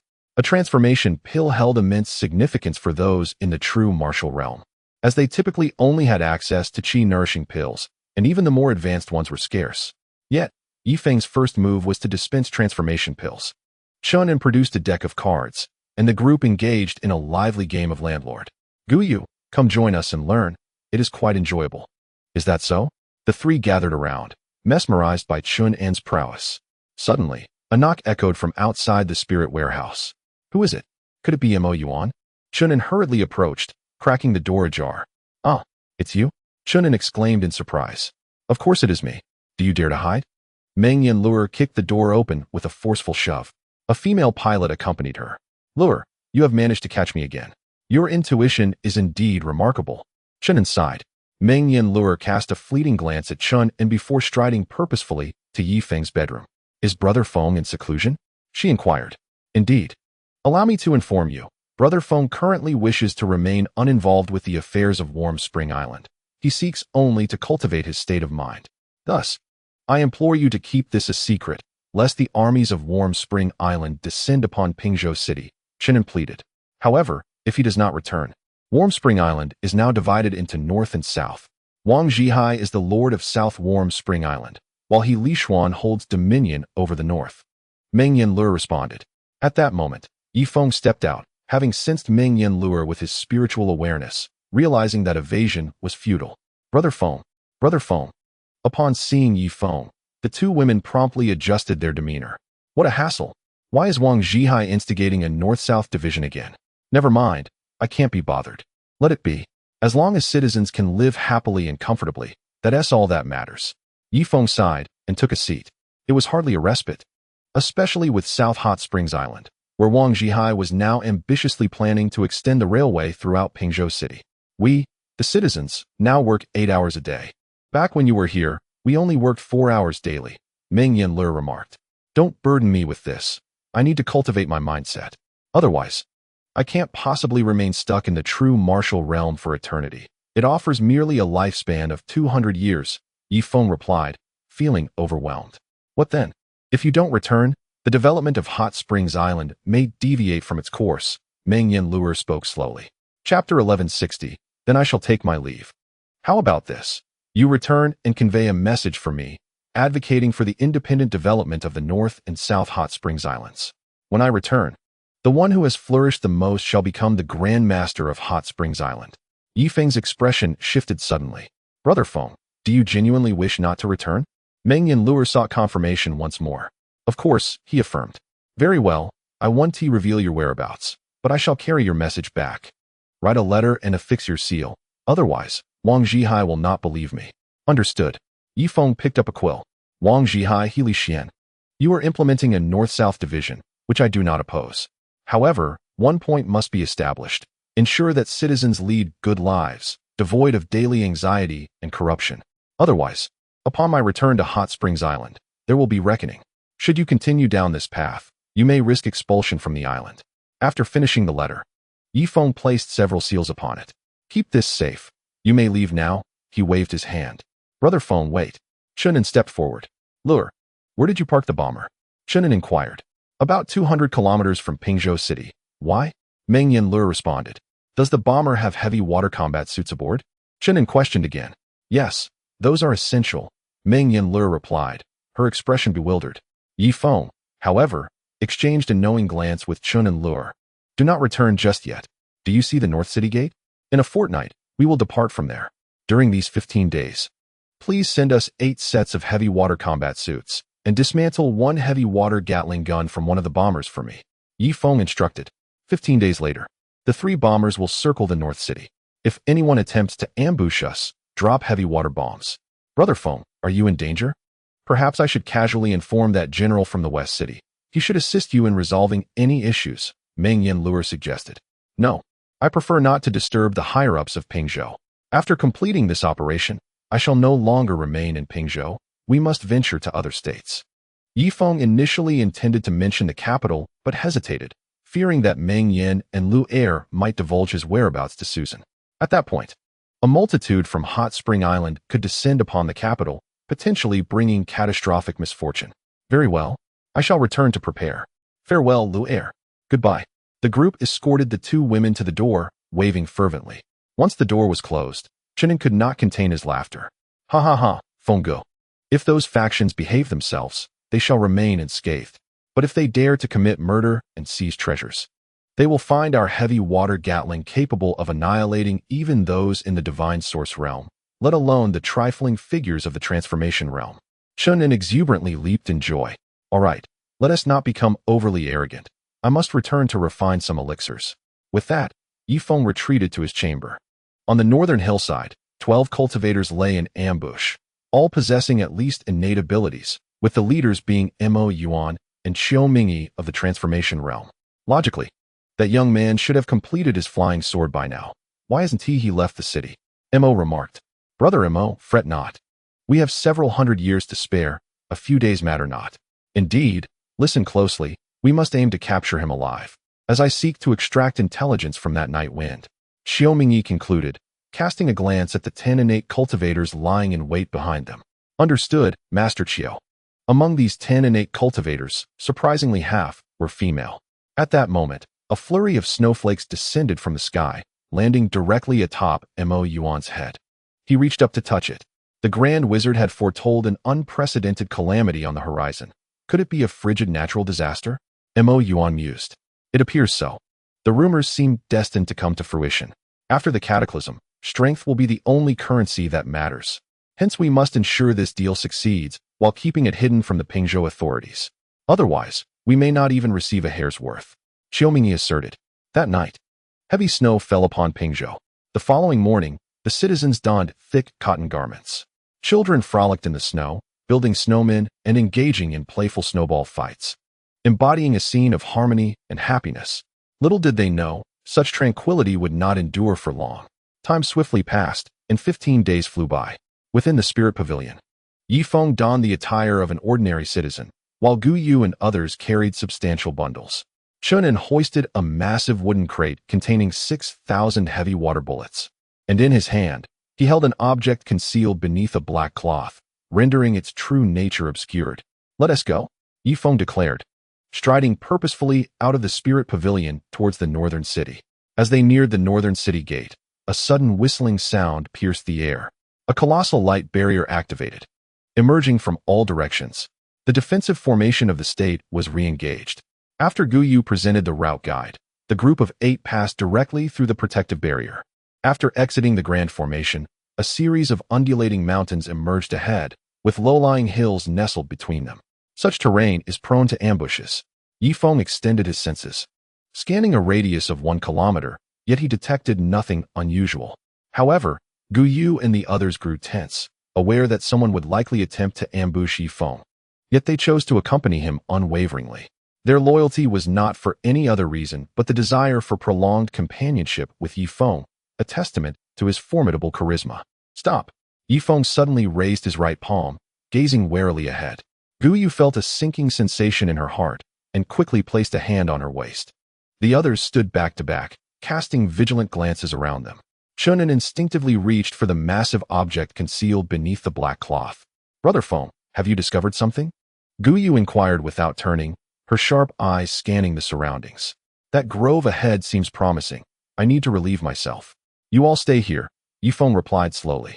Gu Yu and Chen An exchanged glances, unable to suppress their wry smiles. I'm off to take care of business, Yifeng declared, hastily retreating behind. Indeed, cultivators can survive for months or even years without sustenance, but this does not imply that their bodies are devoid of needs. Such deprivation comes at a cost, the depletion of their internal essence. At that moment, a group of ruffians suddenly leapt forth. This mountain is mine to claim. This tree is mine to cultivate. To pass through, you must pay with your lives. With this declaration, Over 30 burly men surged from the surrounding woods, brandishing fearsome broadswords. Yi Feng squatted on the ground, curiously scrutinizing the group. Chapter 1161. Why aren't you with me? Gu Yu first scanned the group with her senses. Ordinary people. You're not cultivators? She asked. What cultivators? Hand over your valuables, and we shall spare your lives. The leader, a man with slanted eyes, commanded. Ha ha ha. Gu Yu could not contain her laughter. You overestimate yourselves. With that, she raised her right hand, preparing to summon her flying sword. Brother Gu, wait. Let me finish first. Came Yi Feng's voice from the bushes. He too sensed that these men were not cultivators. Perhaps this was a serendipitous opportunity. The reason for his inner turmoil stemmed from the fact that since entering this world, he had lived as a cultivator and had never experienced the life of an ordinary person. He needed to engage with these common folk to understand a more mundane existence. The leader with slanted eyes glanced at the bushes, realizing there was someone hidden within. Are you taking a dump? If you lack toilet paper, just wipe on the ground and come out. Then hand over your valuables. After a moment, Yi Feng emerged, trousers in hand. Excitement gleaming in his eyes as he regarded the leader. The leader, taken aback, mused, Such audacity to gaze at me. Hand over your money, gold, silver, and steel plates. With a swift stroke, the triangular-eyed man cleaved a massive rock in two. I'm afraid we lack the funds, Yi Feng remarked slowly. No funds.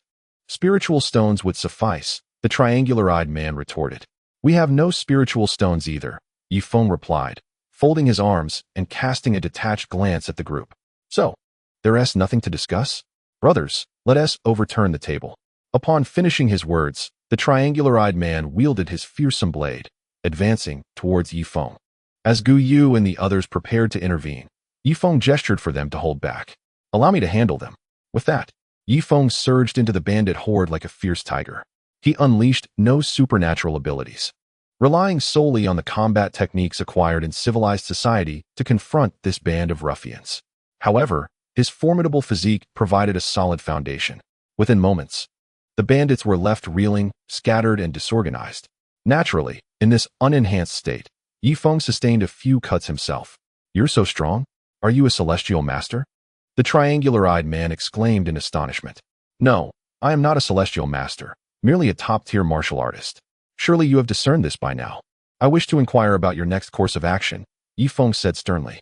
The triangular-eyed man scrutinized Yi Feng, a mocking smile creeping onto his face. Humph. We are but mere bandits. What plans could we possibly have? When soldiers arrive, we flee. In their absence, we rob the wealthy commoners. The triangular-eyed man rose, casting a suspicious glance at Yi Feng. Just moments ago, he had struck Yi Feng multiple times, yet no blood had flowed. How peculiar. If he were not a celestial master, then what was he? Gu Yu and the others exchanged glances, having grasped Yi Feng's intentions. They had previously trained in the mortal realm, understanding that typically, one must undergo a process of transformation from innate to true martial realms, primarily to refine one's mindset. If one were to wait until achieving a higher realm to undergo this transformation, true integration into mortal life would be unattainable. Thus, the sooner, the better. Though Chen An and his companions appeared bewildered, they began to comprehend that Brother Feng wished to conceal his identity as a cultivator. So, you only bully the weak? Yi Feng stated matter-of-factly. In the past, witnessing such behavior would have prompted him to label these individuals unfavorably. However, now, from a higher perspective, it seemed almost natural for mortals to act in this manner. If not bullying the weak, would they then bully the strong?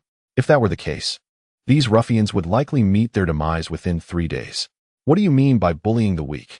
We act in accordance with the heavens, the triangular-eyed man retorted, his face flushed with indignation. Mortals indeed placed great importance on such labels.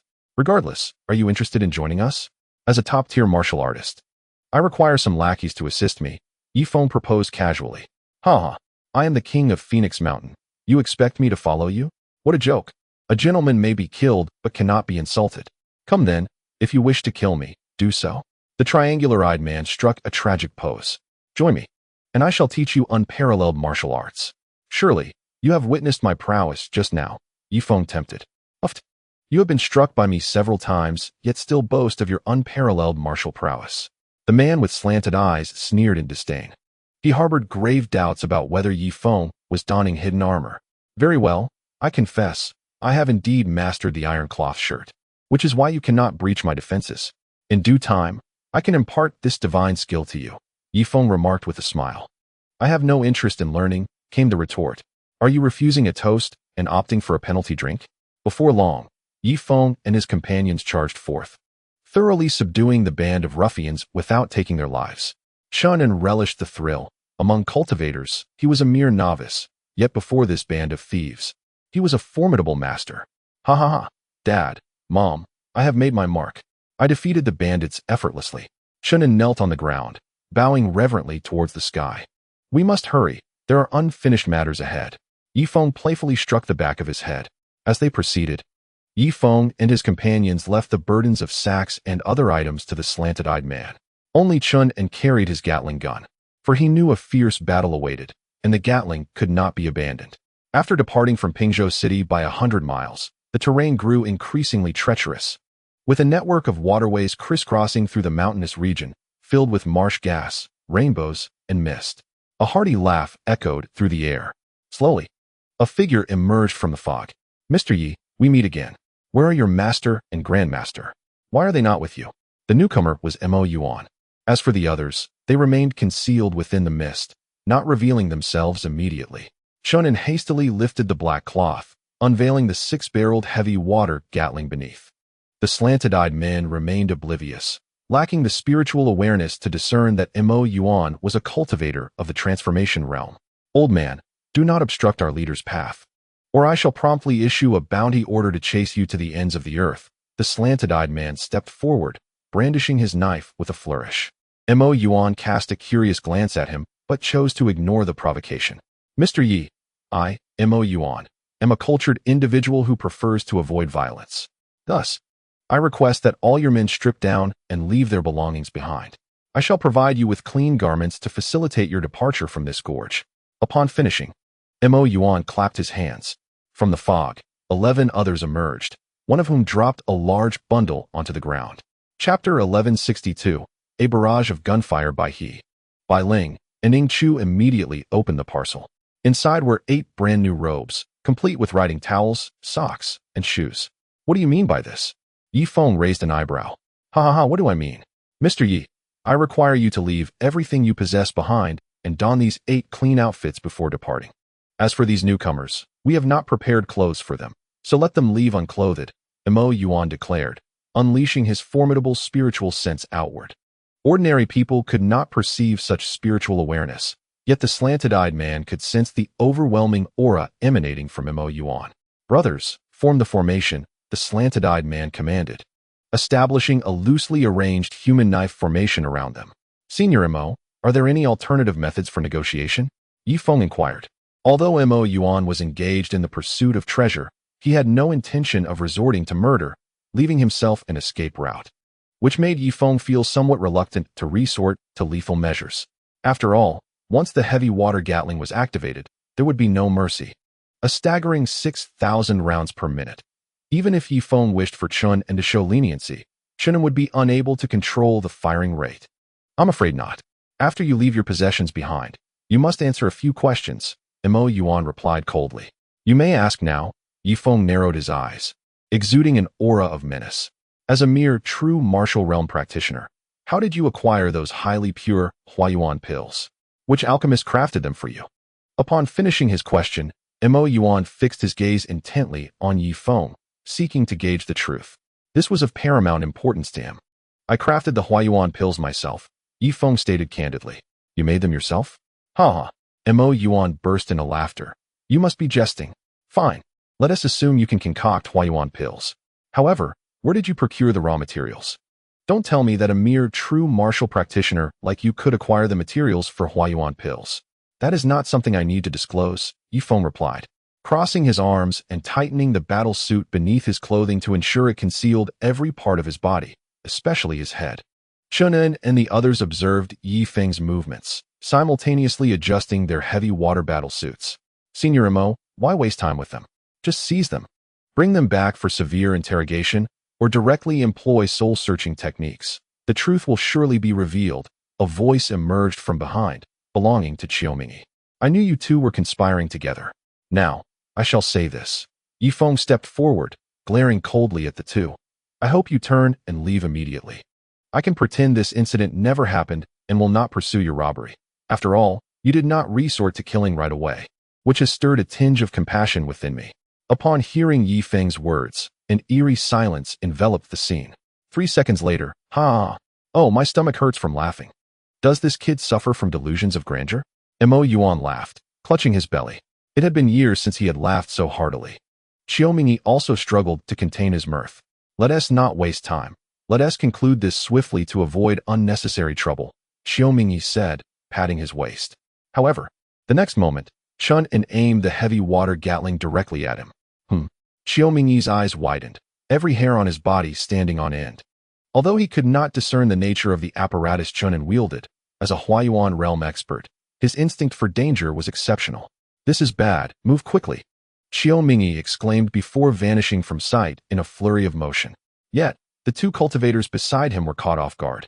The 6-gun barrels began to rotate slowly. A line of fire erupted from the topmost barrel, dense as a laser beam. The sound resonated in a continuous line.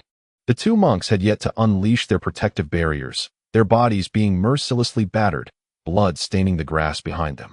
Chen An swung the Gatling gun left and right, unleashing a torrent of bullets upon the remaining 2 monks. One's barrier held for a mere fraction of a second before disintegrating into nothingness. The other fell without uttering a sound, his life abruptly extinguished. A myriad of barriers materialized in response. Xiao Mingyi slapped his waist, and a small orb shot forth, transforming instantaneously into a colossal sword measuring 20 meters.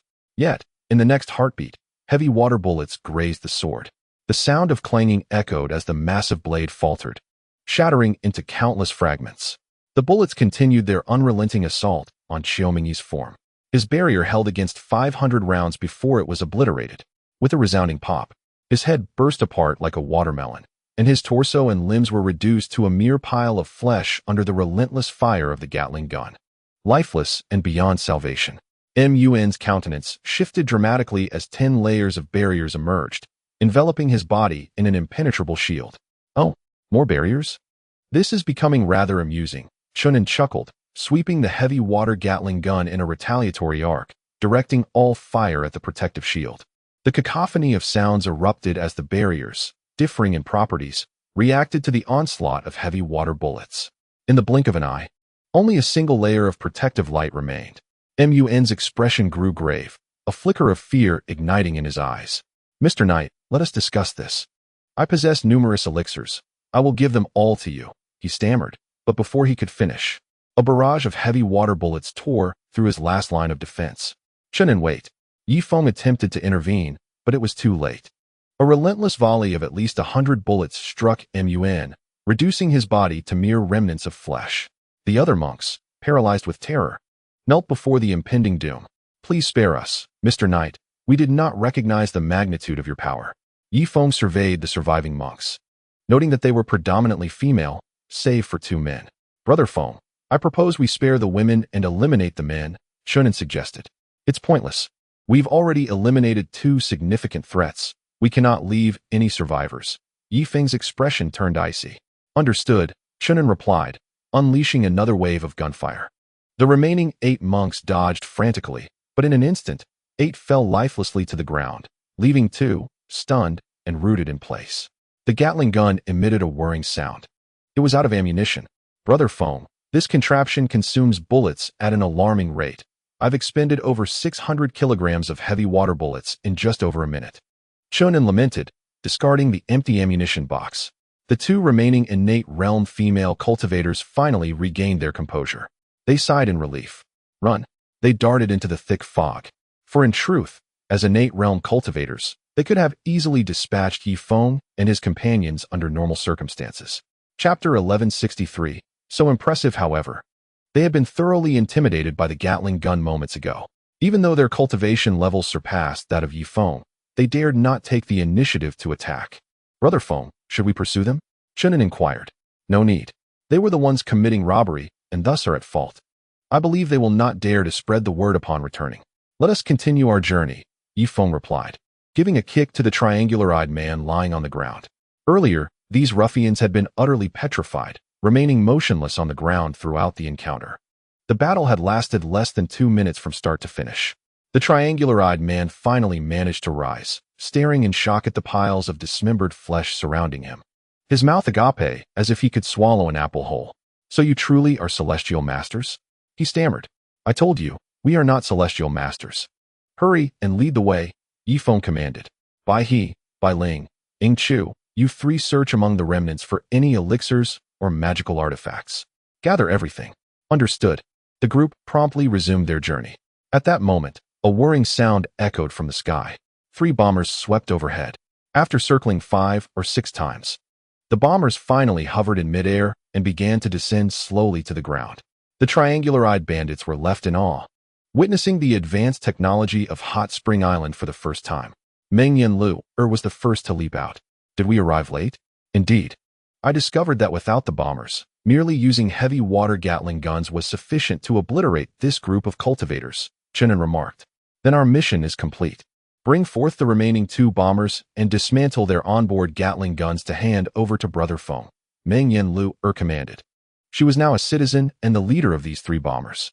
Yes, the remaining crew busied themselves, gathering tools to disassemble the Gatling guns from the other 2 bombers. "There are quite a few bullets left, 12,000 in total," Meng Yanlu reported. "No worries. We have many people here who can help carry the ammunition." Yifeng indicated towards the triangular-eyed man. "With 12,000 bullets, if each person carries 6,000, we will need 20 individuals to carry them simultaneously. Lure, upon our return, see if you can develop a smaller heavy water bullet. Otherwise, the ammunition takes up too much space." As he finished speaking, a soft body leaped into his embrace. "Brother Feng, I love you. I long to wander the world with you," Meng Yanlu confessed, burying her head in Yifeng's chest. Yifeng's hands hovered uncertainly in the air before he gently patted her back. "Let us forego wandering the world together for now. When you return, please send my regards to your mother and tell her that I have been thinking of her." With that, he gently extricated Meng Yanlu from his embrace. "All right, Brother Feng, shall we depart?" she asked. "Wait, Lure, you haven't hugged me yet. Come here, my darling." Chen An rushed forward. Smack! Meng Yanlu swiftly slapped Chen An on the head. "Goodbye, Brother Feng. Goodbye, Xiaoanzi." With that, she boarded the bomber. 5 minutes later, the 3 small black dots vanished from Yifeng's sight. Only a few massive ammunition boxes and 3 Gatling guns remained at the site. "Chen An, Bai He, Bai Ling, you 3 shall each take a Gatling gun and carry a box containing 6,000 rounds of ammunition. As for the remaining boxes, Sanjiaoyan, you are responsible for carrying them," Yifeng commanded. "Master Xianshi, my name is Ma Liang. Please refrain from calling me Sanjiaoyan in the future," Sanjiaoyan replied. "Very well, Sanjiaoyan. Thank you." "You're welcome, Sanjiaoyan." With this, Yifeng's team grew in strength, delegating the burden of their sacks to Sanjiaoyan and his companions. Unbeknownst to this band of ruffians, the sacks they carried contained Huayuan Dan, treasures coveted even by those of the Huayuan cultivation level. Though heavy, the Gatling gun was no challenge for Chen An, who had now attained the level of a power king. "Brother Feng, where do you think Xiao Tuan is now?" Chen An suddenly inquired. "Xiao Tuan." Yifeng lifted his gaze skyward. "Brother Feng, would you like to hear my honest opinion?" Chen An's expression grew grave. "What honest opinion?" Yifeng asked. "Truthfully, the person you cherish most has always been Xiao Tuan. However, back on Hot Spring Island, with Sister Susan and Sister Hina present, I refrained from saying it. You love her, and she loves you," Chen An stated earnestly. "Do not jest. I have always regarded Ding Tuan as my own sister." Yifeng shook his head. "Brother Feng, I believe in Gu is correct. Everyone understands this. Even your 2 sisters-in-law. Your affection for Ding Tuan surpasses that for anyone else," Bai He chimed in. "There's nothing to it. Let us hasten our journey." Yifeng sighed. For some reason, Chen An's words stirred something deep within him. This time, his decision to leave everything behind on Hot Spring Island seemed, on a subconscious level, to have been a desire to encounter Ding Tuan on the Starming continent. In a secluded, dense forest, Ding Tuan walked ahead, followed by 2 devoted followers. "Sister Tuan, although you are out here for training, surely you must have a goal?" the first follower asked, burdened with a tent, toiletries, and several large bundles. "Indeed, Sister Tuan, wandering aimlessly like this is exhausting for us," the second follower lamented, also laden with various heavy items. In contrast, Ding Tuan Tuan was much more at ease, her hands free as she led the way. However, several pouches hung from her waist. The next moment, she suddenly slapped her waist, transforming a small black into a 3-meter-long massive sword, which she swept through the nearby woods. Roar! A beast collapsed with a thunderous crash. Indeed, she had now advanced to the early stage of Zhenwu, having broken through just 7 days prior. Go, retrieve the beast core, Ding Tuan Tuan said nonchalantly. Must it be us again? The two followers exchanged disgruntled glances as they went to collect the beast core. After securing the core, the trio retraced their steps, pushing aside a thicket of branches, revealing an ancient bomber from Hot Spring Island. Let us board the bomber. Our destination is the capital. I have heard there are various libraries there. We shall immerse ourselves in reading for a few years and expand our foundational knowledge. Ding Tuan Tuan declared as she took her seat in the pilot's cockpit. Sister Tuan Tuan, our fuel is running low. I wonder if we can reach the capital. One of them queried. How far can one fly? Once the fuel is depleted, the bomber must be destroyed on the spot. It should not be left for the inhabitants of the Starmon continent to study. With that, Ding Tuanchuan yanked the control lever. The bomber ascended gracefully, vanishing with a whoosh above the treetops. In Chen County, millions of workers toiled to reshape the landscape, laying down iron tracks along the roadside. Surrounding the laborers were numerous soldiers providing protection. At the forefront stood a man clad in light armor. His name was Lubak, a member of the Lubak family, tasked with maintaining order along the route. The Southern Hot Springs Island had reached an agreement with the Lubak family. Once the railway was completed, they would sell their advanced bombers to them. A few bank officials sat in a cart, observing the railway workers and the common folk of Chen County. Indeed, they had been sent on a mission by Wang Zhihai to issue the new Southern Hot Springs currency. Due to the division between North and South, Wang Zhihai had introduced the new Hot Springs currency, severing ties with the old one. Madam, this is the new Hot Springs currency. Do you see the portrait on it? It is of Mr. Yi Feng, our island's founder. In the future, you can use this paper currency to purchase many of our local specialties.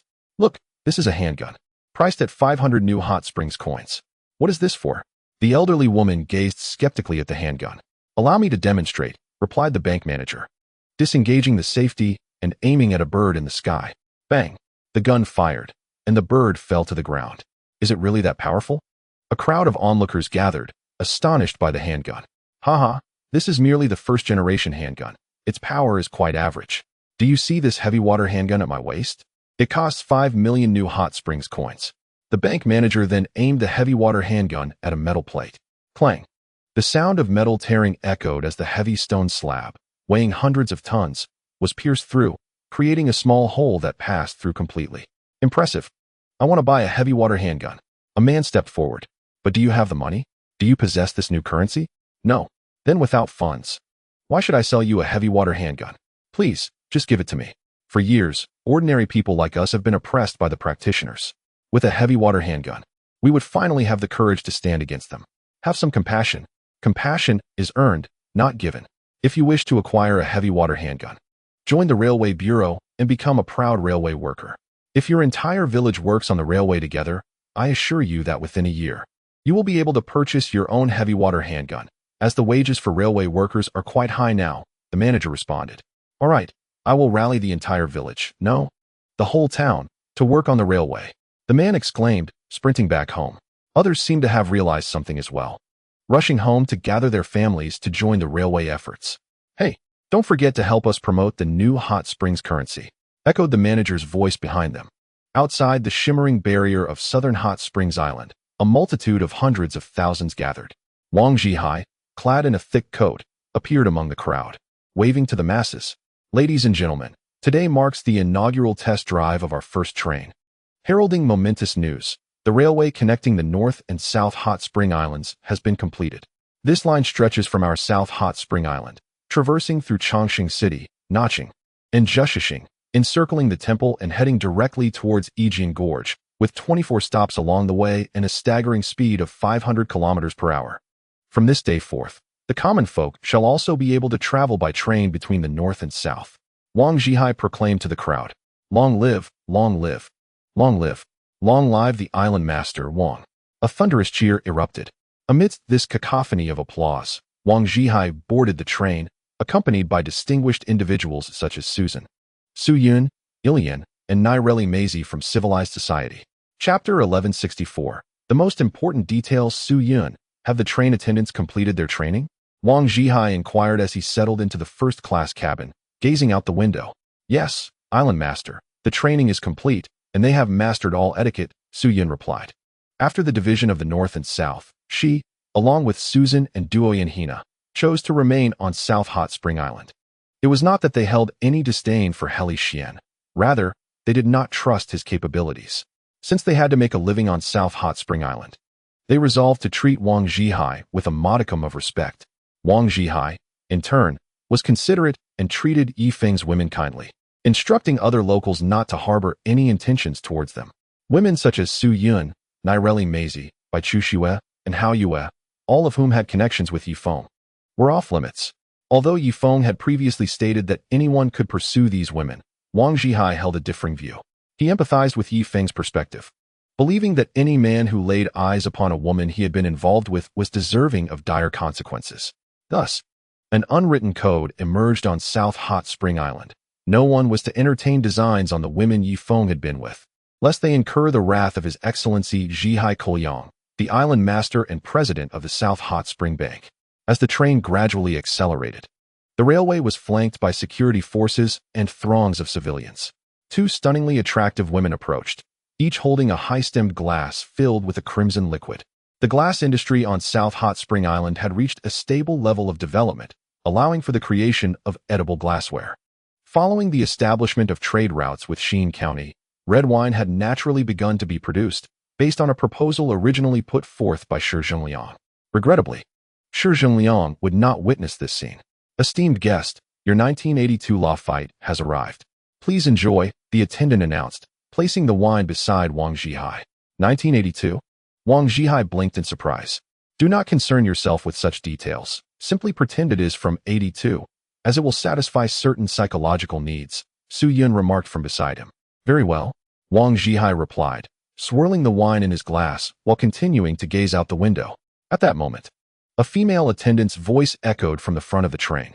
Dear passengers, the final destination of this train is North Hot Spring Island, and we are about to arrive at Chongqing City Station. Upon hearing the announcement, Wang Zhihai raised his thumb in satisfaction.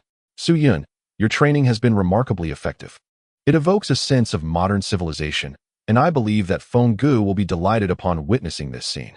Wang Zhihai spoke slowly. On North Hot Spring Island, the biting cold wind swept through. In the assembly hall, over 300 representatives were gathered. Ultimately, the Tiger Claw did not arrive at North Hot Spring Island, but chose to ally with Wang Zhihai.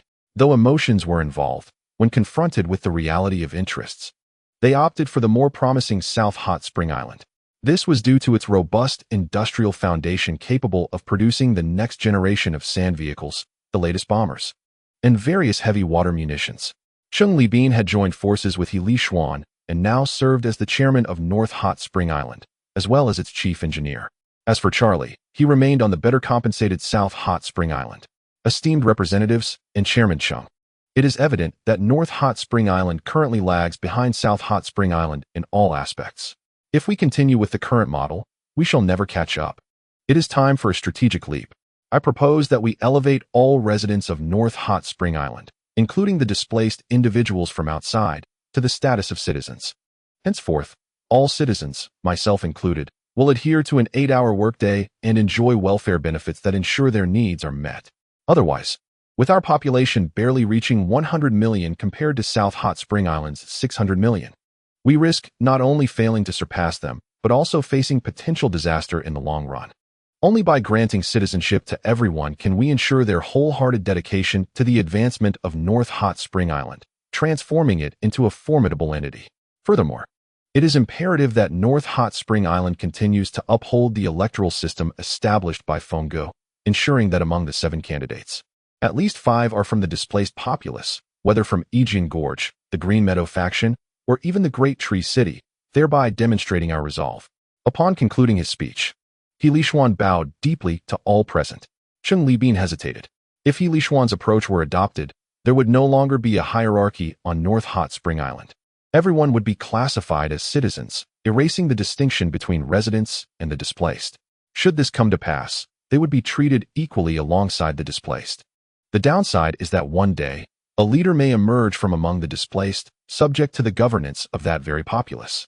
The advantage, however, is that within 3 years, North Hot Spring Island would undoubtedly surpass South Hot Spring Island in economic and industrial prowess, as well as in other domains. Previously, the displaced individuals worked for North Hot Spring Island merely to survive. If they become citizens, their perspectives will broaden.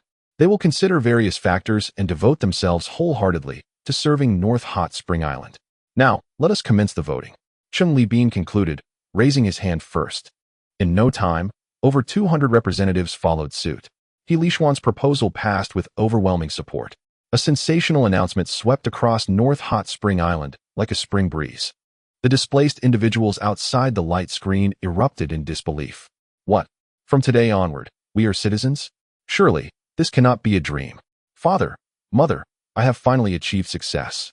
Long live Helixuan. The cheers of the disaster victims resound like crashing waves. Before long, Bai Guoguo manipulates the light barrier, gradually expanding it until it encompasses a radius of 1,000 kilometers. This diminishes the power of the Great Formation but allows all the inhabitants of Baiwenquan Island to thrive in a warm environment. Within the light barrier, the sea has thawed, enabling all the displaced individuals to fish, thus resolving their food shortages. Should anyone fall ill with the goo worm disease, they can seek treatment at the Baiwenquan Hospital, albeit barely. Ha ha ha, from this day forth, we shall dedicate ourselves to the defense of Baiwenquan Island, for it is our own sanctuary. Have you heard? Ma Tong has now become a prominent figure on Baiwenquan Island. What? A disaster victim has risen to prominence? Not only that, my wife is now employed at the Hot Spring Hospital, for we are now citizens. And what of the former citizens? How will they be accommodated? The Lord of Helixuan proclaimed that the previous citizens had lingered in comfort for too long, thus a system of elimination was instituted. Those who possess strength and provide exemplary service shall secure positions at the Hot Spring Hospital. The veteran citizens, taken aback, have begun to scramble. My wife works 8 hours a day, while they are required to work 9. It was high time to teach those old citizens a lesson, otherwise they could remain in their positions for generations, enjoying high salaries, excellent benefits, and an unshakable job security. The Lord of Helixuan is truly magnificent, finally expelling that group of parasites from power. Baiwenquan Island now boasts over 70 million citizens. Chapter 1165. I have spoken my piece. United in purpose, they exhibit no signs of corruption. Helixuan has inherited Yi Feng's policies. Those guilty of embezzlement and corruption face no mercy. In this moment, Baiwenquan Island flourishes, with various innovative inventions sprouting like bamboo shoots after rain. Helixuan also instituted an innovation award. Any useful creation could earn substantial rewards. Money can be printed freely, with inflation being the worst consequence. This implies that currency will progressively lose its value, instilling a sense of urgency in those who have earned millions and wish to store their wealth in banks to earn interest. They must exert themselves to contribute to the development of Baiwenquan Island. In Shiliang County, the head of the Luba family, accompanied by over 700 senior officials, stands in 2 rows at the county gate. Time passes, and suddenly, a whoosh is heard from the sky. Hundreds of next-generation bombers hover in midair, 10 of which gently descend to the ground. The cargo doors spring open, and Wang Zhihai emerges. Chue Ma, serving as the captain of the guard, personally assists Wang Zhihai out of the cabin. Upon seeing this, Luba Yi promptly claps his hands. On the city walls, tens of thousands of soldiers from Shiliang County begin to sing in unison, "Welcome, Lord Wang. Welcome, Lord Wang. Welcome, Lord Wang." As the echoes fade, Luba Yi strides towards Wang Zhihai. During this time, he has finally witnessed the formidable power of the Hot Spring Island, as the heavy water bomb effortlessly leveled the beastly forests of Xin County. The beasts that sought to scatter and flee were ruthlessly exterminated by the soldiers surrounding the hot springs. Each soldier wielded a weapon with 6 tubes, capable of inflicting grievous wounds upon beasts of the transformation realm. Such terror was unfathomable. Thus, he resolved that only by allying with Wang Zhihai could he procure those advanced magical instruments. "Are you Luba Yi?" Wang Zhihai inquired, revealing a smile reminiscent of a mask. "Indeed, Miss Lure must have mentioned me," Luba Yi replied, adopting a humble demeanor. "Excellent.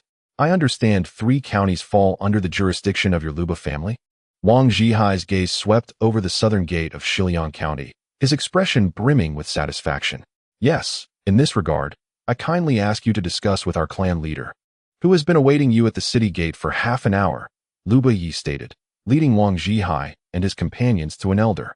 This elder was undeniably a formidable master of the late God-origin realm, his prowess second only to the governor and the four great in the entire Pingzhou.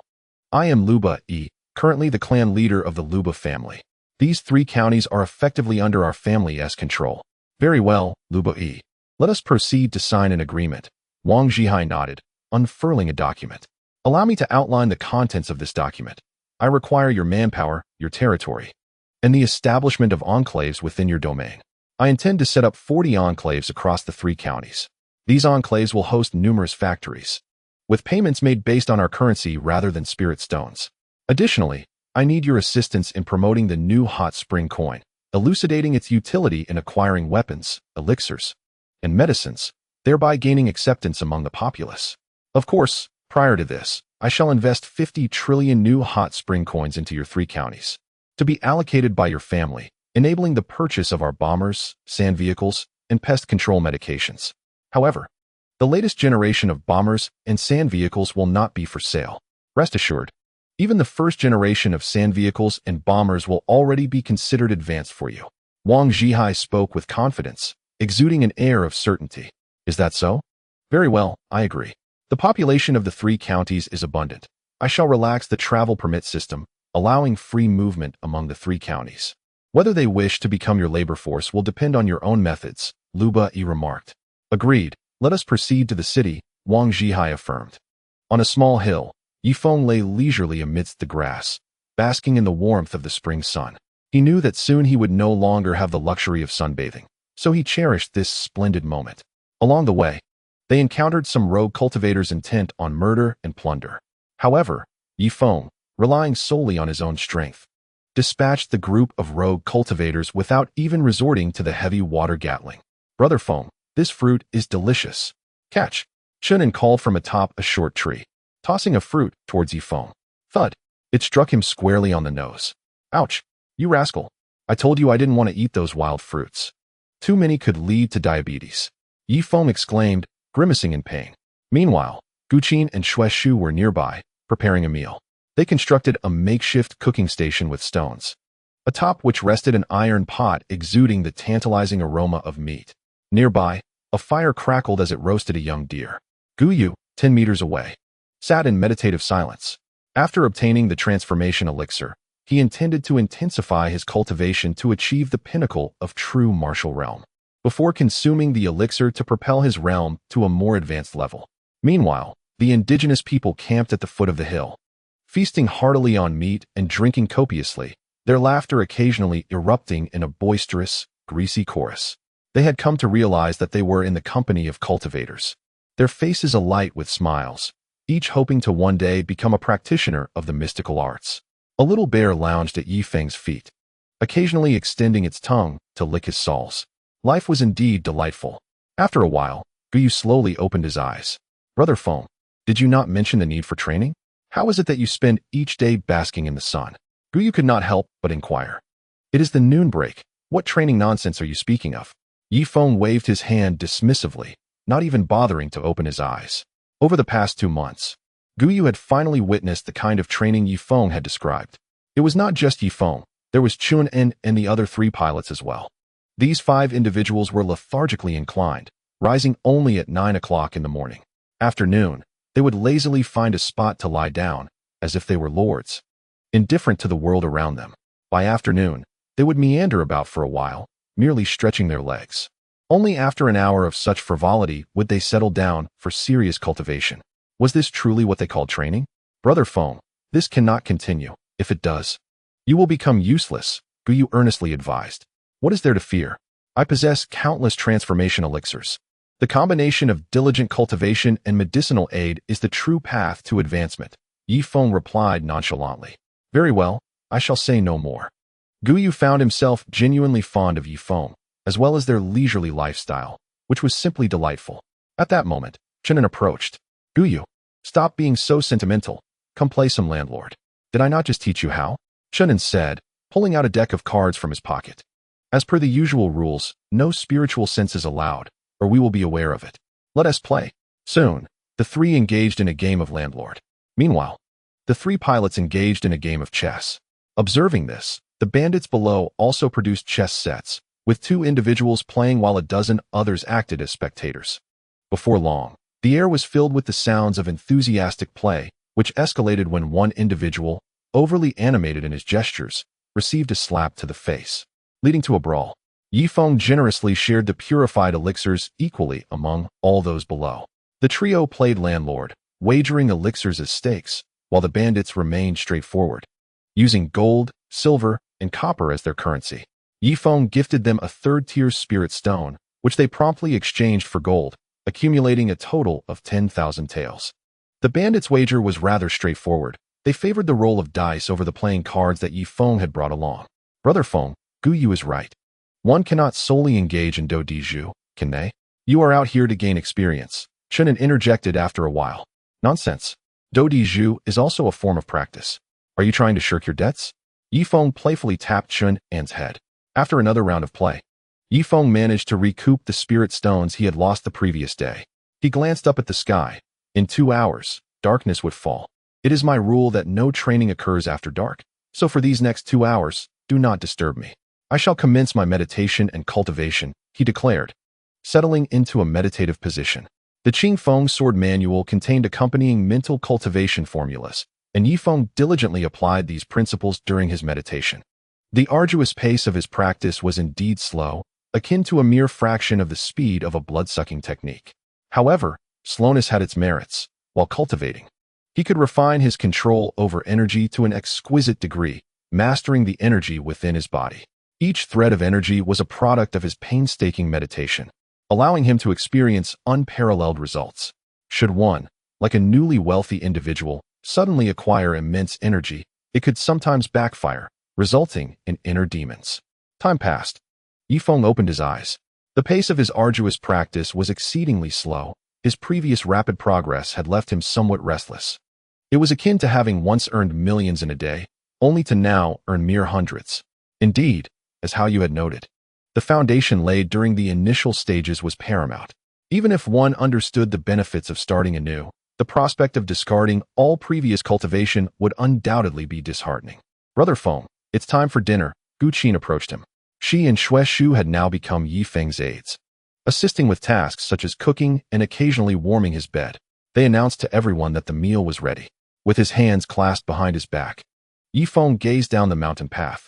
A group of individuals clad in black ascended the trail, and behind them, a large number of people were bound by ropes, resembling either criminals or captives. At that moment, the leader of the black-clad group seemed to sense something, abruptly looking upwards. Who are you? He inquired. Feng replied nonchalantly, What brings you here? Do you have something to say? The locals wielded their ghost-headed knives, coldly glaring at the black-clad figures. Their number was approximately 100.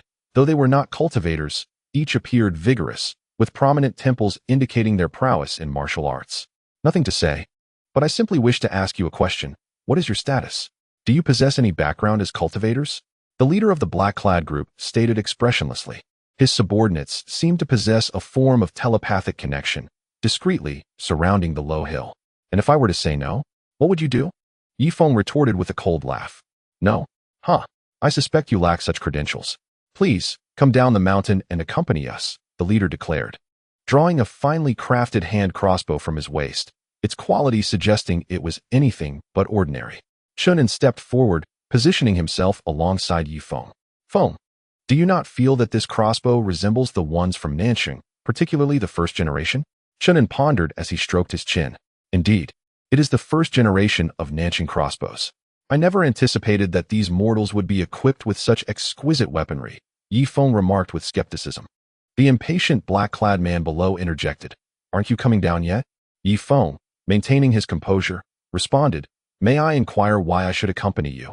Nanyuan Island is currently in dire need of laborers, yet few are willing to work there. We are bounty hunters, specializing in capturing vagrants to fill the ranks. For each vagrant, we offer a reward of 1,000 hot spring coins. With these coins, our Tianlong gang can procure a substantial number of such crossbows.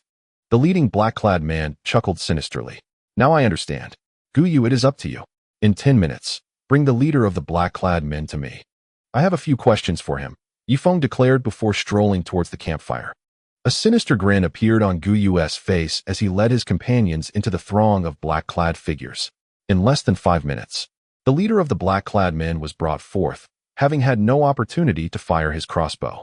While this weapon might intimidate those at the strength master level, they were facing a master of the true martial realm. Before he could even pull the trigger, he was swiftly subdued and captured. Kneel, Gu Yu commanded, applying slight pressure on the leader, forcing him to the ground. I ask you, was your recruitment of laborers a unilateral decision, or was it sanctioned by Nanyuan Island? Yi Feng inquired slowly. Yes, it was our initiative, but Nanyuan Island has tacitly approved it. Lord Wang Zhihai is fully aware that we employ such methods to capture people. Yet he has not intervened, the black-clad man replied. Yi Feng's expression darkened instantly. He deduced that Wang Zhihai had likely established an autocracy over Nanyuan Island, and it was feared that he would emerge as the sole ruler, rendering the voting system obsolete. Brother Feng, this Wang Zhihai is becoming increasingly outrageous. He is acting against the very principles upon which you founded Nanyuan Island, Chen An remarked. What do you think I should do? Yi Feng sighed, rising slowly. At that moment, the man finally realized Yi Feng's true identity. What? You are the Hot Spring King, Yi Feng? The Hot Spring King? Yi Feng raised an eyebrow. Indeed, I have heard of your esteemed name. It is said that you founded Nanyuan Island. Numerous tales about you circulate among the populace, the black-clad man asserted. My tales? Pray, share them with me, Yi Feng invited, once again taking his seat. They say you stand 8 meters tall, with your head touching the heavens and feet planted on the earth. When you sneeze, it rains from the sky. Every morning, you rise at the seaside to summon the sun, heralding a new day for the starry mist continent, the black-clad man stated earnestly. Uft. Shueshu hastily covered her mouth, stifling a laugh. Are there any more down-to-earth stories? Yi Feng inquired. Indeed, there are countless tales. They say you possess 3 legs and 4 arms. A descendant of the gods, having been with every woman on Nanyuan Island, the black-clad man continued. Chapter 1167. These matters are quite complex, Yi Feng exclaimed. This is utterly absurd. I stand before you now. Do I resemble a character from a tale? Not at all. In reality, you seem much more grounded. However, near Sheen County, numerous brothels have emerged, where the women deliberately adorn themselves to mimic your legitimate wife, enticing clients. It is said that if they adopt stage names such as Duoyan Hella, Su Shan, or Su Yun, their business flourishes remarkably. Moreover, these women don costumes reminiscent of Duoyan Hella, albeit with provocative alterations, resulting in exceptional trade, replied the man in black. Preposterous, Yi Feng fumed, fully aware of the nature of the women in those establishments. Does Wang Zhihai remain indifferent to this? The man in black nervously replied, no one intervenes. As long as profits are made, everyone turns a blind eye. At that moment, Chen An approached unexpectedly, delivering a swift strike to the heart of the man in black, who collapsed lifelessly to the ground. What are you doing? Yi Feng inquired, casting a glance at Chen An. He offended you, Chen An stated. It is not he who has trespassed, but those women in the brothel, and that scoundrel Wang Zhihai. How does he manage when Shu Island? Yi Feng paced back and forth, hands clasped behind his back. Then, Brother Feng, shall we continue our training, or perhaps return to resolve this matter before proceeding? Chen An suggested. Training is the last thing on my mind right now. Let us return home. Gu Yu, Gu Qin, Shueshu, will you 3 return to your ancient sword sect, or accompany me back to south when Shu Island? Yi Feng inquired, tilting his head. Brother Feng, is that even a question? Of course, we shall follow you, Gu Yu exclaimed, hastily grasping Yi Feng's arm, fearful of being abandoned. It is well known that Yi Feng possesses the ability to refine elixirs, making him a veritable treasure trove. Moreover, they had grown fond of the camaraderie within Yi Feng's team. Brother Feng, do not even think of leaving us behind. We are steadfastly with you. Shueshu joined in, clutching Yi Feng's other arm. Indeed, wherever you go, we shall follow, Gu Qin chimed in, resorting to clutching Yi Feng's leg. Release me. Yi Feng broke free from the trio's grasp, casting his gaze upon the group of makeshift bandits below. To all my brethren down there, I am returning home. As for you, I recommend refraining from highway robbery in the future. Should you encounter a cultivator, you might meet your end with a single sword strike, Yi Feng admonished, looking down upon the bandits. Please, Brother Feng, do not abandon us. You are now our esteemed leader. The bandits clamored, encircling Yi Feng in a frenzy, terrified of being forsaken. Accompanying Yi Feng meant sustenance and comfort, with daily feasts of meat and the opportunity to exchange spirit stones for currency. This was infinitely preferable to their previous life of robbery. Furthermore, being with Yi Feng was easy and leisurely, akin to a serene excursion through the mountains. Fear not, my comrades. Let us make our way back. Thankfully, we have yet to leave Pingzhou. We can reach Xin County within a day, and once we arrive at the Xin concession, we can take a bomber back home, significantly saving time, Yi Feng stated with a calm demeanor. As you command, Brother Feng. How delightful. At last, I am about to witness the legendary hot spring island, and I must admit, I feel a tinge of excitement. Feng, is there any gift that your wife requires? I can procure a few items along the way. Indeed, Feng, one cannot arrive at Hot Spring Island empty-handed, can they? Gu Yu and the others inquired. Just select something suitable to present, Yi Feng replied, waving his hand in agitation. I suspect that their gifts would hardly impress Duoyen, Hina, and Susan. After all, Hot Spring Island boasts refined Huanyuan pills and an array of advanced weaponry. How could mere ordinary gifts catch their discerning eye? Let us depart for home. Yi Feng and his companions commenced their nocturnal journey. At South Hot Spring Island, within the machine processing plant, Wang Zhihai was inspecting the premises with his hands clasped behind his back. A multitude of council members and high-ranking officials surrounded him, along with a distinguished guest. Luba Yi of the Luba family. Brother Yi, this is the workshop where we produce the first generation of bombers. This area is the stamping workshop. Wang Zhihai indicated towards two colossal machines. Astounding. What are these luminous objects? Could they possibly be luminous pearls? Luba Yi exclaimed, akin to Lu Lao Lao entering the Grand View Garden, exploring with great curiosity. This is called an electric lamp, Wang Zhihai replied with a proud smile. Can I purchase a few to take back? Luba Yi inquired. Purchasing them would be futile. You require circuits, wires, and generators to accompany them. And they come at a steep price, Charlie interjected, displaying signs of impatience.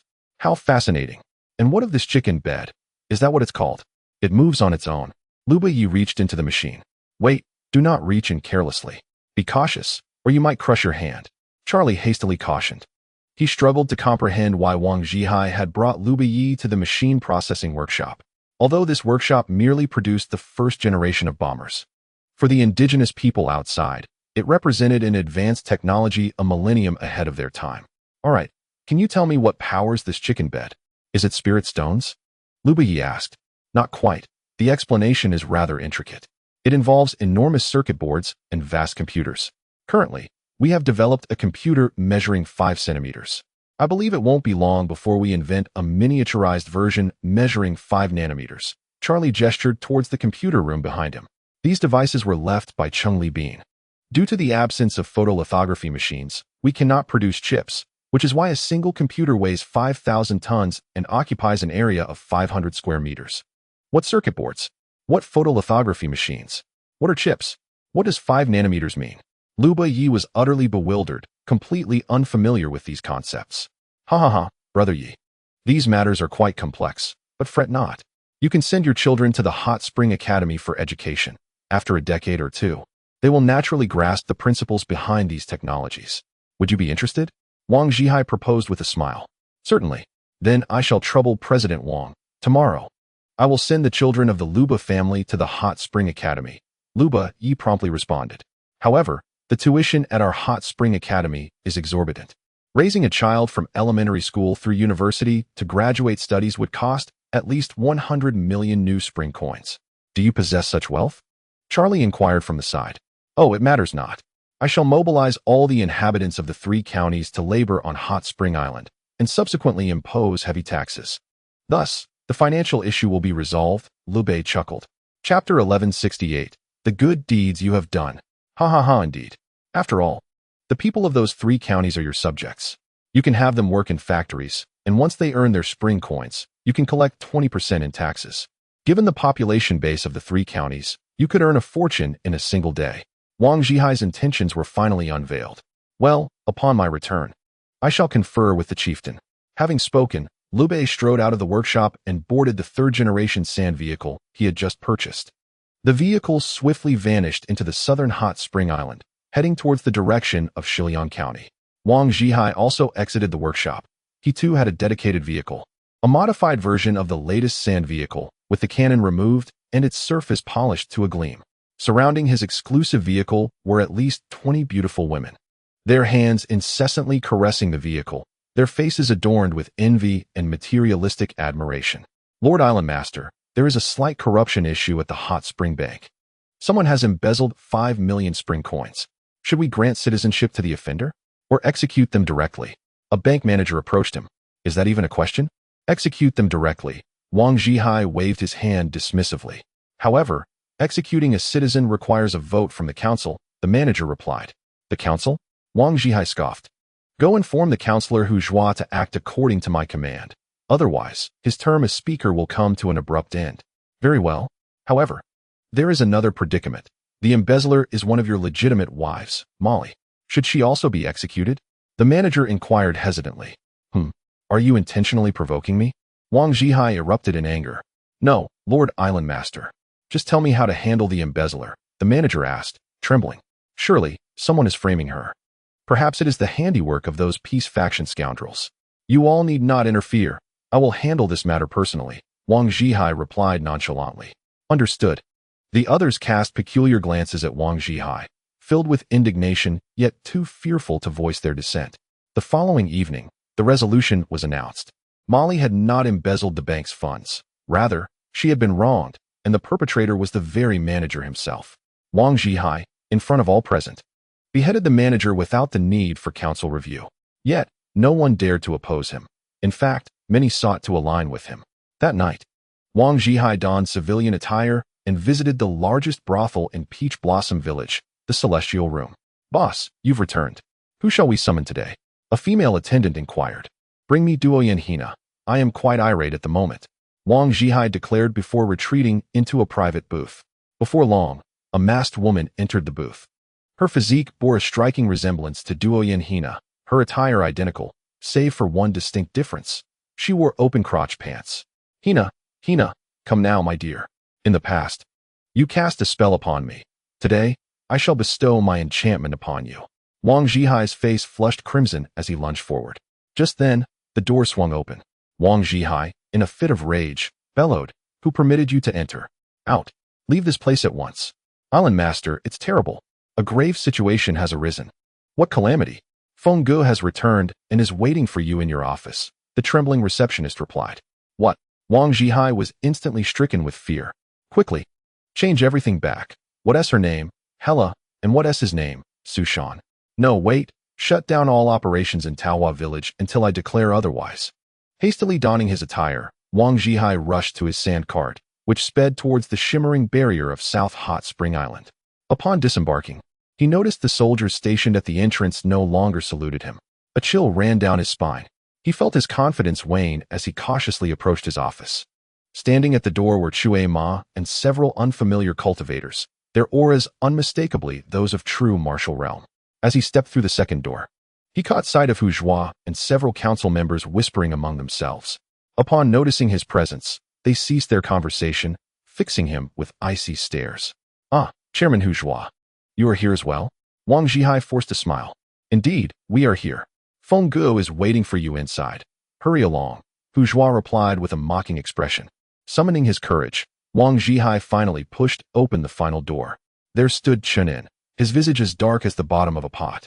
Inside the room were Hina, Su Shan, Su Yun, and Nair Maisie. Yet Yi Feng was conspicuously absent. Where's Feng Gu? Wang Zhihai straightened his hunched form, regaining a semblance of the island master's confidence. Feng Gu is bathing. He will arrive shortly. Just wait here, Chen An replied with a sardonic tone. Wang Zhihai's posture slumped once more. Sister Hina, good evening. He greeted warmly. Hina cast a glance in his direction, yet chose to ignore him. Wang Zhihai felt a wave of despair wash over him. Sister Su Shan, good evening. I have prepared a beautiful long dress that perfectly suits your elegance. Consider it a gift from me, he said, attempting to curry favor. No need. Su Shan's response was frigid. Wang Zhihai resigned himself to the bench, awaiting the impending judgment. At that moment, Chen An approached him. Zhihai, that heavy water pistol of yours is quite impressive. May I see it? Chen An looked down at Wang Zhihai from his elevated position. Of course. Wang Zhihai, realizing the gravity of the situation, obediently handed over the heavy water pistol. After receiving the weapon, Chen An promptly unloaded all the bullets and carelessly tossed the gun aside. At that moment, Wang Zhihai felt a sense of impending doom, his eyes darting about nervously. Feng is here. Feng is here. A commotion erupted from the back of the office. A dashing young man made his entrance, impeccably dressed. It was none other than the polished Yi Feng. A Feng. Doi and Hina stepped forward, suppressing her inner delight. Often, without concern, Susan darted directly into Yi Feng's embrace. Brother Feng, Su Yun and Rai Mai stepped closer, their eyes sparkling with anticipation. All right, we still have matters to attend to. Yi Feng gently pushed Susan aside and took a seat in Wang Zhihai's previous position. Wang Zhihai quickly rose. His hands pressed against his waist in a gesture reminiscent of a remorseful schoolboy. Wang Zhihai, during my absence, what deeds have you committed? Yi Feng remarked coolly. With a sudden thud, Wang Zhihai could no longer contain himself and sank to his knees. Brother Feng, I admit my mismanagement. Rest assured, I will immediately halt the enterprises in Peach Blossom Village. It was the subordinates who acted on their own, misusing Sister Hina and Sister Susan's titles for marketing. I will certainly identify the mastermind behind this and ensure they face severe consequences, Wang Zhihai declared. Doi and Hina and the others seethed with anger, their faces flushed with embarrassment. Leaning back, Yi Feng closed his eyes slowly, remaining silent. Chapter 1169, each one as docile as a dog. Wang Zhihai's heart raced with anxiety. Brother Feng, I confess, I have heard of those gimmicks, but I never participated. It is entirely my fault for poor management and lack of discernment. I will apprehend the managers of Peach Blossom Village and submit them for your judgment, he hastily added. Yi Feng's eyes opened slightly, his gaze sharp as a blade, slicing through Wang Zhihai's visage. Is this a murderous intent? Wang Zhihai thought, feeling a dampness in his trousers. Brother Feng, I fully admit it. Those gimmicks were my creation, leveraging the identity of the First Lady of Hot Spring Island for marketing, which indeed brought in a substantial profit. However, all the money has been invested in the development of Hot Spring Island. Though I occasionally indulged, rest assured, I did so critically. I have only visited Doi and Hina and Susan less than 10 times, while Su Yun has frequented over 20 times. Go to hell. Su Yun could no longer restrain herself and rushed over, delivering a kick that sent Wang Zhihai tumbling. Chen An, infuriated, drew a heavy water pistol and aimed it at Wang Zhihai's forehead. Brother Feng, just say the word, and I'll pull the trigger. This disgusting fellow dares to have designs on my sister-in-law. Chen An's face flushed red with rage. I never dared to covet Brother Feng's woman. Yet you, Wang Zhihai, indulge in such fantasies. Yet, alas, with Brother Feng's return, the enterprises of Peach Blossom Village will likely be uprooted. I shall miss the opportunity to experience them. Brother Feng, spare me. Over the years, I have contributed to the organization, the nation, and Hot Spring Island, my efforts surpassing even the Great Wall in length. Most importantly, I am unwaveringly loyal to you, Brother Feng, Wang Zhihai exclaimed, pushing Chen An aside and clinging to Yi Feng's leg. Yi Feng cast another glance at Wang Zhihai and sighed deeply. Zhihai, I have just returned and intended to reminisce with you. Why did you hastily reveal everything?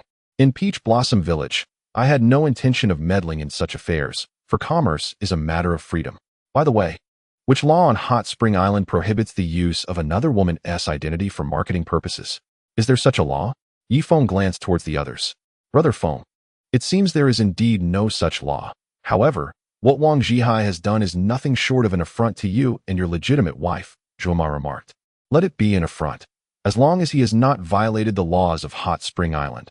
I, too, hold no authority to penalize Wang Zhihai.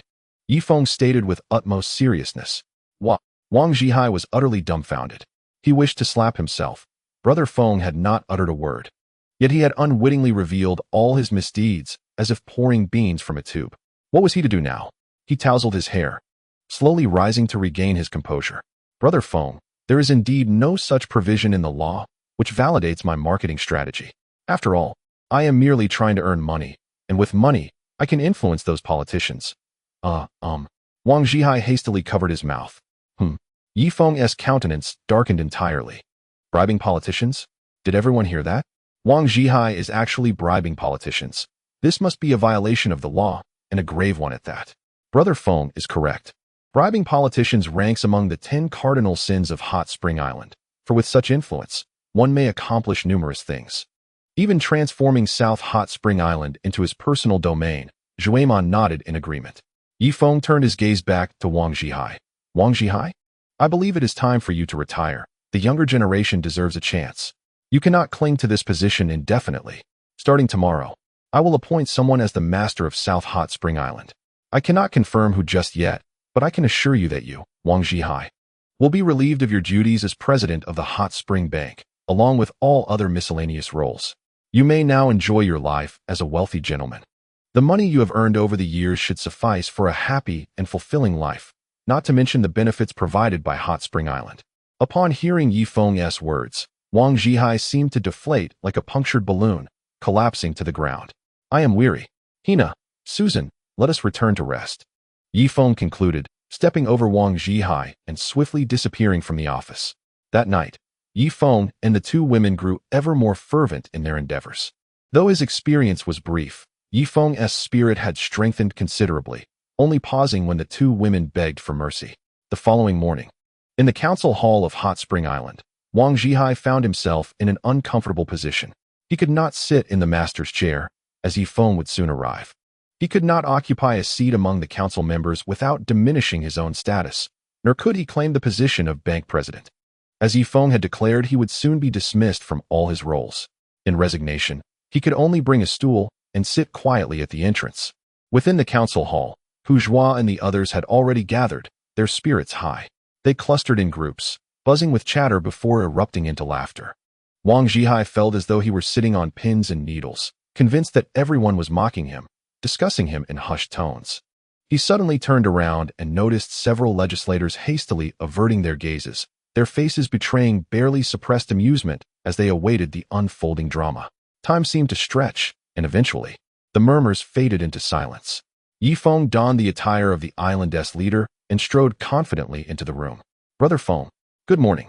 It's wonderful to have you back, greeted the assembly as he passed by.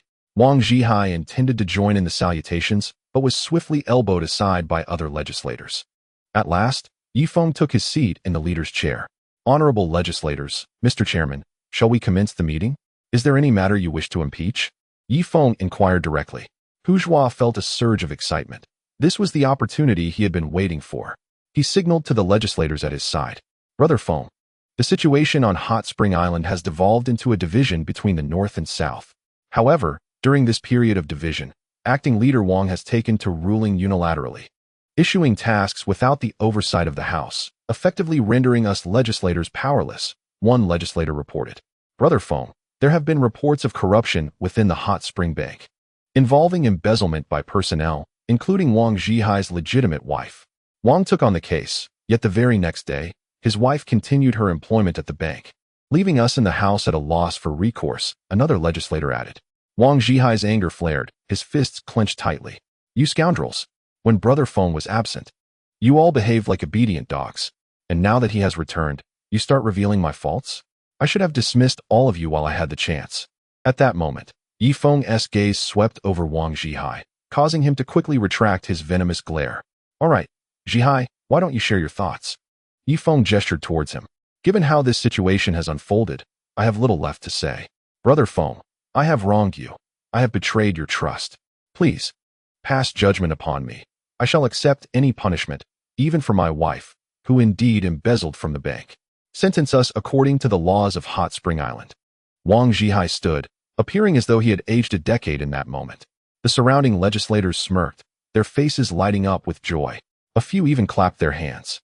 Finally, this dictator was being ousted, and it was all thanks to Brother Feng. No one else possessed the capability or prestige to do so. Wang Zhihai, I once painstakingly guided you from the banks of the Black Tree River to this point, yet you have squandered my trust in you. Can you justify your actions? Chen An approached him. You guided me? Wang Zhihai spat, fury coursing through him. Of course, when you first came aboard, you were but a cleaner. Now that you've become the island's leader, your true nature has emerged, Chen An replied without hesitation.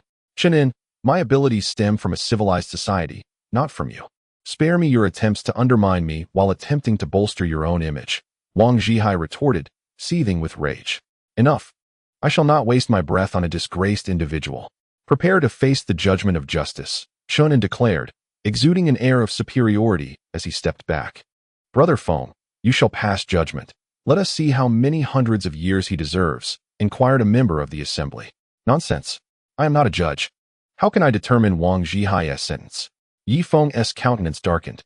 After saying this, he turned to Wang Zhihai and addressed the assembly. Esteemed members, Chairman Huzhua, I have a proposal. Wang Zhihai possesses remarkable abilities, and I intend for him to continue as the Lord of Nanwenquan Island. What? Excuse me? Did I mishear? The assembly members trembled in fear. If Wang Zhihai were to remain in power, would they not be subject to retaliation? Silence, please. My proposal is not yet complete. Wang Zhihai shall indeed remain the Lord of Nanwenquan Island, but I will assign him a personal bodyguard. This bodyguard carries significant credentials. He is a true pinnacle of martial prowess. While safeguarding Wang Zhihai, he shall also hold supervisory authority. Should he discover any misconduct on Wang Zhihai's part, he is empowered to administer a severe reprimand. Furthermore, if Wang Zhihai considers any underhanded actions against others, the bodyguard has the right to act preemptively. Guyu, please step forward. Upon Yi Feng's command, Guyu made a striking entrance. Allow me to introduce this individual, Guyu, who has been under my command for several months. He executes my orders with unwavering fidelity. If I instruct him to eliminate someone, he shall do so. Zhihai, do you comprehend? Yi Feng spoke slowly. What? Brother Feng, please allow me to retire. Wang Zhihai was visibly terrified. Retire? The work is not yet complete. Is it so easy to retire? Yi Feng addressed the assembly. This is my proposal. Please convene a meeting and consider whether you can put it to a vote. Upon concluding his statement, Yi Feng performed a 90-degree bow to the assembly, just as he had done in the past. The once timid Huzhua regained his confidence. Friends who are not members of the assembly, please exit the hall. We members shall now vote. In a short while, the assembly hall was cleared of all non-members. 2 hours later, the assembly reconvened. After a vote by our 574 members, 474 have agreed to Brother Feng's plan, allowing Wang Zhihai to continue as the Lord of Nanwenquan Island. However, Guyu will serve as his head bodyguard. This head bodyguard is responsible not only for Wang Zhihai's personal safety, but also for monitoring his conduct, ensuring he does not abuse his authority or seek personal vendettas. Should any dubious intentions be discovered, the bodyguard has the authority to act preemptively. Huzhua announced the results loudly. Yi Feng nodded in satisfaction and gestured for Wang Zhihai to take his place. Lord Wang, President Wang, please return to your position. With that, Yi Feng settled onto a small stool near the entrance. Gulpo. Wang Zhihai swallowed hard and walked step by step toward the Lord's seat. Life's ebbs and flows resemble a roller coaster. Fortunately, I, Wang Zhihai, have now reached the level of a monarch. Otherwise, I would hardly withstand such stimulation and might suffer a heart attack. I am grateful to Brother Feng and the assembly for granting me this opportunity once more. This time, I shall make amends for my past transgressions, Wang Zhihai declared, bowing deeply to all present. Guyu quietly positioned himself behind him. Now, with a formidable rifle slung over his shoulder, a heavy pistol at his waist, and clad in a protective suit, he appeared strikingly impressive. Wang Zhihai, during our meeting, proposed a new law. In Windspring Island, no political figure shall engage in business ventures.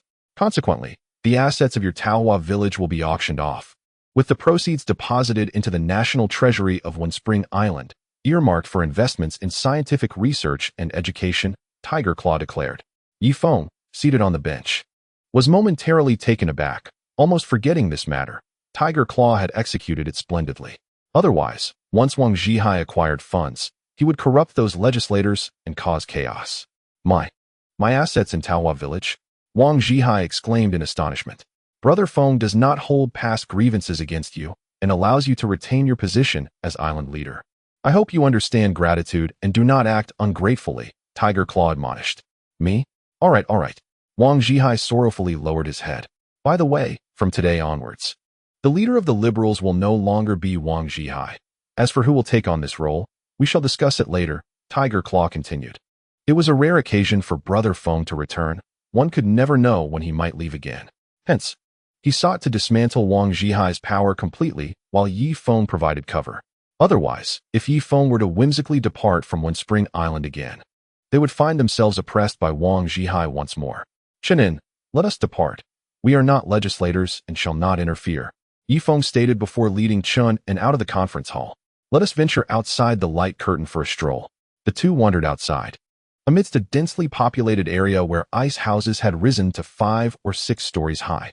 Due to the high population density, every household was equipped with heating, causing the temperature around South Windspring Island to be less frigid, at least tolerable for those of a certain caliber.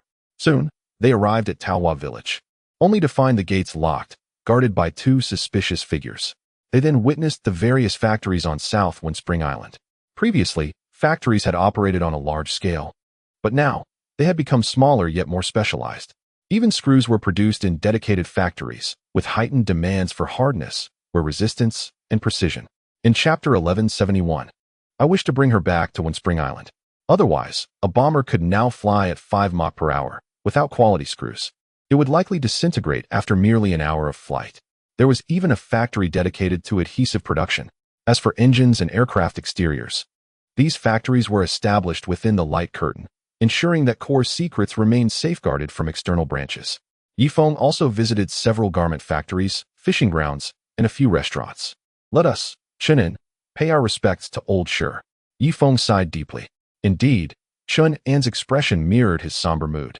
They had received news the previous night of Shi Jingliang's passing. He was the first individual to die a natural death in this civilized society, adding a touch of sorrow to their hearts and reinforcing their resolve to advance. If they cannot swiftly advance, their fate will inevitably mirror that of Shi Jingliang. Feng is fortunate, having already attained the true martial realm, ensuring he can endure for at least 1 or 2 centuries. Chen An, however, is in a different predicament. He remains at the sovereign level and must exert greater effort.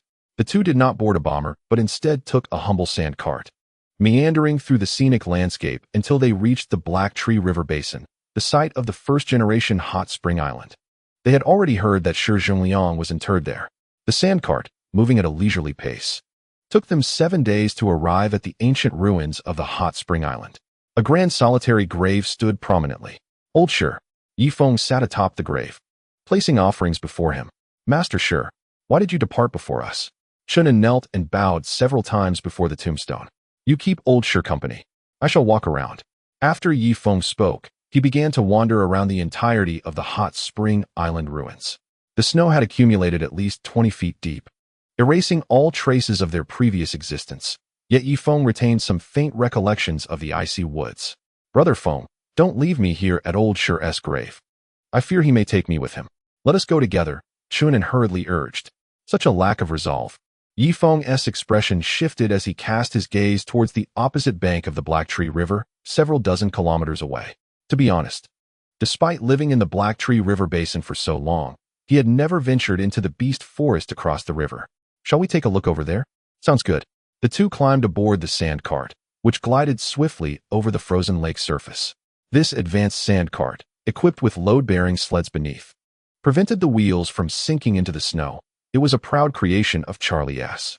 As they approached the opposite shore, towering primordial snow forests began to appear, enveloping the world in serene silence, occasionally disrupted by the sound of snow compressing branches. Is this the famous beast forest? How magnificent! It is far more foreboding than the shores we once inhabited, Chen An marveled. I suspect all the beasts within have perished from the frost. Let us walk and explore, Feng suggested, abruptly slapping his waist. 6 flying swords soared into the air, quickly transforming into a colossal sword. The giant sword swept through the air, cleaving numerous trees in half. Brother Feng, you can already manipulate 6 flying swords? Chen An exclaimed in astonishment. Indeed. Alas, I am yet unable to arrange the clear wind sword formation. Only upon reaching the innate realm can I control 12 flying swords, allowing me to establish even the most rudimentary of formations, Feng explained, gesturing toward the 6 swords. The flying swords, centered around Feng, darted through the beast forest, though they could not stray too far from him. Beyond 500 meters, their power would diminish significantly. Beyond 1 kilometer, they would lose all efficacy. This limitation stemmed from his true martial late-stage mental strength, which could only manage the 6 swords at this level. Should he cultivate to the innate realm, his mental strength would augment, enabling him to arrange the 12 swords into a sword formation. Chen An gritted his teeth and summoned his shield, careening into the surrounding trees. His mental strength was weaker, allowing him to control his shield within a radius of approximately 200 meters. After about 10 minutes of practice, Yi Feng sensed that both his mental energy and vitality were nearing depletion. He could indeed replenish his vitality.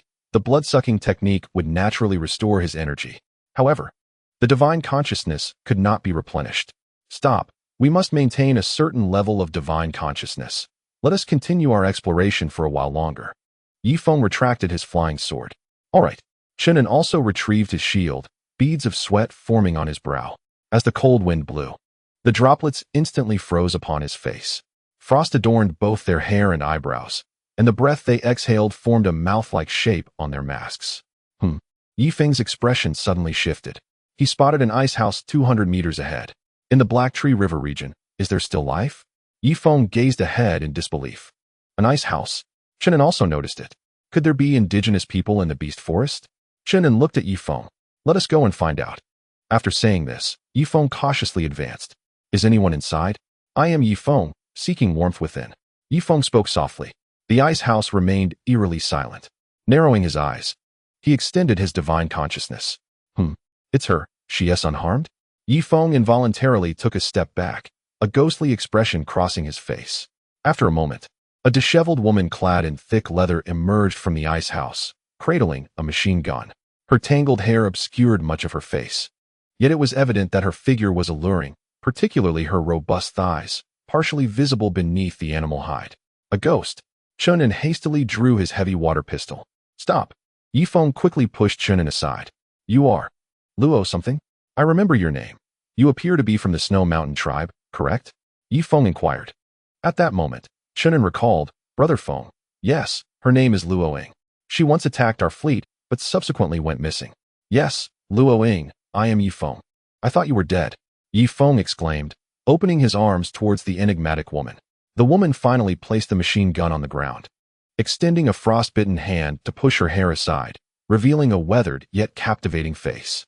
Indeed, though many years had passed, she had matured, and Yi Feng could discern that she was indeed Luo Ying. Luo Ying. Yi Feng could no longer contain himself and embraced her. Luo Ying's lips moved, yet no sound emerged. Too long without speaking had rendered her temporarily voiceless. Feng, Feng, Feng. At last, Luo Ying managed to utter those 3 words. Wonderful. Chen An. She recognizes us. Go fetch the sand vehicle. I wish to take her back to Hot Spring Island. As you command. Chen An responded, promptly heading to retrieve the vehicle. Yi Feng first placed Luo Ying into the warmth of the sand vehicle, then re-entered the ice house. Chapter 1172. A price must be paid. Inside were various bones, a small fire pit at the center, and a filthy animal skin bed. The entire ice house measured no more than 5 or 6 square meters. For all these years, has Luo Ying been living in such an environment? He strode out of the ice house and swiftly leaped into the sand vehicle. Chen An, drive, he commanded. All right. Chen An replied, pressing the accelerator as the sand vehicle sped towards South Hot Spring Island. Inside the vehicle, Luo Ying's body temperature began to rise, prompting her to gradually shed the animal skins that enveloped her, revealing her voluptuous figure. Luo Ying, I assure you, once we reach South Hot Spring Island, I will provide you with a life of happiness and joy, free from hardship, Yi Feng reassured her. By the way, there may still be some members of the Snow Mountain tribe on South Hot Spring Island. Perhaps you could recognize some familiar faces. Yi Feng gently comforted Luo Ying, whose prolonged existence in the wilderness had transformed her gaze into that of a wild beast, marked by heightened vigilance. Even a light tap on her shoulder from Yi Feng could provoke her to whirl around in alertness. At that moment, a bomber aircraft swept across the sky. After several swift passes, Yi Feng caught sight of its lingering silhouette, suspended in midair and gradually descending. Chen An quickly slammed on the brakes, bringing the sand vehicle to a halt. The bomber landed atop the ice layer, and a figure, chasing horse, emerged, his expression grim. Brother Feng, trouble is brewing. We received word from North Hot Spring Island that a massive army is approaching. Sent personally by the Lord of Pingzhou, an overwhelming force of cultivators has cornered the protective barrier of North Hot Spring Island. What? Chen An, bring Luo Ying out. Yi Feng instructed before darting into the bomber. The aircraft had been modified to accommodate 6 passengers. Yi Feng, Chen An, Luo Ying, along with the captain and co-captain, leaving 1 seat available. Let us depart for South Hot Spring Island, Yi Feng stated, his countenance stern. Understood. The bomber ascended gracefully. and once it reached an altitude of 1,000 meters, chasing horse pulled the control stick, and the aircraft vanished into the clouds. In less than 20 minutes, the bomber descended within the protective barrier of South Hot Spring Island. Inside the council hall, Wang Zhihai was convening a pre-battle mobilization. Ladies and gentlemen, this letter is a declaration of war from the Lord of Pingzhou. He demands that we withdraw all concessions from Pingzhou City and surrender the purification assembly line of Hot Spring Island, along with a compensation of 100 billion spirit stones. Shall we comply? Wang Zhihai, standing at the position of the island's leader, brandished the declaration. Willing? Willing to what? What is the name of that Lord of Pingzhou again? Let us just bomb the Pingzhou government. The Lord of Pingzhou, Feng, is a cultivator at the initial stage of the void refinement realm, and his four great are all peak cultivators of the divine origin realm. This poses a life or death test for us here at Hot Spring Island, Wang Zhihai retorted loudly. Let us take him down. It's just Pingzhou, let us obliterate him. We have bombers, let us reduce the Pingzhou government to rubble. Amidst the clamorous shouts in the assembly, Feng kicked open the doors of the council hall. Brother Feng has returned. Wang Zhihai, hurry down and let Brother Feng take the lead. Yes, let Brother Feng take the lead. Wang Zhihai, you come down. The members of the assembly quickly amended their words. No, Zhihai, please continue. I will just listen from below, Feng said before taking a seat on the bench with Chen An. All right. What I mean is this. We shall now deploy the Air Force, Army, and sand vehicle troops of Windspring Island to head towards North Windspring Island at once. Otherwise, Harry Xin certainly cannot hold out for much longer. Brother Feng, what do you think? Wang Zhihai cautiously glanced at Feng. Zhihai, you are currently the acting island master. We all follow your lead, so make your own decision. However, one thing is certain, I will personally join the battle, Feng declared. Very well. I hereby announce the formal declaration of war against Pingzhou. Air Force Squadron and Sand Vehicle Brigade, prepare for action. The trains will cease to accept passengers and will fully support military transport, Wang Zhihai proclaimed with finality. Let the legislature pass my proposal now, Wang Zhihai added. Turning to Hu Zhua. Hu Zhua then looked toward Feng. Hu Zhua, quickly cast your vote. Let all the members decide here. We must act swiftly. For I fear the people of Pingzhou may already be attacking North Windspring Island, Feng urged. Yes, members of the legislature in favor of Wang Zhihai's proposal. Please raise your hands. After Hu Zhua spoke, he raised his right hand. The vote for war passed nearly unanimously. Whoosh, whoosh, whoosh. On South Windspring Island, bomber aircraft ascended gracefully, soon becoming mere specks against the sky. Meanwhile, trains came to a stop at Windspring Island Station, where a large contingent of Windspring Army soldiers, clad in heavy water combat gear and armed with Gatling guns, boarded the trains in orderly formations. On North Windspring Island, beyond the light barrier, in a frigid landscape, stood a vast assembly of cultivators. In the front row were cultivators of the postnatal realm, numbering 200,000. Following them were nearly 20,000 true martial realm cultivators and 2,000 innate realm cultivators. Behind the innate realm cultivators stood experts of the transformation realm. Among the throng of powerful beings, over 30 monstrous birds stood tall. Each bird, nearly 5 meters in height with a wingspan of 6 meters, bore a cultivator of the divine origin realm atop its back. In the center, a young boy sat astride a warhorse. With eyes of pale gold and a face like polished jade, he possessed a pair of sword-like brows that arched toward his temples. However, the boy's expression was devoid of emotion as he coldly surveyed the light barrier of North Windspring Island. The 200,000 cultivators stood silently, an atmosphere of lethal intent permeating the entire Sword Gorge. Behind the boy stood 4 towering giants, each 6 meters tall, their presence heavy and formidable, each rivaling the late stages of the divine origin realm. Rebei, who is truly the master of Windspring Island, Feng or Wang Zhihai? The boy slowly turned his head to look at the Rubai clan leader.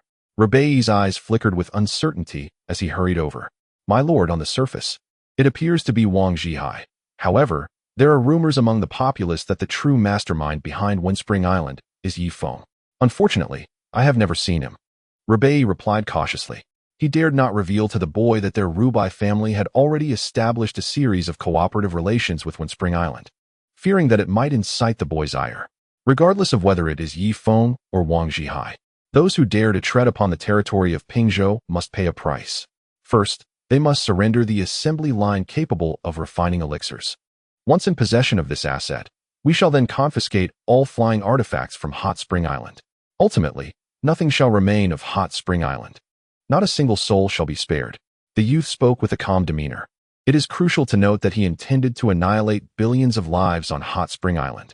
Yet, the prospect of exterminating billions flowed from his lips as if he were discussing a trivial matter. Chapter 1173. We shall observe the spectacle from behind indeed. The realm of cultivation is far more ruthless than the mundane world, where entire cities can be obliterated and clans extinguished at a whim. Within the luminous barrier, He Lishuan anxiously observed the formidable army of Pingzhou outside.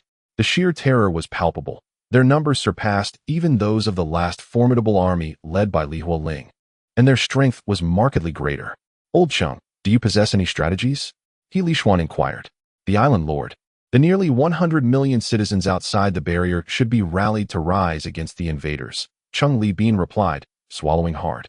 Presently, North Hot Spring Island possessed only 30 antiquated bombers, a mere drop in the ocean to the cultivators beyond. It is likely that before their heavy bombers could unleash their might, these cultivators would easily breach the Grand Formation of North Hot Spring Island. Bai Guogua nervously maneuvered the Grand Formation. Previously, He Lishuan had instructed her to cover a radius of 500 kilometers with the formation. However, circumstances had changed. To conserve energy, she was compelled to restrict the formation to a mere 1-kilometer radius. Within this kilometer lay the indigenous inhabitants of Hot Spring Island, the true citizens of North Hot Spring Island. He Lishuan stepped forward, drawing forth his command blade with fervor. Brothers beyond the barrier, you are all citizens of Hot Spring Island, who have benefited from free medical care, education, and sustenance. Now, I implore you to take up arms and resist the invaders. Even in death, you must inflict heavy damage upon them. His voice echoed across the skies of the Sword Gorge. Yet, the citizens outside the barrier remained expressionless, their faces betraying indifference. Did you hear that? I command you to take up arms and resist the invaders. He Lishuan's voice trembled. He sensed that these citizens were less than obedient. He Lishuan, summon your lord to compel him to surrender the assembly line for refining elixirs, and also to deliver the formula for the pest control medicine. In doing so, while the others on Hot Spring Island may perish, I assure you, those in positions of power shall remain unharmed. Lu Bai stepped forward, casting a cold gaze upon He Lishuan. There was no recourse. Now that the lord had emerged from seclusion, he had to adopt a firm stance, lest he find himself in a position of disfavor with both sides. Wang Zhihai, the lord of South Hot Spring Island, was the architect of the invasion plan against Pingzhou. And it is pertinent to note that your county of Xin first invaded Hot Spring Island, prompting our counter-invasion of Pingzhou. Please, esteemed lord, exercise discernment. Faced with hundreds of thousands of cultivators, He Lishuan softened, employing respectful language. For now, all he needed to do was delay until Yi Feng's arrival. Huang Tianfeng did not engage He Lishuan directly. In his perspective, neither Yi Feng nor Wang Zhihai possessed the standing to engage him in direct discourse regarding the Hot Spring Island. Within the Black Mountain Empire, hierarchy reigns supreme, and he must first establish his own status. To converse casually with an ant would diminish his own stature. Ha ha ha, He Lishuan.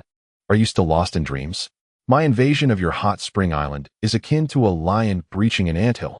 If the ants choose to resist, it is invariably their folly. It appears you remain oblivious to the world's rules. When the Westine County invaded, why did you not promptly dispatch a messenger to Pingzhou City to report the grievance, but instead chose to resist? Lu Ba vociferously interrogated. He Lishuan, nearly incensed to the point of bloodshed, found himself powerless against superior might, forced to swallow his indignation. Apologies, at that time the gale zone had yet to fully abate. None among us possessed the strength to traverse it, let alone report to the governor. He Lishuan gritted his teeth in restraint. This. Lu Bai glanced towards the formidable Quan Tianfeng behind him. Humph. You may speak with him. These ants are unworthy of my voice, Quan Tianfeng retorted coldly. The four giants standing behind him remained immobile, resembling colossal mountains. Their overwhelming presence rendered Lu Bai breathless. As commanded, Lu Bai swallowed hard, turning his gaze back to He Lishuan. He Lishuan, I now grant you a mere 2 hours. Either surrender your production line, or your Hot Spring Island shall be left desolate. Lu Bai's voice resonated, audible to tens of thousands. Lu Bai. Quan Tianfeng's brow furrowed slightly. Have you lost your wits? You would keep the governor waiting for 2 hours? Yes, yes, I shall retract my statement immediately. Lu Ba-yi wiped the cold sweat from his brow and again addressed the shimmering screen of the hot spring island. I give you half an hour. After that, our forces from Pingzhou shall commence their assault on your northern hot spring island. This is outrageous. I have already shown you considerable courtesy, yet you persist in your aggression. Quan Tianfeng, do not presume that I fear you simply because you have brought the full might of Pingzhou's practitioners. Let me assure you, our hot spring island is no soft fruit to be easily squeezed. Should conflict arise, the outcome remains uncertain. He Li Xian could no longer contain his fury, unleashing a torrent of invective. Do not waste words with them. Let us strike now. Lu Ba-yi, I have heard of your recent closeness with the hot spring island. Have you not procured numerous artifacts from them? To affirm your allegiance, let your Lu Ba clan take the vanguard. By the way, do utilize the hot spring island's artifacts. I wish to discern their differences from our own within this secret realm, Quan Tianfeng remarked nonchalantly. However, the items I acquired are merely the discarded relics of the hot spring island. Should we truly confront their most advanced weaponry, the Lu Ba clan would suffer considerable losses. Lu Ba stammered in disbelief. Indeed, let the governor dispatch the finest troops from Pingzhou to decisively obliterate the northern hot spring island. This time, it was Lu Ba-yi who spoke, being the first to collaborate with Wang Zhihai. Have my words lost all weight in Pingzhou during my years of seclusion? Quan Tianfeng's countenance darkened, an overwhelming aura descending like an avalanche. Both Lu Ba-yi and Lu Ba-yi felt their expressions shift dramatically, collapsing to their knees under the oppressive pressure. Lord of the state, we are willing. We are willing. The two begged for mercy in haste. As long as you are willing, proceed. We shall watch the spectacle from behind, Huang Tian remarked coldly. As you command. The two stood up and simultaneously mounted the demonic beasts. Warriors of the Rubai clan stepped forward. With a clamor, over 3,000 cultivators emerged. Onward. Rubai gestured forward. In an instant, cultivators below the transformation realm clasped their waists, and various magical artifacts soared into the sky. Meanwhile, they were not idle. They drew forth heavy water handguns simultaneously. Though these handguns had a range of merely 120 meters, within that distance, they were invincible. Rubai and Rubai exchanged glances, and as if in unison, they opened their mouths. From their lips flew forth a small blacked, a treasure exclusive to those of the divine void realm. The dots swiftly ascended, transforming into a colossal hammer, while another morphed into a giant sword measuring 8 meters in length. Attack! Countless magical artifacts surged towards the light barrier of Hot Spring Island. Bai Guogua hurriedly manipulated the grand formation, having been taught by Duoyan Hina the means to control the divine spear's prohibitions. Clang! Clang! Uft! Boom! A cacophony of explosions erupted above the light barrier, distorting it as the blood in the blood pool was instantly siphoned away. Chapter 1174. Diminishing power. The staff of the blood bank had long been prepared, kicking barrels of plasma into the blood pool. Advance. Rubai pointed forward. The 3,000 Rubai cultivators marched forward with resolute strides, their heavy water handguns aimed at the light barrier. Meanwhile, within North Hot Spring Island, various heavy water Gatling guns stood at the ready, targeting the 3,000 cultivators outside the light barrier. The Gatling guns had a range of 300 meters. Once the enemy approached to 250 meters, they would unleash a unified volley, demonstrating the might of North Hot Spring Island to Quantian. He Xian calmly directed the overall strategy. Formerly a Grand Marshal, his command was without question. In a moment, 2,000 Gatling guns were aimed straight ahead. Whoosh! Dozens of second-generation bombers surged forth from the light barrier. Half of the bombers were immediately shredded into oblivion by a flurry of flying swords as they exited the barrier, with some pilots unable to deploy their parachutes, reduced to mere pulp in an instant. Nevertheless, half of the bombers ascended into the clouds, circling above. Release. Drops of heavy water fell from the sky. Rubai was taken aback. He had witnessed the devastating power of heavy water bombers. Quickly, unleash all barriers. His voice was nearly hoarse. Uft. The new generation of heavy water was immensely powerful. A single drop could pierce through all barriers of those at the innate realm from top to bottom. They swayed as if intoxicated before crashing to the ground.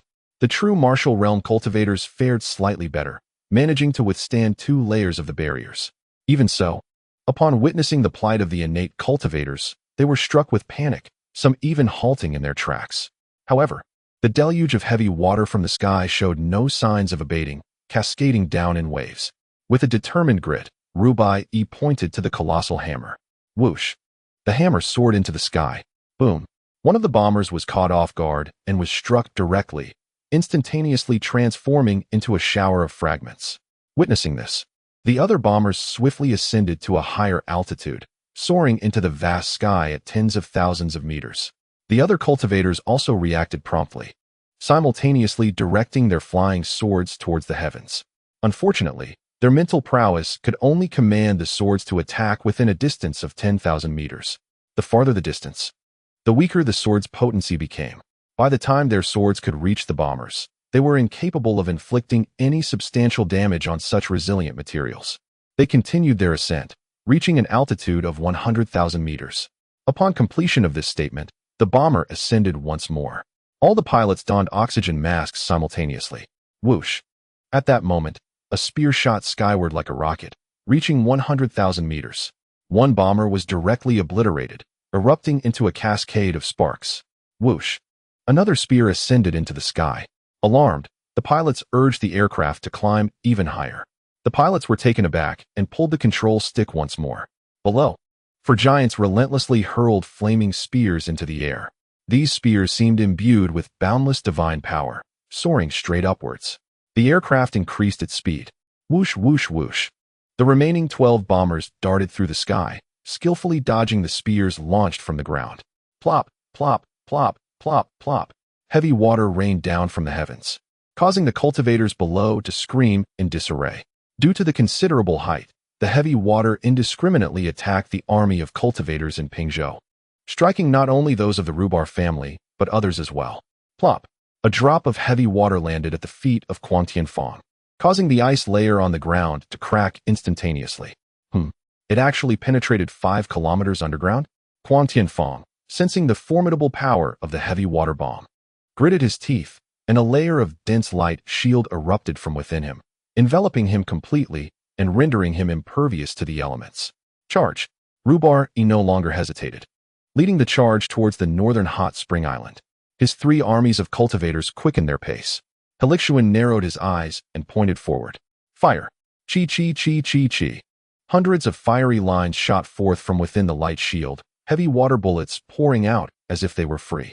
The Rubar family's cultivators, regardless of their realms, postnatal, true martial, innate, or transformation, could not withstand even 10 seconds under such overwhelming firepower. Their protective divine light was shredded like mere paper, followed swiftly by their bodies, which were mercilessly torn apart. In an instant, countless cultivators fell, and the flying swords they had controlled plummeted from the sky, resembling a rain of swords. Plop, plop, plop. Rubar's shield flickered uncertainly. Gritting his teeth, he directly burrowed into the ice layer.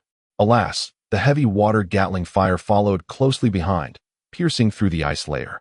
Rubar had yet to react when the shield shattered. Bang! An arm flew 5 meters away. Ah, my hand, my hand. Rubai clutched his arm and hastily fled towards the periphery. Everyone obeyed the command to maintain a distance of at least 500 meters from the heavy water Gatling gun. As Rubai ran, he did not forget to preserve the legacy of his family. Of the 3,000 cultivators, only 2,000 remained, lamenting that their parents had not given them 2 additional legs, scattering in disarray and disregarding the orders of Kuang Tianfang. Whoosh! Boom! A long spear flew in from the distance, striking the shimmering barrier of Hot Spring Island with great force, creating a gaping hole. 5 machine gunners were obliterated into mere pulp. Boom! Another spear soared in from afar. Boom, boom, boom, boom. The 4 great Law Kings simultaneously unleashed their might, launching spears with the rapidity akin to a standard automatic rifle. Each spear that struck the ground detonated like a bomb, leveling everything within a 10-meter radius. Old Chum, quickly take cover inside the castle and reinforce the barrier with the steel plates. Before Li Xuan could finish his words, a blazing spear pierced through the barrier, shattering the 5-meter-thick steel plates into a cloud of debris. Heavy water crossbows fire at the 4 giants in the distance. Quickly, quickly! Instantly, countless heavy water crossbows aimed skyward. Release! Whoosh, whoosh, whoosh, whoosh. Over 100 crossbows shot towards the heavens, targeting the 4 great Law Kings. A mere parlor trick, one of the Law Kings sneered. suddenly striking his own body.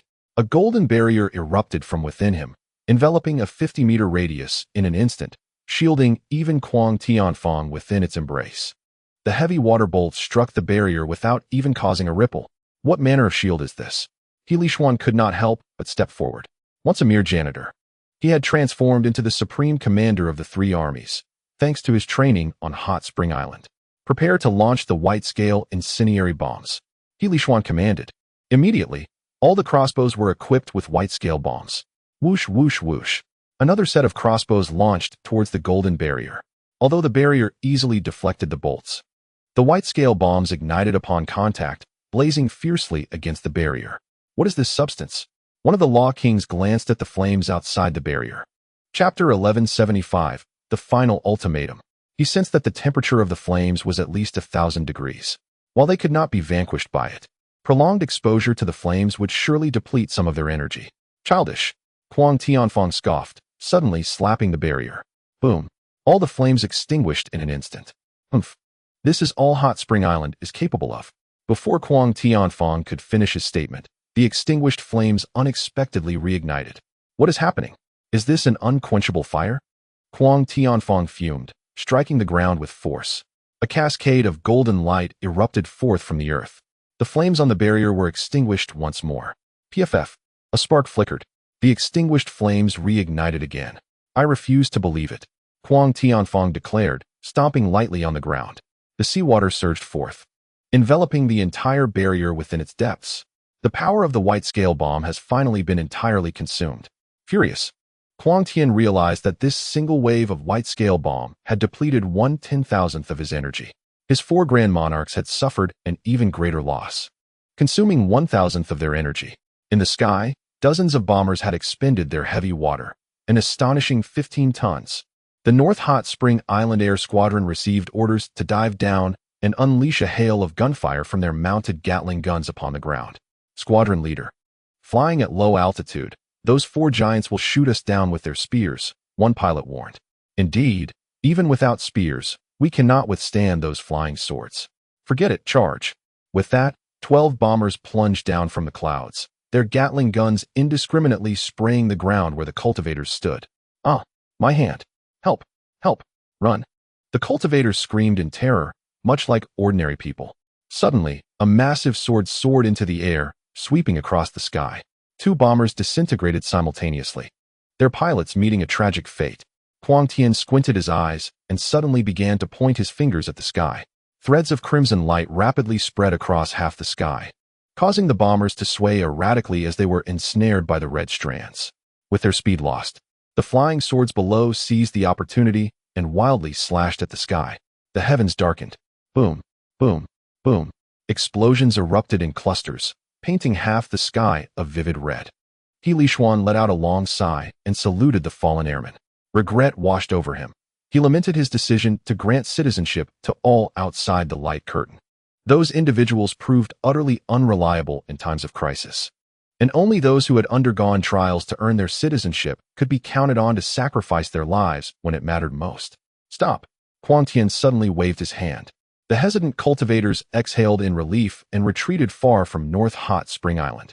The ground was littered with fallen cultivators, particularly in the area 200 to 300 meters from the light curtain, where their bodies had nearly formed a small mountain. Kuang Tian stepped forward, narrowing his eyes. As the lord of a state, he was not here solely for revenge. He was indifferent to the invasion of Sheen County and other regions by Hot Spring Island. After all, cultivators were inherently selfish. His pretense of revenge was merely a guise to pursue the resources of Hot Spring Island. Moreover, during his recent days outside, he had indeed encountered several nearly pure yuan transformation pills. If he were to launch a full-scale assault, he could undoubtedly seize North Hot Spring Island in a short time. But that would require all of his efforts. What if he were to damage the resource pipeline? He had heard that the pipeline of Hot Spring Island was an immense machine that required countless technicians working in unison to purify the elixirs and transform waste into treasure. Where's Liu? Kuang Tian inquired, glancing at the mid-tier cultivators behind him. Lord State Master, our clan leader has fallen in battle. Liu approached, holding half of a severed head, which bore a faint resemblance to Liu. Kuang Tian's expression darkened significantly. Unexpectedly, the seemingly insignificant Baiquan Island proved to be quite troublesome. It is said that Nanquan Island is their stronghold. Ruba Yi, assess the losses, Kong Tianfong instructed. Our Ruba family has suffered nearly half of its forces, amounting to approximately 1,500 casualties, particularly among the cultivators of the Huayuan and Xiantian realms, who bore the brunt of the assault. Ruba Ye's heart ached, his voice tinged with sorrow. And what of the other regions? What are the casualties there? Kong Tianfong inquired, his expression devoid of any sorrow. Our family lost 400 men. Our clan suffered 72 losses. My family endured 320 casualties. We have only lost 3, yet tragically, our clan leader has also perished. Soon, the battle losses were tallied. The 200,000 troops from Pingzhou had suffered over 7,000 casualties. In contrast, on Quan Island, fewer than 100 pilots had died, along with a few gunners slain by spears. The total number of fatalities did not exceed 200. Kong Tianfong found this loss acceptable. What he could not tolerate was the fact that Quan Island had exchanged so many experts above the Jinwu realm for mere cultivators of the postnatal realm. It appears this will be a challenging endeavor. On the side of He Lishuan, they were also assessing the battle losses. Excellent news, Island Master. We have only lost 191 brothers, yet their losses exceed ours by more than 40 times, all of whom are high-level cultivators, an excited Qianhu reported. So, you are quite pleased? He Lishuan retorted. No, that's not my intention. I merely meant to imply that our losses were not as catastrophic. The Qianhu quickly clarified. Not severe enough. Although our numbers have dwindled, they were all elite troops. Let me ask you, in comparison to Pingzhou's elite, who possesses the greater numbers? Undoubtedly, Pingzhou has a far greater number, by a factor of 10,000. Precisely. The reason our losses are so minimal is due to the formidable formation of Quan Island, along with the heavy water Gatling guns and bombers. Our supply of heavy water ammunition is now down to merely 10%, and our bomber squadron has been entirely obliterated. Consider how we shall withstand their subsequent assault. He Lishuan sighed deeply, casting a sharp gaze outward. He could not comprehend why, when Kong Tianfong could have held out a little longer before the impending breach of Quan Island, he suddenly declared a ceasefire. Had the battle continued for just 5 more minutes, the entirety of Quan Island would have fallen. At that point, the exchange of forces would not be as straightforward, leaving Quan Island vulnerable to utter annihilation. You, go and inquire of He Lishuan whether he is willing to surrender the assembly line, presenting him with a final ultimatum. Kong Tianfong instructed slowly. Yes, Governor. The one-armed hero Ruba Li stepped forward. He Lishuan, I shall ask you one last time. Will you surrender the assembly line for refining pills? You may convey to Kong Tianfong that I am indeed inclined to relinquish the assembly line to maintain peace. However, I fear that without it, Quan Island will lose its final card, leaving us at your mercy for slaughter, He Lishuan replied, displaying his astuteness. After serving as the island's leader for 2.5 years, even someone with a negative IQ has now attained a level of intelligence akin to that of an ordinary person. He finally comprehended why Kong Tianfong had suddenly called for a ceasefire. It was, in fact, out of fear of damaging the production line of the North Hot Spring Island. If he were to inform this group that the production line on Hot Spring Island did not exist, it would likely lead to the immediate destruction of North Hot Spring Island. Luba Yi turned to gaze at Kong Tianfong. If that is the case, a glimmer of murderous intent flickered in Kong Tianfong's eyes. Just then, a whistling sound erupted from the sky. Countless black dots swept across the heavens, numbering at least in the hundreds of bombers. Yi Feng, seated in the co-pilot's seat, cast his gaze over the blood-red ground below. The corpses had nearly piled up around Hot Spring Island, forming a veritable wall of flesh and blood. Fortunately, the protective barrier of North Hot Spring Island remained intact and unbroken. Brother Feng, should we deploy the heavy water bombs? Chen An inquired. It appears that the situation below is one of ceasefire. Let us refrain from deploying bombs for the time being. Moreover, our losses are considerably less than theirs. We will descend directly within the barrier, Yi Feng commanded. Immediately, hundreds of black dots began to descend towards North Hot Spring Island one after another. The barrier, already constricted to a minimal size, became even more crowded. Make way, clear a path for the bombers. Helixuan was below, dispersing the throng, which had reached a point of overcrowding. The smaller the barrier, the greater the capacity for launching an attack. Bai Guoguo's actions were justified. Soon, over 100 bombers landed on Hot Spring Island, yet more than 300 remained aloft, unable to land and forced to fly in the sky with minimal fuel consumption. As the bombers descended, Feng and Chen An were the first to leap out, followed closely by Susan, by Chu Xue, and other high-ranking officials. Brother Feng, you finally made it. Helixuan rushed over for an enthusiastic embrace. All right, Helixuan, did you manage to take down a bomber earlier? Feng's gaze shifted towards the barrier. Beyond it, Kuang Tianfang stepped forward, his eyes fixed on Feng. The clash of their gazes seemed to resonate with the sounds of clashing swords and armored steeds. Indeed, Kuang Tianfang was on the verge of breaching Hot Spring Island, but he halted abruptly. I cannot fathom the reason. Had the battle persisted for another 5 minutes, North Hot Spring Island would have ceased to exist, Helixuan expressed with trepidation. I understand now. Feng slowly approached the barrier, with other high-ranking officials closely following. You are Wang Zhihai? Kuang Tianfang finally spoke. Previously, he had looked down upon Hot Spring Island, perceiving it as insignificant. However, following the recent battle, he reassessed the island's strength. I am Feng.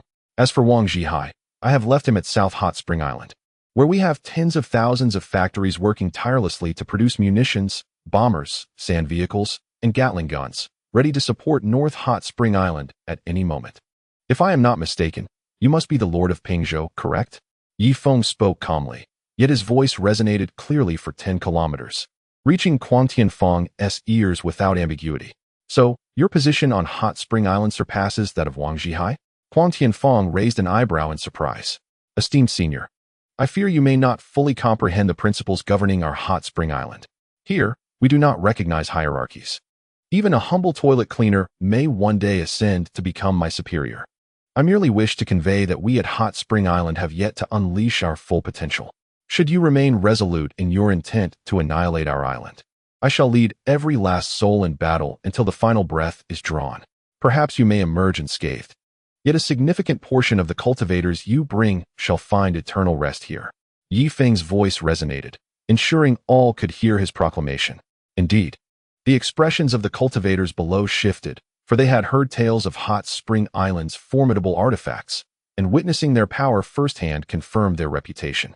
Engaging in a direct confrontation with Hot Spring Island could very well lead to their demise. In the pursuit of immortality, they would not willingly sacrifice themselves for the sake of Quantian. When the time comes, they shall make a self-serving choice. Such eloquence, sharp wit, and divisive tactics. Truly, he is the king of Hot Spring. Yet, eloquence alone is insufficient. I have brought an army of 200,000, with nearly 20,000 cultivators at the true martial realm. I must inquire, what do you intend to use as a shield? Quantian responded with indifference. Having regarded Hot Spring Island with a mere glance, not perceiving it as a genuine adversary. Esteemed senior, should you desire bloodshed, let it flow abundantly. We of Hot Spring Island are a proud people, and I assure you, not a single prisoner shall emerge from our ranks. You may want to reconsider your potential casualties. Upon concluding his statement, Feng turned his gaze toward the ordinary cultivators. They were but conscripted laborers, compelled by the oppressive authority of the provincial lord. Kuang Tian smirked. Feng, in the face of absolute power, your attempts at division are futile. I shall ask you but one question. Will you relinquish the assembly line to me? The assembly line? What if I refuse? Do you truly believe I cannot threaten your homeland? Did you not witness the bombers we dispatched earlier? With but a command, they could reach Pingzhou within half a day, reducing it to ruins. Your kin shall perish, your direct descendants shall meet their end, and even your wives shall die. Should you doubt my resolve, I can issue the order forthwith to demonstrate who possesses the upper hand. Feng's expression turned grave. He understood that dealing with such a formidable individual required more than mere words. He must wield a tangible threat. Indeed, Kuang Tian fell silent. While he possessed the means to counter the bombers, he had countless descendants and wives residing in Pingzhou. Should Feng truly send the bombers there, it could spell doom for half of his lineage. After 5 seconds of silence, Feng spoke again. My lord, I am not a warmonger. Instead, I propose we seek a peaceful resolution to today's affair. A peaceful resolution? Kuang Tian's lips curled in skepticism. How do you envision this peace? I shall not surrender the assembly line of Hot Spring Island, but I am willing to purify a waste pill for you free of charge each month. For other elixirs, we shall require a reasonable fee. At such a cost, it is imperative that the senior allows us at Hot Spring Island to extend the railway to Pingzhou Prefecture and establish a concession there. alongside constructing factories. Concurrently, we shall leverage the substantial population of Pingzhou Prefecture to foster the technological advancement of Hot Spring Island. Chapter 1177. Promoting Greatness. Once our collaboration is realized, we will subsequently be able to offer you some products that are not particularly advanced. For instance, Yifeng pointed skyward. Once the new batch of bombers is developed, I could sell you this older generation of bombers at a premium. However, there is one condition. Payment must be made in Hot Spring currency. We do not recognize spiritual stones, talismans, or elixirs. Only Hot Spring currency is accepted. Kong Tianfang fell into contemplation. Just 3 days prior, upon emerging from seclusion, he had encountered bombers, which he had dismissed as mere trickery. Yet, following the recent conflict, he found it necessary to reassess Yi Feng's unconventional methods. Although those flying contraptions may not pose a threat to a cultivator of his caliber, they wield a formidable deterrent against those at the divine origin stage. Is this true? Kong Tianfang inquired. If you harbor doubts, we could draft an agreement and distribute it throughout Pingzhou, with all its citizens as witnesses, Yi Feng replied earnestly. His current aim was not to provoke war, but rather to enlist the populace of Pingzhou to assist him in gathering materials for the protective array of his clan. Clearly, the existing formation was insufficient to withstand formidable foes, and who knows what tiers of cultivators may emerge in the future. He must first establish a supreme protective array to ensure his own invincibility, thus securing his right to dominate the entire continent. Rumors are merely rumors. I wish to witness the purification assembly line of Hot Spring Island. Here, I possess a failed transformation pill. Purify it for me now, Kong Tianfang declared, handing the failed pill to Liu Bei. Liu Bei, take this failed pill to Hot Spring Island. I want to see how it is purified, Kong Tianfang commanded. Am I to go? Liu Bei's heart raced. What if he were to be mowed down by Gatling fire upon approaching Hot Spring Island? What is the matter? Is there an issue? Kong Tianfang narrowed his eyes. No, there is no problem. I shall go, Liu Bei replied, taking a deep breath as a thick layer of protective divine light enveloped him. As a divine origin cultivator, he was confident in his ability to withstand the heavy water Gatling for 5 seconds.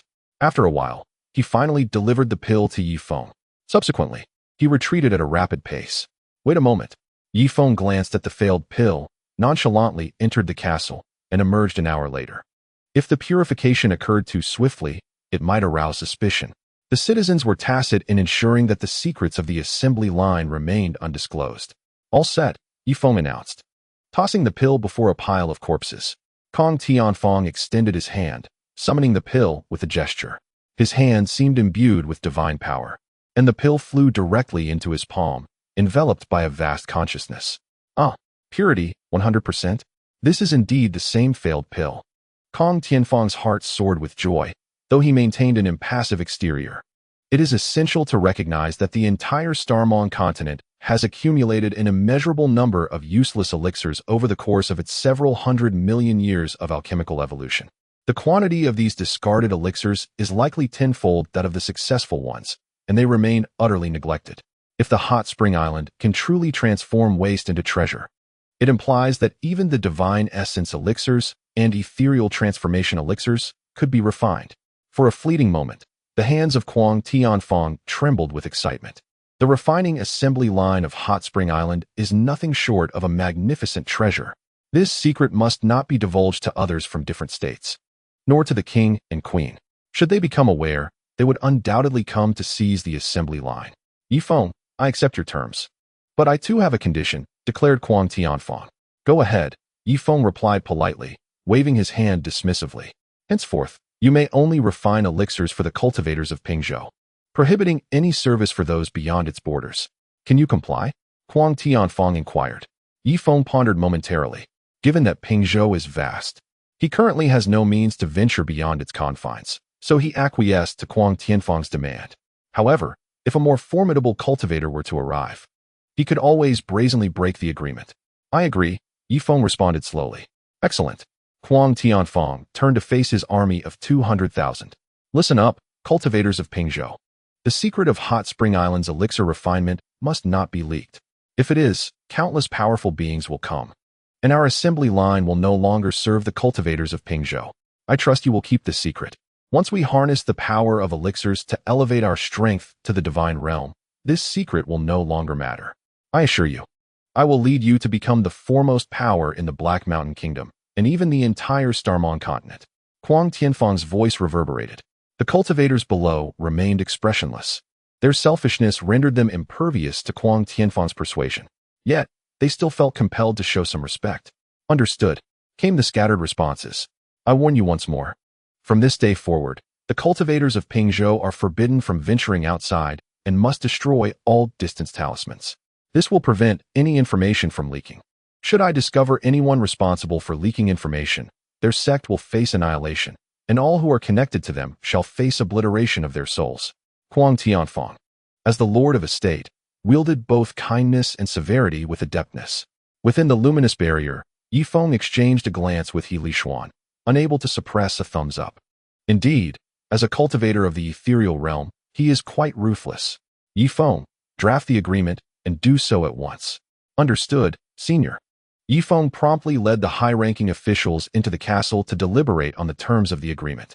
Brother Feng, let us request their assistance in setting up the Starmon Great Array, the mightiest protective formation of our clan, though the materials may be somewhat challenging to procure. Chen An suggested.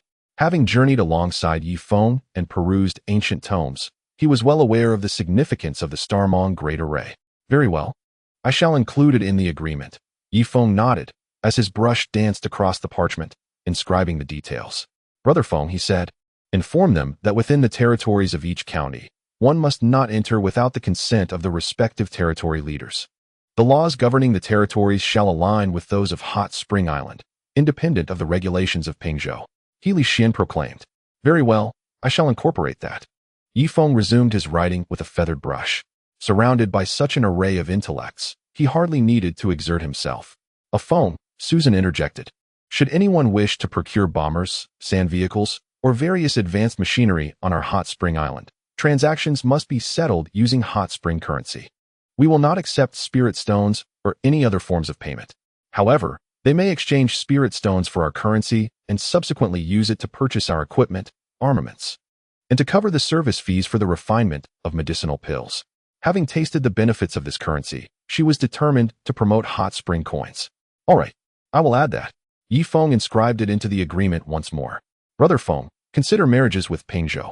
For instance, you might wed one of Kuang Tianfang's daughters or granddaughters, and in turn, betroth Talil to one of his sons or grandsons. This would significantly reduce the chances of conflict. Chung Libin suddenly suggested. Isn't this a redundant effort? Yifeng inquired, glancing at Susan. Perhaps it would be best to postpone. Yixing is already 13. We can arrange for him to be engaged to one of Kuang Tianfang's granddaughters for now, formalizing the engagement until he comes of age. Yifeng proposed. Then let me marry one of Kuang Tianfang's daughters. As the lord of North Hot Spring Island, it is time for me to contribute to the organization. He Lishuan declared. No, allow me to handle this. I, Chen An, as Brother Feng's brother, should wed a daughter of Kuang Tianfang to strengthen the ties between our clans. I want one too. Me too.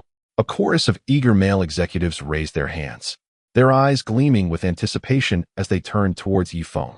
Do exercise caution. Should Kuang Tianfang become incensed, our agreement may well be jeopardized. Yifeng sighed. Su Yun, what if you were to marry into Pingzhou? Yifeng tentatively proposed. I refuse. Be silent. Do not speak of this matter again. Su Yun retorted angrily, grasping Yifeng's ear. Ouch. Let go, let go. I am trying to write. Yifeng yelped in pain. Before long, all the terms were included in the document, 20 full pages. All right, I shall personally step beyond the light barrier to sign the agreement with Kuang Tianfang. Yifeng stated resolutely. Are you out of your mind? You are the leader of Hot Spring Island. What if he captures you? Chen An quickly seized Yifeng. Permit me to go. I am the lord of North Hot Spring Island. He Lishuan insisted as he snatched the agreement. No, should Kuang Tianfang capture me, you can simply elect another leader. As long as the members of the council remain, the spirit of Hot Spring Island will endure. Yifeng resolutely shook his head, reclaiming the document. What meaning is there in living without a spirit of adventure as an island leader? I cannot simply wander outside like an ordinary citizen, constantly guarded by a large army. What difference would that make from imprisonment? Stepping out of the castle, Yifeng stood before the light barrier, raising the thick agreement in his hand. Senior, I am coming out now to sign the agreement with you. Yifeng proclaimed loudly. You are coming out? In person? Kong Tianfang could scarcely believe his ears. Indeed, after Yi Feng spoke, he inhaled deeply and resolutely stepped out from behind the luminous veil. The ground lay strewn with frozen corpses, accompanied by patches of crimson snow. With a swish, countless gazes converged upon him. At that moment, Yi Feng resembled a sheep amidst a pack of wolves.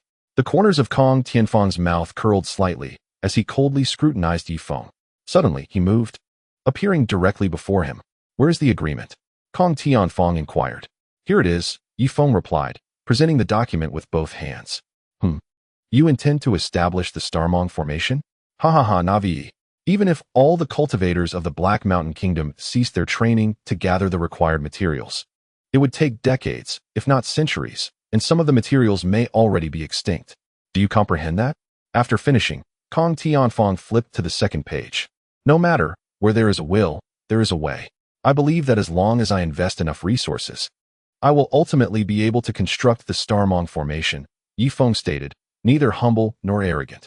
"In the least territory, does it function independently of the laws of Pingzhou?" Kong Tianfang furrowed his brow. "Yes, within the least territory, we must adhere to the laws of our hot spring island. Without the permission of our territory's leader, no outsider is allowed entry," Yi Feng asserted firmly. It matters not." Kong Tianfang flipped through several pages until he came across the request for marriage.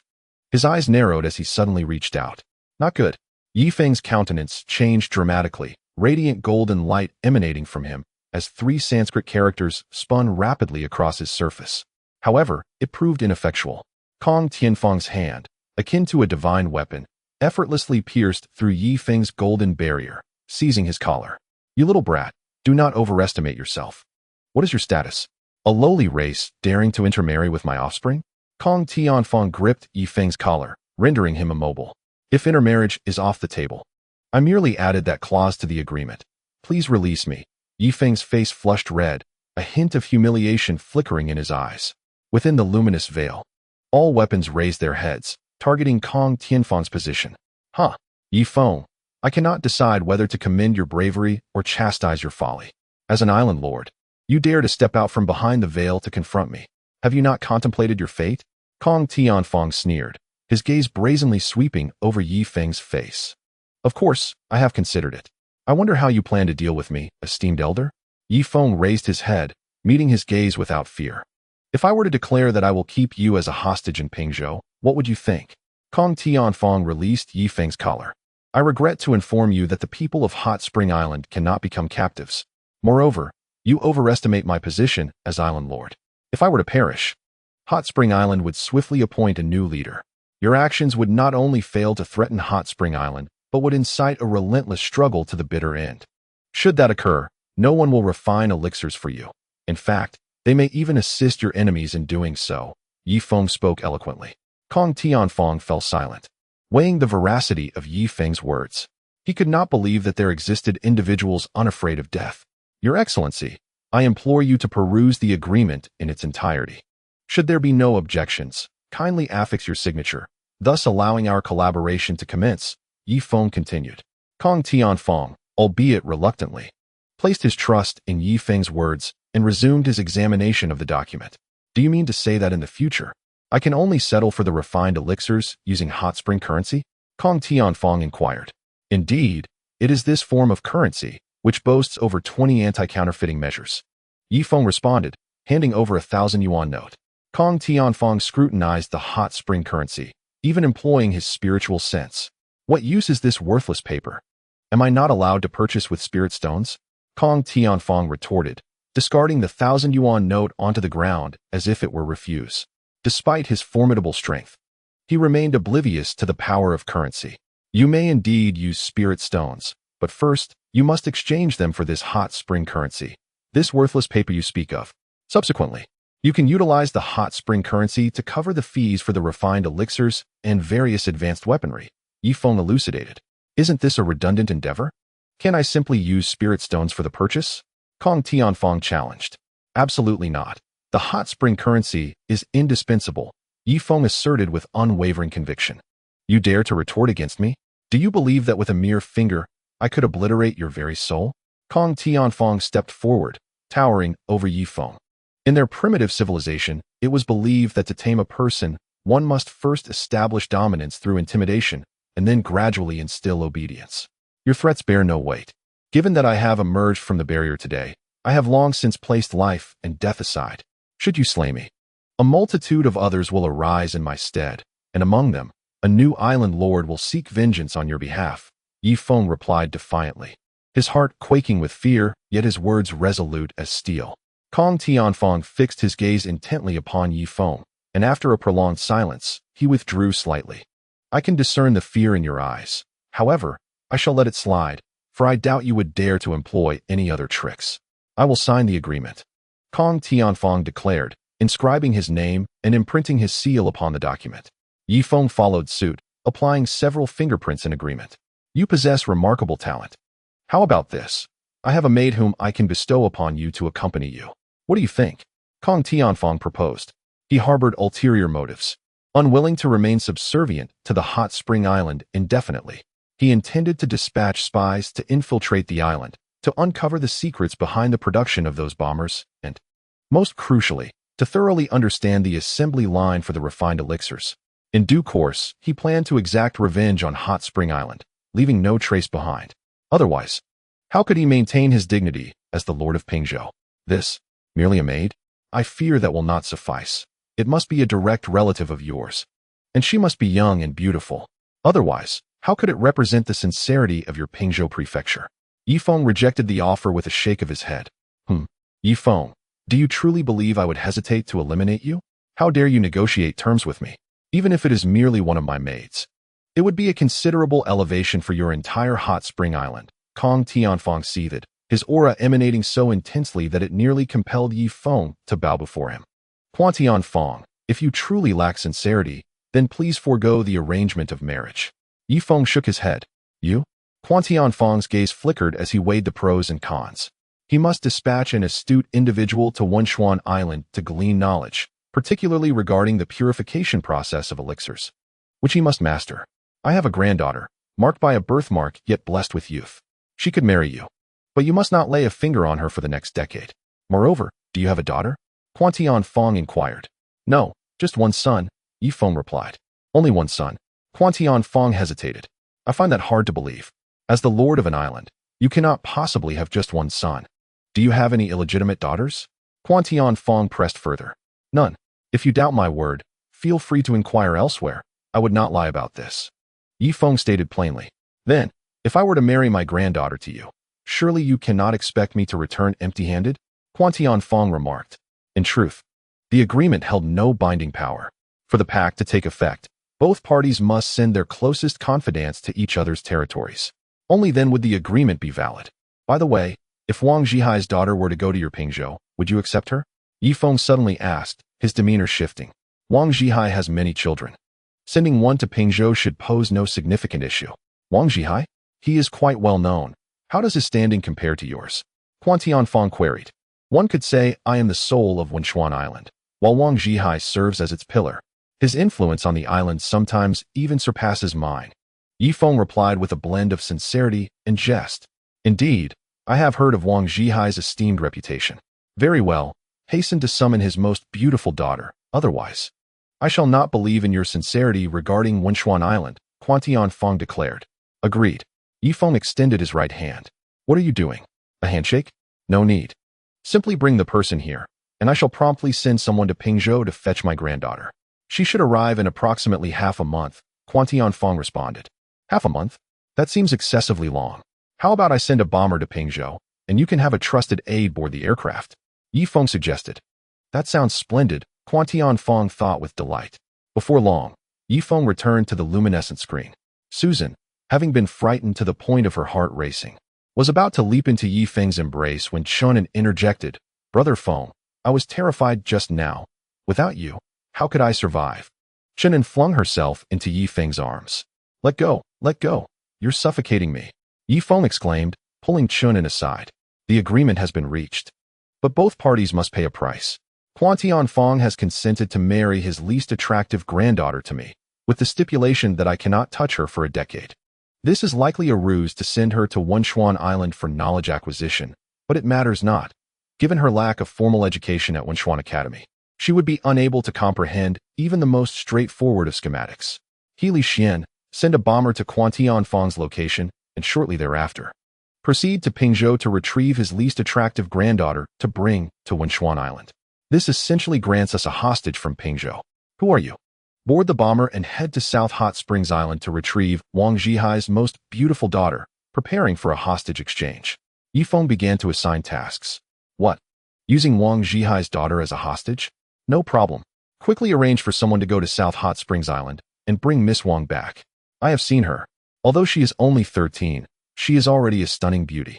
Upon hearing that Wang Zhihai's daughter would be used as a hostage, He Lishuan's eyes sparkled with excitement. It seemed that the conflict between the two factions had reached a boiling point. Miss Wang? Wang Zhihai will undoubtedly refuse, said Qianhu. Just go. What are you afraid of? With Brother Feng backing you up, there's nothing to worry about. Perhaps it would be better to send someone else. What if Wang Zhihai gets angry and strikes me? Fool, I will go myself. He Lishuan exclaimed, leaping into the bomber with enthusiasm. It was evident that when he retrieved Miss Wang, he would likely humiliate Wang Zhihai in the process. Hey, He Lishuan, when you bring Miss Wang back, do not engage with Wang Zhihai. If he insults you, endure it, do not retaliate. Understood? Yifeng warned, his gaze fixed on He Lishuan. No humiliation allowed. Fine. Then Qianhu, you should go retrieve her. He Lishuan jumped out of the bomber again.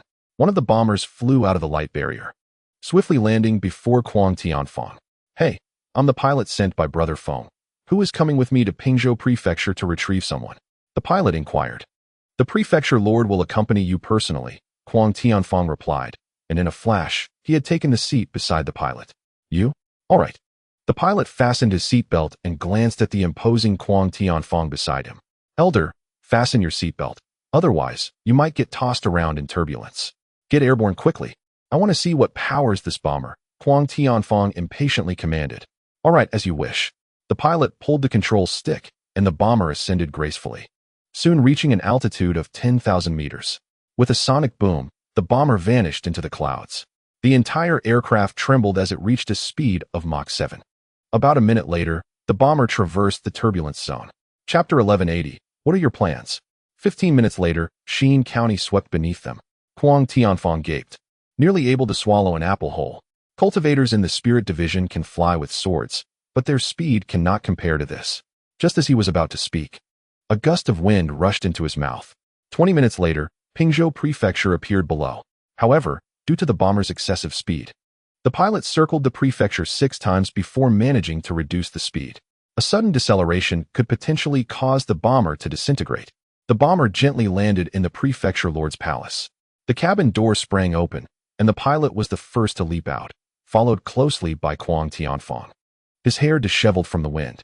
As he stepped out of the bomber, his stomach churned. Fortunately, his formidable strength suppressed the urge to vomit. On South Hot Spring Island, Wang Zhihai brandished a heavy pistol, pointing it at the 4 captains before him.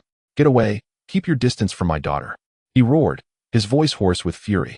Behind him stood a girl of about 13 or 14, her timid eyes surveying the 4 captains. Master Wang, this is Feng Ji's intention. We are to exchange hostages. Unfortunately, I do not have a daughter. If I did, for the grand cause of Hot Spring Island, I would surely marry her off to Pingzhou Prefecture. One captain feigned indifference. Then why not marry your mother off to Pingzhou Prefecture? Wang Zhihai retorted, his eyes bloodshot with anger. Hey, that is a personal attack. I have a letter from Feng Gu. The captain shot back, handing the letter to Wang Zhihai. Wang Zhihai read, I.e. Feng, only lament my inability to father a daughter. If I had a daughter, I would certainly marry her to Pingzhou Prefecture. Currently, among those of stature on Hot Spring Island, only the 2 of us remain. The daughters of others hold little value, and Kuang Tianfang would certainly not agree. Thus, I must trouble you. After all, you have so many children. Marrying off one is inconsequential. Message, Yifeng. Gu Yu snatched the letter away. Island Master, this is indeed Feng Ji's handwriting.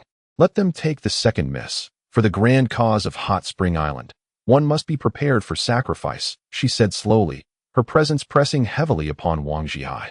Father, I am willing to go to Pingzhou Prefecture. Do not worry. I will be fine, the second Miss Wang comforted, grasping her father's hand. Due to his genetic shortcomings, Wang Zhihai had many daughters, but the second Miss was the most beautiful, making her his favored child. Xin, one day, I will bring you back. In 10 years, you will share a room with Kuang Tianfang's son. I will find the time to rescue you, Wang Zhihai said tenderly. Father, why must you rescue me? Marrying into Pingzhou Prefecture would make me a vital link between Pingzhou and Hot Spring Island. It is an honorable endeavor, Wang Xin expressed, demonstrating remarkable understanding. Second miss, you truly are wise.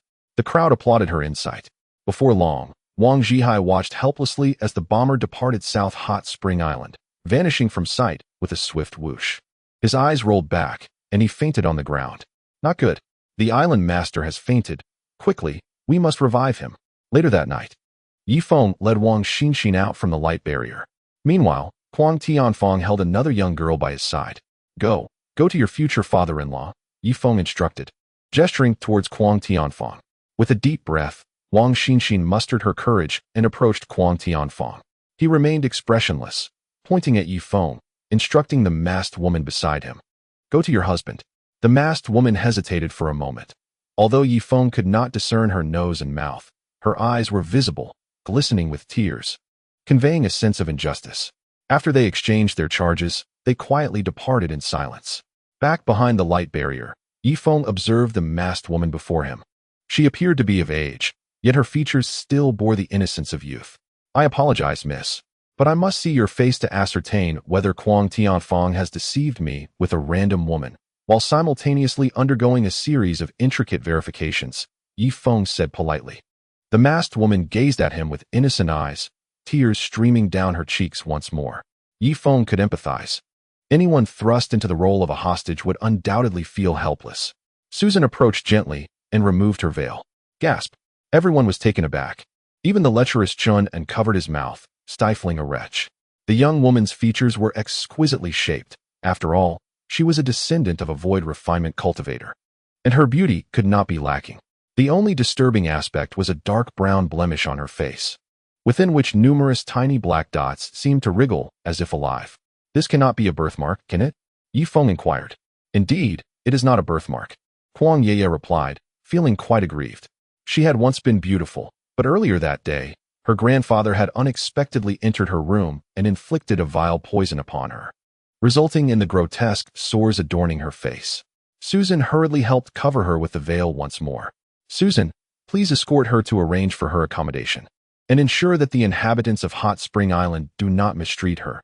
She is a pitiable soul, Feng thought, piecing together the situation. He hadn't anticipated Kuang Tianfang's cruelty, even towards his own granddaughter. In truth, he could utilize a blood-sucking technique to extract the poison from the girl. Yet, why would he do that? Such an action would only arouse suspicion on Kuang Tianfang's part, jeopardizing the cooperation between Hot Spring Island and Pingzhou. Well then, the conflict with Pingzhou can reach a temporary resolution. For at least the next decade, we shall enjoy a period of peace, provided we do not harm the hostages. And they do not harm ours. Feng addressed the assembly. Brother Feng, do you have any plans for this decade of peace? Chen Libin suddenly inquired. A trace of white had begun to appear in his hair, lending him a somewhat haggard appearance. We shall utilize these 10 years to establish factories throughout Pingzhou, and the Hot Spring Academy must cultivate more university graduates. We need to push the development of scientific weaponry to its zenith. I believe that within the next 10 to 20 years, we will inevitably face a significant conflict in Pingzhou. I, for one, cannot attain the void refinement realm within a decade, so we must rely on technology, Feng replied. Indeed, we must wholeheartedly support technology. It is our foundation in the Starmong continent, Chen An stated with unusual seriousness. Chen An is correct. Old Sheng, you will have to work harder in the future, as you are now the sole engineer in civilized society. Although Charlie is decent, he lacks modern education, and many pioneering concepts will require your leadership, Feng chuckled. Chen Libin glanced at Feng, his gaze sweeping across the entirety of North Hot Spring Island. Chapter 1181. Allowing you to be outside with other women, Brother Feng. I fear that I will be unable to serve Hot Spring Island for the foreseeable future. I must resign, Chen Libin suddenly declared. What? Everyone was astonished, including Feng, who looked at Chen Libin with a pitiful expression. It is essential to recognize that Chen Libin's role on Hot Spring Island is comparable to that of Wang Zhihai. Feng, I am currently only a third-tier emperor of strength, and yet I have already reached the age of 65 this year. I must intensify my training to attain the true martial realm as soon as possible. In the true martial realm, one's lifespan doubles, allowing me to continue my long-term service to Hot Spring Island. Therefore, I have decided to resign. Without reaching the true martial realm, I shall no longer squander my energy on research. Chen An stated. Ever since the Gale Wind Zone came to a standstill, the spiritual energy from the starry continent has surged into the Great Desert, leading to an increased probability of advancement for individuals, while simultaneously, lifespans have plummeted to a freezing point. Previously, those who could live for 500 or 600 years as emperors of strength now find their lifespans reduced to around 100 years. The effects of the holy water in extending lifespan seem to have diminished significantly. Feng sighed and patted Chen An on the shoulder. At that moment, he realized how frail Chen An's shoulders were. Old Chen, I was too selfish in the past, merely passing the engineering department on to you because you are the only modern individual with any knowledge of engineering. Now, you can rest easy and resign. I will submit an application to the House of Representatives to secure ample funding for you, ensuring your comfort and sustenance. Furthermore, I will request additional elixirs each month to aid you in your swift ascension to the true martial realm. Feng spoke earnestly. Feng, it's not that serious. In truth, you are not selfish at all. Your greatness manifests in every aspect. I willingly wish to follow you. Since aligning with you, I have felt that my first half of life was in vain. This time spent with you has brought me unprecedented ease, comfort, and joy. Chen An responded, patting Feng on the shoulder. Am I truly that great? Feng inquired. You may not perceive it yourself, for these policies and actions are instinctive on your part. That is their most admirable aspect. At this moment, Susan also chimed in. Ah, Feng, remember the time I slapped you on the beach? I apologize. Your character has ascended to the heights of Jesus, and I realize I have misjudged you all along. Suyin also stepped forward. At this moment, Feng's heart was filled with emotion. Despite the challenges he faced, his efforts had finally garnered unanimous recognition from everyone. This acknowledgement transcends monetary and material valuation. Please, refrain from empty flattery. Cannot anyone comment on my appearance or physique? Feng remarked. Feng, you are incredibly handsome. Chen An quickly responded. That is rather superficial. Could we delve a little deeper? Handsomeness is merely skin deep and does not penetrate the soul, Feng admonished. Ah, Feng, you are so handsome that you could make meteorites fall. It seems you still struggle with compliments. Never mind. From today onward, I shall also work in the engineering department, taking on the role of chief engineer in addition to my position as island master. Feng stated solemnly. Very well. Nonsense. You all must put in effort. Work 8 hours a day and use the remaining time for cultivation. I hope that we, coming from a civilized society, each attain the true martial realm, thereby doubling our time together. Feng declared. Understood, Feng. From then on, there was little left to discuss. The 200,000 troops of Pingzhou Prefecture departed sequentially from Yijian Gorge, and Labaya personally approached to apologize, claiming he was compelled by circumstances to take harsh measures against Hot Spring Island. After arranging for Labaya, Feng boarded a bomber to return to South Hot Spring Island. For tonight was destined to be a sleepless night. He intended to compile everything he had learned from civilized society and send it to the engineering department, including concepts such as quantum mechanics, electronic applications, digital circuits, analog circuits, chips, and lithography machines. Although he had not formally studied these subjects, he had certainly observed their workings. He could articulate these concepts for the engineering team to explore at their leisure. Halfway into the night, a knock echoed from outside. Was it her? Come in. Bai Guogua pushed the door open. Guogua, why are you still awake at this late hour? Feng inquired with a smile. Now that North Hot Spring Island had attained peace, Bai Guogua no longer needed to remain stationed there. She could return to South Hot Spring Island to enjoy a life of leisure. It should be noted that Bai Guogua was 3 years younger than Ding Tuanchuan, yet she was already around 23 or 24 years of age. Brother Feng, I believe technology can be integrated with formation techniques. For instance, while a bomber cannot achieve zero drag, I could inscribe formation runes upon it. Similarly, for sand carts, though the material is robust, inscribing runes could enhance their hardness. This applies to certain Gatling weapons as well, where runes could be drawn. Bai Guogua appeared somewhat uncertain, her words shrouded in vagueness. Indeed. How did I not think of this? Guogua, you are my female Zhuge Liang. However, it seems you might be the only one versed in formation techniques. Feng gestured for Bai Guogua to take a seat on the guest sofa. Yes, if I were to undertake this alone, it would undoubtedly be a slow process. Therefore, I wish to propose that Hot Spring Academy offer an additional course on formation techniques, where I can teach a group of formation masters. With sufficient numbers, they could later contribute their talents to weaponry, Bai Guo was stated. Excellent.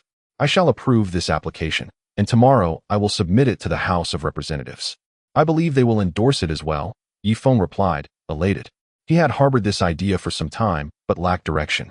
The Starry Dream continent was a realm of cultivation. The fusion of cultivation and civilization might yield extraordinary results. By the way, Guogua, now that you've grown, shouldn't you consider finding a husband? Yi Feng suddenly recalled. A husband? Bai Guogua appraised Yi Feng from head to toe.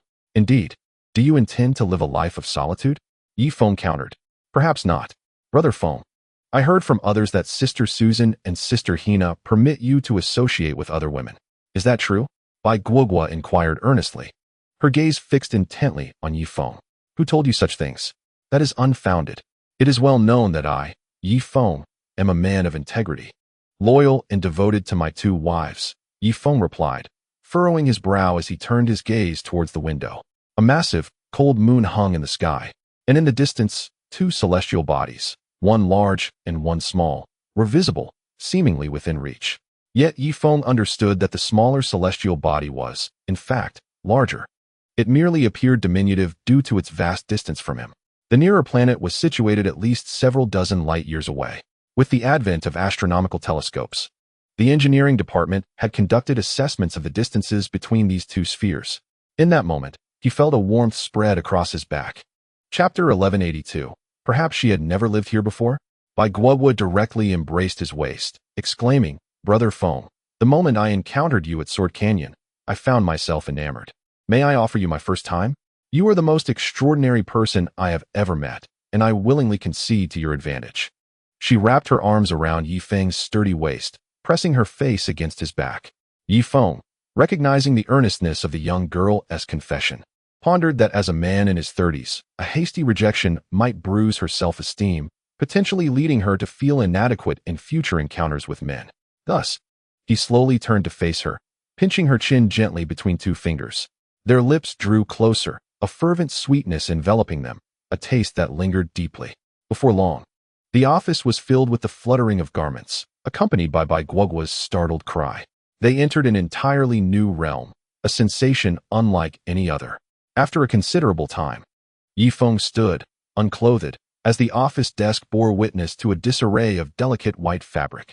Bai Guogua's nose was flushed, and traces of tears marked her cheeks. This was your first time? Let me help you dress. It should be less painful next time, Yi Feng said tenderly. Yes, Brother Feng, although it hurt. I feel so fulfilled and happy. With any other man, I would not experience this joy, she replied, resting her head on Yi Feng's robust chest. Time flew by, and in the blink of an eye, 3 months had passed. Throughout Pingzhou, the air was filled with the sound of transport aircraft whizzing by, delivering precious materials. On the ground, railways sprawled like vines, extending from North Spring Island to the entirety of Xin County. Numerous workers joined the endeavor, including those who had previously migrated to Xin County, now returning to work for the railway company on Spring Island. The spring coin had become a hard currency, more valuable than gold or silver, as it could be exchanged for spiritual stones, unlike the latter. Moreover, the spring coin could procure various advanced weaponry, insect-repellent medicines, and an array of stylish clothing and boots. With the rapid economic expansion, the first wave of ostentatious individuals emerged. Luosang leaned against a sandcart, striking a dashing pose. His father held a senior position in the fishing industry of Baibi City, under the jurisdiction of Yulong. Qingxue Happen. For you, I specially acquired this sandcart. Though it's merely the first generation, how many commoners can afford one? Soon, I shall take you to broaden your horizons, the gentleman Luosang declared, opening the door for her. No, I cannot. My husband is about to finish work, Qingxue replied, her long bangs nearly obscuring half of her face, rendering her true appearance elusive. Yet, it is precisely this allure of half-concealed beauty that piques the curiosity of men. Are you referring to that ineffectual husband of yours, Feng Ziying? He is merely a laborer in an electroplating factory. I cannot fathom what you see in him, Luosang remarked with discontent. At that moment, a tall man emerged, his long hair cascading to obscure half of his face. Xiang Qingxue, you should hurry home after work. Do not expose yourself outdoors, the long-haired man advised. Wait, hold on. Luo Sang interjected, blocking their path. Qingxue, you deserve far better. There is a banquet near the fishing grounds shortly, and I hear several prominent figures will be attending, individuals of civic standing. Allow me to take you, so you may witness the upper echelons of society, Luo Sang declared, casting a disdainful glance at Feng Ziying. Perhaps it is unnecessary, Qingxue hesitated. Over the years, she had changed her name and hidden herself away. Life had been arduous, and she wished to earn more money. These are influential figures among the common folk, owners of fishing grounds, factory managers, and some supervisors from security companies. Knowing them could prove beneficial. Should you ever embark on a business venture, a mere hint from them could sustain you for generations, Luo Sang insisted. Very well, I shall attend, Qingxue said, glancing at Feng Ziying with concern. Their lives had been too difficult, and Feng Ziying now appeared to have aged a decade, resembling a middle-aged man. If you go, I must accompany you, Feng Ziying stated. Is that acceptable? Qingxue inquired, turning to Luo Sang. Fine. Let us allow you to broaden your horizons and witness the disparity between us, Luo Sang replied. Before long, the three of them boarded a sand vehicle. Luo Sang executed a sharp drift, prompting enthusiastic shrieks from the women by the roadside. In the present climate of Nanwanquan Island, a materialistic trend had taken hold. Those with wealth sought to marry those with wealth, and the affluent could entice women with their cars. Soon, the sand vehicle halted in front of a massive ice house, illuminated by electric lights, resembling an ice castle. Two burly guards stood at the entrance, seeming to be the sentinels. Do you see? The guards are of formidable stature. Do you now comprehend the caliber of guests expected this evening? Luo Sang remarked, approaching the guards courteously and presenting his business card. Luo Sang? From the fishing grounds? Please, go right in. Thank you, esteemed gentlemen. Here is a token of appreciation for your efforts, Luo Sang said, displaying utmost politeness to the two guards. This trifling sum is better kept for your vehicle-less fuel, one guard replied dismissively. Come, let us proceed, Luo Sang instructed, leading the two inside the grand hall. The interior was warm, a stark contrast to the frigid temperatures outside, rendering it a veritable paradise. Have you ever resided in such a warm room? I dare say you have not, Luo Sang boasted. Qingxue and Feng Ziying exchanged glances, each sighing softly. They had once inhabited far more comfortable quarters, having been citizens in a realm of light, now reduced to the shadows of society. Every time security comes to check for temporary residence permits, they hastily retreat into the shadows, only to emerge again once the guards have departed. This allows the factory to exploit them limitlessly, as these undocumented workers are presumed to be lawbreakers, thus not afforded the protections of the labor laws of Hot Spring Island. At that moment, a young man strides in, each arm draped around a stunning young lady of remarkable beauty. Young Master Yu Qian, it's me, I'm Luo Sang. Luo Sang rushes forward. Is it really you? Yu Qian appears to be somewhat unfamiliar with Luo Sang.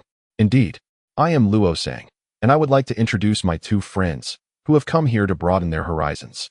As Luo Sang speaks, he gestures towards Yu Qian, his face brimming with pride. Out of the corner of his eye, he casts a glance at Qingxiang, eager for her to recognize his status. He is the son of the fishing ground owner, the young lord of Baibi City, Yu Qian. Luo Sang raises his voice several decibels, flaunting his connections. Chapter 1183. If there is nothing else, I shall take my leave. What is the matter? Feng Ziying, are you stunned? It's surely rare for you to encounter such prominent figures. Are you beginning to realize the disparity between us? Luo Sang boasts. Just then, a throng of people rushes in from the third floor. Father. Yu Qian quickly turns to another person. Luo Sang squints and realizes that it is none other than the renowned elder Yulong, the proprietor of the fishing grounds. Beside Yulong is a familiar face, the owner of the hot spring garment factory, Lung Yin. The rest are all prominent factory owners, mixed with a few local residents. Oh my! Luo Sang is taken aback.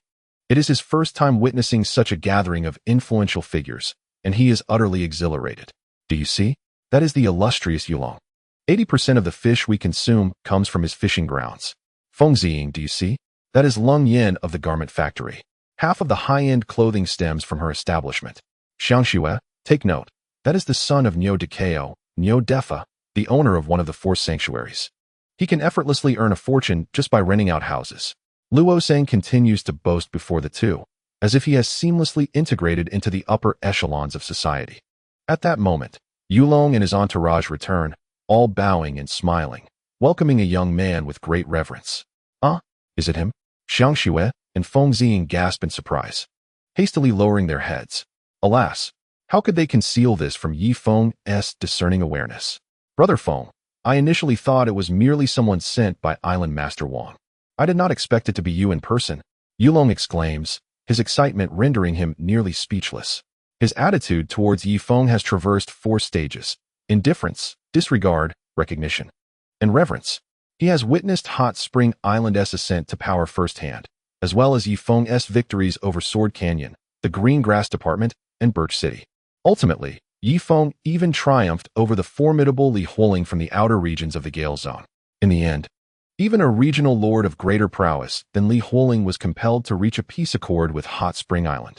In his eyes, Yi Feng and the divine were indistinguishable, of course, referring to the spiritual sense rather than the realm of the gods. Yulong, your fishing grounds are thriving. You are among the first wave of the affluent. I hope you can inspire the other impoverished souls beyond the light curtain to prosper alongside you. Yi Feng remarked with a smile. Indeed. I have recently been operating a porridge stall, providing warm meals for the homeless and hungry. I allocate 10% of the daily earnings as funding for the stall, Yulong quickly boasted. At that moment, Yi Feng turned his gaze toward Lung Yan.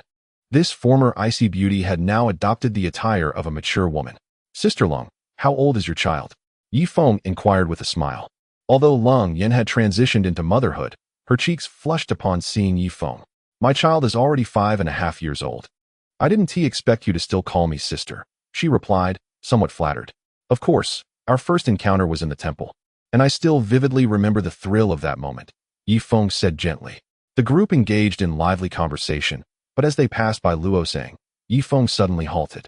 Yuchan, Luoseng, Xiang Xue, and Feng Yingzi, along with Yuchan's 2 companions, were huddled together. I almost forgot, this is my son, Yuchan. Yuchan, don't you greet Uncle Yi? Yulong admonished. Hello, Uncle Yi. The previously arrogant Yuchan quickly released the 2 beauties and bowed deeply to Yi Feng. Good. Yi Feng casually nodded. Yet his gaze shifted to Xiang Xue and Feng Yingzi. The presence of the 2, separated by Luoseng, caused Luoseng to tremble with excitement, his entire body quaking. Is this truly the legendary figure? Rumors of his exploits circulated widely, yet he appeared so ordinary, not a titan of strength nor a towering figure. I am Luoseng. Pleased to meet you, Mr. Yi. These 2 are individuals I brought along to broaden their horizons, Luoseng said, his chest heaving with emotion. Xiang Xue and Feng Yingzi shivered in fear, particularly Xiang Xue, who nearly buried her head in her chest. Brother Feng, Sister Xiang Xue, it has been a long time. How have you been? Yi Feng said, pushing Luoseng aside and locking his gaze onto the 2. Xiang Xue trembled and finally raised her head to meet Yi Feng's eyes. Feng Yingzi bit her lips tightly, casting a fearful glance toward Yi Feng. Feng, Brother Feng. Feng Yingzi managed to stammer out. The past is behind us now. If I am not mistaken, you both remain without proper identification, correct? Yi Feng stated. Yulong had been observing the 2 and his expression shifted as he subtly deduced their identities. That incident had occurred several years ago. Although the Wei Yuan Security Company had suppressed it fiercely, as the leader of Baibi City, he had heard whispers. Impressive, daring to cuckold Brother Feng. However, judging by his current demeanor, it seems he has completely moved on, considering one was once a brother in arms and the other a woman who had saved his life. Yes, Brother Feng. Feng Yingzi said cautiously. Let us not dwell on the past. When you have the opportunity, go to the Wei Yuan Security Company to obtain a civilian certificate. I will speak on your behalf, Yi Feng concluded. Moreover, should any difficulties arise, do seek out Susan. She shall be of assistance to you. After Li Feng concluded his statement, he strode purposefully towards the 3rd floor. Ah Feng, woo-woo. Xiang Xue could no longer contain her tears, which cascaded down her cheeks. Beside her, Luoseng was rendered speechless. Initially, he had intended to impress Xiang Xue, but instead, he found himself overshadowed by the couple, making him appear rather foolish.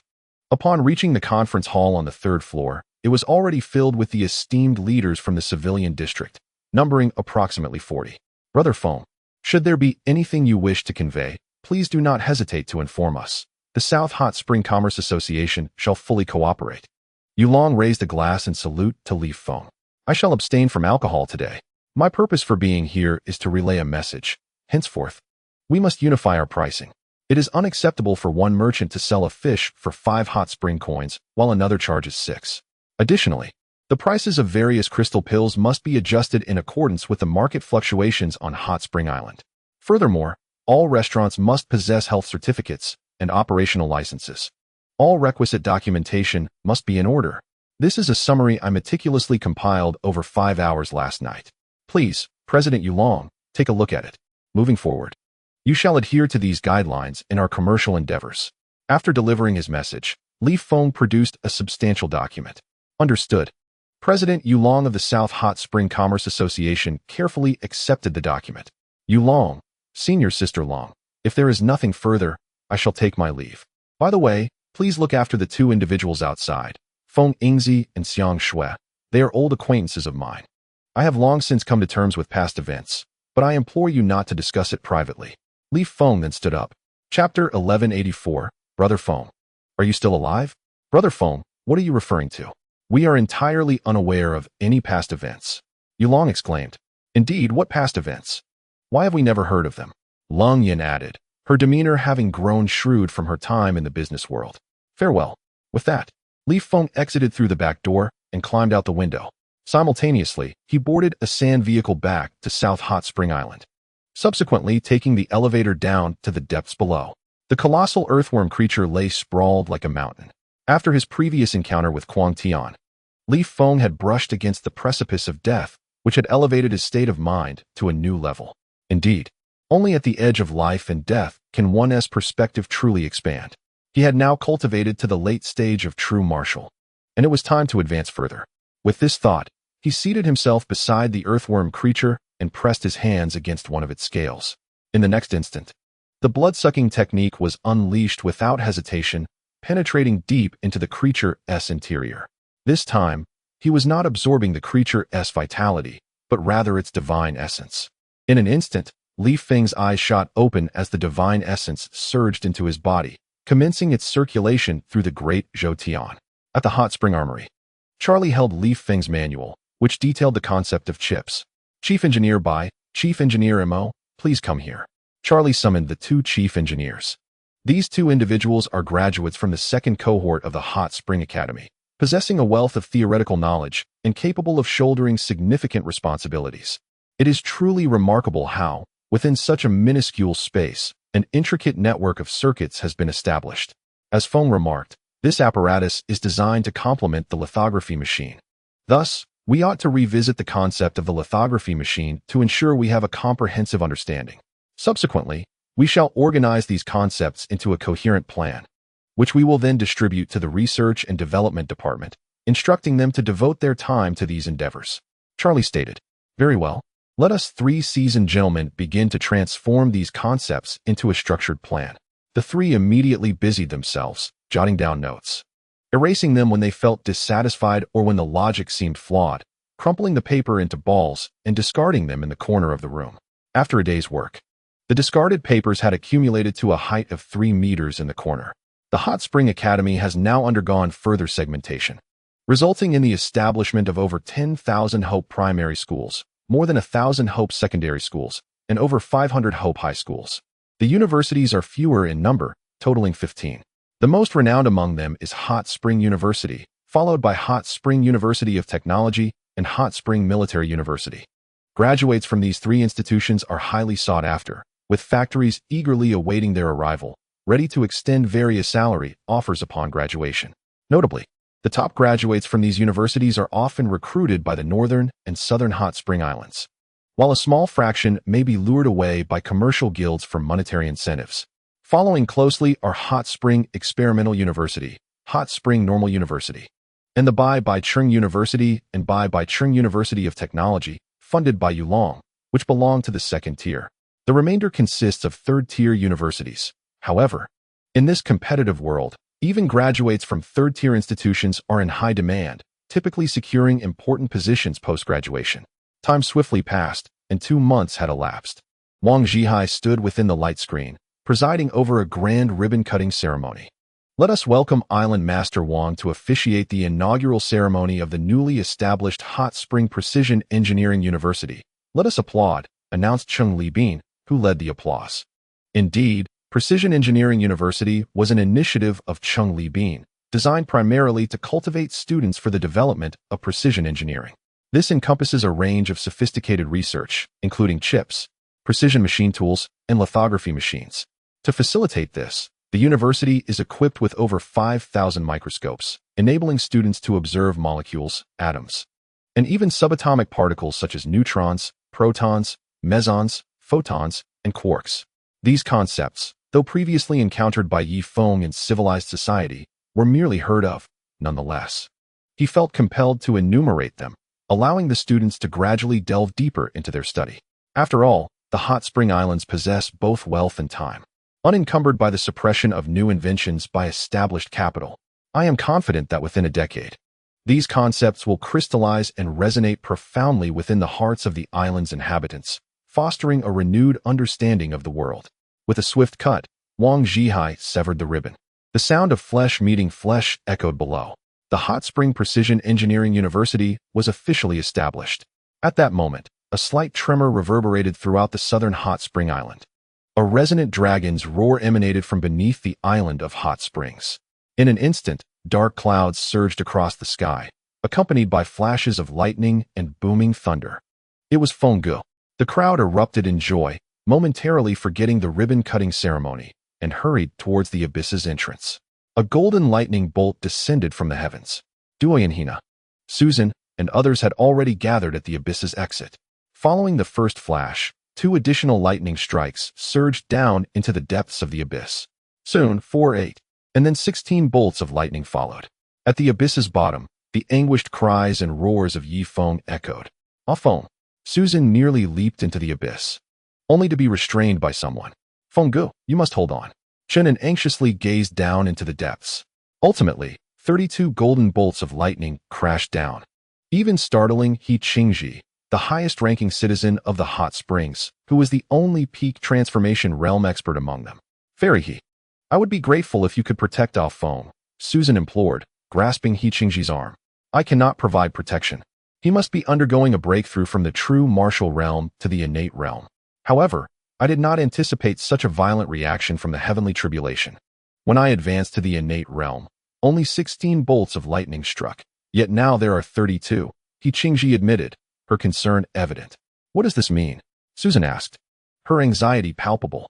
Nearby, Hina's expression shifted, as if she were about to speak, but He Qingji preempted her. Cultivators are inherently defiant against the heavens. The purpose of heavenly lightning is to suppress the number of those who defy fate. If the number of lightning strikes is excessive, it signifies an extraordinary level of power in the cultivator. Now, with Feng facing 32 bolts, it indicates that his vital energy is twice as dense as that of an ordinary innate cultivator.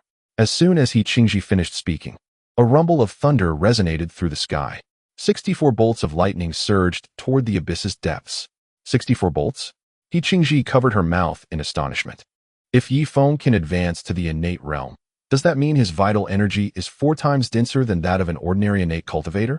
The density of a cultivator's vital energy is not merely an arithmetic sum. It is akin to a person whose strength is 4 times that of an average individual. Thus, the number of opponents he can vanquish is far more than just 4. With 4-fold strength, one can employ numerous techniques effectively, potentially defeating 10, 20, or even 40 foes. After the 64 bolts of lightning struck, the dark clouds in the sky dissipated instantly. Meanwhile, the abyss's depths fell silent, devoid of the dragon's roar or any further growls. Feng, are you still alive? Chen An asked anxiously. He Qingji closed her eyes, extending her formidable spiritual sense toward the abyss's depths. I'm afraid the abyss is too profound. My spiritual sense cannot reach the bottom directly. Moreover, after penetrating 20 kilometers into the abyss, it seems to be obstructed by a more formidable spiritual presence. To ascertain whether he still lives, we will need to send someone down, He Qingji stated. This is dire. The elevator has been struck down, and the motor is rendered inoperative by the heavenly lightning. Chen An's voice echoed from afar. I shall jump down, Susan declared resolutely. No, Sister Susan, there is no need for you to descend. Feng is still alive, meditating and confronting his inner demons. Duoyan Hina interjected, halting Susan's descent. How do you know this? Susan retorted. Of course. I sensed it the moment the goo worm was vanquished by the heavenly thunder. Feng is indeed facing his inner tribulation, Duoyan Hina replied slowly. That's a relief. As long as he has not perished beneath the heavenly lightning, all is well. Susan exhaled, her tension easing. The others also wore smiles, yet Duoyan Hina and He Qingji maintained their stoic expressions. They understood that the trial of the heart was the greatest adversary for all cultivators. It was akin to a battle between one's left and right hands. With no clear victor, only compromise. Either the true self concedes to the inner demons, or the inner demons yield to the true self. Regardless of the outcome, the gap between them would gradually close. This is why, as one's cultivation deepens, the influence of inner demons upon a practitioner intensifies.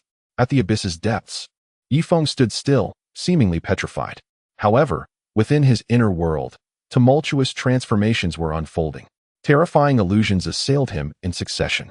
One moment, the hot spring island was breached by the forces of Pingzhou, with countless cultivators flooding in, wreaking havoc. The next moment, it was Duoyan Hina meeting her demise, followed by visions of Yi Feng and Susan. In essence, he was tormented by the deaths of all those he cherished.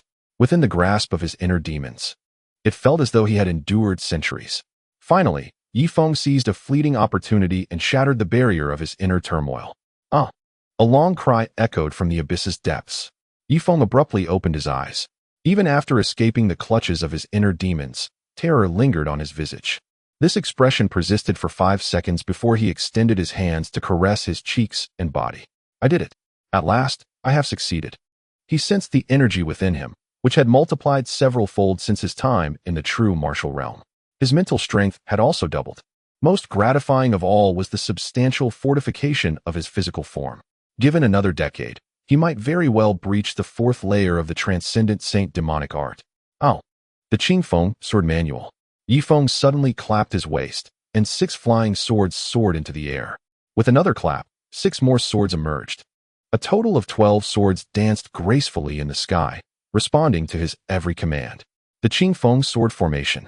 With a swift gesture, 20 swords encircled him, gradually becoming ethereal. Within a 20-meter radius, golden threads flickered continuously, each shimmer carrying immense power. This was the Qingfeng sword formation. He must find someone to test its might. Yi Feng smiled with satisfaction and surveyed his surroundings. The 12 flying swords revealed themselves before swiftly returning to his waist. It was time to ascend.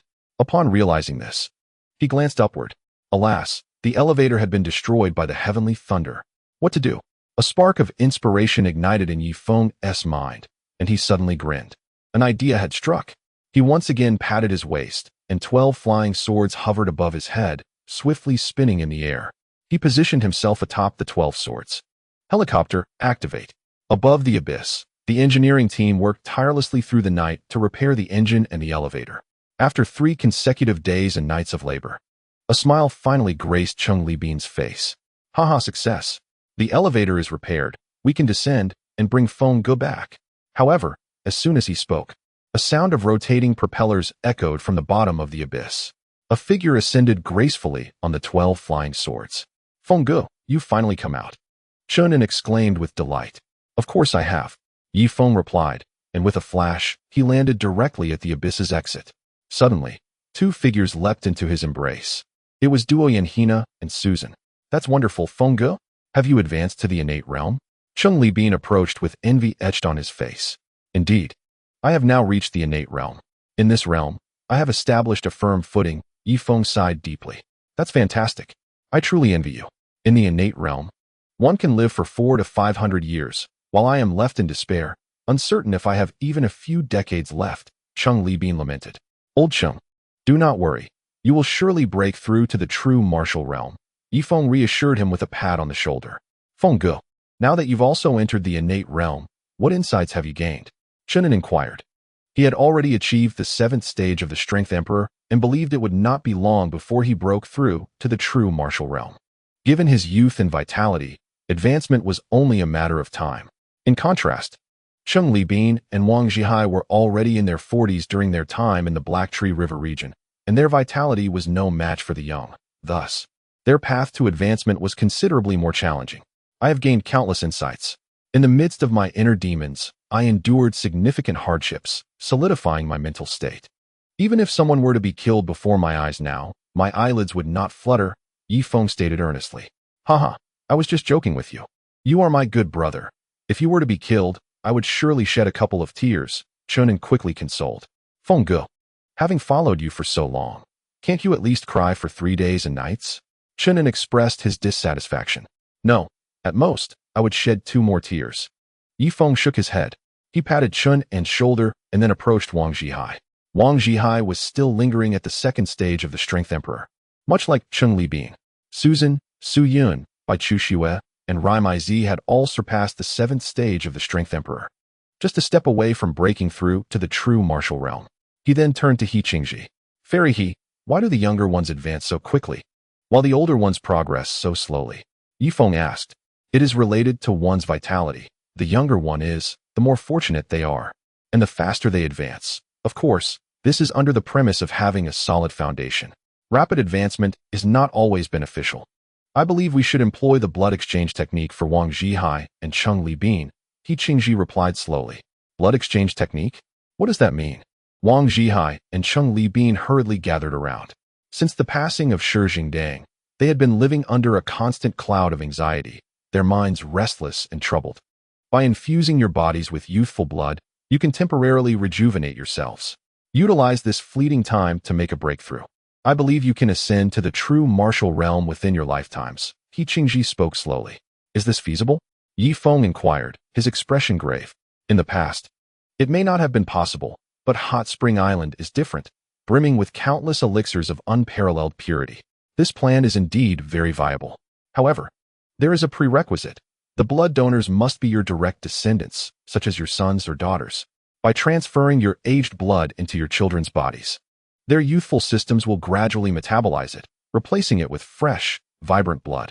Simultaneously, your waning bodies will also slowly eliminate the youthful blood within. There will be a necessary time frame for this process, so you should take some elixirs during this period to elevate your realms, He Qingji explained. That sounds wonderful. Zhihai has so many sons, at least 40, I believe, and over 60 daughters, which is more than sufficient for the transfusion, Feng exclaimed joyfully. And what about you, old Cheng? You must have around 10 children by now, right? He turned to Chen Libing. Yes, indeed. Both Wang and Cheng responded, their faces lit with delight. However, it is crucial to select only one individual for the blood transfusion. Multiple exchanges at once could trigger rejection reactions. This is a lesson learned from our past experiences. He Qingji cautioned. Though she was unaware of the specifics of blood rejection, her insights were invariably sound, reflecting certain similarities with modern civilization. Let us finalize this. Old Cheng, Old Wang, return home and prepare your children for this undertaking. As for the methodology of the blood transfusion, I shall manage that, Feng declared. Yes, Brother Feng. I will discuss this with them immediately. Wang Zhihai nodded affirmatively. Then I shall return as well, Chen Libing added. Both men beaming with optimism as they departed hand in hand. Feng turned to He Qingji. Fairy He, what do you believe are the chances of a successful blood transfusion? The technique itself is not difficult, but within our cultivation community, familial bonds may not be as profound as you might imagine. The key factor lies in whether the descendants are willing. After the transfusion, it is imperative to have high-purity elixirs to facilitate their rapid advancement. The sooner, the better. If both individuals are already frail and unable to move, the side effects of the blood transfusion will increase, He Qingji replied thoughtfully. Qingji, proceed with the blood transfusion without concern. Any adverse effects will not fall upon you. If the Wang and Cheng families blame you, I will intervene, Feng asserted resolutely. What is destined to happen will happen. I shall fulfill my responsibilities to the utmost. As for the likelihood of success, we shall leave that to fate. Chapter 1186. A heart fluttering like a young deer. Very well, He Qingji nodded. By the way, when conducting the blood transfusion, let it be done at the Hot Spring Hospital, allowing Director Hao Yue and her team to learn from your technique as well, Feng added. Is that so? That works too, she agreed. He Qingji initially felt some resistance. After all, the blood exchange technique was her closely guarded secret. However, her awareness has now evolved. As a citizen of Hot Spring Island, She understands that citizenship entails sharing everything, leaving no room for selfishness. In North Hot Spring Island, the sky was shrouded in dark clouds, and fierce winds howled, as golden lightning danced wildly across the heavens. He Li Xuan and the others stood atop a high point, gazing in astonishment at the terrifying atmospheric phenomenon. Time passed, though it felt uncertain, until the clouds parted and the rain ceased. A group rushed into Zaha's villa. Congratulations, Zaha, on successfully advancing to the true martial realm. He Li Xuan's voice boomed through the air. Ha ha ha, well said. Zaha could not contain his laughter. I, He Li Xuan, hereby appoint Zaha as the Vice Marshal of North Hot Spring Island, overseeing our 20,000-strong army. At the Hot Spring Hospital, thunder rumbled ominously overhead. Yi Feng and the others had long been stationed at the hospital's entrance, their eyes wide with dread at the ominous celestial display. It was said that heavenly thunder served to limit the number of cultivators, and indeed, the intensity of this thunder was nearly double that of Hao Yue's own prowess. Yi Feng fixed his gaze on the sky, poised to intercept the final bolt of divine thunder for Hao Yue. The initial 5 or 6 strikes came in rapid succession, and Hao Yue managed to endure, but when the 7th bolt approached, its power exceeded Hao Yue's own by threefold. Yi Feng had no choice but to intervene, shielding Hao Yue from this wave of heavenly tribulation. Chu Xue, assist in bringing the dean out, Yi Feng said calmly. Yes, Brother Feng. Before long, Hao Yue was carried out by a group of individuals, her form draped in a white cloth that concealed her graceful figure. The celestial thunder had obliterated her garments, leaving her exposed beneath the cloth, her skin a stark black. Hao Yue, how do you feel? Yi Feng inquired. I feel absolutely wonderful. Although I am severely injured, the exhilaration I experience is indescribable. Since you two have advanced to the true martial realm, you can surely understand, Hao Yue replied, her face pale, yet her eyes sparkling with vitality. That's good to hear. Had I known, I would have shielded you from the 6th bolt as well. Yi Feng expressed with a hint of regret. No. Hao Yue grasped Yi Feng's hand firmly. I must thank you. Thank Hot Spring Island. Without the abundance of high-purity elixirs here, it would have taken me decades longer to reach the true martial realm. Thanks to the nourishment of Hot Spring Island's elixirs, I leaped from a 4th-tier power emperor to the true martial realm in just over 2 years, doubling my lifespan and opening up infinite possibilities. Thank you, Yi Feng, no? Thank you, Brother Feng. Hao Yue spoke sincerely. Yi Feng sensed her gratitude was genuine. Why dwell on this now? Someone, take her to tend to her injuries. Hao Yue, focus on solidifying your realm. Leave the matters here at the hospital to Chu Xue, Yi Feng said gently. Yes, Brother Feng. As he watched Hao Yue being carried away, Yi Feng turned his attention to the others. Among the young members of society, all had reached the standard of 6th-tier power emperors. Only Old Cheng and Wang Zhihai remained at the 2nd and 3rd tiers of power emperor. Indeed, the pursuit of cultivation should commence at an early age. Advancing during the prime of one's vitality allows for a more effortless elevation, as the body can withstand the demands. However, if one ascends in youth, the mind may reveal vulnerabilities, inviting the encroachment of inner demons. Truly, the path of cultivation is a defiance of fate, and the myriad challenges encountered serve to limit the number of practitioners. Susan must be in her 40s by now. Once she reaches 50, her vitality will inevitably wane. Su Yun, Chen An, Ding Tuanshuan, Lian, by Chu Xue, and Ei really Maisie. All of them are relatively better off, being around the same age, approximately 35 or 6. Su Yun, Chen An, Lian, I believe that ascending to the true martial realm around the age of 40 would be optimal for you.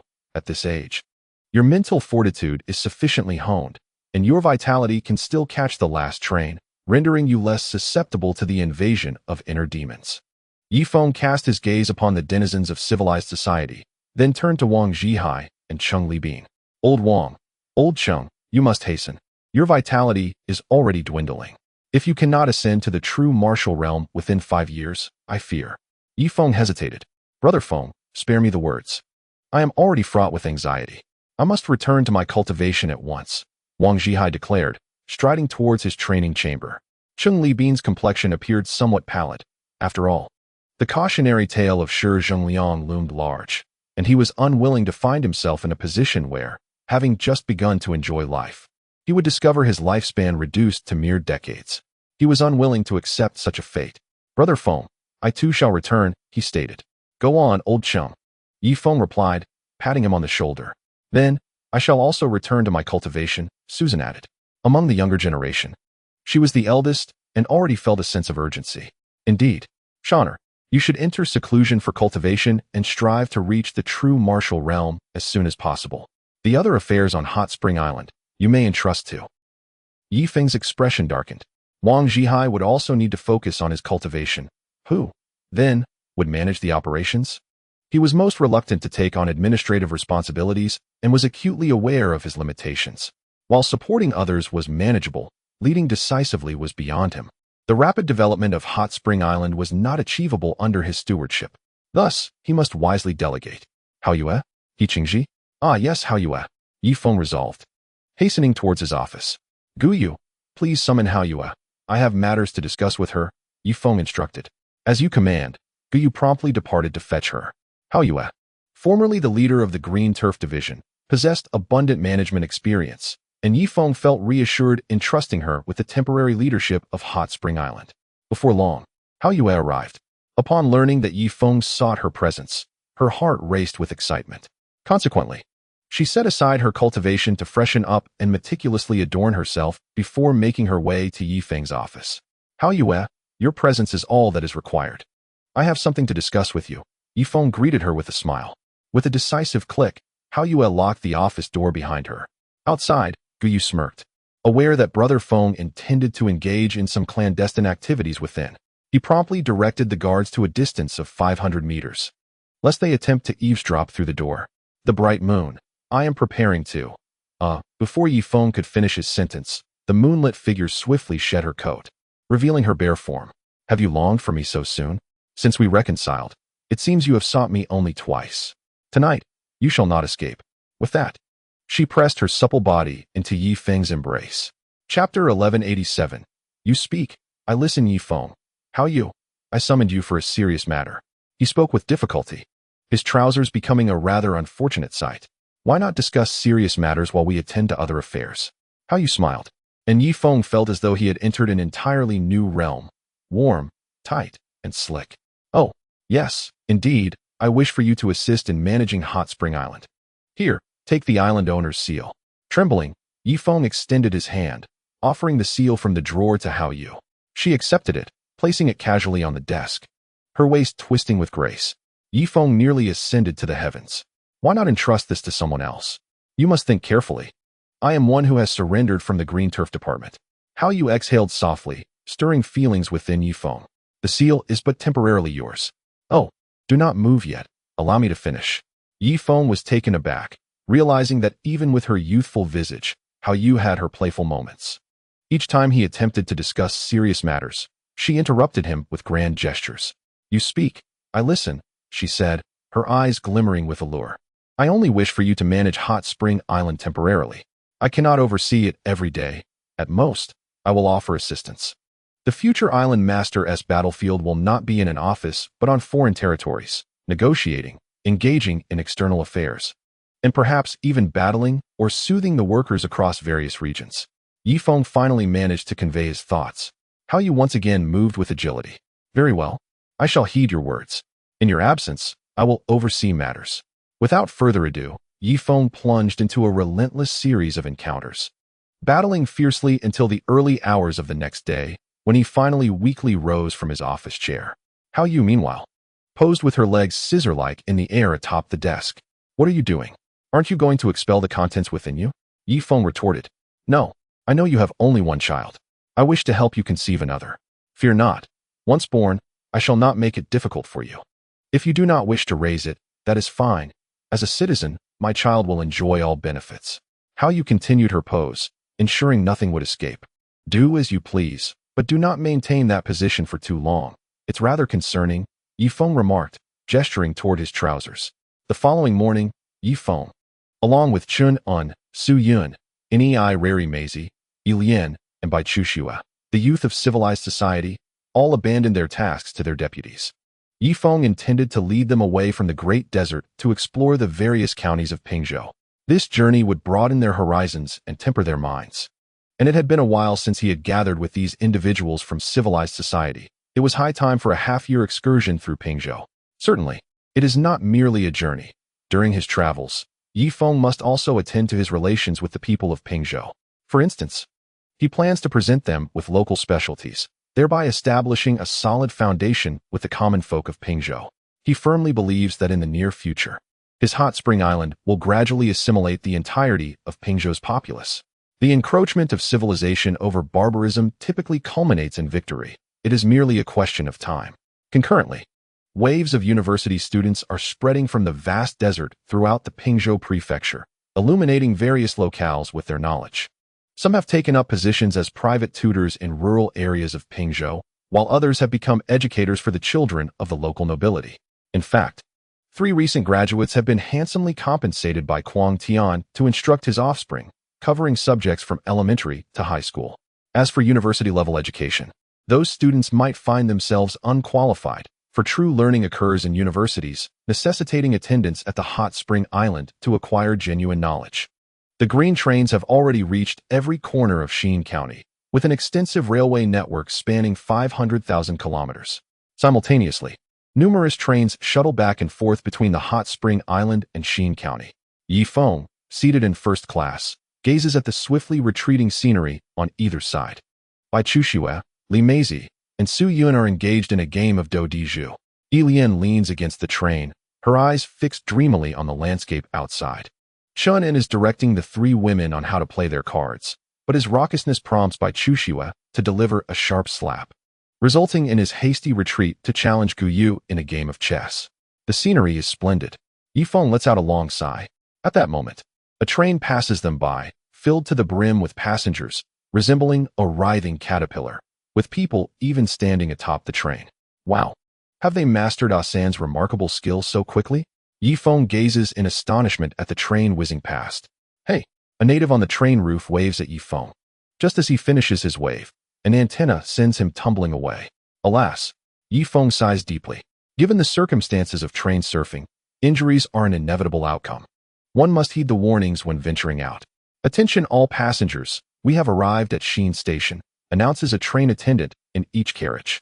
Feng gathers his belongings and exchanges a knowing glance with Chen An. A group disembarks, plunging into the throng of people. Most of those who traveled by train are locals, unaware of Feng's significant presence aboard. Brother Feng, I'm here. Outside the train station. Ma Gubai arrives in 5 sand carts to greet him. Ma Gubai, where is 5th brother? Feng waves back, and the group embraces. 5th brother is overseeing matters in the concession and specifically sent me to fetch you. Ma Gubai replies, assisting Feng and the others with their luggage. Inside the train station, the floor is smooth, but upon stepping outside, they find themselves on rudimentary dirt paths that turn into marshes at the slightest hint of moisture. Just then, a group approaches from ahead. The leader, adorned in a breastplate, exudes the aura of a peak practitioner in the transformation realm. Is it him? Ma Gubai's expression darkens considerably. What's wrong? Do you harbor a grudge? Feng immediately sensed the underlying issues. After all, the territory of Chen County exists beyond the jurisdiction of Pingzhou, detached from the 5 elements, inevitably leading to conflicts with the local cultivators. Ever since Li Hualing vanished, there has been no news. Consequently, the Pingzhou government dispatched a captain to exert control. Although we constructed the train station, they frequently intrude to collect taxes, seizing all the earnings. This has led to several confrontations between us, Ma Gubai remarked. Oh, Feng raised an eyebrow. It appears that the governor of Pingzhou, Kuang Tianfeng, has recognized the significance of the spring coin. To refine elixirs, one must transact with spring coins. Thus, he sent someone to claim the station's profits to ensure access to advanced weaponry from Spring Island and funds for elixir refinement. At this moment, several cultivators approached. The narrow road became a standoff, with neither party willing to yield. Chapter 1188. What are you even? Did we not agree? The earnings from the train station are to be shared daily. You collected yesterday. Why return today? Ma Gubai confronted them. Step aside. This is our territory in Pingzhou. I will come and go as I please. You think you can dictate terms? Let me remind you, the governor has graciously allowed you to build railways, factories, and schools here. Should he become displeased, a mere command could expel all your establishments from Pingzhou. Tung Chue retorted without reservation. Ma Gubai, merely at the level of a 7th-tier power, felt a significant disparity in strength, perceiving conversation with Tung Chue as a degradation of his status. The onlookers, True bystanders with snacks and drinks gathered around, some hawking their wares. If you wish to collect money today, you must first step over my corpse. Ma Guobai declared furiously, positioning himself firmly before the group. Normally, he might have backed down, but with Yi Feng present, he felt compelled to assert his stance. Teng Shui, do not think that just because you are a mere leader of a concession, I will not deal with you. Yes, the governor still finds value in your Spring Island, so I cannot take your life. However, should I incapacitate you, I am confident that Spring Island would not rashly sever ties with the Pingzhou government because of this matter. As Teng Shui spoke, he cracked his knuckles ominously. Gulp. Ma Guobai swallowed hard, a bead of cold sweat trickling down his forehead. To be frank, he had clashed with Teng Shui a few times recently, and the disparity in strength was too great. His guards had sustained severe injuries and were still recuperating in the hospital. So, your name is Teng Shui? Chen An inquired, stepping in front of Ma Guobai with an air of nonchalance. Suddenly, a resounding slap struck Chen An's face without warning. You dare strike me? Do you know who I am? Chen An seethed, furious. He had intended to pose as an authority to demonstrate his superiority over Ma Guobai, but his faade crumbled before it even began. Whose belt is so loosely fastened that it reveals your identity? How dare you call my name so casually? Teng Shui retracted his hand. You will regret this. Brother Feng, look, he has swollen my face. You must stand up for me. Chen An quickly grasped Yi Feng's arm. Let go. Yi Feng pushed Chen An aside and took a step towards Teng Chao. What's the matter? Teng Chao glanced at Yi Feng, feeling an inexplicable sense of familiarity. There stood a statue, towering over 100 meters high in the concession, that bore Yi Feng's likeness. The train station was established by our hot spring island. What right do you have to charge fees here? How much did you collect before? Now give it all back to me. Every single cent, Yi Feng stated coldly.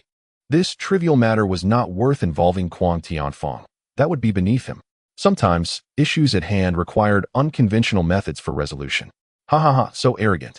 Even the Lord of Hot Spring Island, Wang Zhihai, would not dare speak to me in such a manner.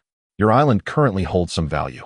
But once our Lord ascends to the divine realm, do you really think your purification pill production line and your advanced weaponry will continue to attract his attention? Teng Chao laughed heartily. The cultivators behind him mirrored his disdainful expressions. A mere innate realm cultivator dared to challenge Lord Tong. They must be tired of living. I don't care what relationship you have with Ma Guobai, leave quickly, or you'll be dealt with too. If it weren't for the Lord's orders to avoid bloodshed. Based on my previous temperament, you would have long been reduced to ashes. The innate realm cultivators continued their mockery, as if they had already secured victory over Yi Feng. Fellows, it is precisely because our Lord has an agreement with Hot Spring Island that Ma Guobai has refrained from taking drastic measures against you. Don't think for a moment that just because he usually cannot defeat you, he won't kill you. I ask you, if he were to unleash the heavy water gatling now, how long could your protective divine light hold? 1 second, 10 seconds, or perhaps a minute? Yi Feng locked eyes with Teng Chao. Indeed, the laughter faded, and their expressions turned grim. The weapons of Hot Spring Island shattered their steadfast beliefs about cultivation.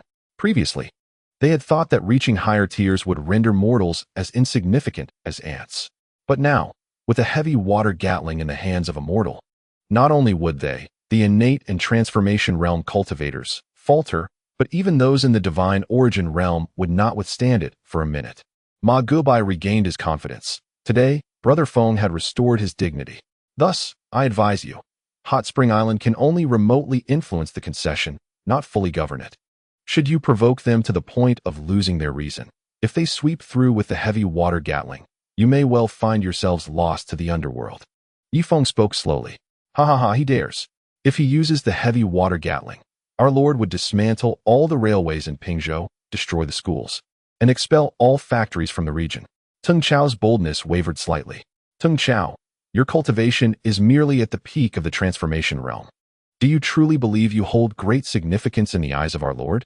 Kuang Tianfeng has only sent you to test the limits of the concession. Once those limits are breached, the heavy water gatling will be deployed. In that case, you will lose your life, while Hot Spring Island will only suffer some monetary loss. Teng Chua, despite his growing age, seemed to lack wisdom, allowing himself to be used by others. Yi Feng called out Teng Chua's name thrice in succession. But Teng Chua hesitated, his countenance shifting between uncertainty and contemplation. Though a cultivator, he had been raised with the belief that subservience to the powerful was paramount, a stark contrast to the educational values of Chen An Island. Have you come to a conclusion? If not, return home to ponder. One day you shall discern who embodies goodness and who embodies malevolence, Feng remarked coolly.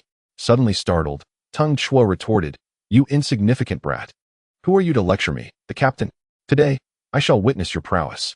With that, he lunged at Feng, but in an instant, Feng vanished. Not only he, but everyone in the vicinity disappeared as well. Not good. A sword formation. Tung Chua gasped, swiftly slapping his waist. A colossal black sword surged forth, striking fiercely at the surroundings. Dozens of golden threads erupted, deflecting his sword back with force. A bizarre illusion enveloped the area, with golden threads weaving in and out of sight. The most terrifying aspect was their erratic motion, sometimes left, sometimes right, sometimes forward, and sometimes back. Chapter 1189, Brother Feng. Are you all right? What manner of sword formation is this, Captain? The 12 individuals behind him formed a protective circle, eyes darting nervously at the shimmering golden threads. Outside the formation, Ma Gubai watched in astonishment, witnessing Feng's Qing Feng sword formation for the first time. Although Ting Chua was merely tens of meters away, the individuals within the formation appeared oblivious, flailing about like headless chickens. While negotiating with those individuals, Feng had discreetly buried 12 exquisite flying swords around them. His incisive words had momentarily distracted Ting Chua. Otherwise, with his peak Yuan transformation mental prowess, he would have easily detected Feng's subtle maneuvering. Moreover, Tung Chua had underestimated his opponent significantly. Brother Feng, quickly eliminate them all, Chen An urged, tugging at Feng's sleeve. Don't pull me.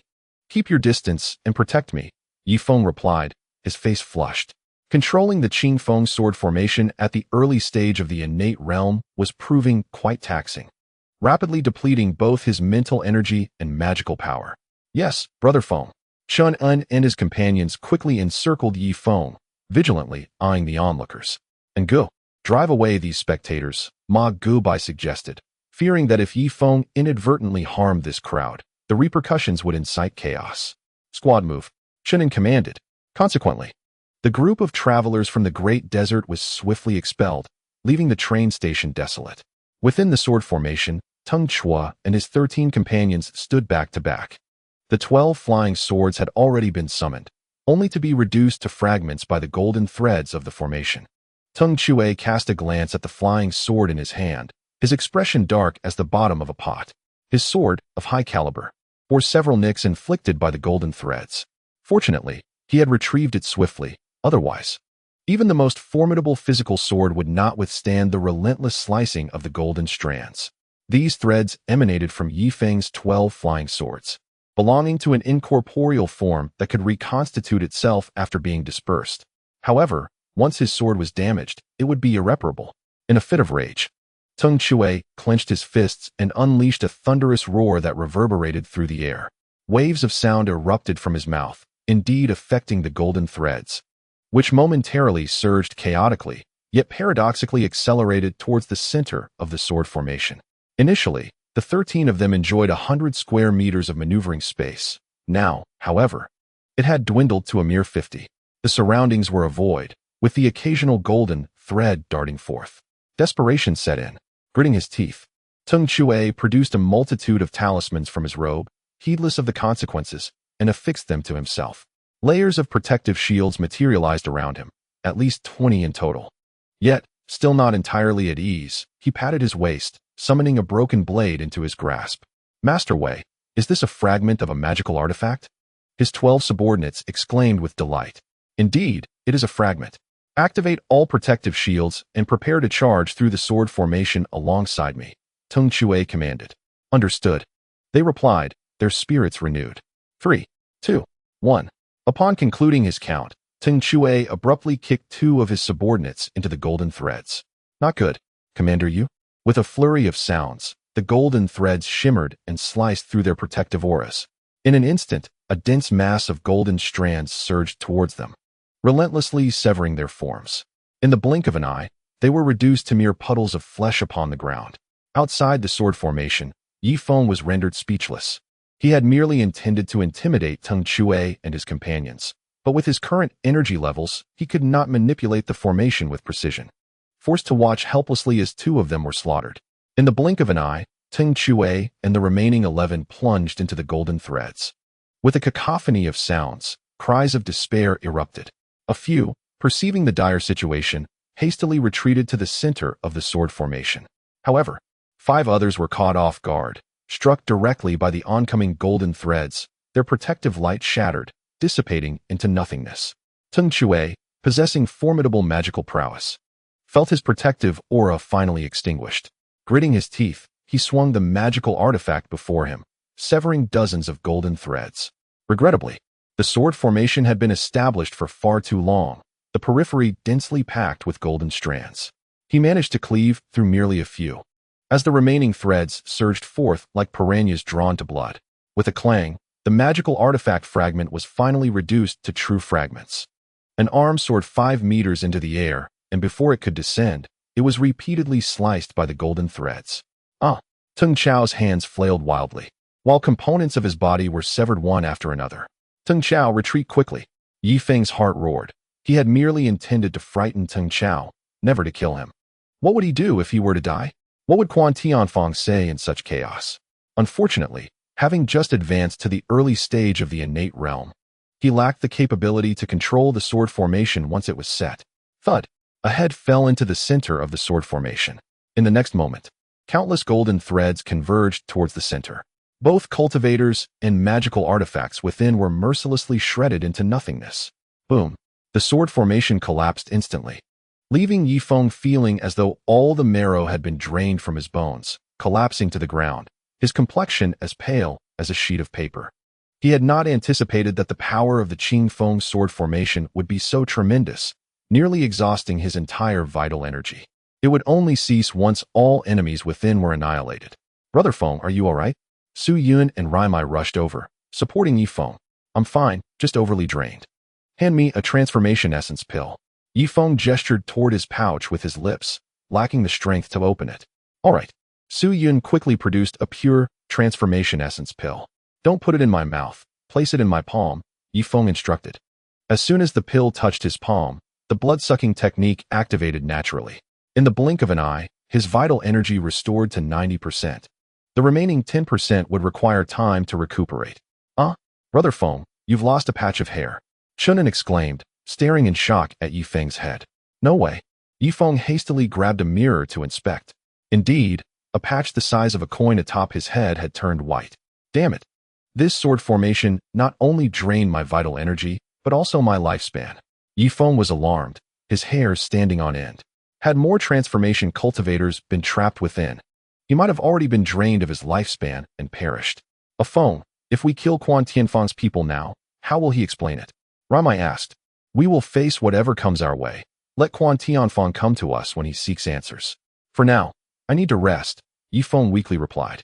But there's nothing left to clean up. Your sword formation has scraped the ground clean, Chen An remarked. Then let us go. I must return to sleep, Yi Feng declared, before collapsing into Raimai's embrace. Time passed swiftly. Yi Feng opened his eyes to behold a breathtakingly beautiful face. You're awake? Raimai gazed at him with gentle eyes. How long have I been asleep? Yi Feng inquired. A full 7 days and nights. You truly can sleep, Raimai replied, resting his head on her soft thigh. 7 days and nights. Yi Feng sat up abruptly. Has Quan Tianfang sent anyone to cause trouble? At present, there is nothing. But the truth will undoubtedly come to light, remarked Ramaiko. If Quan Tianfang truly seeks someone, let him compensate with 10 million onsen coins. Otherwise, the outcome will be mutually disastrous, Li Feng stated. After all, at this moment, Onsen Island and Pingzhou are intertwined, each dependent upon the other. Li Feng requires the vast population on his side to advance technological development, and he is aware that Pingzhou has established thousands of schools and hundreds of thousands of factories. There are over 40 concessions alone. Should relations sour, the citizens he has stationed here would be detained. Very well, I shall speak with Ma Goubai shortly, Ramaiko said gently. In the Pingzhou government, Quan Tianfang sat in his study, listening to his subordinate's report. Teng Wei was met with misfortune at the train station. It is likely connected to Onsen Island. However, all bystanders were expelled at the time, and there were no witnesses to Teng Chu's demise, the guard stated. Regardless, this matter must be attributed to Li Feng. You shall confront Li Feng and demand an explanation. If he cannot provide one, compel him to write a check. at the very least. We should extort 100 million, starting with a demand for 1 billion, and then negotiate with Li Feng to ascertain the true worth of Teng Chu's life, Huang Tianfang replied. His tone indifferent. The guard's expression shifted. Teng Chu had been loyal to Huang Tianfang for over a century. It was unexpected that his death would be leveraged as a bargaining chip. He seemed to foresee his own fate. Should Onsen Island truly eliminate him, he would likely be valued at merely 200 or 300 million. Did you not hear my words? Huang Tianfang frowned. As you command. The guard promptly departed Pingzhou, first arriving at the nearby Baise County, then taking a train towards the Xin station. Indeed, with the advent of trains, he no longer needed to expend physical energy for travel. For just over 500 onsen coins, he could traverse the entirety of Pingzhou. In northern Onsen Island, He Li Xuan gazed upon the millions of citizens beyond the light curtain and made a stark decision. From this day forth, citizens shall be classified into first class, second class, and third class citizens, He Li Xuan stated coldly. My lord, citizens should not be stratified. A senior official hastily interjected. I have my own governance methods for northern Onsen Island. The last time Huang Tianfang attacked, those new citizens displayed no spirit of contribution, merely observing from the sidelines, relying on us old citizens to support them. Thus, from now on, citizens will be categorized. First-class and second-class citizens may reside within the light curtain. Continue to constrict the light curtain to a radius of 100 kilometers. Third-class citizens, those who failed to resist foreign invaders, shall dwell outside the light curtain. They will be exploited as necessary. Their wages should be marginally higher than those on the Starmon continent, but not excessively so, lest they all flee to the warmer Starmon continent, leaving us bereft of labor. He Li Xuan stated calmly. Very well. Should this matter be reported to Brother Feng? No need. Brother Feng declared a bifurcation of governance. All old citizens shall be categorized as first class, while others will be second and third class. If a third-class citizen errs, they will inevitably become a vagrant. It is exceedingly difficult for vagrants to find employment here, and even when they do, their remuneration will be, without a doubt, inferior to that of third-class citizens. After He Li Xuan concluded his statement, he gazed upon the several hundred members of the assembly. The current speaker is no longer Chung Li Bin, but rather Ma Lebi. Let us proceed to vote. If the majority exceeds half, we shall categorize citizens into tiers, Ma Lebi articulated slowly. Ultimately, 80% of the members endorsed the stratification of citizens. Such is the nature of societal development. If one were to demote those individuals to mere residents or commoners, they would undoubtedly protest. However, categorizing citizens into tiers is something they might reluctantly accept. In essence, the tiered citizenship bears a striking resemblance to the previous classification of citizens, residents, and commoners. First-class citizens are wholly loyal to Hot Spring Island, willing to sacrifice their lives in times of peril. Second-class citizens exhibit a degree of ambivalence, yet remain relatively orderly. Third-class citizens, however, are utterly disgraceful, having received He Li Xuan's favor. They fled in times of crisis on Hot Spring Island. When the frenzied Tianfang launched an assault on Hot Spring Island, some even conspired to assist him, offering food and support. Brother Feng, visitors from Pingzhou have arrived. Chen An entered the concession area. Let us go. Whether it is fortune or misfortune, one cannot evade fate. Chen An, remain silent and listen closely. Observe how I handle the situation, Yi Feng replied nonchalantly. All right.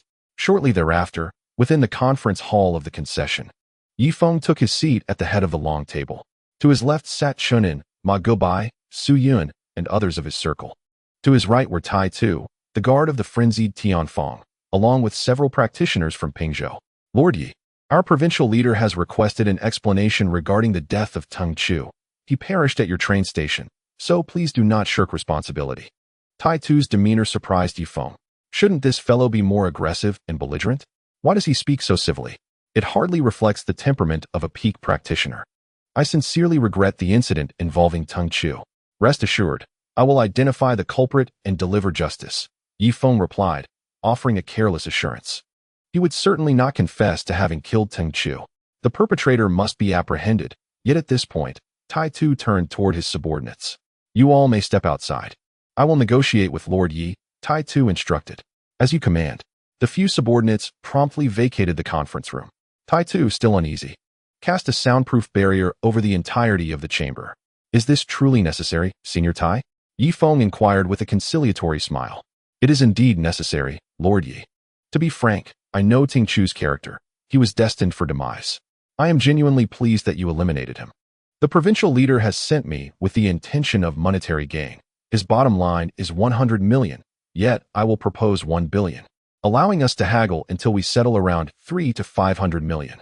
In essence, you must at least provide me with 100 million, which I will carry back to Pingzhou. After the soundproof shield was deployed, Tai Tu's demeanor grew increasingly respectful. Since you, the Lord of the State, do not regard us guards as human beings, I see no necessity to remain steadfastly loyal to you. Is it certain that 100 million would resolve the issue? Yi Feng felt a stir of interest. He was reluctant to confront Kuang Tianfang at this moment. Their foundation was firmly established here, cultivated over generations in Pingzhou, while he, an outsider, sought to challenge them. Even armed with advanced weaponry to reduce Pingzhou to ruins, what would he gain from such devastation? What he truly desired was the labor force of Pingzhou. The population of even a single county here vastly exceeded that of the Great Desert. With such a substantial demographic base, he believed that within a decade, he could elevate technological standards to a new echelon. Most importantly, he needed the cultivators of Pingzhou to assist him in gathering materials for the Star Veil Array. This was Yi Feng's ultimate ambition. With the Star Veil Array, even divine realm cultivators would be powerless against him. He could hide behind the luminous veil and watch the spectacle unfold. Or perhaps 200 million? Tai Tu cautiously raised the price. Ha, 200 million it is. However, of that, 100 million can be returned to Pingzhou, and the other 100 million may be kept on your person, albeit with risks. Should it be discovered, your life would be in jeopardy. But fret not. You may deposit that 100 million in our hot spring bank. A sincere smile graced Yi Feng's face. Tai Tu said nothing further. Rising to pat Yi Feng on the shoulder, Yi Feng also stood, and the two embraced. Brother Tai Tu, by depositing 100 million in the hot spring bank, you have already fulfilled the primary requirement for citizenship. Given a little time, I can secure you a recommendation to become a citizen of my hot spring island. Yi Feng draped his arm around Tai Tu's shoulders as they exited the conference room. Upon spotting a few junior guards, they hastily separated. I understand, Lord Yi. This is farewell, Tai Tu remarked, striding towards his subordinates. Yet, his right hand remained clenched within his bosom, tightly grasping Yi Feng's check. This was a check for 100 million. What if it were to be lost? With Kuang Tianfang's character, he might very well annihilate his entire clan. Farewell, farewell. The two groups waved each other off.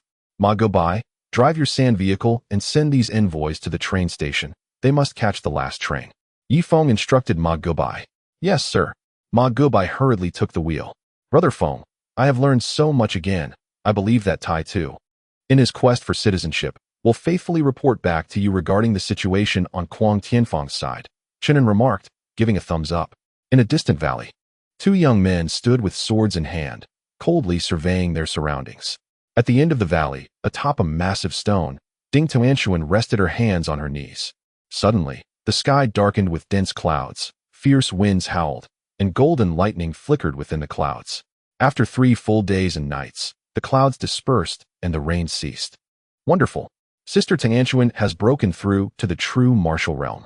The two eager followers cheered with delight and rushed towards the giant stone. On southern Hot Spring Island, the sky was shrouded in dark clouds, and the winds howled fiercely. 7 days later, joyous cheers erupted from Susan's villa. Congratulations, Sister Susan, for advancing to the true martial realm. Sister Susan, you must treat us. At this moment, Susan beamed with delight, savoring the vibrant energy coursing through her body. It felt utterly magnificent. Of course, she would host a celebration. It was imperative. The usually aloof Susan had softened considerably. At the weapons factory on Hot Spring Island, several chief engineers had gathered together. We have finally developed the chip. With this breakthrough, we can reduce the size of our massive computers by half. One of them held a chip weighing 50 pounds, his grin stretching from ear to ear.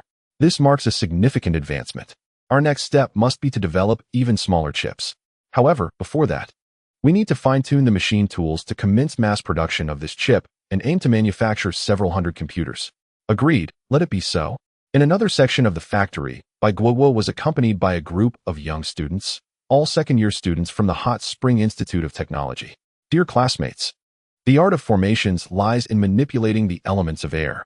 Ever since I studied the periodic table of elements, My comprehension of formations has reached new heights. You must all strive to learn diligently.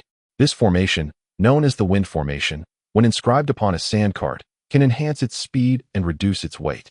When etched onto a fighter jet, it can similarly lighten the aircraft, accelerate its speed, and minimize air resistance.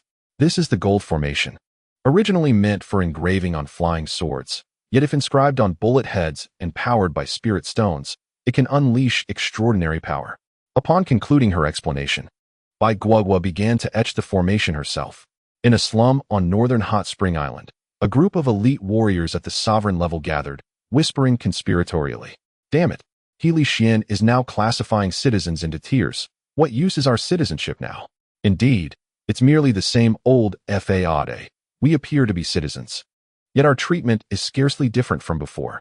Why not gather all the commoners, rally as many as we can, and protest in front of the holographic screen against Healy Xian's policies? Let us mobilize and see how many we can rally. As long as we surpass 1 million, Healy Xian will have to abolish the citizen tier system. After all, he cannot possibly arrest us all. Yes, let us hurry and organize. Life has become unbearable, and the cold outside is relentless. The groups stealthily returned to their respective tribes, preparing for a grand demonstration. After a month of recuperation, Feng had fully restored his vitality to its peak condition. He felt it was time to visit Pingzhou Prefecture to see how Wang Zhihai's second daughter was faring. After all, he had willingly released her as a hostage, and a sense of unease lingered in his heart. A group boarded a train bound for Baise County, the closest stop to Pingzhou, as the railway had yet to be completed to Pingzhou. Although Hot Spring Island had mobilized nearly all the workers from Pingzhou with the use of currency, the vast expanse of Pingzhou made it an enormous undertaking. Without a span of 50 years, it would be impossible to complete all the railway connections. On this occasion, Feng journeyed to Pingzhou, accompanied solely by Chen An. Chapter 1192. What is the matter? I haven't even inquired yet. For reasons unknown, he felt an inexplicable comfort and joy with Chen An by his side, while the presence of others seemed somewhat burdensome. Brother Feng, something feels amiss, Chen An remarked, sensing the train's violent swaying. I too sense something is not right. Feng promptly extended his head out of the window, his formidable spiritual energy radiating into the distance. This is bad. Conductor, stop the train immediately, Feng bellowed. However, the train was currently hurtling forward at speeds exceeding several hundred kilometers per hour, rendering it unable to halt. What is happening? A staff member rushed over, while numerous passengers also leaned out of the windows. Before them, 1,000 meters ahead, loomed a towering bridge, yet the tracks had been deliberately dismantled. Forget it. We must jump. Feng grasped Chen and, in a swift motion, leaped from the train. This is terrible. Help. The passengers aboard the train erupted in a cacophony of desperate screams as the train derailed at an alarming velocity, crashing into the mountain ahead with a thunderous roar. The front carriages were obliterated, reduced to mere metal discs, with torrents of blood spilling forth from within. Quick! Feng darted towards the mangled train wreckage, swiftly prying open the last carriage. Inside, the occupants lay horrifically maimed, their blood pooling and trickling through the crevices of the carriage, cascading down into the valley below. Brother Feng, they're all dead. Every single one of them. Chen An's voice trembled with anguish. It was crucial to note that this train had at least 10 citizens from Hot Spring Island aboard. Those wretches. Feng's eyes blazed with fury. The loss of others was one thing, but the death of so many citizens struck a deep chord within him. These citizens had lived alongside them within the protective veil, their lives intertwined. How could he, as their island leader, return and explain this tragedy to the orphans and widows left behind? Let us proceed on foot to Pingzhou and inquire with Kuang Tianfang on how to address this situation. If it is not handled properly, I shall personally dispatch individuals to investigate who was responsible for the sabotage of the tracks. With that, Feng strode determinedly towards Pingzhou. Wait for me, Brother Feng, Chen An called, following closely behind. If this matter were not escalated, the repercussions could be dire. It needed to be dealt with severely and decisively. Otherwise, with the multitude of railways in Pingzhou, if one line experienced issues today and another tomorrow, who would dare to travel by train in the future? After the two had walked for an hour, a throng of villagers emerged from the valley, numbering at least several thousand. At the forefront was an elderly man with white hair. Village chief We've hit the jackpot. So much iron, and so many dead. Let us hurry and make some money. One villager exclaimed. Indeed, let us empty our pockets and pool all the funds together, especially the spirit stones and hot spring currency. I will distribute everything equally among the villagers, enhancing the strength of our Ehe village. Village chief, he replied nonchalantly. He had severed the tracks the night before, never anticipating that wealth would come knocking so soon. Previously, he had refrained from stealing the tracks due to fears of the railway guards. However, this railway has been completed for 3 months, and he has only encountered the railway guards once. This clearly illustrates that the guards are merely AFAAD. Over time, observing the vast expanse of iron lying before the village, he could no longer contain himself. Thus, he summoned all the villagers to discuss severing the tracks. The iron could be sold for profit, as the Hot Spring Railway Bureau was actively purchasing steel. They could melt down this metal and sell it in batches to the Bureau. Once the train was deprived of its tracks, it would inevitably derail, leading to casualties, allowing them to profit a second time from the tragedy. He chuckled to himself, believing this scheme could yield returns for the village for a century. Standing amidst the ruins, the village chief gazed upon the colossal remnants of the train, blood flowing from within, his expression oscillating between despair and determination. Search quickly. Do not exceed a quarter of an hour. Once we have gathered everything, let us find a place to conceal ourselves, remain low-key, and once the commotion subsides, we will melt down the steel and sell it to the Hot Spring Railway Bureau. Anything in pills, let us save for those villagers with spiritual roots, granting them a chance to ascend into the ranks of cultivators, the chief declared loudly. Chief, come here. A villager shouted from the 7th carriage. What is it? The chief swiftly appeared inside the carriage. It was filled with corpses, yet one bloodied figure still writhed, weakly uttering pleas. Save me. I am a citizen of Hot Spring Island. If you rescue me, I will pay you. Whatever you want, it's all in my pouch. This citizen was of significant stature. Possessing considerable physical strength, though gravely injured, he was still alive. What should we do? A crowd of villagers gathered around. The chief smirked as he removed the pouch. The next moment, his eyes widened in astonishment. It was brimming with large bills, approximately 3 fingers thick, worth at least 200,000.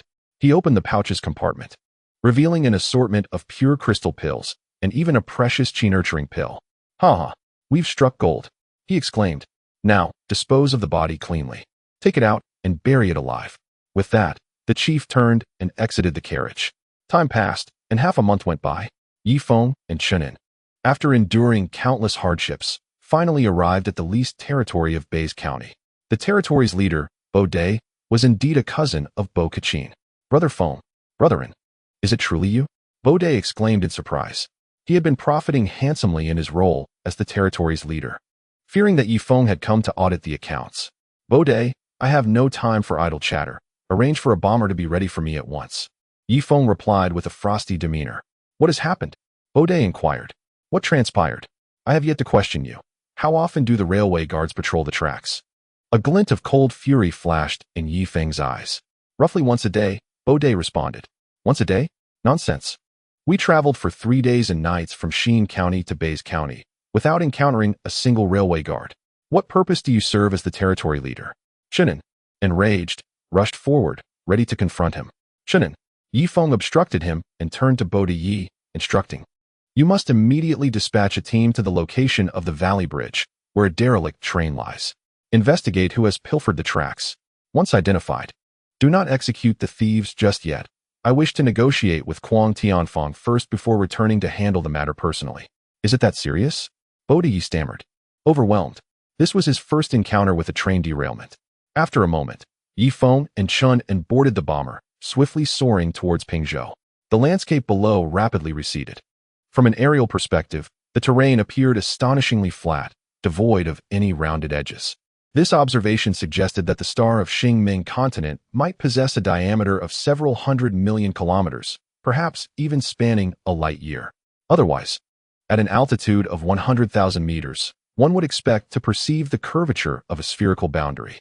However, if such a colossal planet existed, the gravitational force should be in the millions of kilograms.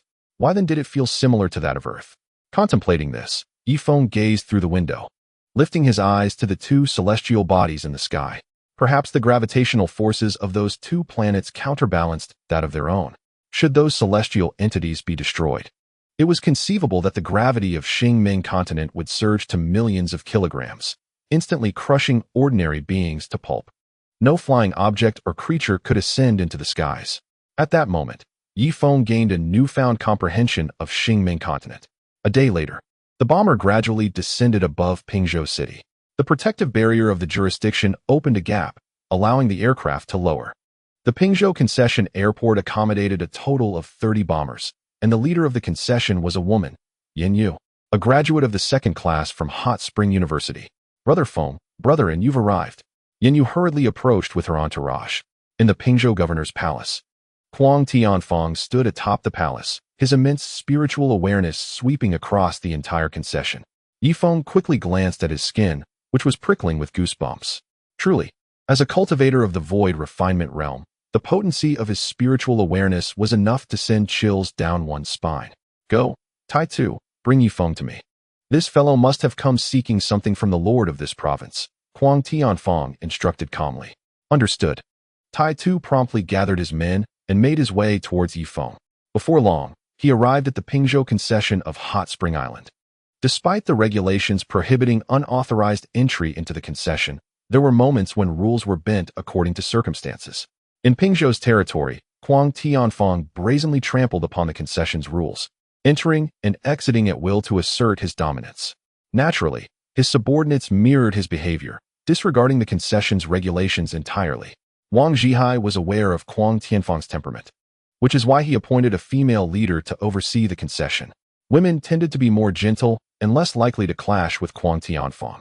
Had he assigned Long Wu to the position, he would undoubtedly enforce the rules strictly, and conflict with Huang Tianfang's men might arise within days.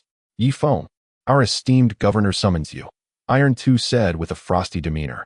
In the territory of Pingzhou, he naturally had to feign unfamiliarity with Yi Feng, lest he arouse the suspicions of Huang Tianfang. What are you? Why doesn't Huang Tianfang come himself? Yi Feng retorted coldly. He understood Iron Two's predicament and deliberately clashed with him. Are you courting death? A mere innate realm dares to oppose me. A transformation realm practitioner? Do you wish for me to slay you on the spot? Iron Two feigned great anger. Transformation realm? Aren't you just a lackey of Huang Tianfang? Yi Feng deemed it necessary to elevate the performance, ensuring that Huang Tianfang would lower his guard towards Iron Two completely. This pawn might prove invaluable in the future. You will perish. Iron Two suddenly struck at his waist, and a massive sword surged forth, aimed directly at Yi Feng's face. Just then, a clear voice of Huang Tianfang resonated through the air. Iron Two, do not be rude. Lord Yi, it has been some time since we last met. I did not expect you to visit Pingzhou personally. Huang Tianfang's voice, carried over a distance of several kilometers, reached everyone's ears with clarity. The mental prowess of a void refining cultivator is capable of enveloping the entirety of Pingzhou, and his voice could resonate within the minds of each individual. So, the governor has been monitoring me all along. Can you ask your dog to show some courtesy? Though my strength may not match his, I stand with the support of Wengchuan Island, Yi Feng admonished angrily. Ha ha ha. Yi Feng, I once regarded you highly, but now my contempt for you grows. A dignified lord of Wengchuan Island, reduced to squabbling with a mere attendant of mine. How amusing. The disdain in Huang Tianfang's tone was palpable. Iron Two's expression shifted slightly, his heart plummeting. Very well, I shall come to see you now. Upon finishing his words, Yi Feng, accompanied by Chen An, intentionally bumped into Iron Two before striding towards the governor's hall. Iron Two stood dazed for an entire half-minute before regaining his senses and hastily following in Yi Feng's wake. The fervor that had once burned within him was now extinguished. After so many years serving Huang Tianfang, he had believed himself to hold some esteem in the governor's eyes, only to realize he was merely a dog. Before long, Yi Feng found himself seated across from Huang Tianfang, who was flanked by 4 individuals. One was a voluptuous, mature woman, exuding grace in her every gesture, her demeanor perfectly poised, unmistakably a product of an illustrious family. Another was a girl of about 17 or 18, bearing a striking resemblance to the woman, yet her eyes sparkled with clarity, and her smile revealed a charming dimple. The last was a young man with a refined appearance, whose gentle and courteous manner evoked the warmth of a spring breeze. Ha ha ha, Lord Yi. It is a rare occasion for you to journey to my Pingzhou. Today, do indulge in my family banquet, Huang Tianfang said lightly. Allow me to introduce. This is my wife, the esteemed First Lady of Pingzhou, Nahuan Dezhu, and this, as I have often mentioned, is the illustrious Lord of Wengchuan Island, Yi Feng. Upon hearing your esteemed name, I have long admired you in Pingzhou. Today, meeting you in person, I find you truly remarkable. I raise a toast to you." After Duawada Zhu concluded her words, she covered her cup with her sleeve and took a respectful sip. "Madam, you are too courteous," she acknowledged. Yi Feng also raised his cup and drank it all in one go. Initially, he intended to directly convey his purpose after meeting Kuang Tianfang. However, the overwhelming pressure from the void-refining cultivator rendered him devoid of initiative. "This is my eldest son, Kuang Ren." Kuang Tianfang gestured towards the young man. "I am Kuang Ren, honored to meet you, Island Master Yi. Your weaponry is exceptionally advanced, and I hope to one day study the esteemed knowledge of your island at the Hot Spring Academy." Kuang Ren displayed great politeness, holding his cup with both hands. Yi Feng, unable to refuse, had no choice but to toast with him. "This is my eldest daughter, Xuefu." Kuang Tianfang then pointed to the young lady. Xuefu merely smiled sweetly, saying nothing, her face adorned with a hint of shyness. Yi Feng, however, remained expressionless. What intentions could Kuang Tianfang harbor? It seemed he might resort to the charm of beauty to achieve some undisclosed objective. "Ha ha ha, Miss Xuefu, I am Chen An, and I toast to you," Chen An exclaimed, his eyes gleaming as he scrutinized Xuefu from head to toe. "Indeed, and Gu," Xuefu replied, lifting her cup while covering her face with her sleeve. Gulp. Yi Feng could even hear the sound of chewing and swallowing hard. "Very well, Mr. Yi. In fact, I had originally planned to personally visit Hot Spring Island to seek you out. There is a matter I wish to discuss with you," Kuang Tianfang remarked with a smile. "Please proceed," Yi Feng replied slowly. Chapter 1194. Is such a commotion necessary? He sensed that the main event was about to commence. "Yi Feng, when I first heard of Hot Spring Island, I admittedly underestimated you as an island master. However, from the moment you emerged from the light curtain and personally signed the agreement with me, my perception shifted. You are a fearless individual. Your courage and wisdom have been clearly validated. While I have several experts by my side, including the Four Great, all of whom are formidable in their own right, none possess the courage to rival yours. I find myself lacking a true warrior like you among my ranks. Xuefu, raise a toast to Island Master Yi." Kuang Tianfang subtly implied, without overtly suggesting that Yi Feng should become his son-in-law, yet his words and demeanor instilled within Yi Feng a sense of anticipation. Such is the brilliance of his character. Being a ruler of a state is far from a superficial endeavor. Xuefu rose from her seat, elegantly navigating around the table until she stood before Yi Feng, holding a wine pot in her hands. "Please indulge, Island Master Yi, in this humble wine." Her voice was as delicate as the whisper of ants, compelling one to lean closer, drawn by the alluring fragrance that wafted from her. Indeed, Yi Feng felt an impulse to embrace Xuefu in his arms. But could he dare? The elder Kuang Tianfang was right beside him, and even with 100-fold of courage, he would not have the audacity. "What did you say?" Chen An, completely enraptured by Xuefu's charm, hurriedly leaned closer. Yet, Xuefu slightly turned away from him, maintaining a distance that was neither too far nor too close, just perfect. Subsequently, she stifled a laugh behind her hand. This playful dance of rejection and acceptance left Chen An utterly captivated. "Chen An, do not be rude," Yi Feng admonished. He discerned that Xuefu had mastered the art of seduction. Otherwise, Chen An would not have lost his composure so swiftly. After all, the current Chen An was not one to be easily swayed. "Master Yi, I believe it is unnecessary for Hot Spring Island to rely on any leased territories. In the future, I shall bestow upon you a county, and you may serve as its lord under my command." "What say you?" Kuang Tianfang inquired. "County lord?" Yi Feng's expression shifted. "Indeed, from now on, we in Pingzhou and you on Hot Spring Island shall be as one. Should you desire any techniques, elixirs, or magical artifacts, feel free to seek me out. From this day forth, we shall be kin." "Xuefu, pour another glass of wine for Master Yi," Kuang Tianfang chuckled. Yi Feng retorted, "Old fellow, your insinuation is clear. You provide me with techniques, elixirs, and artifacts, and in return, I am to supply you with various technological weapons and assist in purifying elixirs? Your calculations are astute." "I agree." Yi Feng nodded. "Do you truly concur?" Kuang Tianfang was taken aback by Yi Feng's swift acceptance, uncertain of his intentions. "I personally agree. Rest assured, upon my return, I shall present your words to the House of Representatives for a vote. Provided the majority is in favor, I shall assume the title of Lord of Xin County, and Hot Spring Island will be unified with Pingzhou, Yi Feng declared magnanimously. Must we even seek the house's approval? Master Yi, is your position merely ceremonial? Kong Tianfang realized he had been outmaneuvered. Alas, significant matters concerning Hot Spring Island must indeed be decided by the house, including the potential removal of my position as island master. Should the house ever deem my abilities inadequate, a vote could render me unfit for office. That is why I dared to step beyond the light barrier and propose this agreement directly. Yi Feng replied with a resigned gesture. Yi Feng, as the master of Hot Spring Island, if you lack even this modicum of authority, perhaps you should reconsider your position. The hour grows late. Someone, see our guest out. Kong Tianfang declared, realizing his aims were thwarted. Wait, esteemed governor. My purpose here is to discuss a pressing matter regarding the discipline of the railway guards and the stringent penalties for the theft of railway tracks. The situation is as follows. Yi Feng proceeded to recount the incident of the derailed train. Ha ha ha. The train was constructed by your Hot Spring Island. What concern is it of mine? Kong Tianfang replied dismissively, arms crossed, refusing to meet Yi Feng's gaze.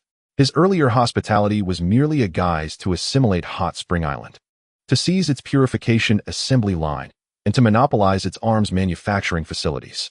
Of course, it pertains to you. If you, esteemed governor, do not express a clear stance, our collaboration may very well come to an end. Otherwise, who can ascertain whether those who pilfered the tracks were not sent by you? Yi Feng stated bluntly. Ha ha. Steal tracks? Would I resort to sending someone? Yi Feng, you underestimate me, Kong Tianfang. The entirety of Pingzhou is mine to command. I can take what I desire without resorting to theft. Investigate as you will. Once you gather sufficient evidence proving their guilt, you may deal with them as you see fit. Now, see our guest out. Kong Tianfang spoke with impatience. The demeanor of his family had shifted drastically, their gazes towards Yi Feng now imbued with a frigid aloofness. I shall take my leave, Yi Feng stated, and after that, he strode away from the palace with Chen and brother Feng. How did the discussions unfold? Yin Yu inquired, clad in her heavy water battle attire, flanked by a multitude of soldiers from Hot Spring Island, each armed with a Gatling gun. Yi Feng had personally met with Kong Tianfang, and her concern for his safety was palpable. Was it truly necessary to make such a grand display? I merely engaged in some official matters with Kong Tianfang, he replied, casting a glance towards the distant palace. Provide me with a bomber. I intend to head to the canyon bridge, Yi Feng declared. At once came the prompt response. The two soon boarded the bomber, which ascended gracefully into the sky before vanishing from the vista of Pingzhou Prefecture. 2 hours later, at the site of the canyon bridge, a bomber descended slowly, and Yi Feng emerged with purpose. Here, Bodiah had dispatched over 20,000 personnel to investigate the matter, including 10,000 soldiers from Hot Spring Island and another 10,000 foe troops recruited from Bays County, each compensated with 200 hot spring coins daily, affordable, effective, and reliable. Most importantly, they were well acquainted with the terrain, proving to be excellent guides for minor tasks like showing the way or assisting with ladders. Hot Spring Island had also equipped them with ordinary handguns and rifles. However, heavy water pistols were not among their provisions. Despite this, these foe troops were exhilarated as if invigorated, often considering themselves as citizens of Hot Spring Island, looking down upon being labeled as Pingzhou residents.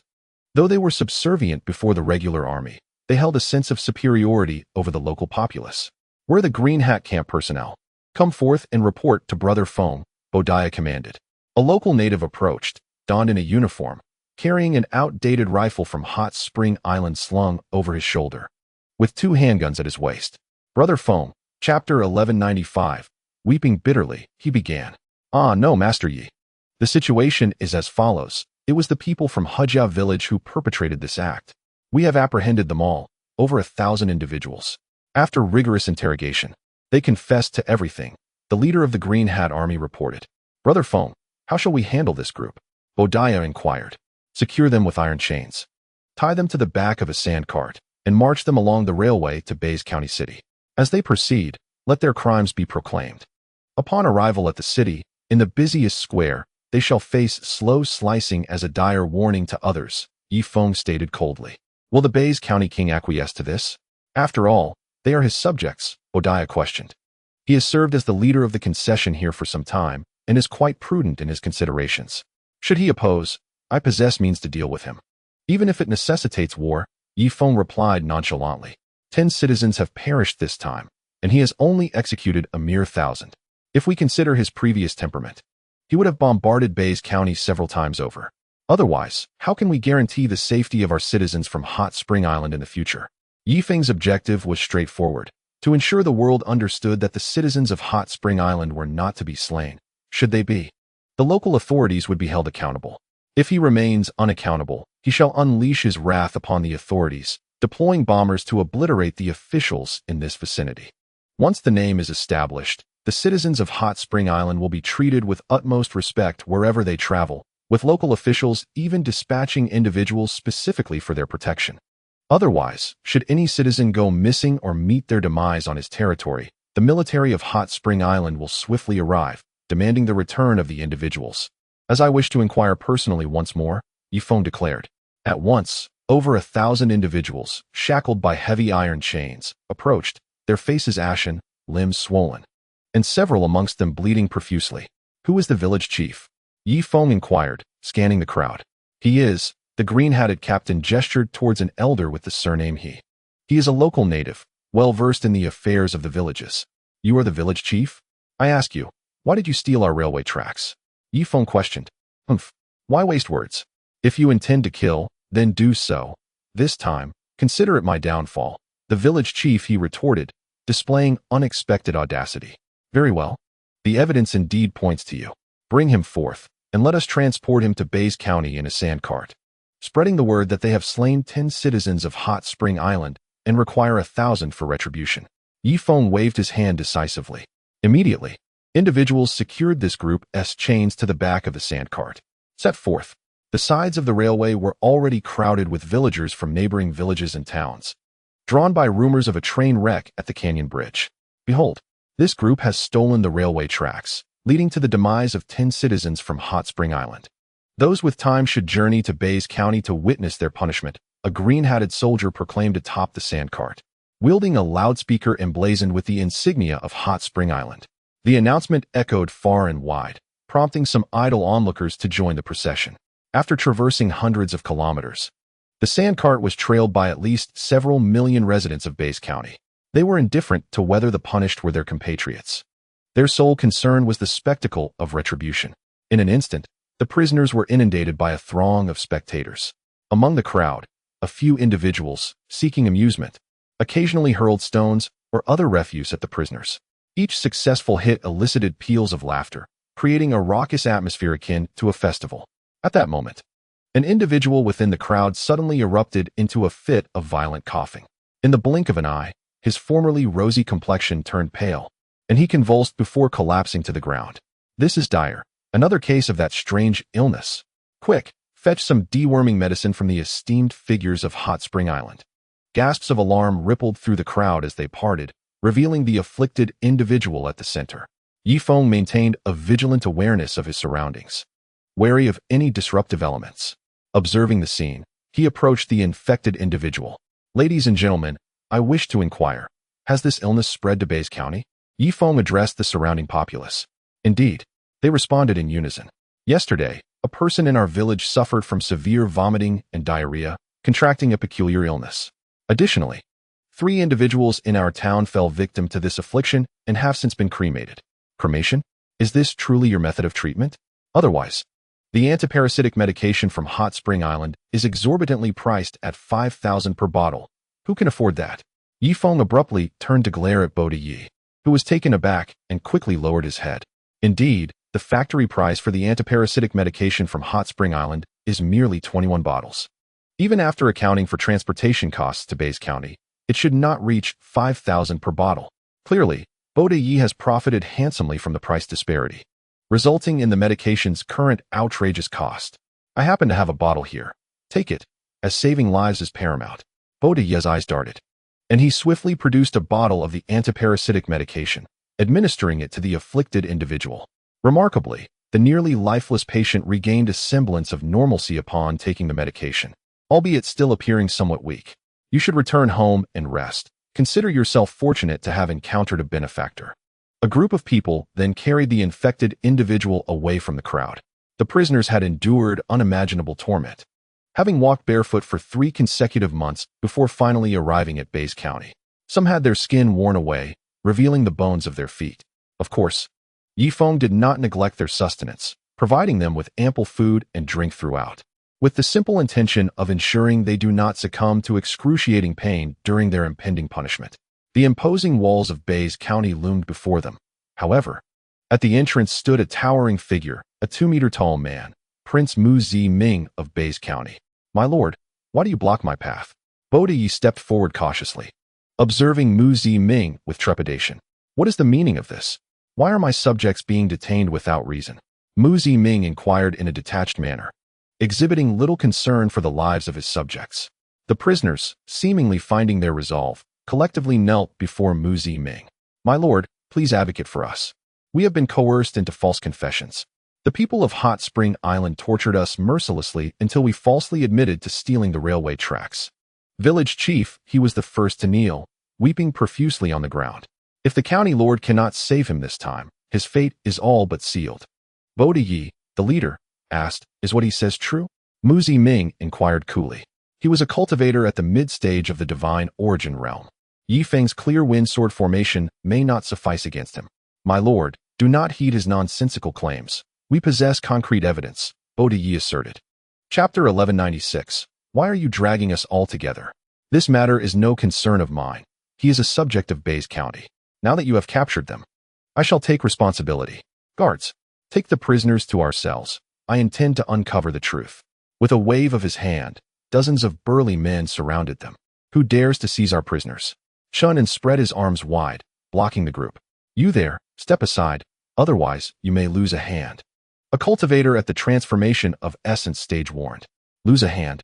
Chen An scoffed, aiming the heavy water pistol directly at him. A heavy water pistol? The countenance of the transformation Yuan cultivator shifted dramatically. This was the sole weapon capable of piercing his flesh, leaving no room for carelessness. With a clatter, the other soldiers from the hot springs brandished their firearms, all aiming their weapons at the group of transformation Yuan cultivators. Some of the hot spring soldiers even unfurled the dark cloth covering their Gatling guns, revealing 6 ominous barrels. At this moment, even Mu Zi-ming could no longer maintain his composure. While he might evade these heavy water weapons with agility, his pride would be irreparably damaged. Wasn't Bays County his territory? How could he allow himself to be threatened by those from the concession? Seeing that the moment was ripe, Feng approached and pressed down on Chen An's firearm. "Lord Mu, had this been merely an ordinary traffic incident, perhaps I could have entrusted them to you. However, that train carries 10 citizens of the Hot Spring Island. If 10 of them perish, then 100 must pay the price. This is our custom on Hot Spring Island," Feng stated calmly. "What? You demand the lives of 1,000 of my people for your 10? Ha! How audacious. So, you are the lord of the island, Yi? Do you truly believe you hold any significance before me? In my view, if 10 of your people die, losing 1 from my side would suffice." Mu Zi-ming was genuinely incensed this time. Although they were currently in a cooperative relationship with Hot Spring Island, he held Feng and his kind in utter disdain. "My lord, if you insist on taking the criminals today, I regret to inform you that I am prepared to clash with you, even if it ignites a war between our peoples." Feng's expression turned grave.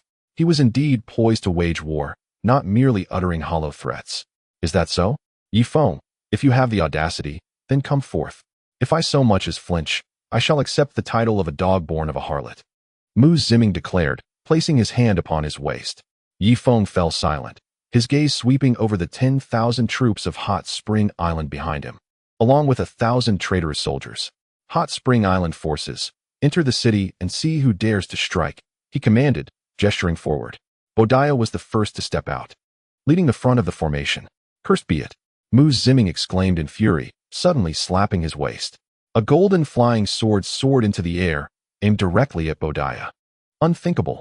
Feng similarly struck his waist, sending forth 12 flying swords in succession. Regrettably, it was too late. With a piercing sound, Bodiah was cleaved in twain. "Bodiah!" Feng roared, his eyes blazing with rage as they turned to Mu Zi-ming. "Open fire." The air erupted with a cacophony of gunfire, bullets pouring forth in a torrential downpour. The transformation Yuan cultivators at the front were caught unawares, instantly overwhelmed by the deluge of heavy water bullets, their bodies riddled with wounds.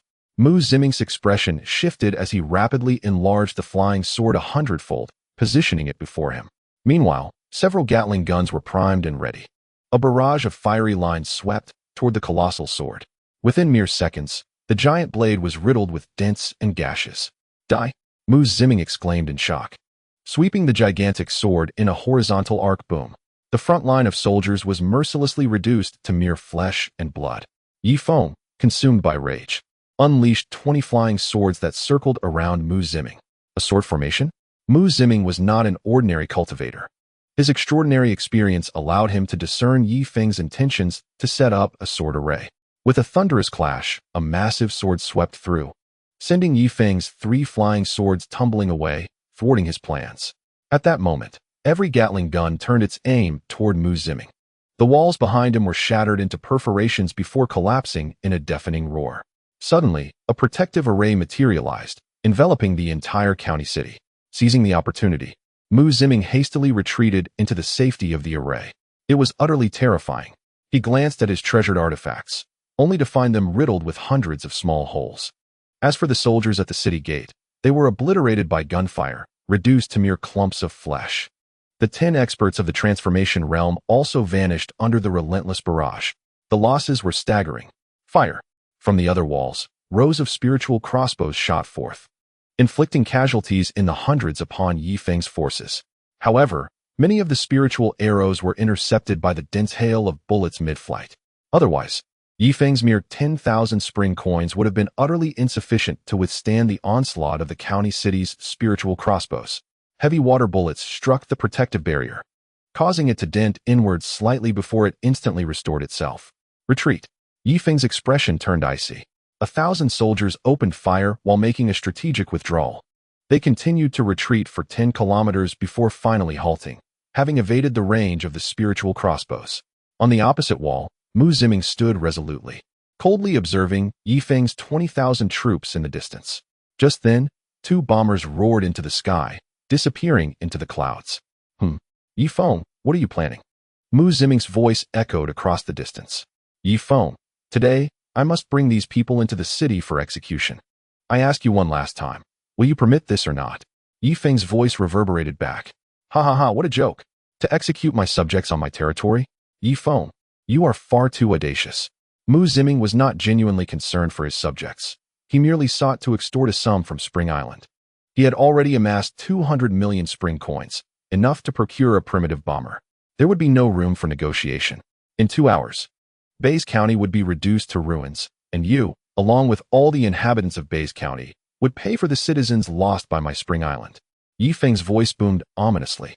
Within the county city, the citizens were left in shock. Hey, why drag us into your vendetta with Mu Ziming? We're finished. Is there any way to escape the city? Let's find a way. Hiding in the cellar might save us. Waves of unrest began to ripple through Bays City. Mu Ziming, surveying the chaos below, commanded, notify everyone. Bays City is under martial law. All residents must remain indoors. Anyone who dares to appear in the streets will be killed without mercy. Understood. With that, a guard sprinted toward the city below. Yi Feng sat upon the sandcart, gazing distantly at the White City. Chapter 1197. I have already afforded you an opportunity. Today, he must take decisive action, lest the leaders of the concession be continually bullied by the local gentry. Yi Feng, attempting to slay the inhabitants of He Village is no trivial matter. The prince shall advocate for us. Those who are wise will release us. Otherwise, all of you shall meet your demise. The village chief of He straightened his back, casting a proud glance at Yi Feng. The other villagers, initially ashen-faced, rekindled their hope upon hearing his words. Chief He, I shall spare you for now. I have vowed to subject you to punishment within the county city, and I shall see that it is done. After speaking, Yi Feng turned his gaze once more towards the entire White City. Time ticked away, and the turmoil within the city intensified, with even some low-ranking soldiers beginning to stir restlessly, contemplating their escape from Bays County. 2 hours later, a whirring sound filled the air. Bombers soared above the city as protective array. Earlier, Yi Feng had summoned over 20 concessions in the vicinity of Bays County, demanding they send all their bombers forth. In total, there were more than 700 aircraft, some of the first generation, some second, and others the latest, third generation of bombers. Mu Ziming raised his gaze to the sky, his previously calm demeanor evaporating, replaced with a hint of anxiety. Gritting his teeth, he pulled out dozens of long-distance talismans from his pocket and ignited them without hesitation. It was imperative to relay this message to Pingzhou, imploring the governor for assistance. Otherwise, he alone could not contend with the 20 or more concessions surrounding Bays County. The shadows in the sky multiplied, beginning to weave in layers to avoid mid-air collisions. Sensing the moment was ripe, Feng stood up from the sand cart. Mu Ziming, I ask you one final time. Will you release the protective array? Release the protective array? Mu Ziming gazed at Feng from a distance. I am a prince. Can I truly be threatened by a mere foreigner? Absolutely not. Feng, I have already informed the governor. Prepare for your demise. Mu Ziming glared at Feng through gritted teeth. Very well. Feng accepted the Gatling gun handed to him by Chen An and swept it across the distant luminous screen. Naturally, the bullets from the Gatling could not reach such a distance. He was merely signaling to the sky. The 700 bombers received the signal, accelerating and concealing themselves within the cloud cover. Mu Ziming felt a tightening in his chest, nervously watching the sky. Suddenly, the entire luminous screen began to warp violently. Countless torrents of heavy water struck the screen, causing the protective array to sway precariously. Spirit crossbows, aim for the sky. Mu Ziming shouted in fury, pointing towards the heavens. My lord, it is futile. The bombers are flying too high, likely at an altitude of 100,000 meters. The spirit crossbows cannot reach such heights, a guard replied. Regardless of whether we can hit them, we cannot remain here and be passively attacked. Fire at will. With a swift whoosh, countless crossbows were unleashed. Yet as the spiritual arrows soared to an altitude exceeding 10,000 meters, their momentum waned, plummeting towards the luminous barrier. It was akin to lifting a stone only to strike one's own foot. A torrential downpour of heavy water cascaded upon the shimmering screen, and within mere minutes, one section of the barrier collapsed, unleashing tens of thousands of droplets into the civilian district. Cries of anguish echoed through half the city. Ah, my hand, my son. Feng, situated 10 kilometers away, could not resist glancing back at the villagers of He. He observed the village chief, trembling in place, lips quivering in despair. He had hoped for the prince's intervention, yet it appeared that even the prince was struggling to save himself. Is this the true power of One Spring Island? Meanwhile, the citizens within the county city bore expressions of utter hopelessness, yearning to flee Bay's city. However, the city's protective formation had already activated, rendering escape impossible. Bombers, cease the bombardment. Feng's voice resonated thunderously. As anticipated, the aircraft retreated far from the White City. The soldiers and citizens of Bay's city listened intently as he commanded. I want you to seize your weapons and eliminate the high-ranking officials of Bays County, particularly Mu Ziming. If he is slain and the barrier is deactivated, I shall overlook past grievances. Feng's voice bellowed again. What a jest! Transporting heavy water bombs from One Spring Island entailed significant costs. He preferred not to squander resources unnecessarily. It was best if they turned on each other. A heavy weight settled in Mu Ziming's heart. He had meticulously plotted, yet he had not anticipated Feng employing such a tactic. Ha ha ha. Feng, are you merely dreaming? The soldiers and citizens of Bays County are fiercely loyal to me. Do you truly believe I could be incited against them? Just as he spoke, a sudden shift in expression overtook him. Soldiers on the city walls cast furtive glances in his direction, while a multitude of citizens within the city raised their heads, fixated upon him, as if in that moment, the once subjugated had transformed into predators, and he, the dignified county prince, had become the prey. How dare you? What are you plotting? Mu Ziming barked authoritatively. At that moment, a shadow approached from behind him. Reacting swiftly, Mu Ziming retaliated with a punch. With a sickening thud, his fist pierced through the chest of his subordinate. My lord, why? The subordinate swayed, his vitality extinguished by Mu Ziming's overwhelming strength. Dare to ambush me? This is your fate. Mu Ziming realized he had mistakenly killed the wrong person. But his anxiety had led him to act impulsively without properly assessing his surroundings. Others recoiled in shock, instinctively distancing themselves from him. The citizens below diverted their gazes, their expressions oscillating between terror and trepidation. Listen, capture Mu Ziming and bring me his head, and I will withdraw my forces. Feng's voice continued to reverberate. Mu Ziming felt as though his head might explode. Had he erred? No, a true man must be adaptable. He could not perish at the hands of these commoners. After a tempest of emotions crossed his face, he finally approached the luminous barrier. Feng, you are formidable. I shall temporarily grant you this round. You may allow your men to enter the city and take the inhabitants of He family village to the market square for execution.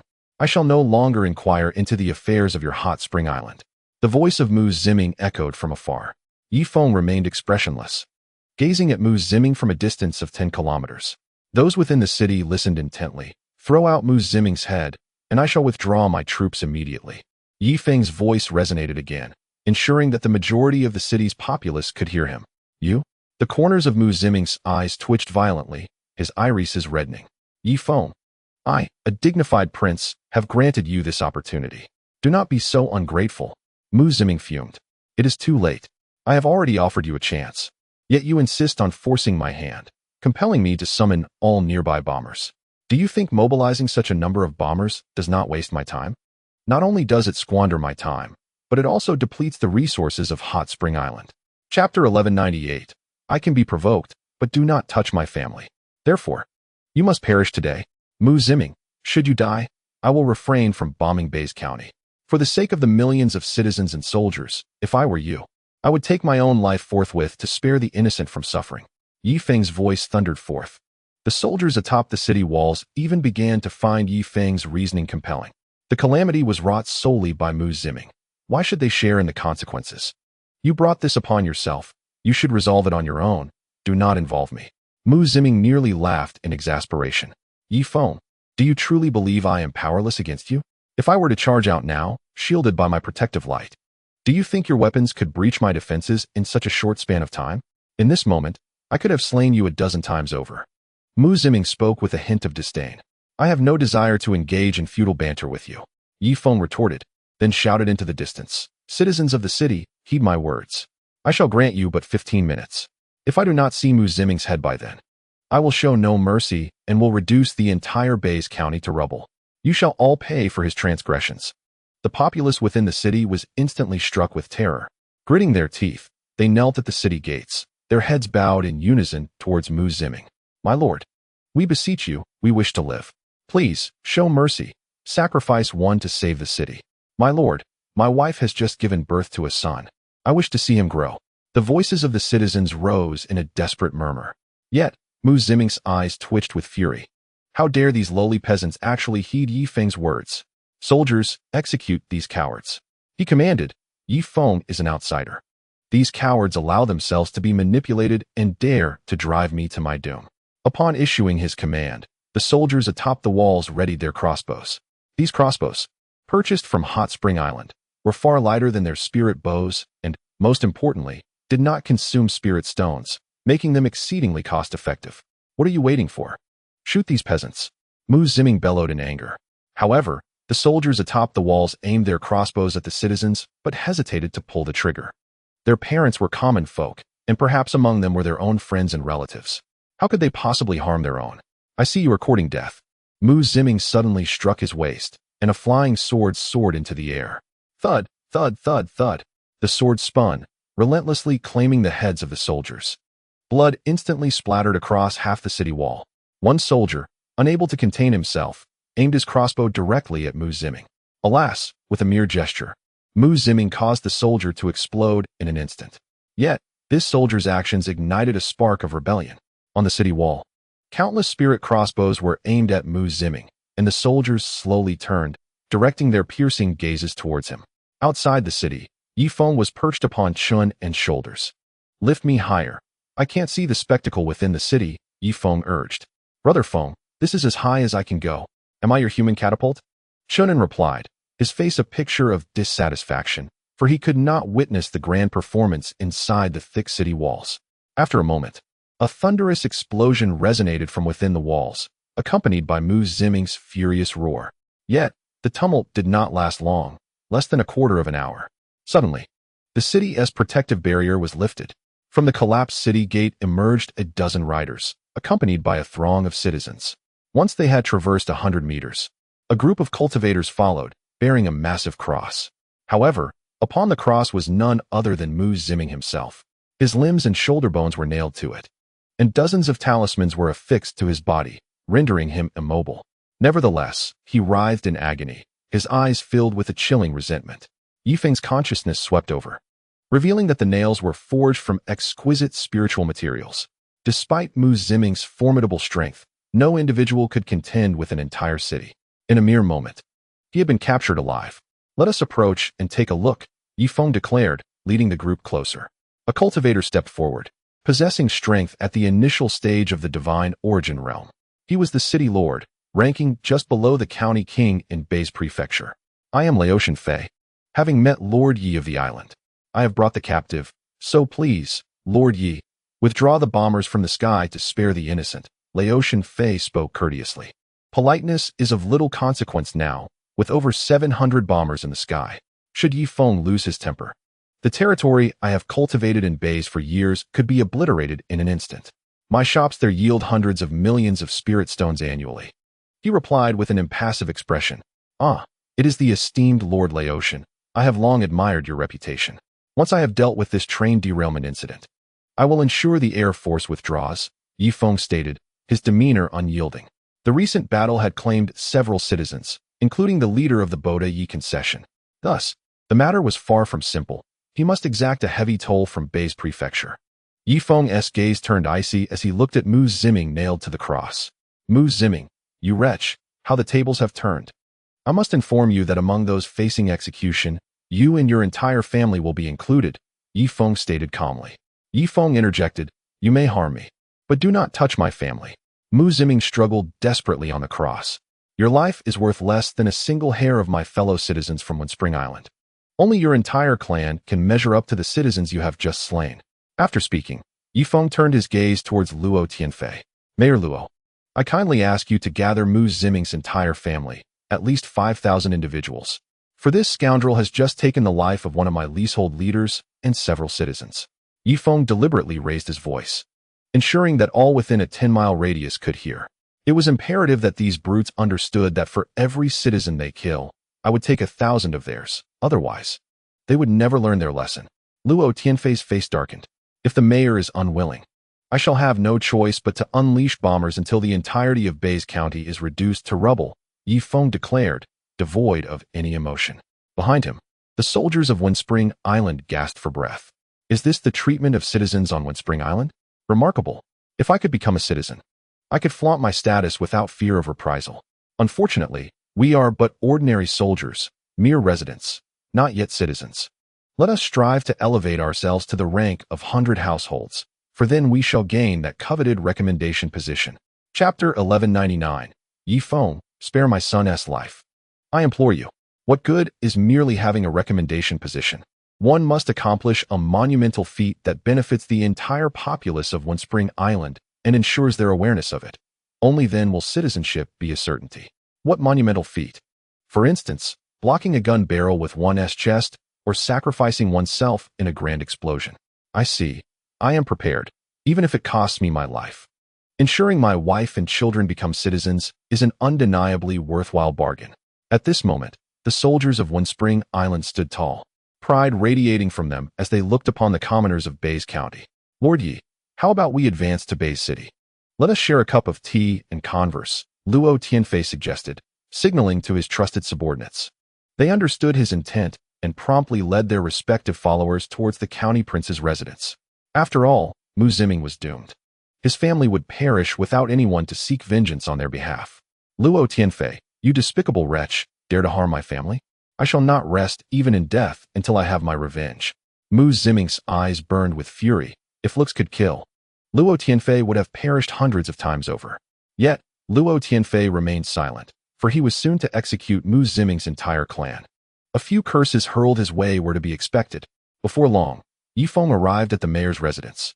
He and Chen An drank while observing the carnage unfolding 10 kilometers away from the highest tower. The sounds of wailing echoed from the county prince's residence.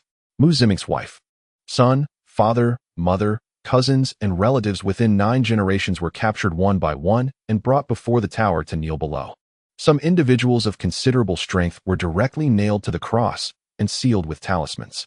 Time seemed to stretch indefinitely as the area beneath the loft of Yifeng became crowded with kneeling figures, encompassing men, women, the elderly, and children alike.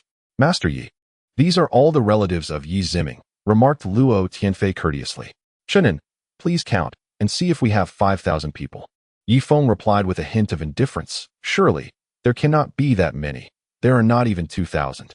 Chen An did not even bother to count. Yi Feng furrowed his brow, turning his gaze towards Luo Tianfei. Lord Luo, the number is insufficient. Inquire among those kneeling below if they have close friends or distant relatives. Even if they do not share the surname Mu, as long as they are on good terms with them, they must all be gathered. We must reach a total of 5,000.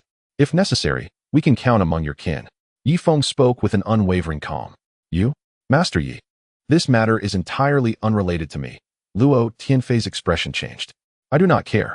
As citizens of Wengquan Island, our deaths in Bays County must be accounted for by the higher authorities there. If the primary leader's kin are insufficient, it falls to you, the second in command. To address this, Yi Feng met his gaze without fear. In this regard, he needed to be resolute. 5,000 was the target, and not a single hair could be spared. Otherwise, the outside world would presume that killing a citizen of Wengquan Island could be bargained over, leading to a future where the death of one citizen would merely result in a monetary compensation. All right, I shall consider this. Luo Tianfei paced back and forth in the loft. After a while, a spark of inspiration struck him. Bring forth the relatives of Mu Ziming's wife. Do not overlook her family's friends and acquaintances, and also gather the relatives of the second and third wives of Mu Ziming. Ha ha ha. Fortunately, this fellow has married many wives. Bring them all here. Within a day, I want to see 5,000 people assembled. Luo Tianfei commanded. Understood. Several transformation stage cultivators set off with their subordinates. As night fell, the number of kneeling individuals grew, swiftly reaching 5,000. Mu Ziming was bound to the cross, helplessly observing his family kneeling in a line before him. That should suffice. Chen An, proceed with the execution. Yes, Brother Feng. Upon finishing his words, Chen An signaled to the soldiers of Wengquan Island. Immediately, these 5,000 individuals, including Mu Ziming, were escorted to the banks of the White River. There, 20 wooden platforms were prepared, and 20 executioners stood by, each wielding a heavy ghost-headed blade crafted from Nanching steel, capable of severing 1,000 heads without dulling. Yi Feng sat behind a table at the riverbank, holding a vertical decree inscribed with the character for execution in red. A multitude of common folk gathered by the river, numbering at least several million. This was precisely the effect Yi Feng sought. Announce the charges, Yi Feng commanded. Mu Ziming, Prince of Bays County, has murdered 14 citizens of Wengquan Island, including a leader of the concession. Yi Feng continued, by decree of the Prince of Wengquan, those who endanger the citizens of Wengquan shall face 1,000-fold retribution for each life taken. Here, we have a total of 5,000 criminals, all to be executed. After the citizen read this aloud, he turned his gaze back to Yi Feng. Execute. Yi Feng cast the decree aside. The first group of 20 individuals was brought before the wooden platform. Mu Ziming was the last to face execution, as Yi Feng compelled him to witness the consequences of his own misdeeds. Father, save me, please. A young man, adorned with several talismans, had his head pressed against the wooden block. Son, my son. Mu Ziming struggled desperately on the cross. Yi Feng, I beg you, spare my son's life. With a swift motion, the executioner's blade descended, and 20 heads rolled neatly into the river. The onlookers erupted in exhilaration. Some broke through the barricades, seizing a severed head to kick like a football amidst the crowd. The second batch, another 20 individuals were forced to the wooden platform, their heads pressed down. With a swift chop, another 20 heads fell into the river. Oh, victory! We have won. The citizens of Bays County cheered fervently. They cared not for the identities of the victims. They merely wished to revel in the gruesome spectacle.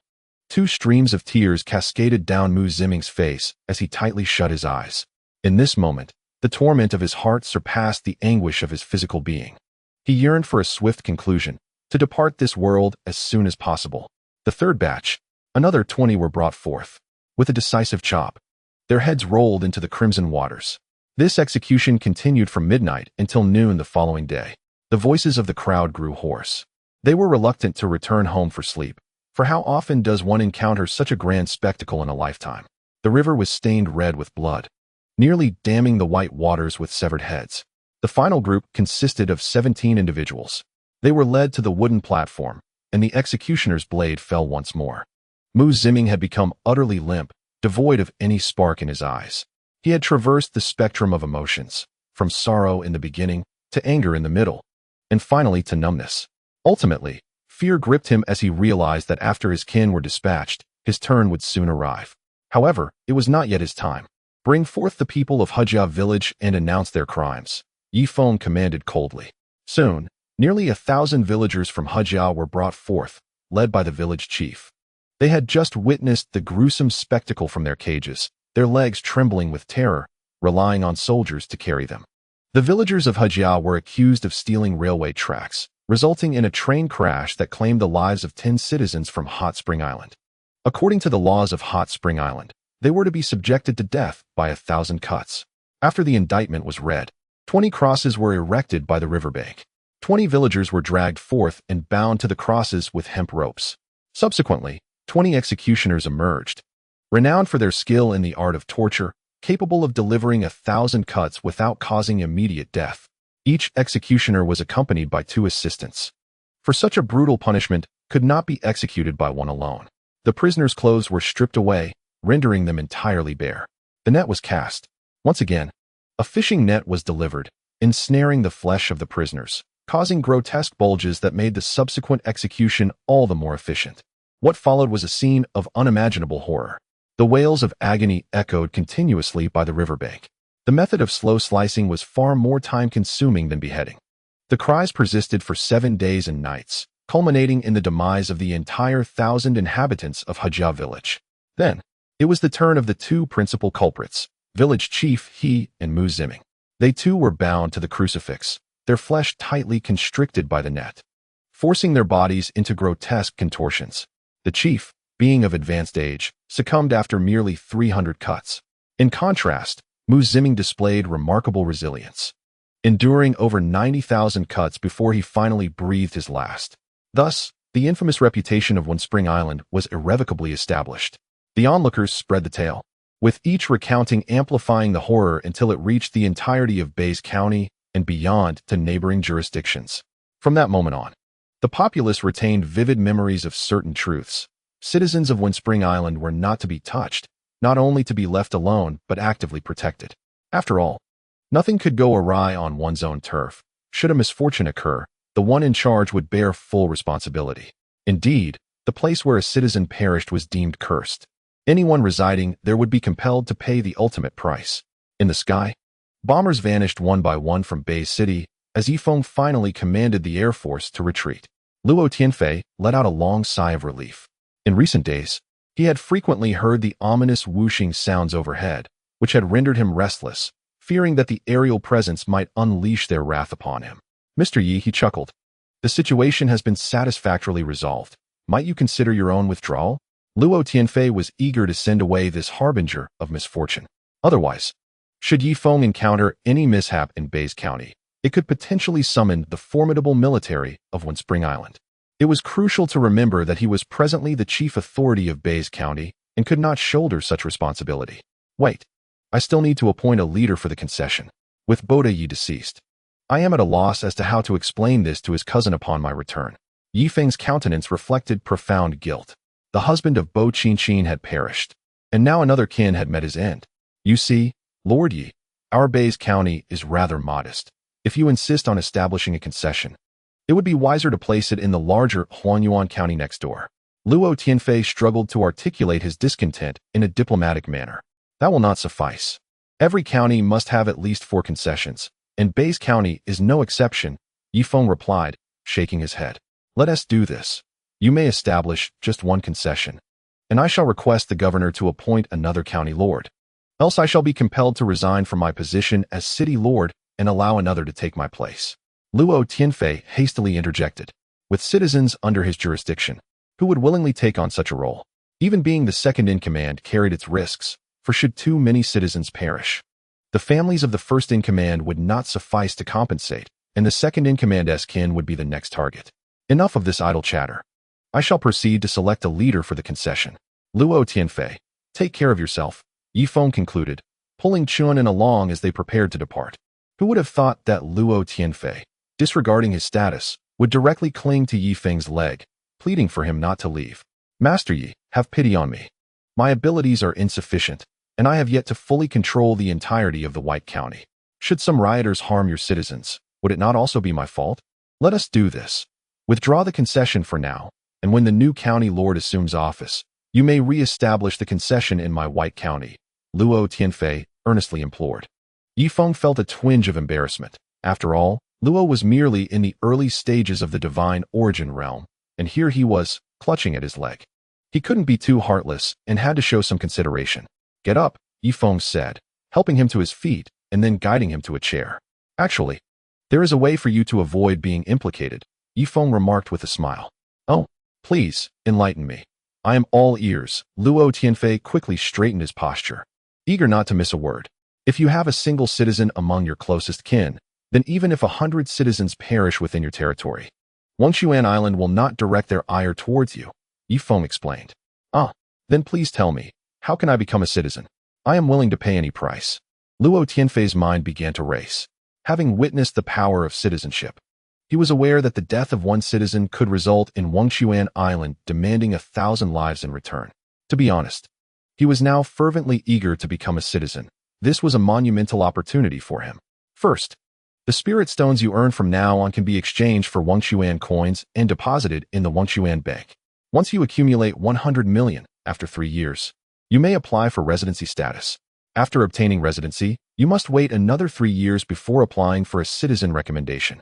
Ultimately, the citizens of Wangshuan Island will vote for you, and if you receive more than half the votes, you will automatically be elevated to citizen status, Yi Feng said seriously. He was constantly pondering ways to promote the currency, having profited immensely from it. 100 million? That is not a problem. I will find a way, Luo Tianfei replied. Master Yi, if there is nothing else, please attend to your matters. I must now go assess my assets. With that, Luo Tianfei hastened towards his properties, intent on liquidating all his assets, converting them into spirit stones, and then exchanging those for Wangshuan coins, potentially amassing several hundred million. As long as one member of his family became a citizen, his future would be secure.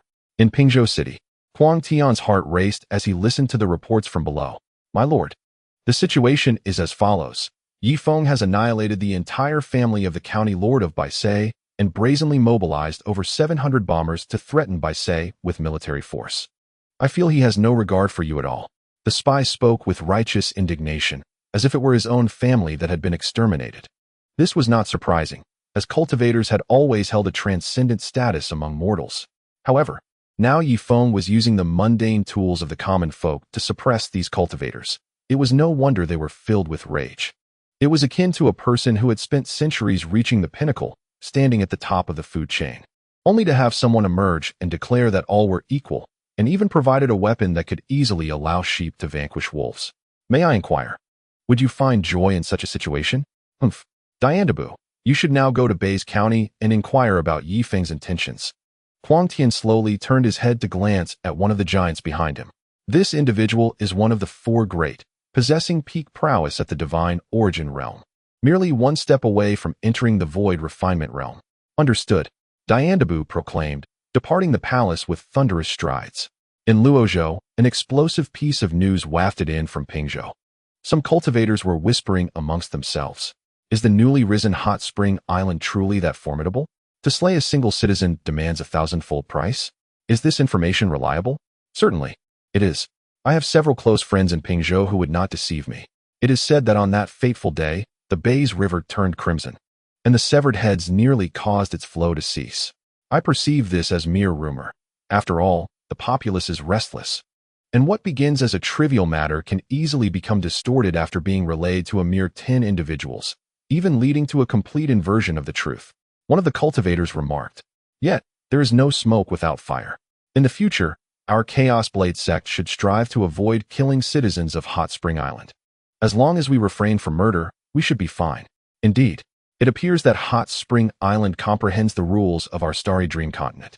Should one of their sect members be slain, without their leader seeking vengeance, it would invite further predation from others.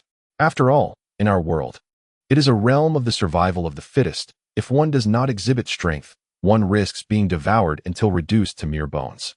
To the west of Pingzhou, in Huangzhou, this news spread like a spring breeze throughout the entire region.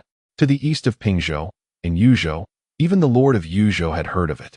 At this moment, The three neighboring counties of Pingzhou were aware of a singular piece of information. One must not kill citizens of Hot Spring Island. Should one do so, it would summon the wrathful army of vengeance from Hot Spring Island.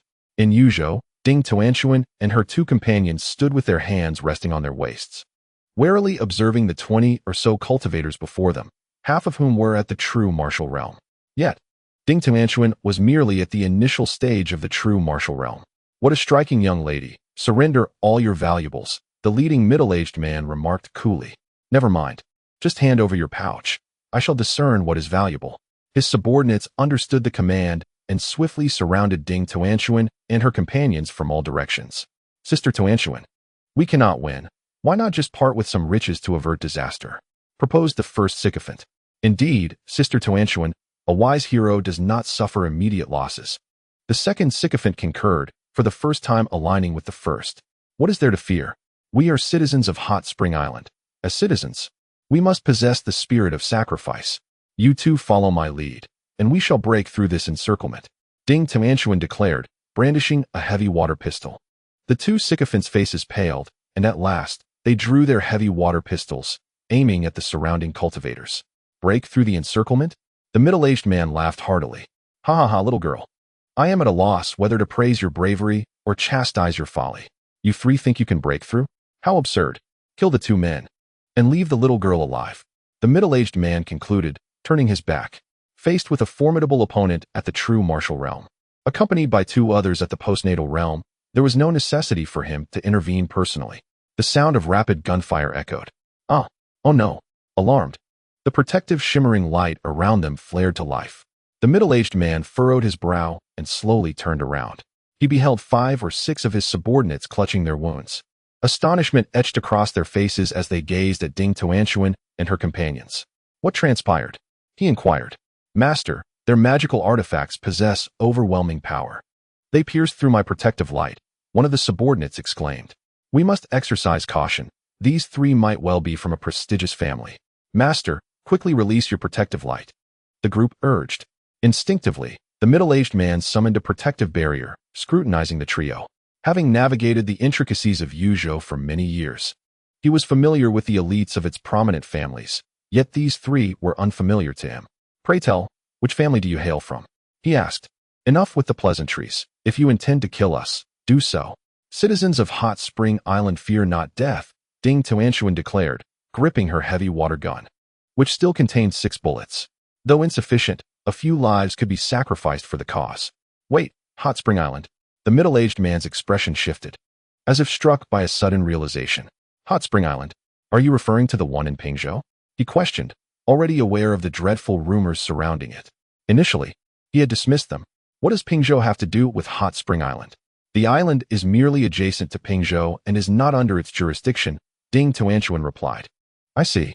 Young lady, would you permit me to examine the magical artifact you possess? The middle-aged man's tone grew cautious. Most cultivators tread carefully, avoiding conflict with powerful factions. For while they might escape immediate repercussions, the ramifications would inevitably catch up with them over time. Why would I show it to you? Ding Tuanchuan aimed her heavy water gun at the man's brow, preparing for a barrage. Do not act rashly. Here rests the deal. If you can prove you are indeed a citizen of Hot Spring Island, I shall depart without interfering in your quest for demons and elixirs. The middle-aged man proposed slowly. That sounds splendid, Sister Tuanchuan.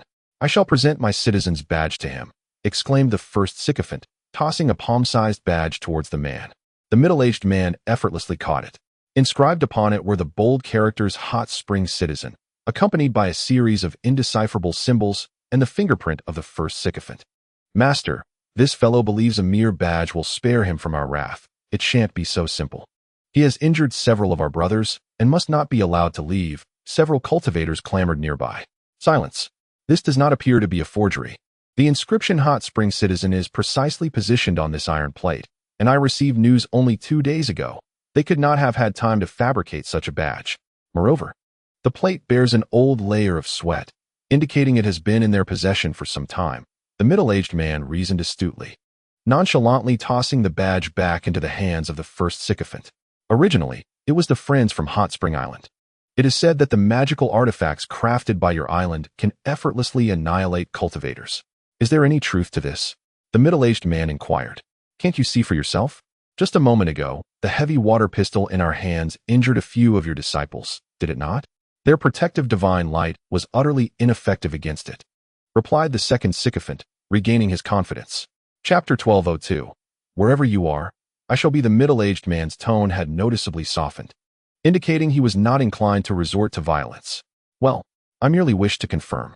How about this? Since you intend to slay demons and procure elixirs in Blackwind Ridge, why don't we join forces? He proposed with a smile. Join forces? The first sycophant hesitated. What if you betray us midway? The second sycophant shook his head in refusal. Very well. Ding Tuanchuan holstered the heavy water pistol. Tuanchuan, don't act rashly. There are so many of them. If they decide to kill us along the way, we would be powerless. Are you foolish? If they wished to kill me, they could have done so already. Why delay? Ding Tuanchuan had developed her own independent perspective. Surprisingly, she was indeed correct. This middle-aged man intended to venture into Blackwind Ridge in search of a rare Millennium Black wood, one of the materials necessary for crafting the Star Veil Great Array. 3 months prior, he had accepted a mission from the refining pavilion to seek out peculiar materials, and upon successful retrieval, he would be rewarded with 3 times the usual quantity of spirit stones. Unbeknownst to him, this was precisely the bounty issued by Hot Spring Island. Though it did not specify the crafting of the Star Veil Great Array, it merely instructed them to gather materials, with Hot Spring Island providing payment in Hot Spring coins. These coins could also be exchanged for spirit stones, having undergone layers of disguise and processing, rendering it difficult for cultivators from other states to discern their authenticity. Please. The middle-aged man gestured courteously. Let us go. Do not fear death, Ding Tuanchuan declared, leading the 2 sycophants ahead. In Bays County, Yi Feng appointed a new leader of the concession.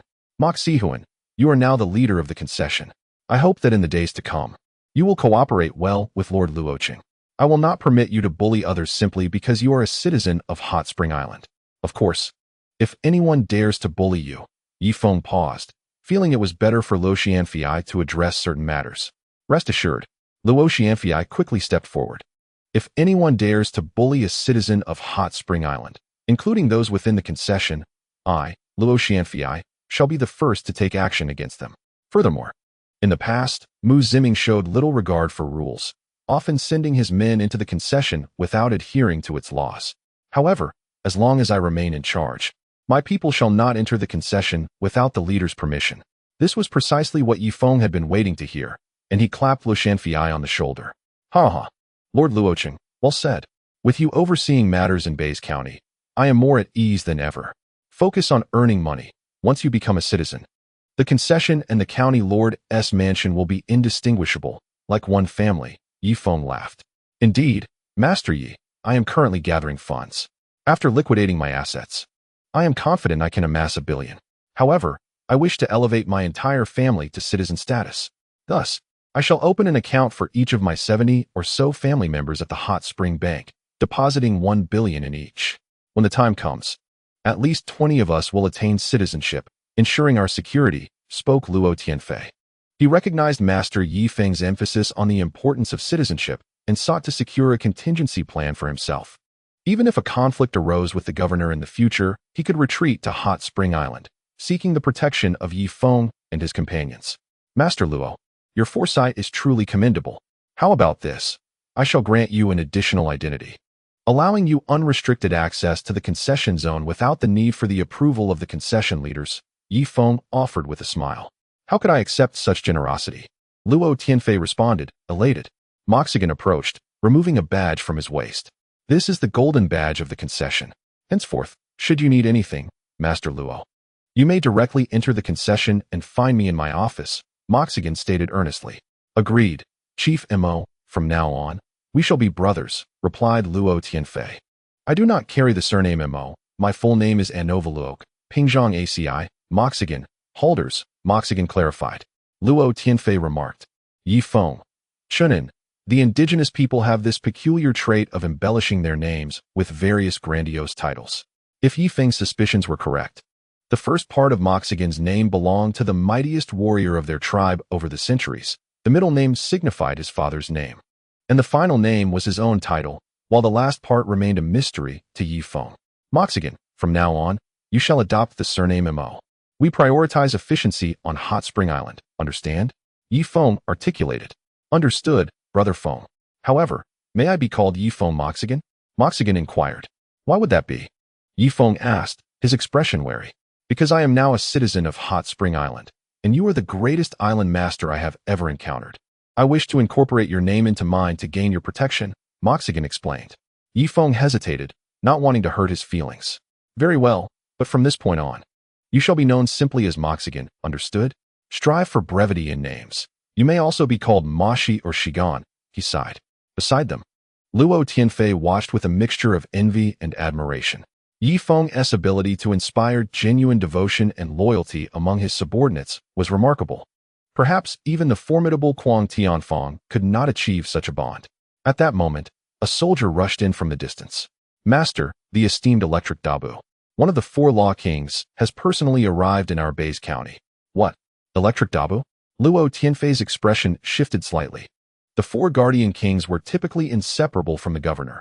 It was unexpected that Kuang Tianfeng had dispatched one to Bays County, indicating significant developments ahead. Master Yi, perhaps it would be prudent for you to avoid the spotlight. I can scout the situation for you. Should Electric Dabu resort to violence, I will ensure your safety. Luo Tianfei suggested. Very well, I shall leave the city for now, Yi Feng agreed. Yi Feng came to a profound realization. He, too, harbored a fear of death. In the past, he had been unafraid, compelled to set an example before the multitude of citizens. However, in this moment, surrounded by only a handful of high-ranking officials, he felt no need to conceal his inherent trepidation. Alas, it was too late. Master Yi, where are you heading? A voice resonated, distorting the very fabric of space. In an instant, a figure appeared at the entrance of the concession, moving with an almost teleportational swiftness. Towering at 6 meters tall, he exuded an immense aura with every gesture. Having encountered the Lightning Law King before, Luo Tianfei hastily knelt upon the ground. Luo Tianfei, this matter does not concern you. Return to your lord's estate, said Dian Dabu dismissively. Understood. Luo Tianfei, eager to vacate this perilous place, promptly fled. Now, only he and Yi Feng, along with 2 others, remained. Chen An, Shigan, you should also leave. This is a matter between him and me, Yi Feng stated coolly. Brother Feng, do not speak like that. We are all citizens of Hot Spring Island. Wherever you go, I shall follow, Chen An asserted resolutely. Shigan, without further ado, placed his hand upon his heavy water gun. Chapter 1203. The Reluctance to Kill. Indeed, Yi Feng, though your Hot Spring Island may be diminutive, your people exhibit remarkable loyalty towards you, Dian Dabu remarked slowly, his large, copper-like eyes fixated upon Yi Feng. The gaze of one at the peak of the divine realm was as sharp as a blade, compelling Yi Feng to avert his eyes. To what do I owe the honor of your visit, Lord Dian? Yi Feng inquired. How dare you question me? You have reduced Bays County to this state. You owe the governor an explanation, Dian Dabu replied sternly.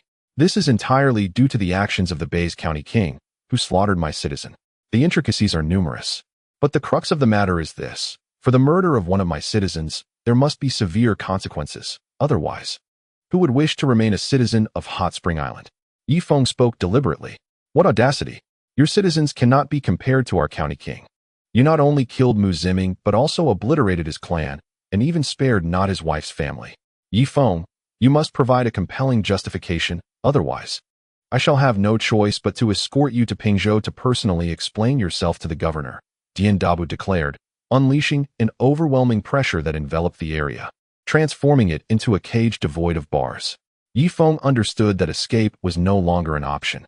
Lord Dian, you may return to the governor and explain that Mu Ziming sought to sever ties with Pingzhou and even plotted against the governor in my presence. I believe this explanation suffices, Yi Feng said with a slight smirk. Yi Feng, do you not comprehend the absurdity of your words? Do you expect me to deceive the governor? A glint of murderous intent flashed in Dian Dabu's eyes. I do not ask you to deceive the governor. Let us settle this, a flat fee of 5 million hot spring coins, and I shall issue you a check immediately. Yi Feng concluded, retrieving a checkbook from his pocket. 5 million. Dian Dabu raised an eyebrow. Yi Feng, do you take me for a beggar? How much do you desire? Yi Feng held the pen in his right hand, while the checkbook resided in his left. He discerned that Dian Dabu harbored some greed. Otherwise, he would have expressed outrage the moment this matter was broached. Oh, Now it is you who seeks my favor, rather than the other way around. Consider that. With his hands clasped behind his back, Diandabu contemplated. He had his own kin to support and aspired to fortify his clan into a formidable lineage. Meanwhile, Yifeng's hot spring island boasted heavy water bombers, heavy water Gatling guns, and heavy water handguns. Such items could not be exchanged directly for spirit stones, thus the value of hot spring coins gradually became apparent. It could be said that with the advent of hot spring coins, not a single cultivator in Pingzhou City was free from avarice. After all, when the upper beam is not straight, the lower beam will be crooked. Huang Tian was known for his penchant for amassing wealth, and his subordinates were unlikely to be any better. 20 million? Yifeng quadrupled the offer. Diandabu remained with his hands behind his back, gazing at the sky, refusing to meet Yifeng's eyes. 40 million, that is the highest price I can offer. Yifeng frowned. Although he could print hot spring coins at will, risking mere inflation, such inflation would merely shift the burden onto the residents of Pingzhou, having little impact on the citizens of the hot spring island. Nevertheless, he was averse to overly greedy individuals. At last, Diandabu turned to face Yifeng directly. How much for your latest bombers? He finally revealed his true intent. During the battle at the hot spring island, he had witnessed the bombers' might firsthand. Even those at the divine origin realm could not withstand them. Even a state lord of the void refinement realm would surely falter against the relentless bombardment of heavy water. Possessing such weaponry would bestow him with a certain confidence, allowing him to confront cultivators of the void refinement realm without subservience. The latest bombers? I am afraid they are not for sale, Yifeng stated, setting down his pen. What about the next model down, your second-generation bombers? Diandabu inquired. He was essentially asking for a lion's share, hoping to allow Yifeng to negotiate down. And even acquiring a first-generation bomber would yield him considerable profit. The second-generation bombers? They are likely quite expensive. The price is subject to fluctuation. If the fourth-generation bombers are produced, the price of the second generation will naturally decrease. Conversely, if the fourth generation does not come to fruition, the price of the second generation will remain unchanged, Yifeng replied coolly. Just tell me, how much for the second-generation bombers? Diandabu pressed impatiently. At least 500 billion hot spring coins. It could even reach 1 trillion. Do you believe I would part with such a sum? Yifeng chuckled coldly. So exorbitant? Diandabu's expression shifted slightly. While he was aware that bombers were costly, he had not anticipated such a staggering figure. What about the first-generation bombers? Diandabu could only retreat to a lesser option. The first generation would cost at least 500 billion hot spring coins, Chen An interjected. Still so expensive? Diandabu understood that Yifeng would never part with such a sum. Very well, then I shall settle for a sand vehicle. Equipped with heavy water Gatling guns and at least 100,000 rounds of ammunition, Diandabu could only concede. This is quite expensive, at least 1 billion spring coins. And bullets are charged separately, Yifeng said slowly. 1 billion spring coins. Very well, Yifeng, I demand 1 billion spring coins from you. Hand over the money. And I shall return to claim that it was Mu Ziming who first disrespected the lord of the prefecture, and it was you, Yifeng, who annihilated his entire family. Dab spoke. Your Excellency the Law King, do you truly dare to utter such a sum? Do you comprehend the implications of 1 billion spring coins? With that amount, one could construct a train, repair 200 kilometers of railway, or acquire 10 exquisite spirit stones. Yifeng shook his head. Then what else can you offer me? Dab's eyes narrowed, preparing for a more forceful approach. In that case, I shall give you 100 million spring coins. With that, you could procure a heavy water Gatling gun, and I will also provide you with a box of heavy water bullets. With 6,000 heavy water bullets. If you handle them wisely, even a cultivator at the initial stage of the void refinement can be eliminated, provided you can confine them to a single location for just 1 minute, rendering them immobile for that duration. Even the mightiest of magical artifacts would be incapable of withstanding 6,000 heavy water bullets. Yifeng finally relented. 100 million it is, after all. Spring coins can be printed at will. Dab's heart raced with excitement. His subservience to the void refinement cultivators stemmed from his inability to defeat them. However, if he possessed a heavy water Gatling gun, even a void refinement cultivator would think twice before confronting him. It is akin to a small nation, invulnerable to all, yet armed with nuclear weapons. Thus, no matter how formidable other nations may be, they must tread carefully. Brother Feng, the heavy water Gatling is not for sale, Chen An said nervously. Chapter 1204. Feng must not act, yet it's merely a Gatling gun. No worries. Feng dismissed Chen An. He had devised a plan.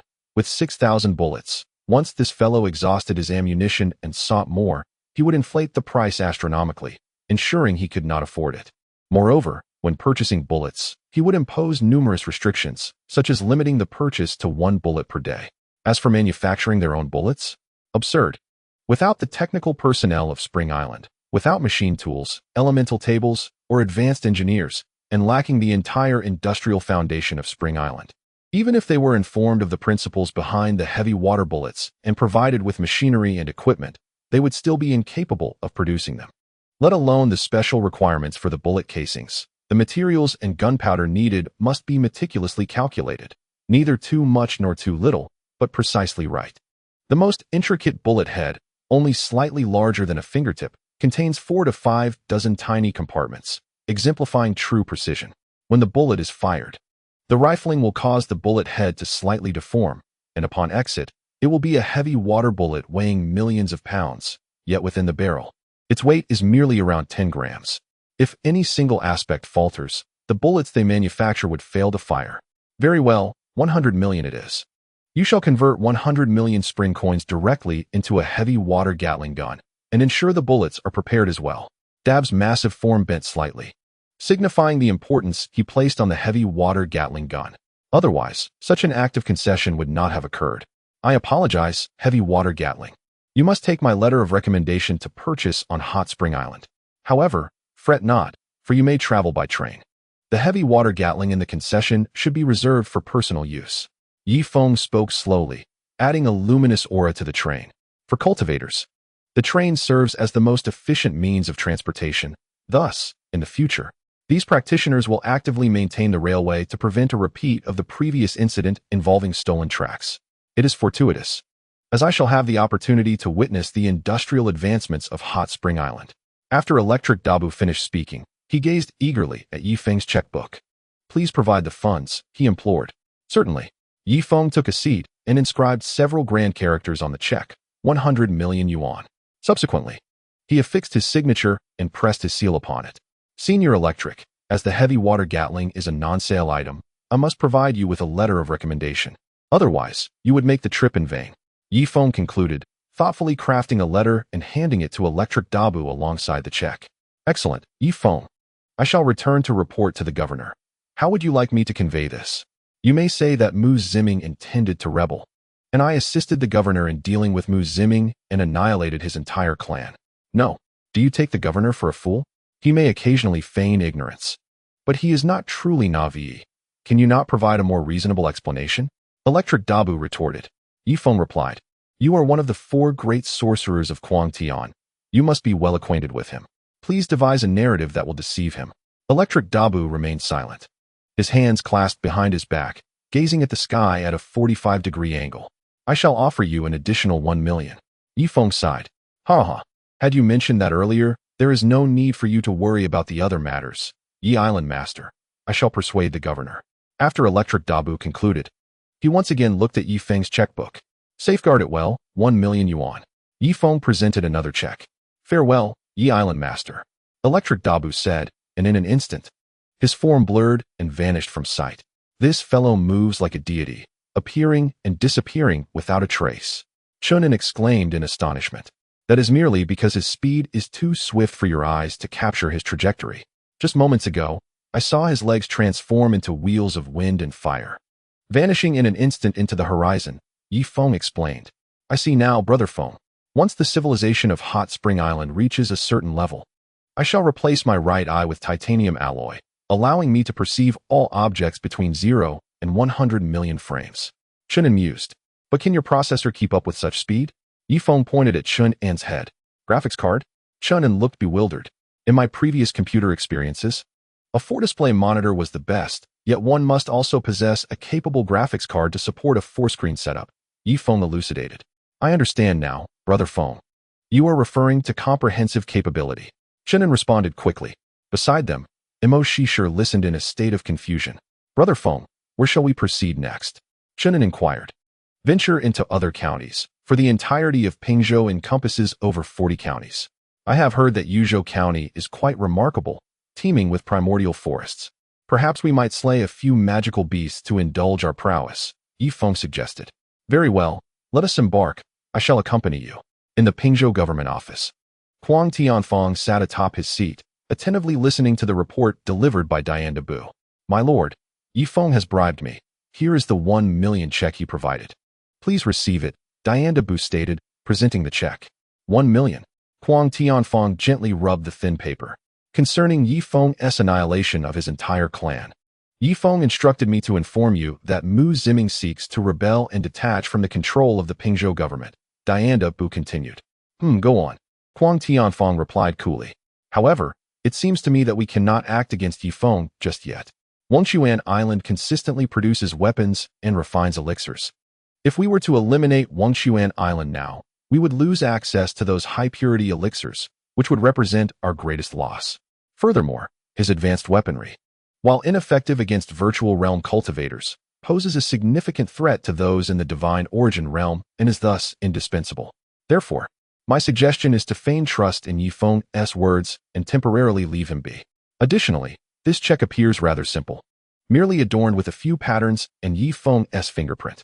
Next, we should create a printing mold to mass-produce these checks and mimic the notes of the concession leaders to fabricate additional $1 million checks. With sufficient funds, we can procure various weapons from Wangchuan Island, refine elixirs, and even acquire their production lines. Wangchuan Island has been sustaining the credibility of the Wangchuan currency. I believe that as long as we possess money, they will not dare to refuse selling to us, lest their currency lose all value, Diane de Bu elaborated. Your analysis is astute. Let us refrain from counterfeiting the large checks. Given their substantial amounts, they are more likely to be detected. Instead, let us forge 50 yuan denominations. Gather all the painters in Pingzhou, as well as the finest weapon refiners. Chapter 1205. Might you sell me some? Have them collaborate to create the molds, and then let me print ceaselessly. Starting with 10 trillion Wangchuan coins, Huang Tianfeng commanded. Father, why not print 1,000 yuan notes? Huang Rentian, Huang Tianfeng's son, inquired. 1,000 yuan denominations are not easily circulated. When making purchases, shopkeepers would scrutinize them closely, risking exposure. 500 and 100 yuan notes would also be carefully examined. Only the 50 yuan denominations are easier to deceive, Huang Tianfeng explained, his demeanor towards family growing notably gentler. I understand, Huang Ren nodded. Before long, all the painters and weapon refiners in Pingzhou were summoned to the government office. They were confined to a sealed space, laboring tirelessly around the clock until satisfactory counterfeit currency was produced. Meanwhile, Yi Feng had already ridden to Yuzhou. The temperature in Yuzhou had yet to drop significantly, remaining around a pleasant 10 degrees. However, this place is vast and sparsely populated. In terms of territorial expanse, it surpasses the combined areas of Pingzhou, Luozhou, and Huangzhou by several multiples. The abundance of demonic beasts here is staggering, and it is rumored that a demon king resides deep within Yuzhou. This demon king has taken on human form and often abducts young male cultivators to the secluded mountains to absorb their yang essence. Consequently, Yuzhou has become a forbidden land, with a population less than half that of Pingzhou. Brother Feng, I find the air here quite refreshing, and the scenery is rather pleasant. Yet we've been walking for 3 days without encountering a single household, Chen An remarked. Perched atop his horse, he occasionally plucked leaves or gathered fruits, busy and carefree. The terrain here is treacherous. It seems unlikely that a railway could be constructed in such an area, filled with towering mountains and deep valleys, as well as abundant marsh gas and toxic mists. Yi Feng surveyed his surroundings. The towering trees nearly obscured the sky, casting only a few beams of sunlight upon the ground. Brother Feng, look at this. Chen An suddenly dismounted and dashed over to pick a golden fruit. Golden fruit? From the Heishu River Basin? Yi Feng accepted the fruit, a sense of familiarity washing over him. Given his current prowess, the golden fruit held no enhancement for his cultivation. Yet for some reason, it felt endearing. Look, there are white fruits too, silver fruits, scattered everywhere. Chen An leaped into a small grove. This proves that many things in this world are shared. What exists in the Heishu River Basin can also be found in the Starmon continent. I just wonder if we can find the sacred water. Yi Feng had not forgotten this matter. The body of Tuba remained preserved in the ice coffin, and he wished to find ample sacred water to bathe Tuba, at least to prevent the corpse from decaying or deforming. As for the soul, He was certain a solution would present itself. Brother Feng, would you like to have one? Chen An offered 2 golden fruits, preparing to enjoy them himself.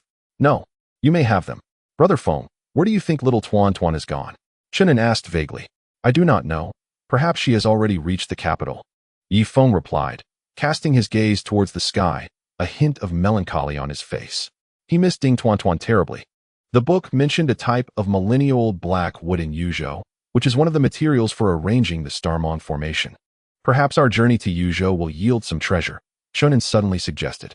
Indeed, that is precisely why I have come to Yuzhou. Guogua mentioned that to arrange the Starmon formation, one must gather the spiritual energy of the entire Starmon continent for it to function.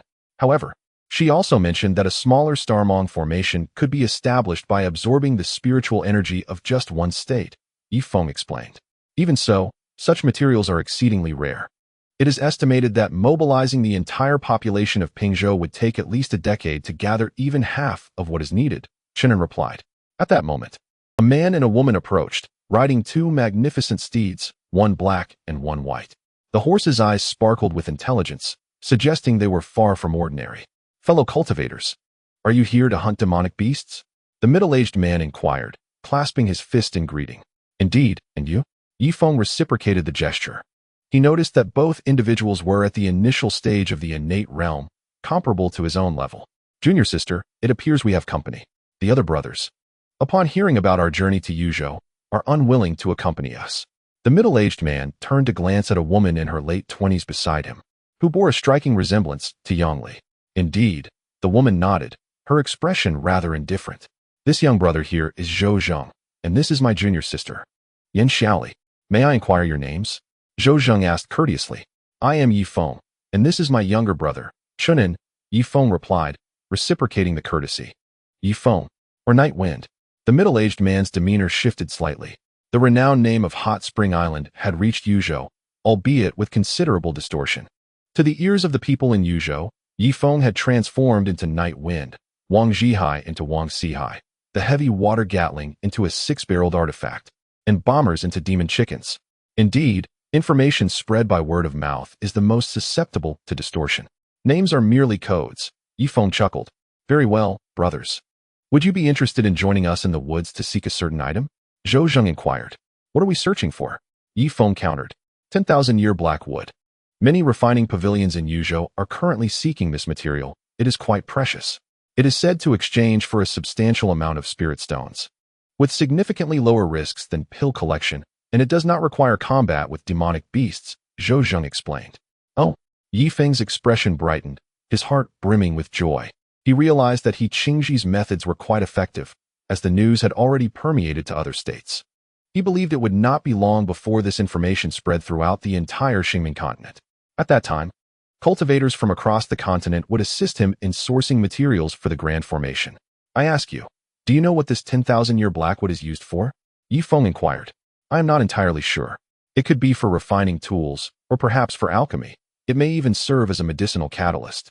In any case, as long as there are spirit stones involved, it is sufficient. It is sold by weight, at a rate of 1 third-tier spirit stone per pound, equivalent to 100 first-tier spirit stones. I possess a storage bag that can accommodate 10,000 pounds of materials. Completing this transaction would provide me with enough spirit stones to cultivate for over a decade, Zhou Zheng concluded, gesturing to a greenish bag at his waist. A storage bag? Yi Feng was elated.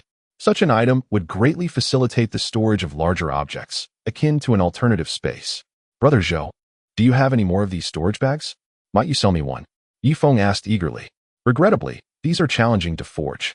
Even this storage bag is a family heirloom, passed down from my great-grandfather to my grandfather, and finally to me. Zhou Zheng shook his head. What a pity. Pray tell, how spacious is the interior of this storage bag? Yi Feng questioned. Approximately 2 meters in length, width, and height.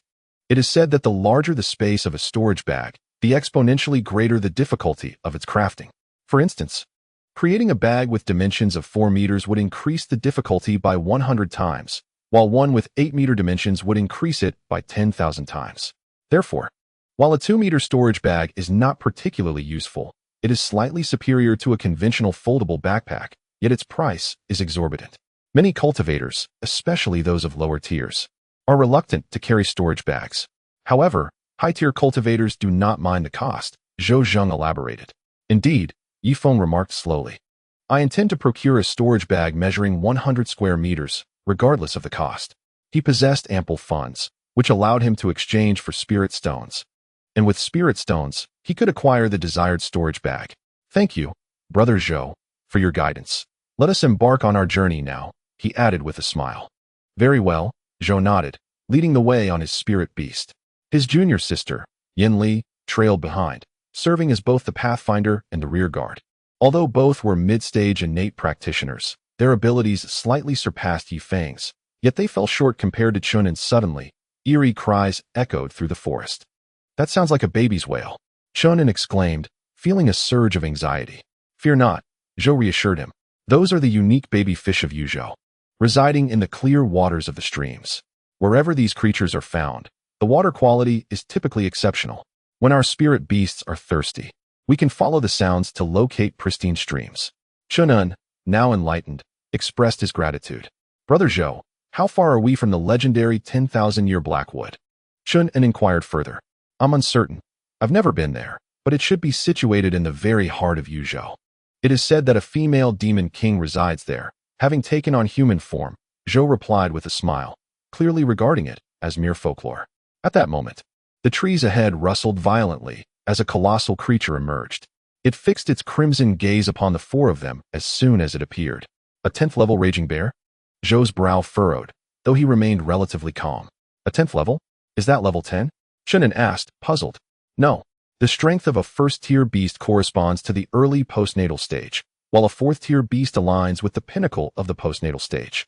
An 8th-tier beast is equivalent to the peak of the true martial stage.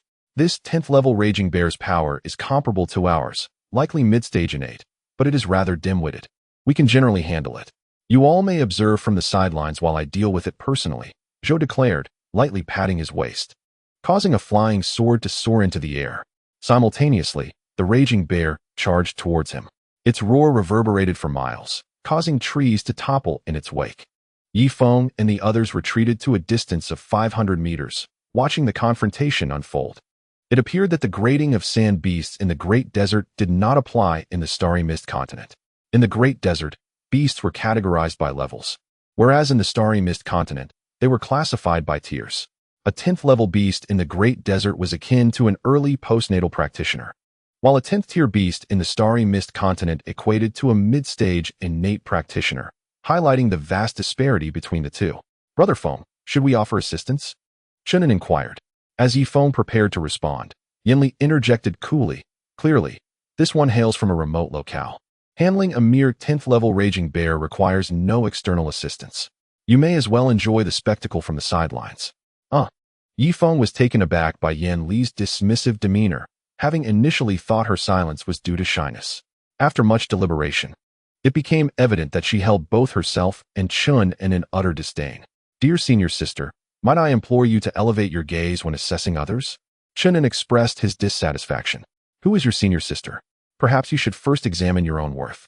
Even though you are a practitioner of innate realms, in terms of divine powers, 3 of you would scarcely rival Brother Zhou, Yinli remarked, her contempt unmistakable. Very well, we indeed cannot compare to Brother Zhou Zheng. Yifeng conceded, choosing to abandon any pretense before such a woman. With a swift motion, Zhou Zheng directed his flying sword, piercing through the head of the violent bear. Letting out a final roar, the bear, having exhausted its demonic energy, flailed its massive paws in a futile arc before collapsing to the ground. Let us proceed, Yifeng declared, dashing toward Zhou Zheng alongside Chen An. Although Zhou Zheng had vanquished the bear, he had sustained some injuries from its swipe, blood seeping from his chest. I pride myself on fairness. Although I dispatched this bear alone, my principle is that we share our spoils. The demon core is mine, but the remaining materials are for you to divide, Zhou Zheng stated, panting as he settled onto a stone to recuperate. In truth, he possessed spirit stones in his storage bag, yet he was notably frugal, reluctant to expend them for restoration. Chen An, do take care to portion some, Yifeng suggested as he too took a seat nearby. Yifeng had somewhat lost his interest in such bears, having frequently associated with practitioners of Huayuan or Xinyuan realms. I shall slice off the bear's whip for you to roast, lest you be drained by the women around you, Chen An quipped, taking a dagger to deftly sever the bear's prized possession. Disgusting.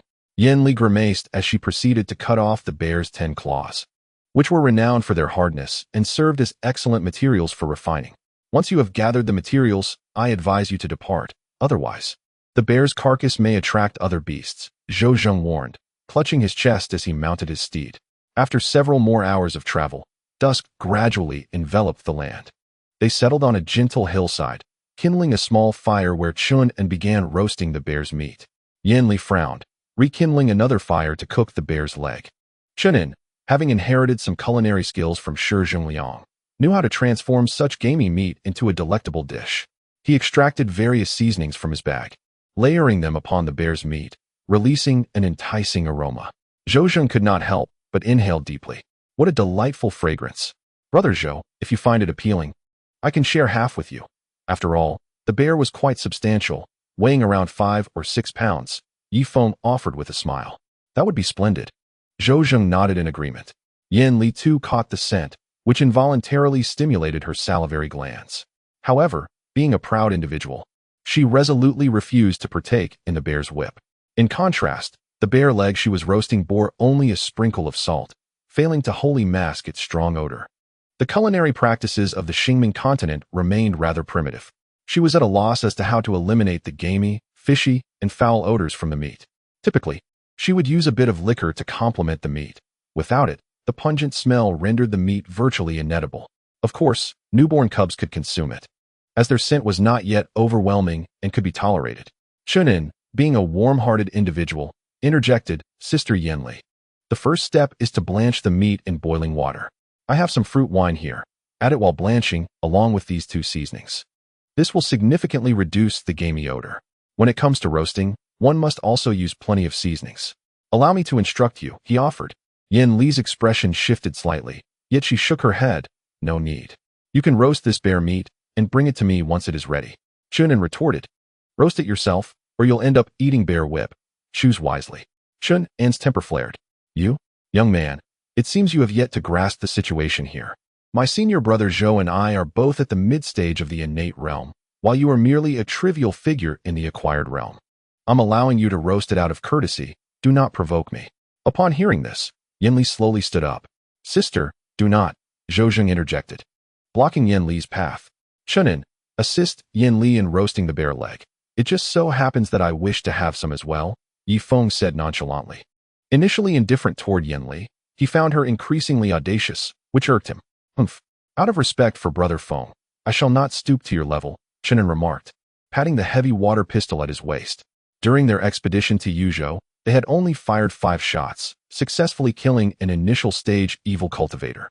However, they still had over 1,000 bullets in their backpacks. Even a formidable opponent in the God Origin realm could be caught off guard and ambushed by Yi Feng and his companions. Do you dare to disrespect me? Yan Li's face flushed crimson with anger as she drew a small green sword from her waist. Do not, sister. Zhou Zheng reached out and grasped the small sword. Yet it writhed in his palm, as if eager to break free. Chen An's expression shifted as he drew his heavy water pistol, aiming it at Yan Li's chest. Had she not resembled Yang Li, he might have aimed for her head. Stop. Yi Feng swiftly confiscated Chen An's pistol. Brother Feng, this madwoman behaves like a dog. I kindly offered to teach her how to cook, and not only did she refuse my goodwill, but she also dared to demand I serve her. Chen An seethed with indignation. Enough, enough. It is a trivial matter. You have gained some insight. How can you stoop to her level? Yi Feng sighed. Very well. Very well. Chen An acquiesced with a nod.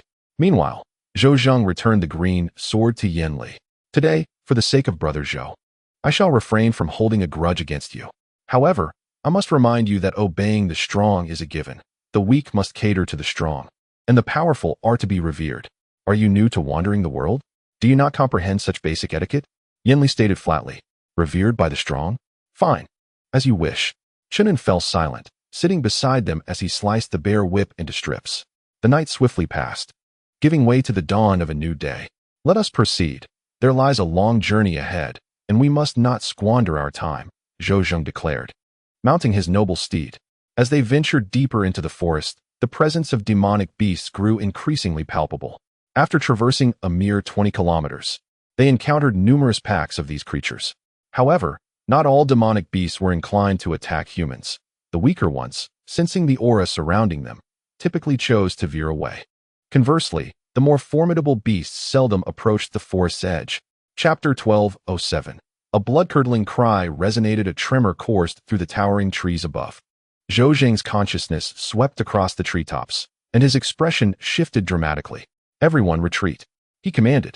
With a swift motion, he drew forth a massive sword from his waist, sending it soaring towards the canopy.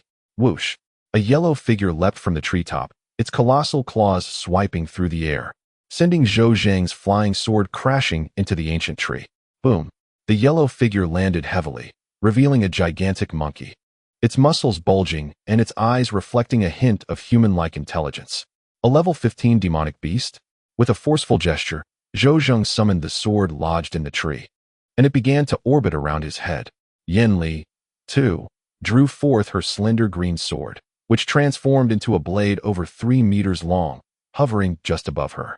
Chen An narrowed his eyes, resting a hand on his heavy water pistol, while Feng remained expressionless, discreetly placing his hand at his waist. The level 15 demonic monkey sniffed the air and circled the 4 of them, seemingly dismissing their presence entirely. Withdraw quietly, whispered Zhou Zheng's voice in Feng's ear. While Zhou Zheng might contend with demonic creatures of the innate realm, facing this monkey, which bore a striking resemblance to a humanoid in the late stages of evolution, left him with no semblance of resistance. Chirp, chirp. The demonic monkey emitted strange sounds, oscillating between mockery and excitement. After circling them twice, it unhesitatingly lunged towards Yanli. You seek death, Zhou Zheng roared, pointing at his giant sword. Clang! The monkey extended its hand, seizing the massive sword. A thick layer of yellow light flickered around its hand as it effortlessly controlled the sword. Return! Zhou Zheng's face turned pale, attempting to summon back his weapon. But the disparity in their realms was insurmountable. After a tense 5 seconds, Yanli directed her green sword towards the monkey. Thud! The small sword carved a wound across the beast's arm. Sister, you all must retreat. Do not concern yourselves with me. Zhou Zheng bellowed, but it was too late. Infuriated by its own blood, the monkey retaliated fiercely against the green sword. The blade dimmed and was sent flying 20 meters away, slicing through an ancient tree as it soared over Yanli's head. Not yet satisfied, the monkey gripped Zhou Zheng's massive sword with both hands and wrenched it violently. No. The sword emitted mournful wails, akin to a dog whose tail had been stepped on, twisting and writhing in the monkey's grasp. Without hesitation, the monkey placed the bent sword in its mouth and bit down with its razor-sharp teeth. Splatter! The radiance upon the colossal sword vanished in an instant, reducing it to mere scrap metal, which the demon monkey carelessly cast aside. Bang! Bang! Bang! Chen An retaliated, unleashing a barrage of heavy water bullets that struck the demon monkey repeatedly. The first 3 shots pierced through its form, but on the 4th shot, a golden glow enveloped the demon monkey, effectively blocking the heavy water bullet. Despite this, the bullets still managed to destabilize its protective aura. Seizing the opportunity, Feng discreetly positioned 12 flying swords around the demon monkey, completing the formation of the sword array. With a furious roar, the demon monkey unleashed a powerful shockwave centered around itself, propelling Chen An 50 meters away. He flipped in midair, the heavy water pistol slipping from his grasp. Phew!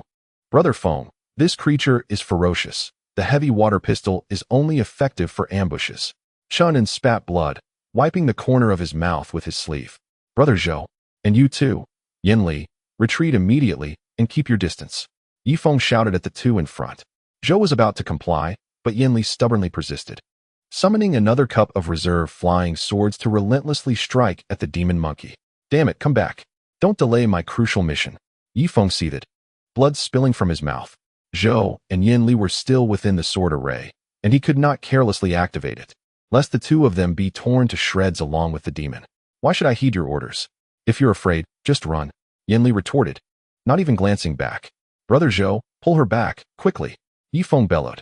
If he did not activate the sword array now, once the demon monkey escaped its confines, he would have to reconfigure the array from scratch. Would his tactics still remain concealed from the demon then? Let us go? Zhou disregarded everything else and yanked Yanli backward, both of them simultaneously exiting the sword array. Yi Feng felt a surge of relief as he gestured to activate the array. However, in the next moment, one of the demon monkey's feet stepped outside the array while the other remained within it. Damn it, you foolish girl, you've jeopardized our chance. Yi Feng spat blood. At that moment, Chen An suddenly advanced, taking deliberate steps forward. With each step, the heavy water gun discharged. Bang, bang, bang, bang. The demon monkey's protective aura flickered chaotically, and it staggered back 2 steps, its legs landing squarely within the sword array. Clear wind sword array, Yi Feng shouted, sealing the formation with a gesture. In the demon monkey's line of sight, the area within a 50-meter radius became shrouded in gray mist, obscuring all flora around. With a furious roar, it struck violently at the gray zone. A golden thread flashed forth, slicing towards its fist. The demon monkey was taken aback. As if jolted by electricity, retreating into the heart of the formation. The surrounding golden threads gradually increased in number, weaving and swirling within the gray area. Yi Feng released a long sigh of relief. In truth, had the demon monkey been willing to endure its injuries and strike continuously at the gray zone when the sword array was first formed, it might have found a slim chance to escape. However, the sword formation has now been fully established. Even if he possessed strength comparable to that of a peak transformation realm cultivator, along with countless magical artifacts, his chances of survival were utterly extinguished. Zhou Zheng and Yan Li approached, their expressions filled with astonishment as they beheld the demon monkey flailing about 100 meters away like a headless fly. A sword formation? Brother Yi, you actually managed to set up a sword formation all by yourself? Zhou Zheng exclaimed, his face a portrait of disbelief. He was somewhat knowledgeable in these matters. Yan Li, having set aside her previous disdain, looked at Yi Feng with equal amazement. Hey, can your sword formation contain it? Do you need my brother and me to assist? Yan Li inquired. Although she still employed a tone reminiscent of her earlier contempt, her demeanor had softened considerably. Do not converse with Brother Feng. Controlling this sword formation is quite energy-consuming, and he cannot afford to be distracted by conversation, Chen An warned from the side. Zhou Zheng immediately fell silent, taking the initiative to guard Yi Feng's back to prevent any other beasts from interrupting him. Yet, Yan Li's expression shifted dramatically as she shot a fierce glare at Chen An. At that moment, the golden threads in the gray area multiplied, and the formation solidified completely. Yi Feng felt a wave of relief wash over him. Even if the demon monkey were at the divine origin realm, it would likely be unable to escape its demise. The golden threads slowly converged towards the center, while the demon monkey incessantly attempted to escape towards the periphery. But as soon as its body made contact with the golden threads, a piercing scream erupted. In less than 5 minutes, the sword formation completely closed in, and the demon monkey emitted a continuous stream of agonized cries, ultimately being reduced to mere fragments. Simultaneously, Yi Feng collapsed to the ground, drenched in sweat. The exertion of controlling the sword formation had drained him of all his energy, and during this process, he could not replenish his vitality with elixirs. For the energy from the elixirs required a portion of his own vitality to refine, making it counterproductive. Brother Feng, eat this. Chen An hurriedly presented a transformation pill. What? A transformation pill? Both Zhou Zheng and Yan Li gasped in astonishment. For individuals of their caliber, merely utilizing nourishing qi pills was commendable. The presence-cultivating pill was already a rarity, let alone a transformation pill. After Yi Feng consumed the transformation pill, he felt utterly depleted, promptly closing his eyes and collapsing into Chen An's embrace. He needed to rest for a while. Brother Yi, are you all right? Zhou Zheng quickly came over to support Yi Feng's arm. Our brother Feng will be fine. He just needs a moment of rest, Chen An reassured. You actually possess a transformation pill? Yan Li approached as well. Humph. Upon seeing Yan Li, Chen An lifted his chin and emitted a dismissive snort. In the days that followed, the three of them carried Yi Feng to a cave, vigilantly guarding him for 3 days and nights. On the morning of the 4th day, Yi Feng slowly opened his eyes. Approximately 90% of his vitality had been restored. The remaining 10% would require time to replenish gradually. The demon monkey bore no magical artifacts. Thus, the efficacy of Yi Feng's sword formation against the demon beast was significantly greater than against humans. Humans would summon all their magical artifacts during a critical moment, consequently expending the golden threads in an unlimited manner. These golden threads were materialized through Yi Feng's own vitality. I'm so thirsty. Chen An, please fetch me something to drink. Of course, Brother Feng, I will get it right away. I'm so hungry. Who can bring me something to eat? I'll go. Zhou Zheng hastily seized his weapon to hunt. My temples throb with pain. Could someone please massage them? Yi Feng inquired. Only Yan Li remained at the scene. Her delicate face flushed slightly as she placed her slender fingers on Yi Feng's temples. Oh, it's you. How could I impose? Yi Feng gently brushed Yan Li's hand away. If you dislike it, then let me endure the pain alone. Having been pampered since childhood, this was Yan Li's first attempt at offering a massage, and she was taken aback by the rejection. After a while, Zhou Zheng and Chen An returned. Zhou Zheng had caught a wild deer, and Chen An carried a leather pouch filled with pristine spring water. Brother Feng, I located a spot with excellent water quality by following the calls of the giant salamanders, Chen An stated. Well done. You have quickly put your knowledge into practice. Yi Feng replied, nodding with satisfaction. He held a deep admiration for those who cherish learning. It was this very blend of exceptional talents from various races that had propelled Hot Spring Island to its current prominence. A race, tribe, or nation must guard against stagnation, arrogance, and complacency. A formidable race should constantly seek knowledge from diverse regions and cultures, adopting advanced philosophies and technologies to evolve into a powerful entity. Of course, some tribes profess to be learning, yet they merely scratch the surface, ultimately becoming something unrecognizable.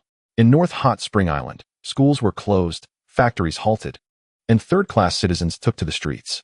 They marched with banners, their heads wrapped in white cloth, striding resolutely towards the luminous barrier of North Hot Spring Island. The banners proclaimed, "Abolish the citizen hierarchy." A fully armed battalion obstructed their path, flanked by dozens of armored vehicles, equipped with heavy water Gatling guns. The throngs of protesters finally came to a halt, their gaze fixed upon the luminescent barrier. Inside, Helixuan observed the procession with a cold, calculating demeanor. At that moment, the leader at the forefront spoke with unwavering resolve. A resounding song erupted from outside the barrier, coalescing into a powerful anthem. Fear not the heavens, fear not the earth. Let blood flow beneath the iron chains. We stand ready to face death, daring to unseat the island's master. A life lost is but a head severed, and a scar no larger than a bowl. The tiger chair, the crucifix, we grit our teeth. The stones in the gutter shall rise. The seeds of revolution have sprouted. Break the bones, wield them as weapons. We shall not relent until victory is ours. Helixuan smirked coldly and signaled to the officer of the squad. The officer nodded and gestured forward. With a clatter, all weapons were raised, aimed squarely at the banner-waving crowd. Fear not the heavens, fear not the earth. Let blood flow beneath the iron chains. The sound of gunfire erupted. Bang, bang, bang. Various weapons unleashed their fiery tongues. Run. The anguished cries echoed throughout half of Hot Spring Island. Several armored vehicles surged forward, crushing the lifeless bodies beneath them. Blood flowed along the cobbled streets, staining the pristine snow a deep crimson. Some third-class citizens immediately scattered in panic, leaving their banners behind. An influx of soldiers surged outside the light curtain, commencing the capture of these citizens. In an instant, the entire North Hot Spring Island was engulfed in alarm, and no one dared to mention the abolition of the citizenship hierarchy any longer. On South Hot Spring Island, Wang Zhihai emerged from seclusion, his prowess now at the 8th tier of the Power Sovereign, a feat achieved solely through the continuous supply of high-purity elixirs from Hot Spring Island. On the same day, Chung Libin also emerged, having attained the 9th tier of Power Sovereign. This day marked the 6th re-election conference of the island's lord. A group of children frolicked outside the light curtain, engaging in unconventional amusements. They played with magnifying glasses to roast meat, experimented with gunpowder, explosives, and heavy water. With only a few hours of work each day, they had ample time for play, and in their revelry, various technologies emerged. Where's Feng Gu? Wang Zhihai inquired promptly about Yifeng. Feng Gu has traveled to the Xingming continent, Hao Yue replied. With Yifeng absent and Wang Zhihai in seclusion, Hao Yue currently served as the acting island lord. Very well, please inform everyone that the re-election conference of South Hot Spring Island will take place in 7 days. Wang Zhihai commanded. Yes, Island Lord. Hao Yue nodded and promptly began to assign tasks. At that moment, a guard reported, Island Lord. A significant event has transpired on North Hot Spring Island. The situation is as follows. Soon, Wang Zhihai learned of the major incident on North Hot Spring Island. A smirk curling at the corner of his mouth. This is a perfect opportunity to suppress the peace faction. Notify the others to shelter the third-class citizens from North Hot Spring Island and bring them to South Hot Spring Island. We shall nurture them well and set a trap for the peace faction, Wang Zhihai remarked with a faint smile. Understood. Yi Feng observed 6 cultivators before him. The leader was a burly figure, wielding a massive sword, his eyes rolled upwards. His strength was at the early stage of the transformation realm, while the 5 behind him were all at the innate realm. Do you recognize them? Yi Feng asked Zhou beside him. Of course. Those 6 are heretical cultivators from our Yuzhou, and the State Lord is currently seeking them. Zhou replied with a grave expression. What are you for whispering about? Hand over all your treasures, and that girl is to be played with by my 6 brothers for a month. After a month, I will return her to you. Otherwise, you 4 shall meet your demise, the leader declared coldly, his greasy gaze seemingly piercing, causing Yanli to instinctively tighten her legs. Senior brother Zhou. She hurriedly hid behind Zhou. Lu Daoyu, I hold no grudge against your Tiana sect. Why not let us go? Zhou clasped his hands in a gesture of respect. Let you go? Ha ha ha. In this remote mountain forest, how can I possibly let you go? Enough of the nonsense. Hand over everything you possess, especially your flying swords. And strip that girl beside you bare and hand her over as well. The Lu cultivator's expression darkened. What if I refuse? Yi Feng stepped forward, having been using a sword array until now. It was time to test his true strength against these 6 formidable foes. Seeking death? The towering monk, filled with fury, pointed at Yi Feng and commanded, eliminate him. Immediately, 2 innate realm cultivators stepped forward, slowly encircling Yi Feng. Let us discuss this amicably, Zhou interjected, hoping to mediate. Brother Zhou, you 3 should step aside, Yi Feng interrupted. This, Brother Yi, you may not be their match. Zhou cautioned. Yi Feng nodded, and then shook his head, suddenly squatting into a horse stance with his fists clenched tightly. A low hum resonated as 3 Sanskrit characters rapidly revolved around his body. Simultaneously, a golden dharma form manifested behind him. Chongyang technique. Yi Feng roared, unleashing a powerful punch. The 3rd level of the Sanskrit sacred demon technique, combined with the enhancement of the Chongyang technique, transformed his seemingly ordinary punch into a force capable of rending the heavens. Boom. The 2 innate cultivators did not even have time to activate their protective auras before they were sent flying by the force of his punch. Midair. They could not even scream as their bodies exploded in succession. A few bloodied flying swords fell to the ground, producing a series of soft thuds. After delivering the punch, Yi Feng stood tall, his chest heaving slightly. He had not fully unleashed the Chongyang technique, having only utilized half of his strength. Otherwise, he would have been left unable to continue fighting after such a blow. The air seemed to freeze, and the entire forest fell into an eerie silence, where even a pin dropping could be heard. Zhou stood dumbfounded. Chen An remained expressionless, while Yanli discreetly covered her mouth in astonishment. In stark contrast, the 3 innate realm cultivators recoiled simultaneously, their protective shields lighting up one after another.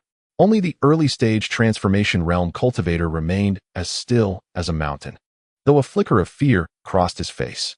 It was noteworthy that the one who had just attacked was none other than his 2nd and 3rd brothers, both of whom were at the late stage of the innate realm.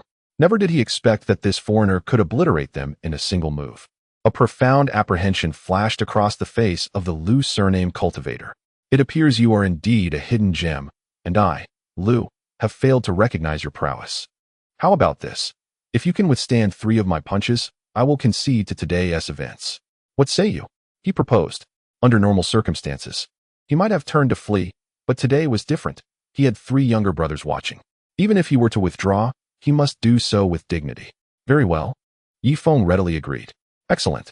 The Lu surname cultivator created distance between them, flames erupting from his fists. The first punch, a fireball hurtled toward Yi Feng, its overwhelming force flattening the surrounding forest within 100 meters. In response, Yi Feng also unleashed a punch. The 2 were like 2 sharp needles aimed at each other, both intent on bringing their opponent to ruin with their initial strike. Boom. A golden sun rose majestically. Zhou and Yanli quickly shielded their eyes, unable to bear the brilliance of the battlefield. When the radiant light dissipated, 2 figures stood at the epicenter. Yi Feng remained steadfast, albeit his dharma form dimmed slightly. Reflecting on the situation, the Lu surname cultivator found himself in tatters, his protective aura long extinguished, and blood gushed uncontrollably from his mouth and nose. Astonishing. With great effort, The Lu cultivator raised his thumb, gazing at Yi Feng with a strained expression. The second punch. Yi Feng slowly drew back his body. What? Another punch? The Lu cultivator was taken aback. Yi Feng would not grant him the luxury of time. His fist struck out suddenly, erupting like a comet colliding with the earth. The Lu cultivator's body was sent flying 100 meters, crashing into a massive boulder. My goodness. The remaining 3 innate cultivators were left dumbfounded.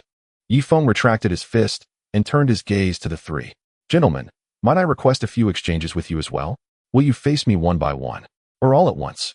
Yi Feng inquired nonchalantly. A palpable aura of pressure enveloped them, rendering the 3 speechless, their lips trembling. No response. So, you intend to confront me together? Yi Feng scoffed, pulling back once more. No. The late-stage evil cultivator finally reacted, collapsing to his knees. Although this esteemed individual is merely at the initial stage of innate cultivation, his abilities are remarkable. We 3 brothers acknowledge that we are no match for him. Please spare our lives. With that, he pressed his forehead to the ground. Now you seek to show humility? Yanli stepped in front of Yi Feng, her eyes wide with intensity as she fixed her gaze upon the trio. If you are allowed to live today, who knows how many female cultivators will fall victim to your hands? Yi Feng, eliminate them. Yanli commanded coldly. Yi Feng felt 3 Sanskrit inscriptions on his body vanish in succession, and the golden Dharma form behind him dissipated in an instant. I apologize, but I am out of energy. How about this, Miss Yanli? I leave the remaining 3 to you. After speaking, Yi Feng gradually retreated to stand beside Chen An. What? Yanli was left utterly stunned. Junior brother Yi. Oh no, senior brother Yi. Please take action. I fear that junior sister may not be a match for them. Zhou Zheng quickly interceded. No, I have already exerted myself by eliminating their strongest 3. The remaining trifles can serve as practice for her. I am keen to see if the aloof Miss Yanli can surpass expectations. Yi Feng leaned against a tree, preparing to observe the unfolding drama. This girl, Yanli, is far too delicate. She must be taught a lesson. Senior brother, there is no need to plead. I will handle the 3 myself. Yanli declared, summoning her flying sword. Yet, the 3 innate cultivators remained kneeling on the ground, their eyes darting about nervously. Esteemed one, are you certain you will not intervene? One of the evil cultivators asked. Indeed, I will not interfere. Yi Feng nodded affirmatively. Chapter 12:10, speaking from the heart. Well then, if I can defeat this fairy, will you grant us our lives? The evil cultivator inquired again. He had his own plans. As long as Yi Feng refrained from intervening, he was confident that the remaining 3 could be annihilated together. Well, very well, I agree. Yi Feng nodded, lifting a water skin to sip from the mountain spring. Indeed, it is no wonder that this is the homeland of the giant salamander. The water quality is exceptionally pristine, rich in various minerals. Sir, could you possibly draft a written agreement? The malevolent cultivator, still uneasy, feared that Yi Feng might take action unexpectedly. You are being excessively verbose. If you continue to prattle, do you believe I shall refrain from intervening? Yi Feng's anger flared. Yes, we shall not insist on the written agreement. The 3 stood simultaneously, directing their gaze toward Yanli. Under ordinary circumstances, he would have unleashed a torrent of foul language. Yet now, with the formidable Yi Feng by his side, this celestial maiden, let us cease our discourse here. Rest assured, I would not harm a single hair upon your head. Let us engage in 3 rounds. The victor being the one to triumph in 2 out of 3. Should we emerge victorious, I kindly request that you refrain from relentless pursuit. The malevolent cultivator appeared far too genteel. Enough of this idle chatter, let us commence. Yanli gestured toward her flying sword. Instantly, she clashed with the malevolent cultivator, sending leaves swirling in every direction. In less than 10 exchanges, Yanli found herself at a disadvantage. Yi Feng discerned that the 3 adversaries were not employing their full strength, fearful of injuring Yanli. On several occasions, they could have struck her down, but deliberately withdrew their swords. That is sufficient. Cease your actions. Yi Feng raised his right palm. The 3 cultivators quickly retracted their flying swords. Yet Yanli's sword executed a graceful arc. With a series of sharp sounds, 3 heads soared into the air. Into the sheath, she commanded, as the sword spiraled and swiftly returned to her waist pouch. Brother Feng, this woman is quite ruthless. Chen An's expression darkened. No matter. I had no intention of sparing those 3. Time is of the essence. We must acquire the ancient black wood. With that, Yi Feng approached the 3 lifeless bodies and opened their waist pouches. Inside, he discovered a collection of chi-nurturing pills and a single primordial cultivation pill. Chen An proceeded to open the pouch of the cultivator with the surname Liu.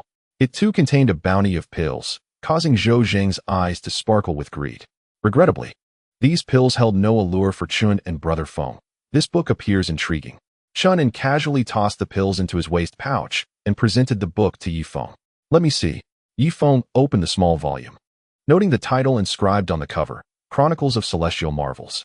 Let us proceed deeper into the forest while we peruse it, Yi Feng declared, flipping to the first page. Soul Summoning Technique. Time passed swiftly, and before long, a day had elapsed. Yi Feng closed the small volume, excitement etched upon his face. He wondered whether the contents were genuine. The soul summoning technique purported to call back the souls of the deceased, allowing for the reconstitution of their physical forms, thereby enabling resurrection. Brother Zhou, have you heard of the soul summoning technique? Yi Feng could not help but inquire of Zhou Zheng, who walked ahead. I have heard of it, but it seems somewhat impractical. The Starmon continent is filled with many marvelous tales. The soul summoning technique claims to resurrect the dead, yet it requires mastery beyond the divine realm to wield such a spell. Moreover, there is another rumor that those who have lost loved ones, consumed by longing for the deceased, may fabricate such tales, rendering their authenticity debatable. Zhou Zheng replied, Do you not believe in such matters? Yi Feng inquired, his heart brimming with anticipation. He hoped that Zhou Zheng would affirm his belief. Haha, Brother Yi, what does it matter whether one believes or not? Once one reaches the divine realm, I have yet to encounter any realm beyond it. In fact, over the past several millennia, only two divine realm powerhouses have emerged in the entire Starmon continent, the Spear God and the Goo God. This couple left their treasures scattered across various secret realms of the Starmon continent, resulting in a dramatic surge in the number of cultivators. The advantage is that nearly everyone can cultivate, yet the downside is that the excessive number of cultivators has led to the complete depletion of various spiritual mines, herbs, and medicines. Ancient texts record that tens of thousands of years ago, spiritual herbs over 1,000 years old were abundant, but now, even those aged 500 years are exceedingly rare. Consequently, the Starmon continent has not seen a semi-divine powerhouse in a long time. The only names that come to mind are a few spirit-severing realm experts. For instance, our Black Mountain Empire's monarch, the Empress, are the only two in the spirit-severing realm, while the rest are in the void refinement and divine origin realms. Zhou Zheng spoke candidly, revealing all he knew, harboring a favorable impression of Yi Feng. I see. Do you know where those who reach the divine realm go? Yi Feng inquired further. Zhou Zheng fell silent, instead gazing up at the two celestial bodies in the sky. It is said that they ascend to those two planets, he murmured. Yi Feng and Chen An simultaneously looked upward. The two massive planets seemed almost within reach, yet they understood that even the latest bombers would take billions of years to reach those celestial spheres. Brother Zhou, I sense that the soul summoning technique is indeed real. For during my venture into a secret realm, I glimpsed many deceased faces in the passageway, their visages contorted in agony as they struggled against the walls. Yi Feng spoke softly. Oh, I too have entered a secret realm but did not encounter any faces of the dead in the passage, Zhou Zheng replied, turning back. Regardless, I saw it. Faces of several dear friends from the past, their expressions filled with torment. Yi Feng slowly closed his eyes. When he entered the secret realm of Sword Gorge, he had distinctly seen the faces of Bai Guifan, Chun Li, and He Li. There was no doubt, nor was it an illusion conjured by inner demons. Then, why not attempt to practice the soul summoning technique above, but do not become too engrossed in it, lest you transform into a blood demon and become a pariah of the entire continent? Zhou Zheng sighed and advised gently. Speaking of blood demons, I find myself intrigued. While it is indeed wrong for a blood demon to absorb the blood of others for cultivation, it does not seem entirely reprehensible. Why, then, do they become pariahs? Yi Feng queried. This is rather complex. A blood demon absorbs the blood of the strong, allowing for rapid advancement. Yet they are easily susceptible to the control of inner demons. Moreover, they specifically target the blood of the powerful. Consider how those mighty beings would react to such an affront. It is precisely for this reason that they will go to any lengths to eliminate blood demons. The blood sorcerers, largely driven by the imminent exhaustion of their lifespans, are compelled to tread the path of darkness. In truth, they evoke a sense of pity. I find myself quite sympathetic towards them. They siphon the vitality of the powerful, becoming the targets of universal disdain. Yet, What of those righteous individuals? Their situation is hardly more favorable. They establish sects in various locales, claiming dominion and imposing taxes upon every cultivator within their territories. In my view, they too are engaged in a form of vampirism. Zhou Zheng expressed his innermost thoughts.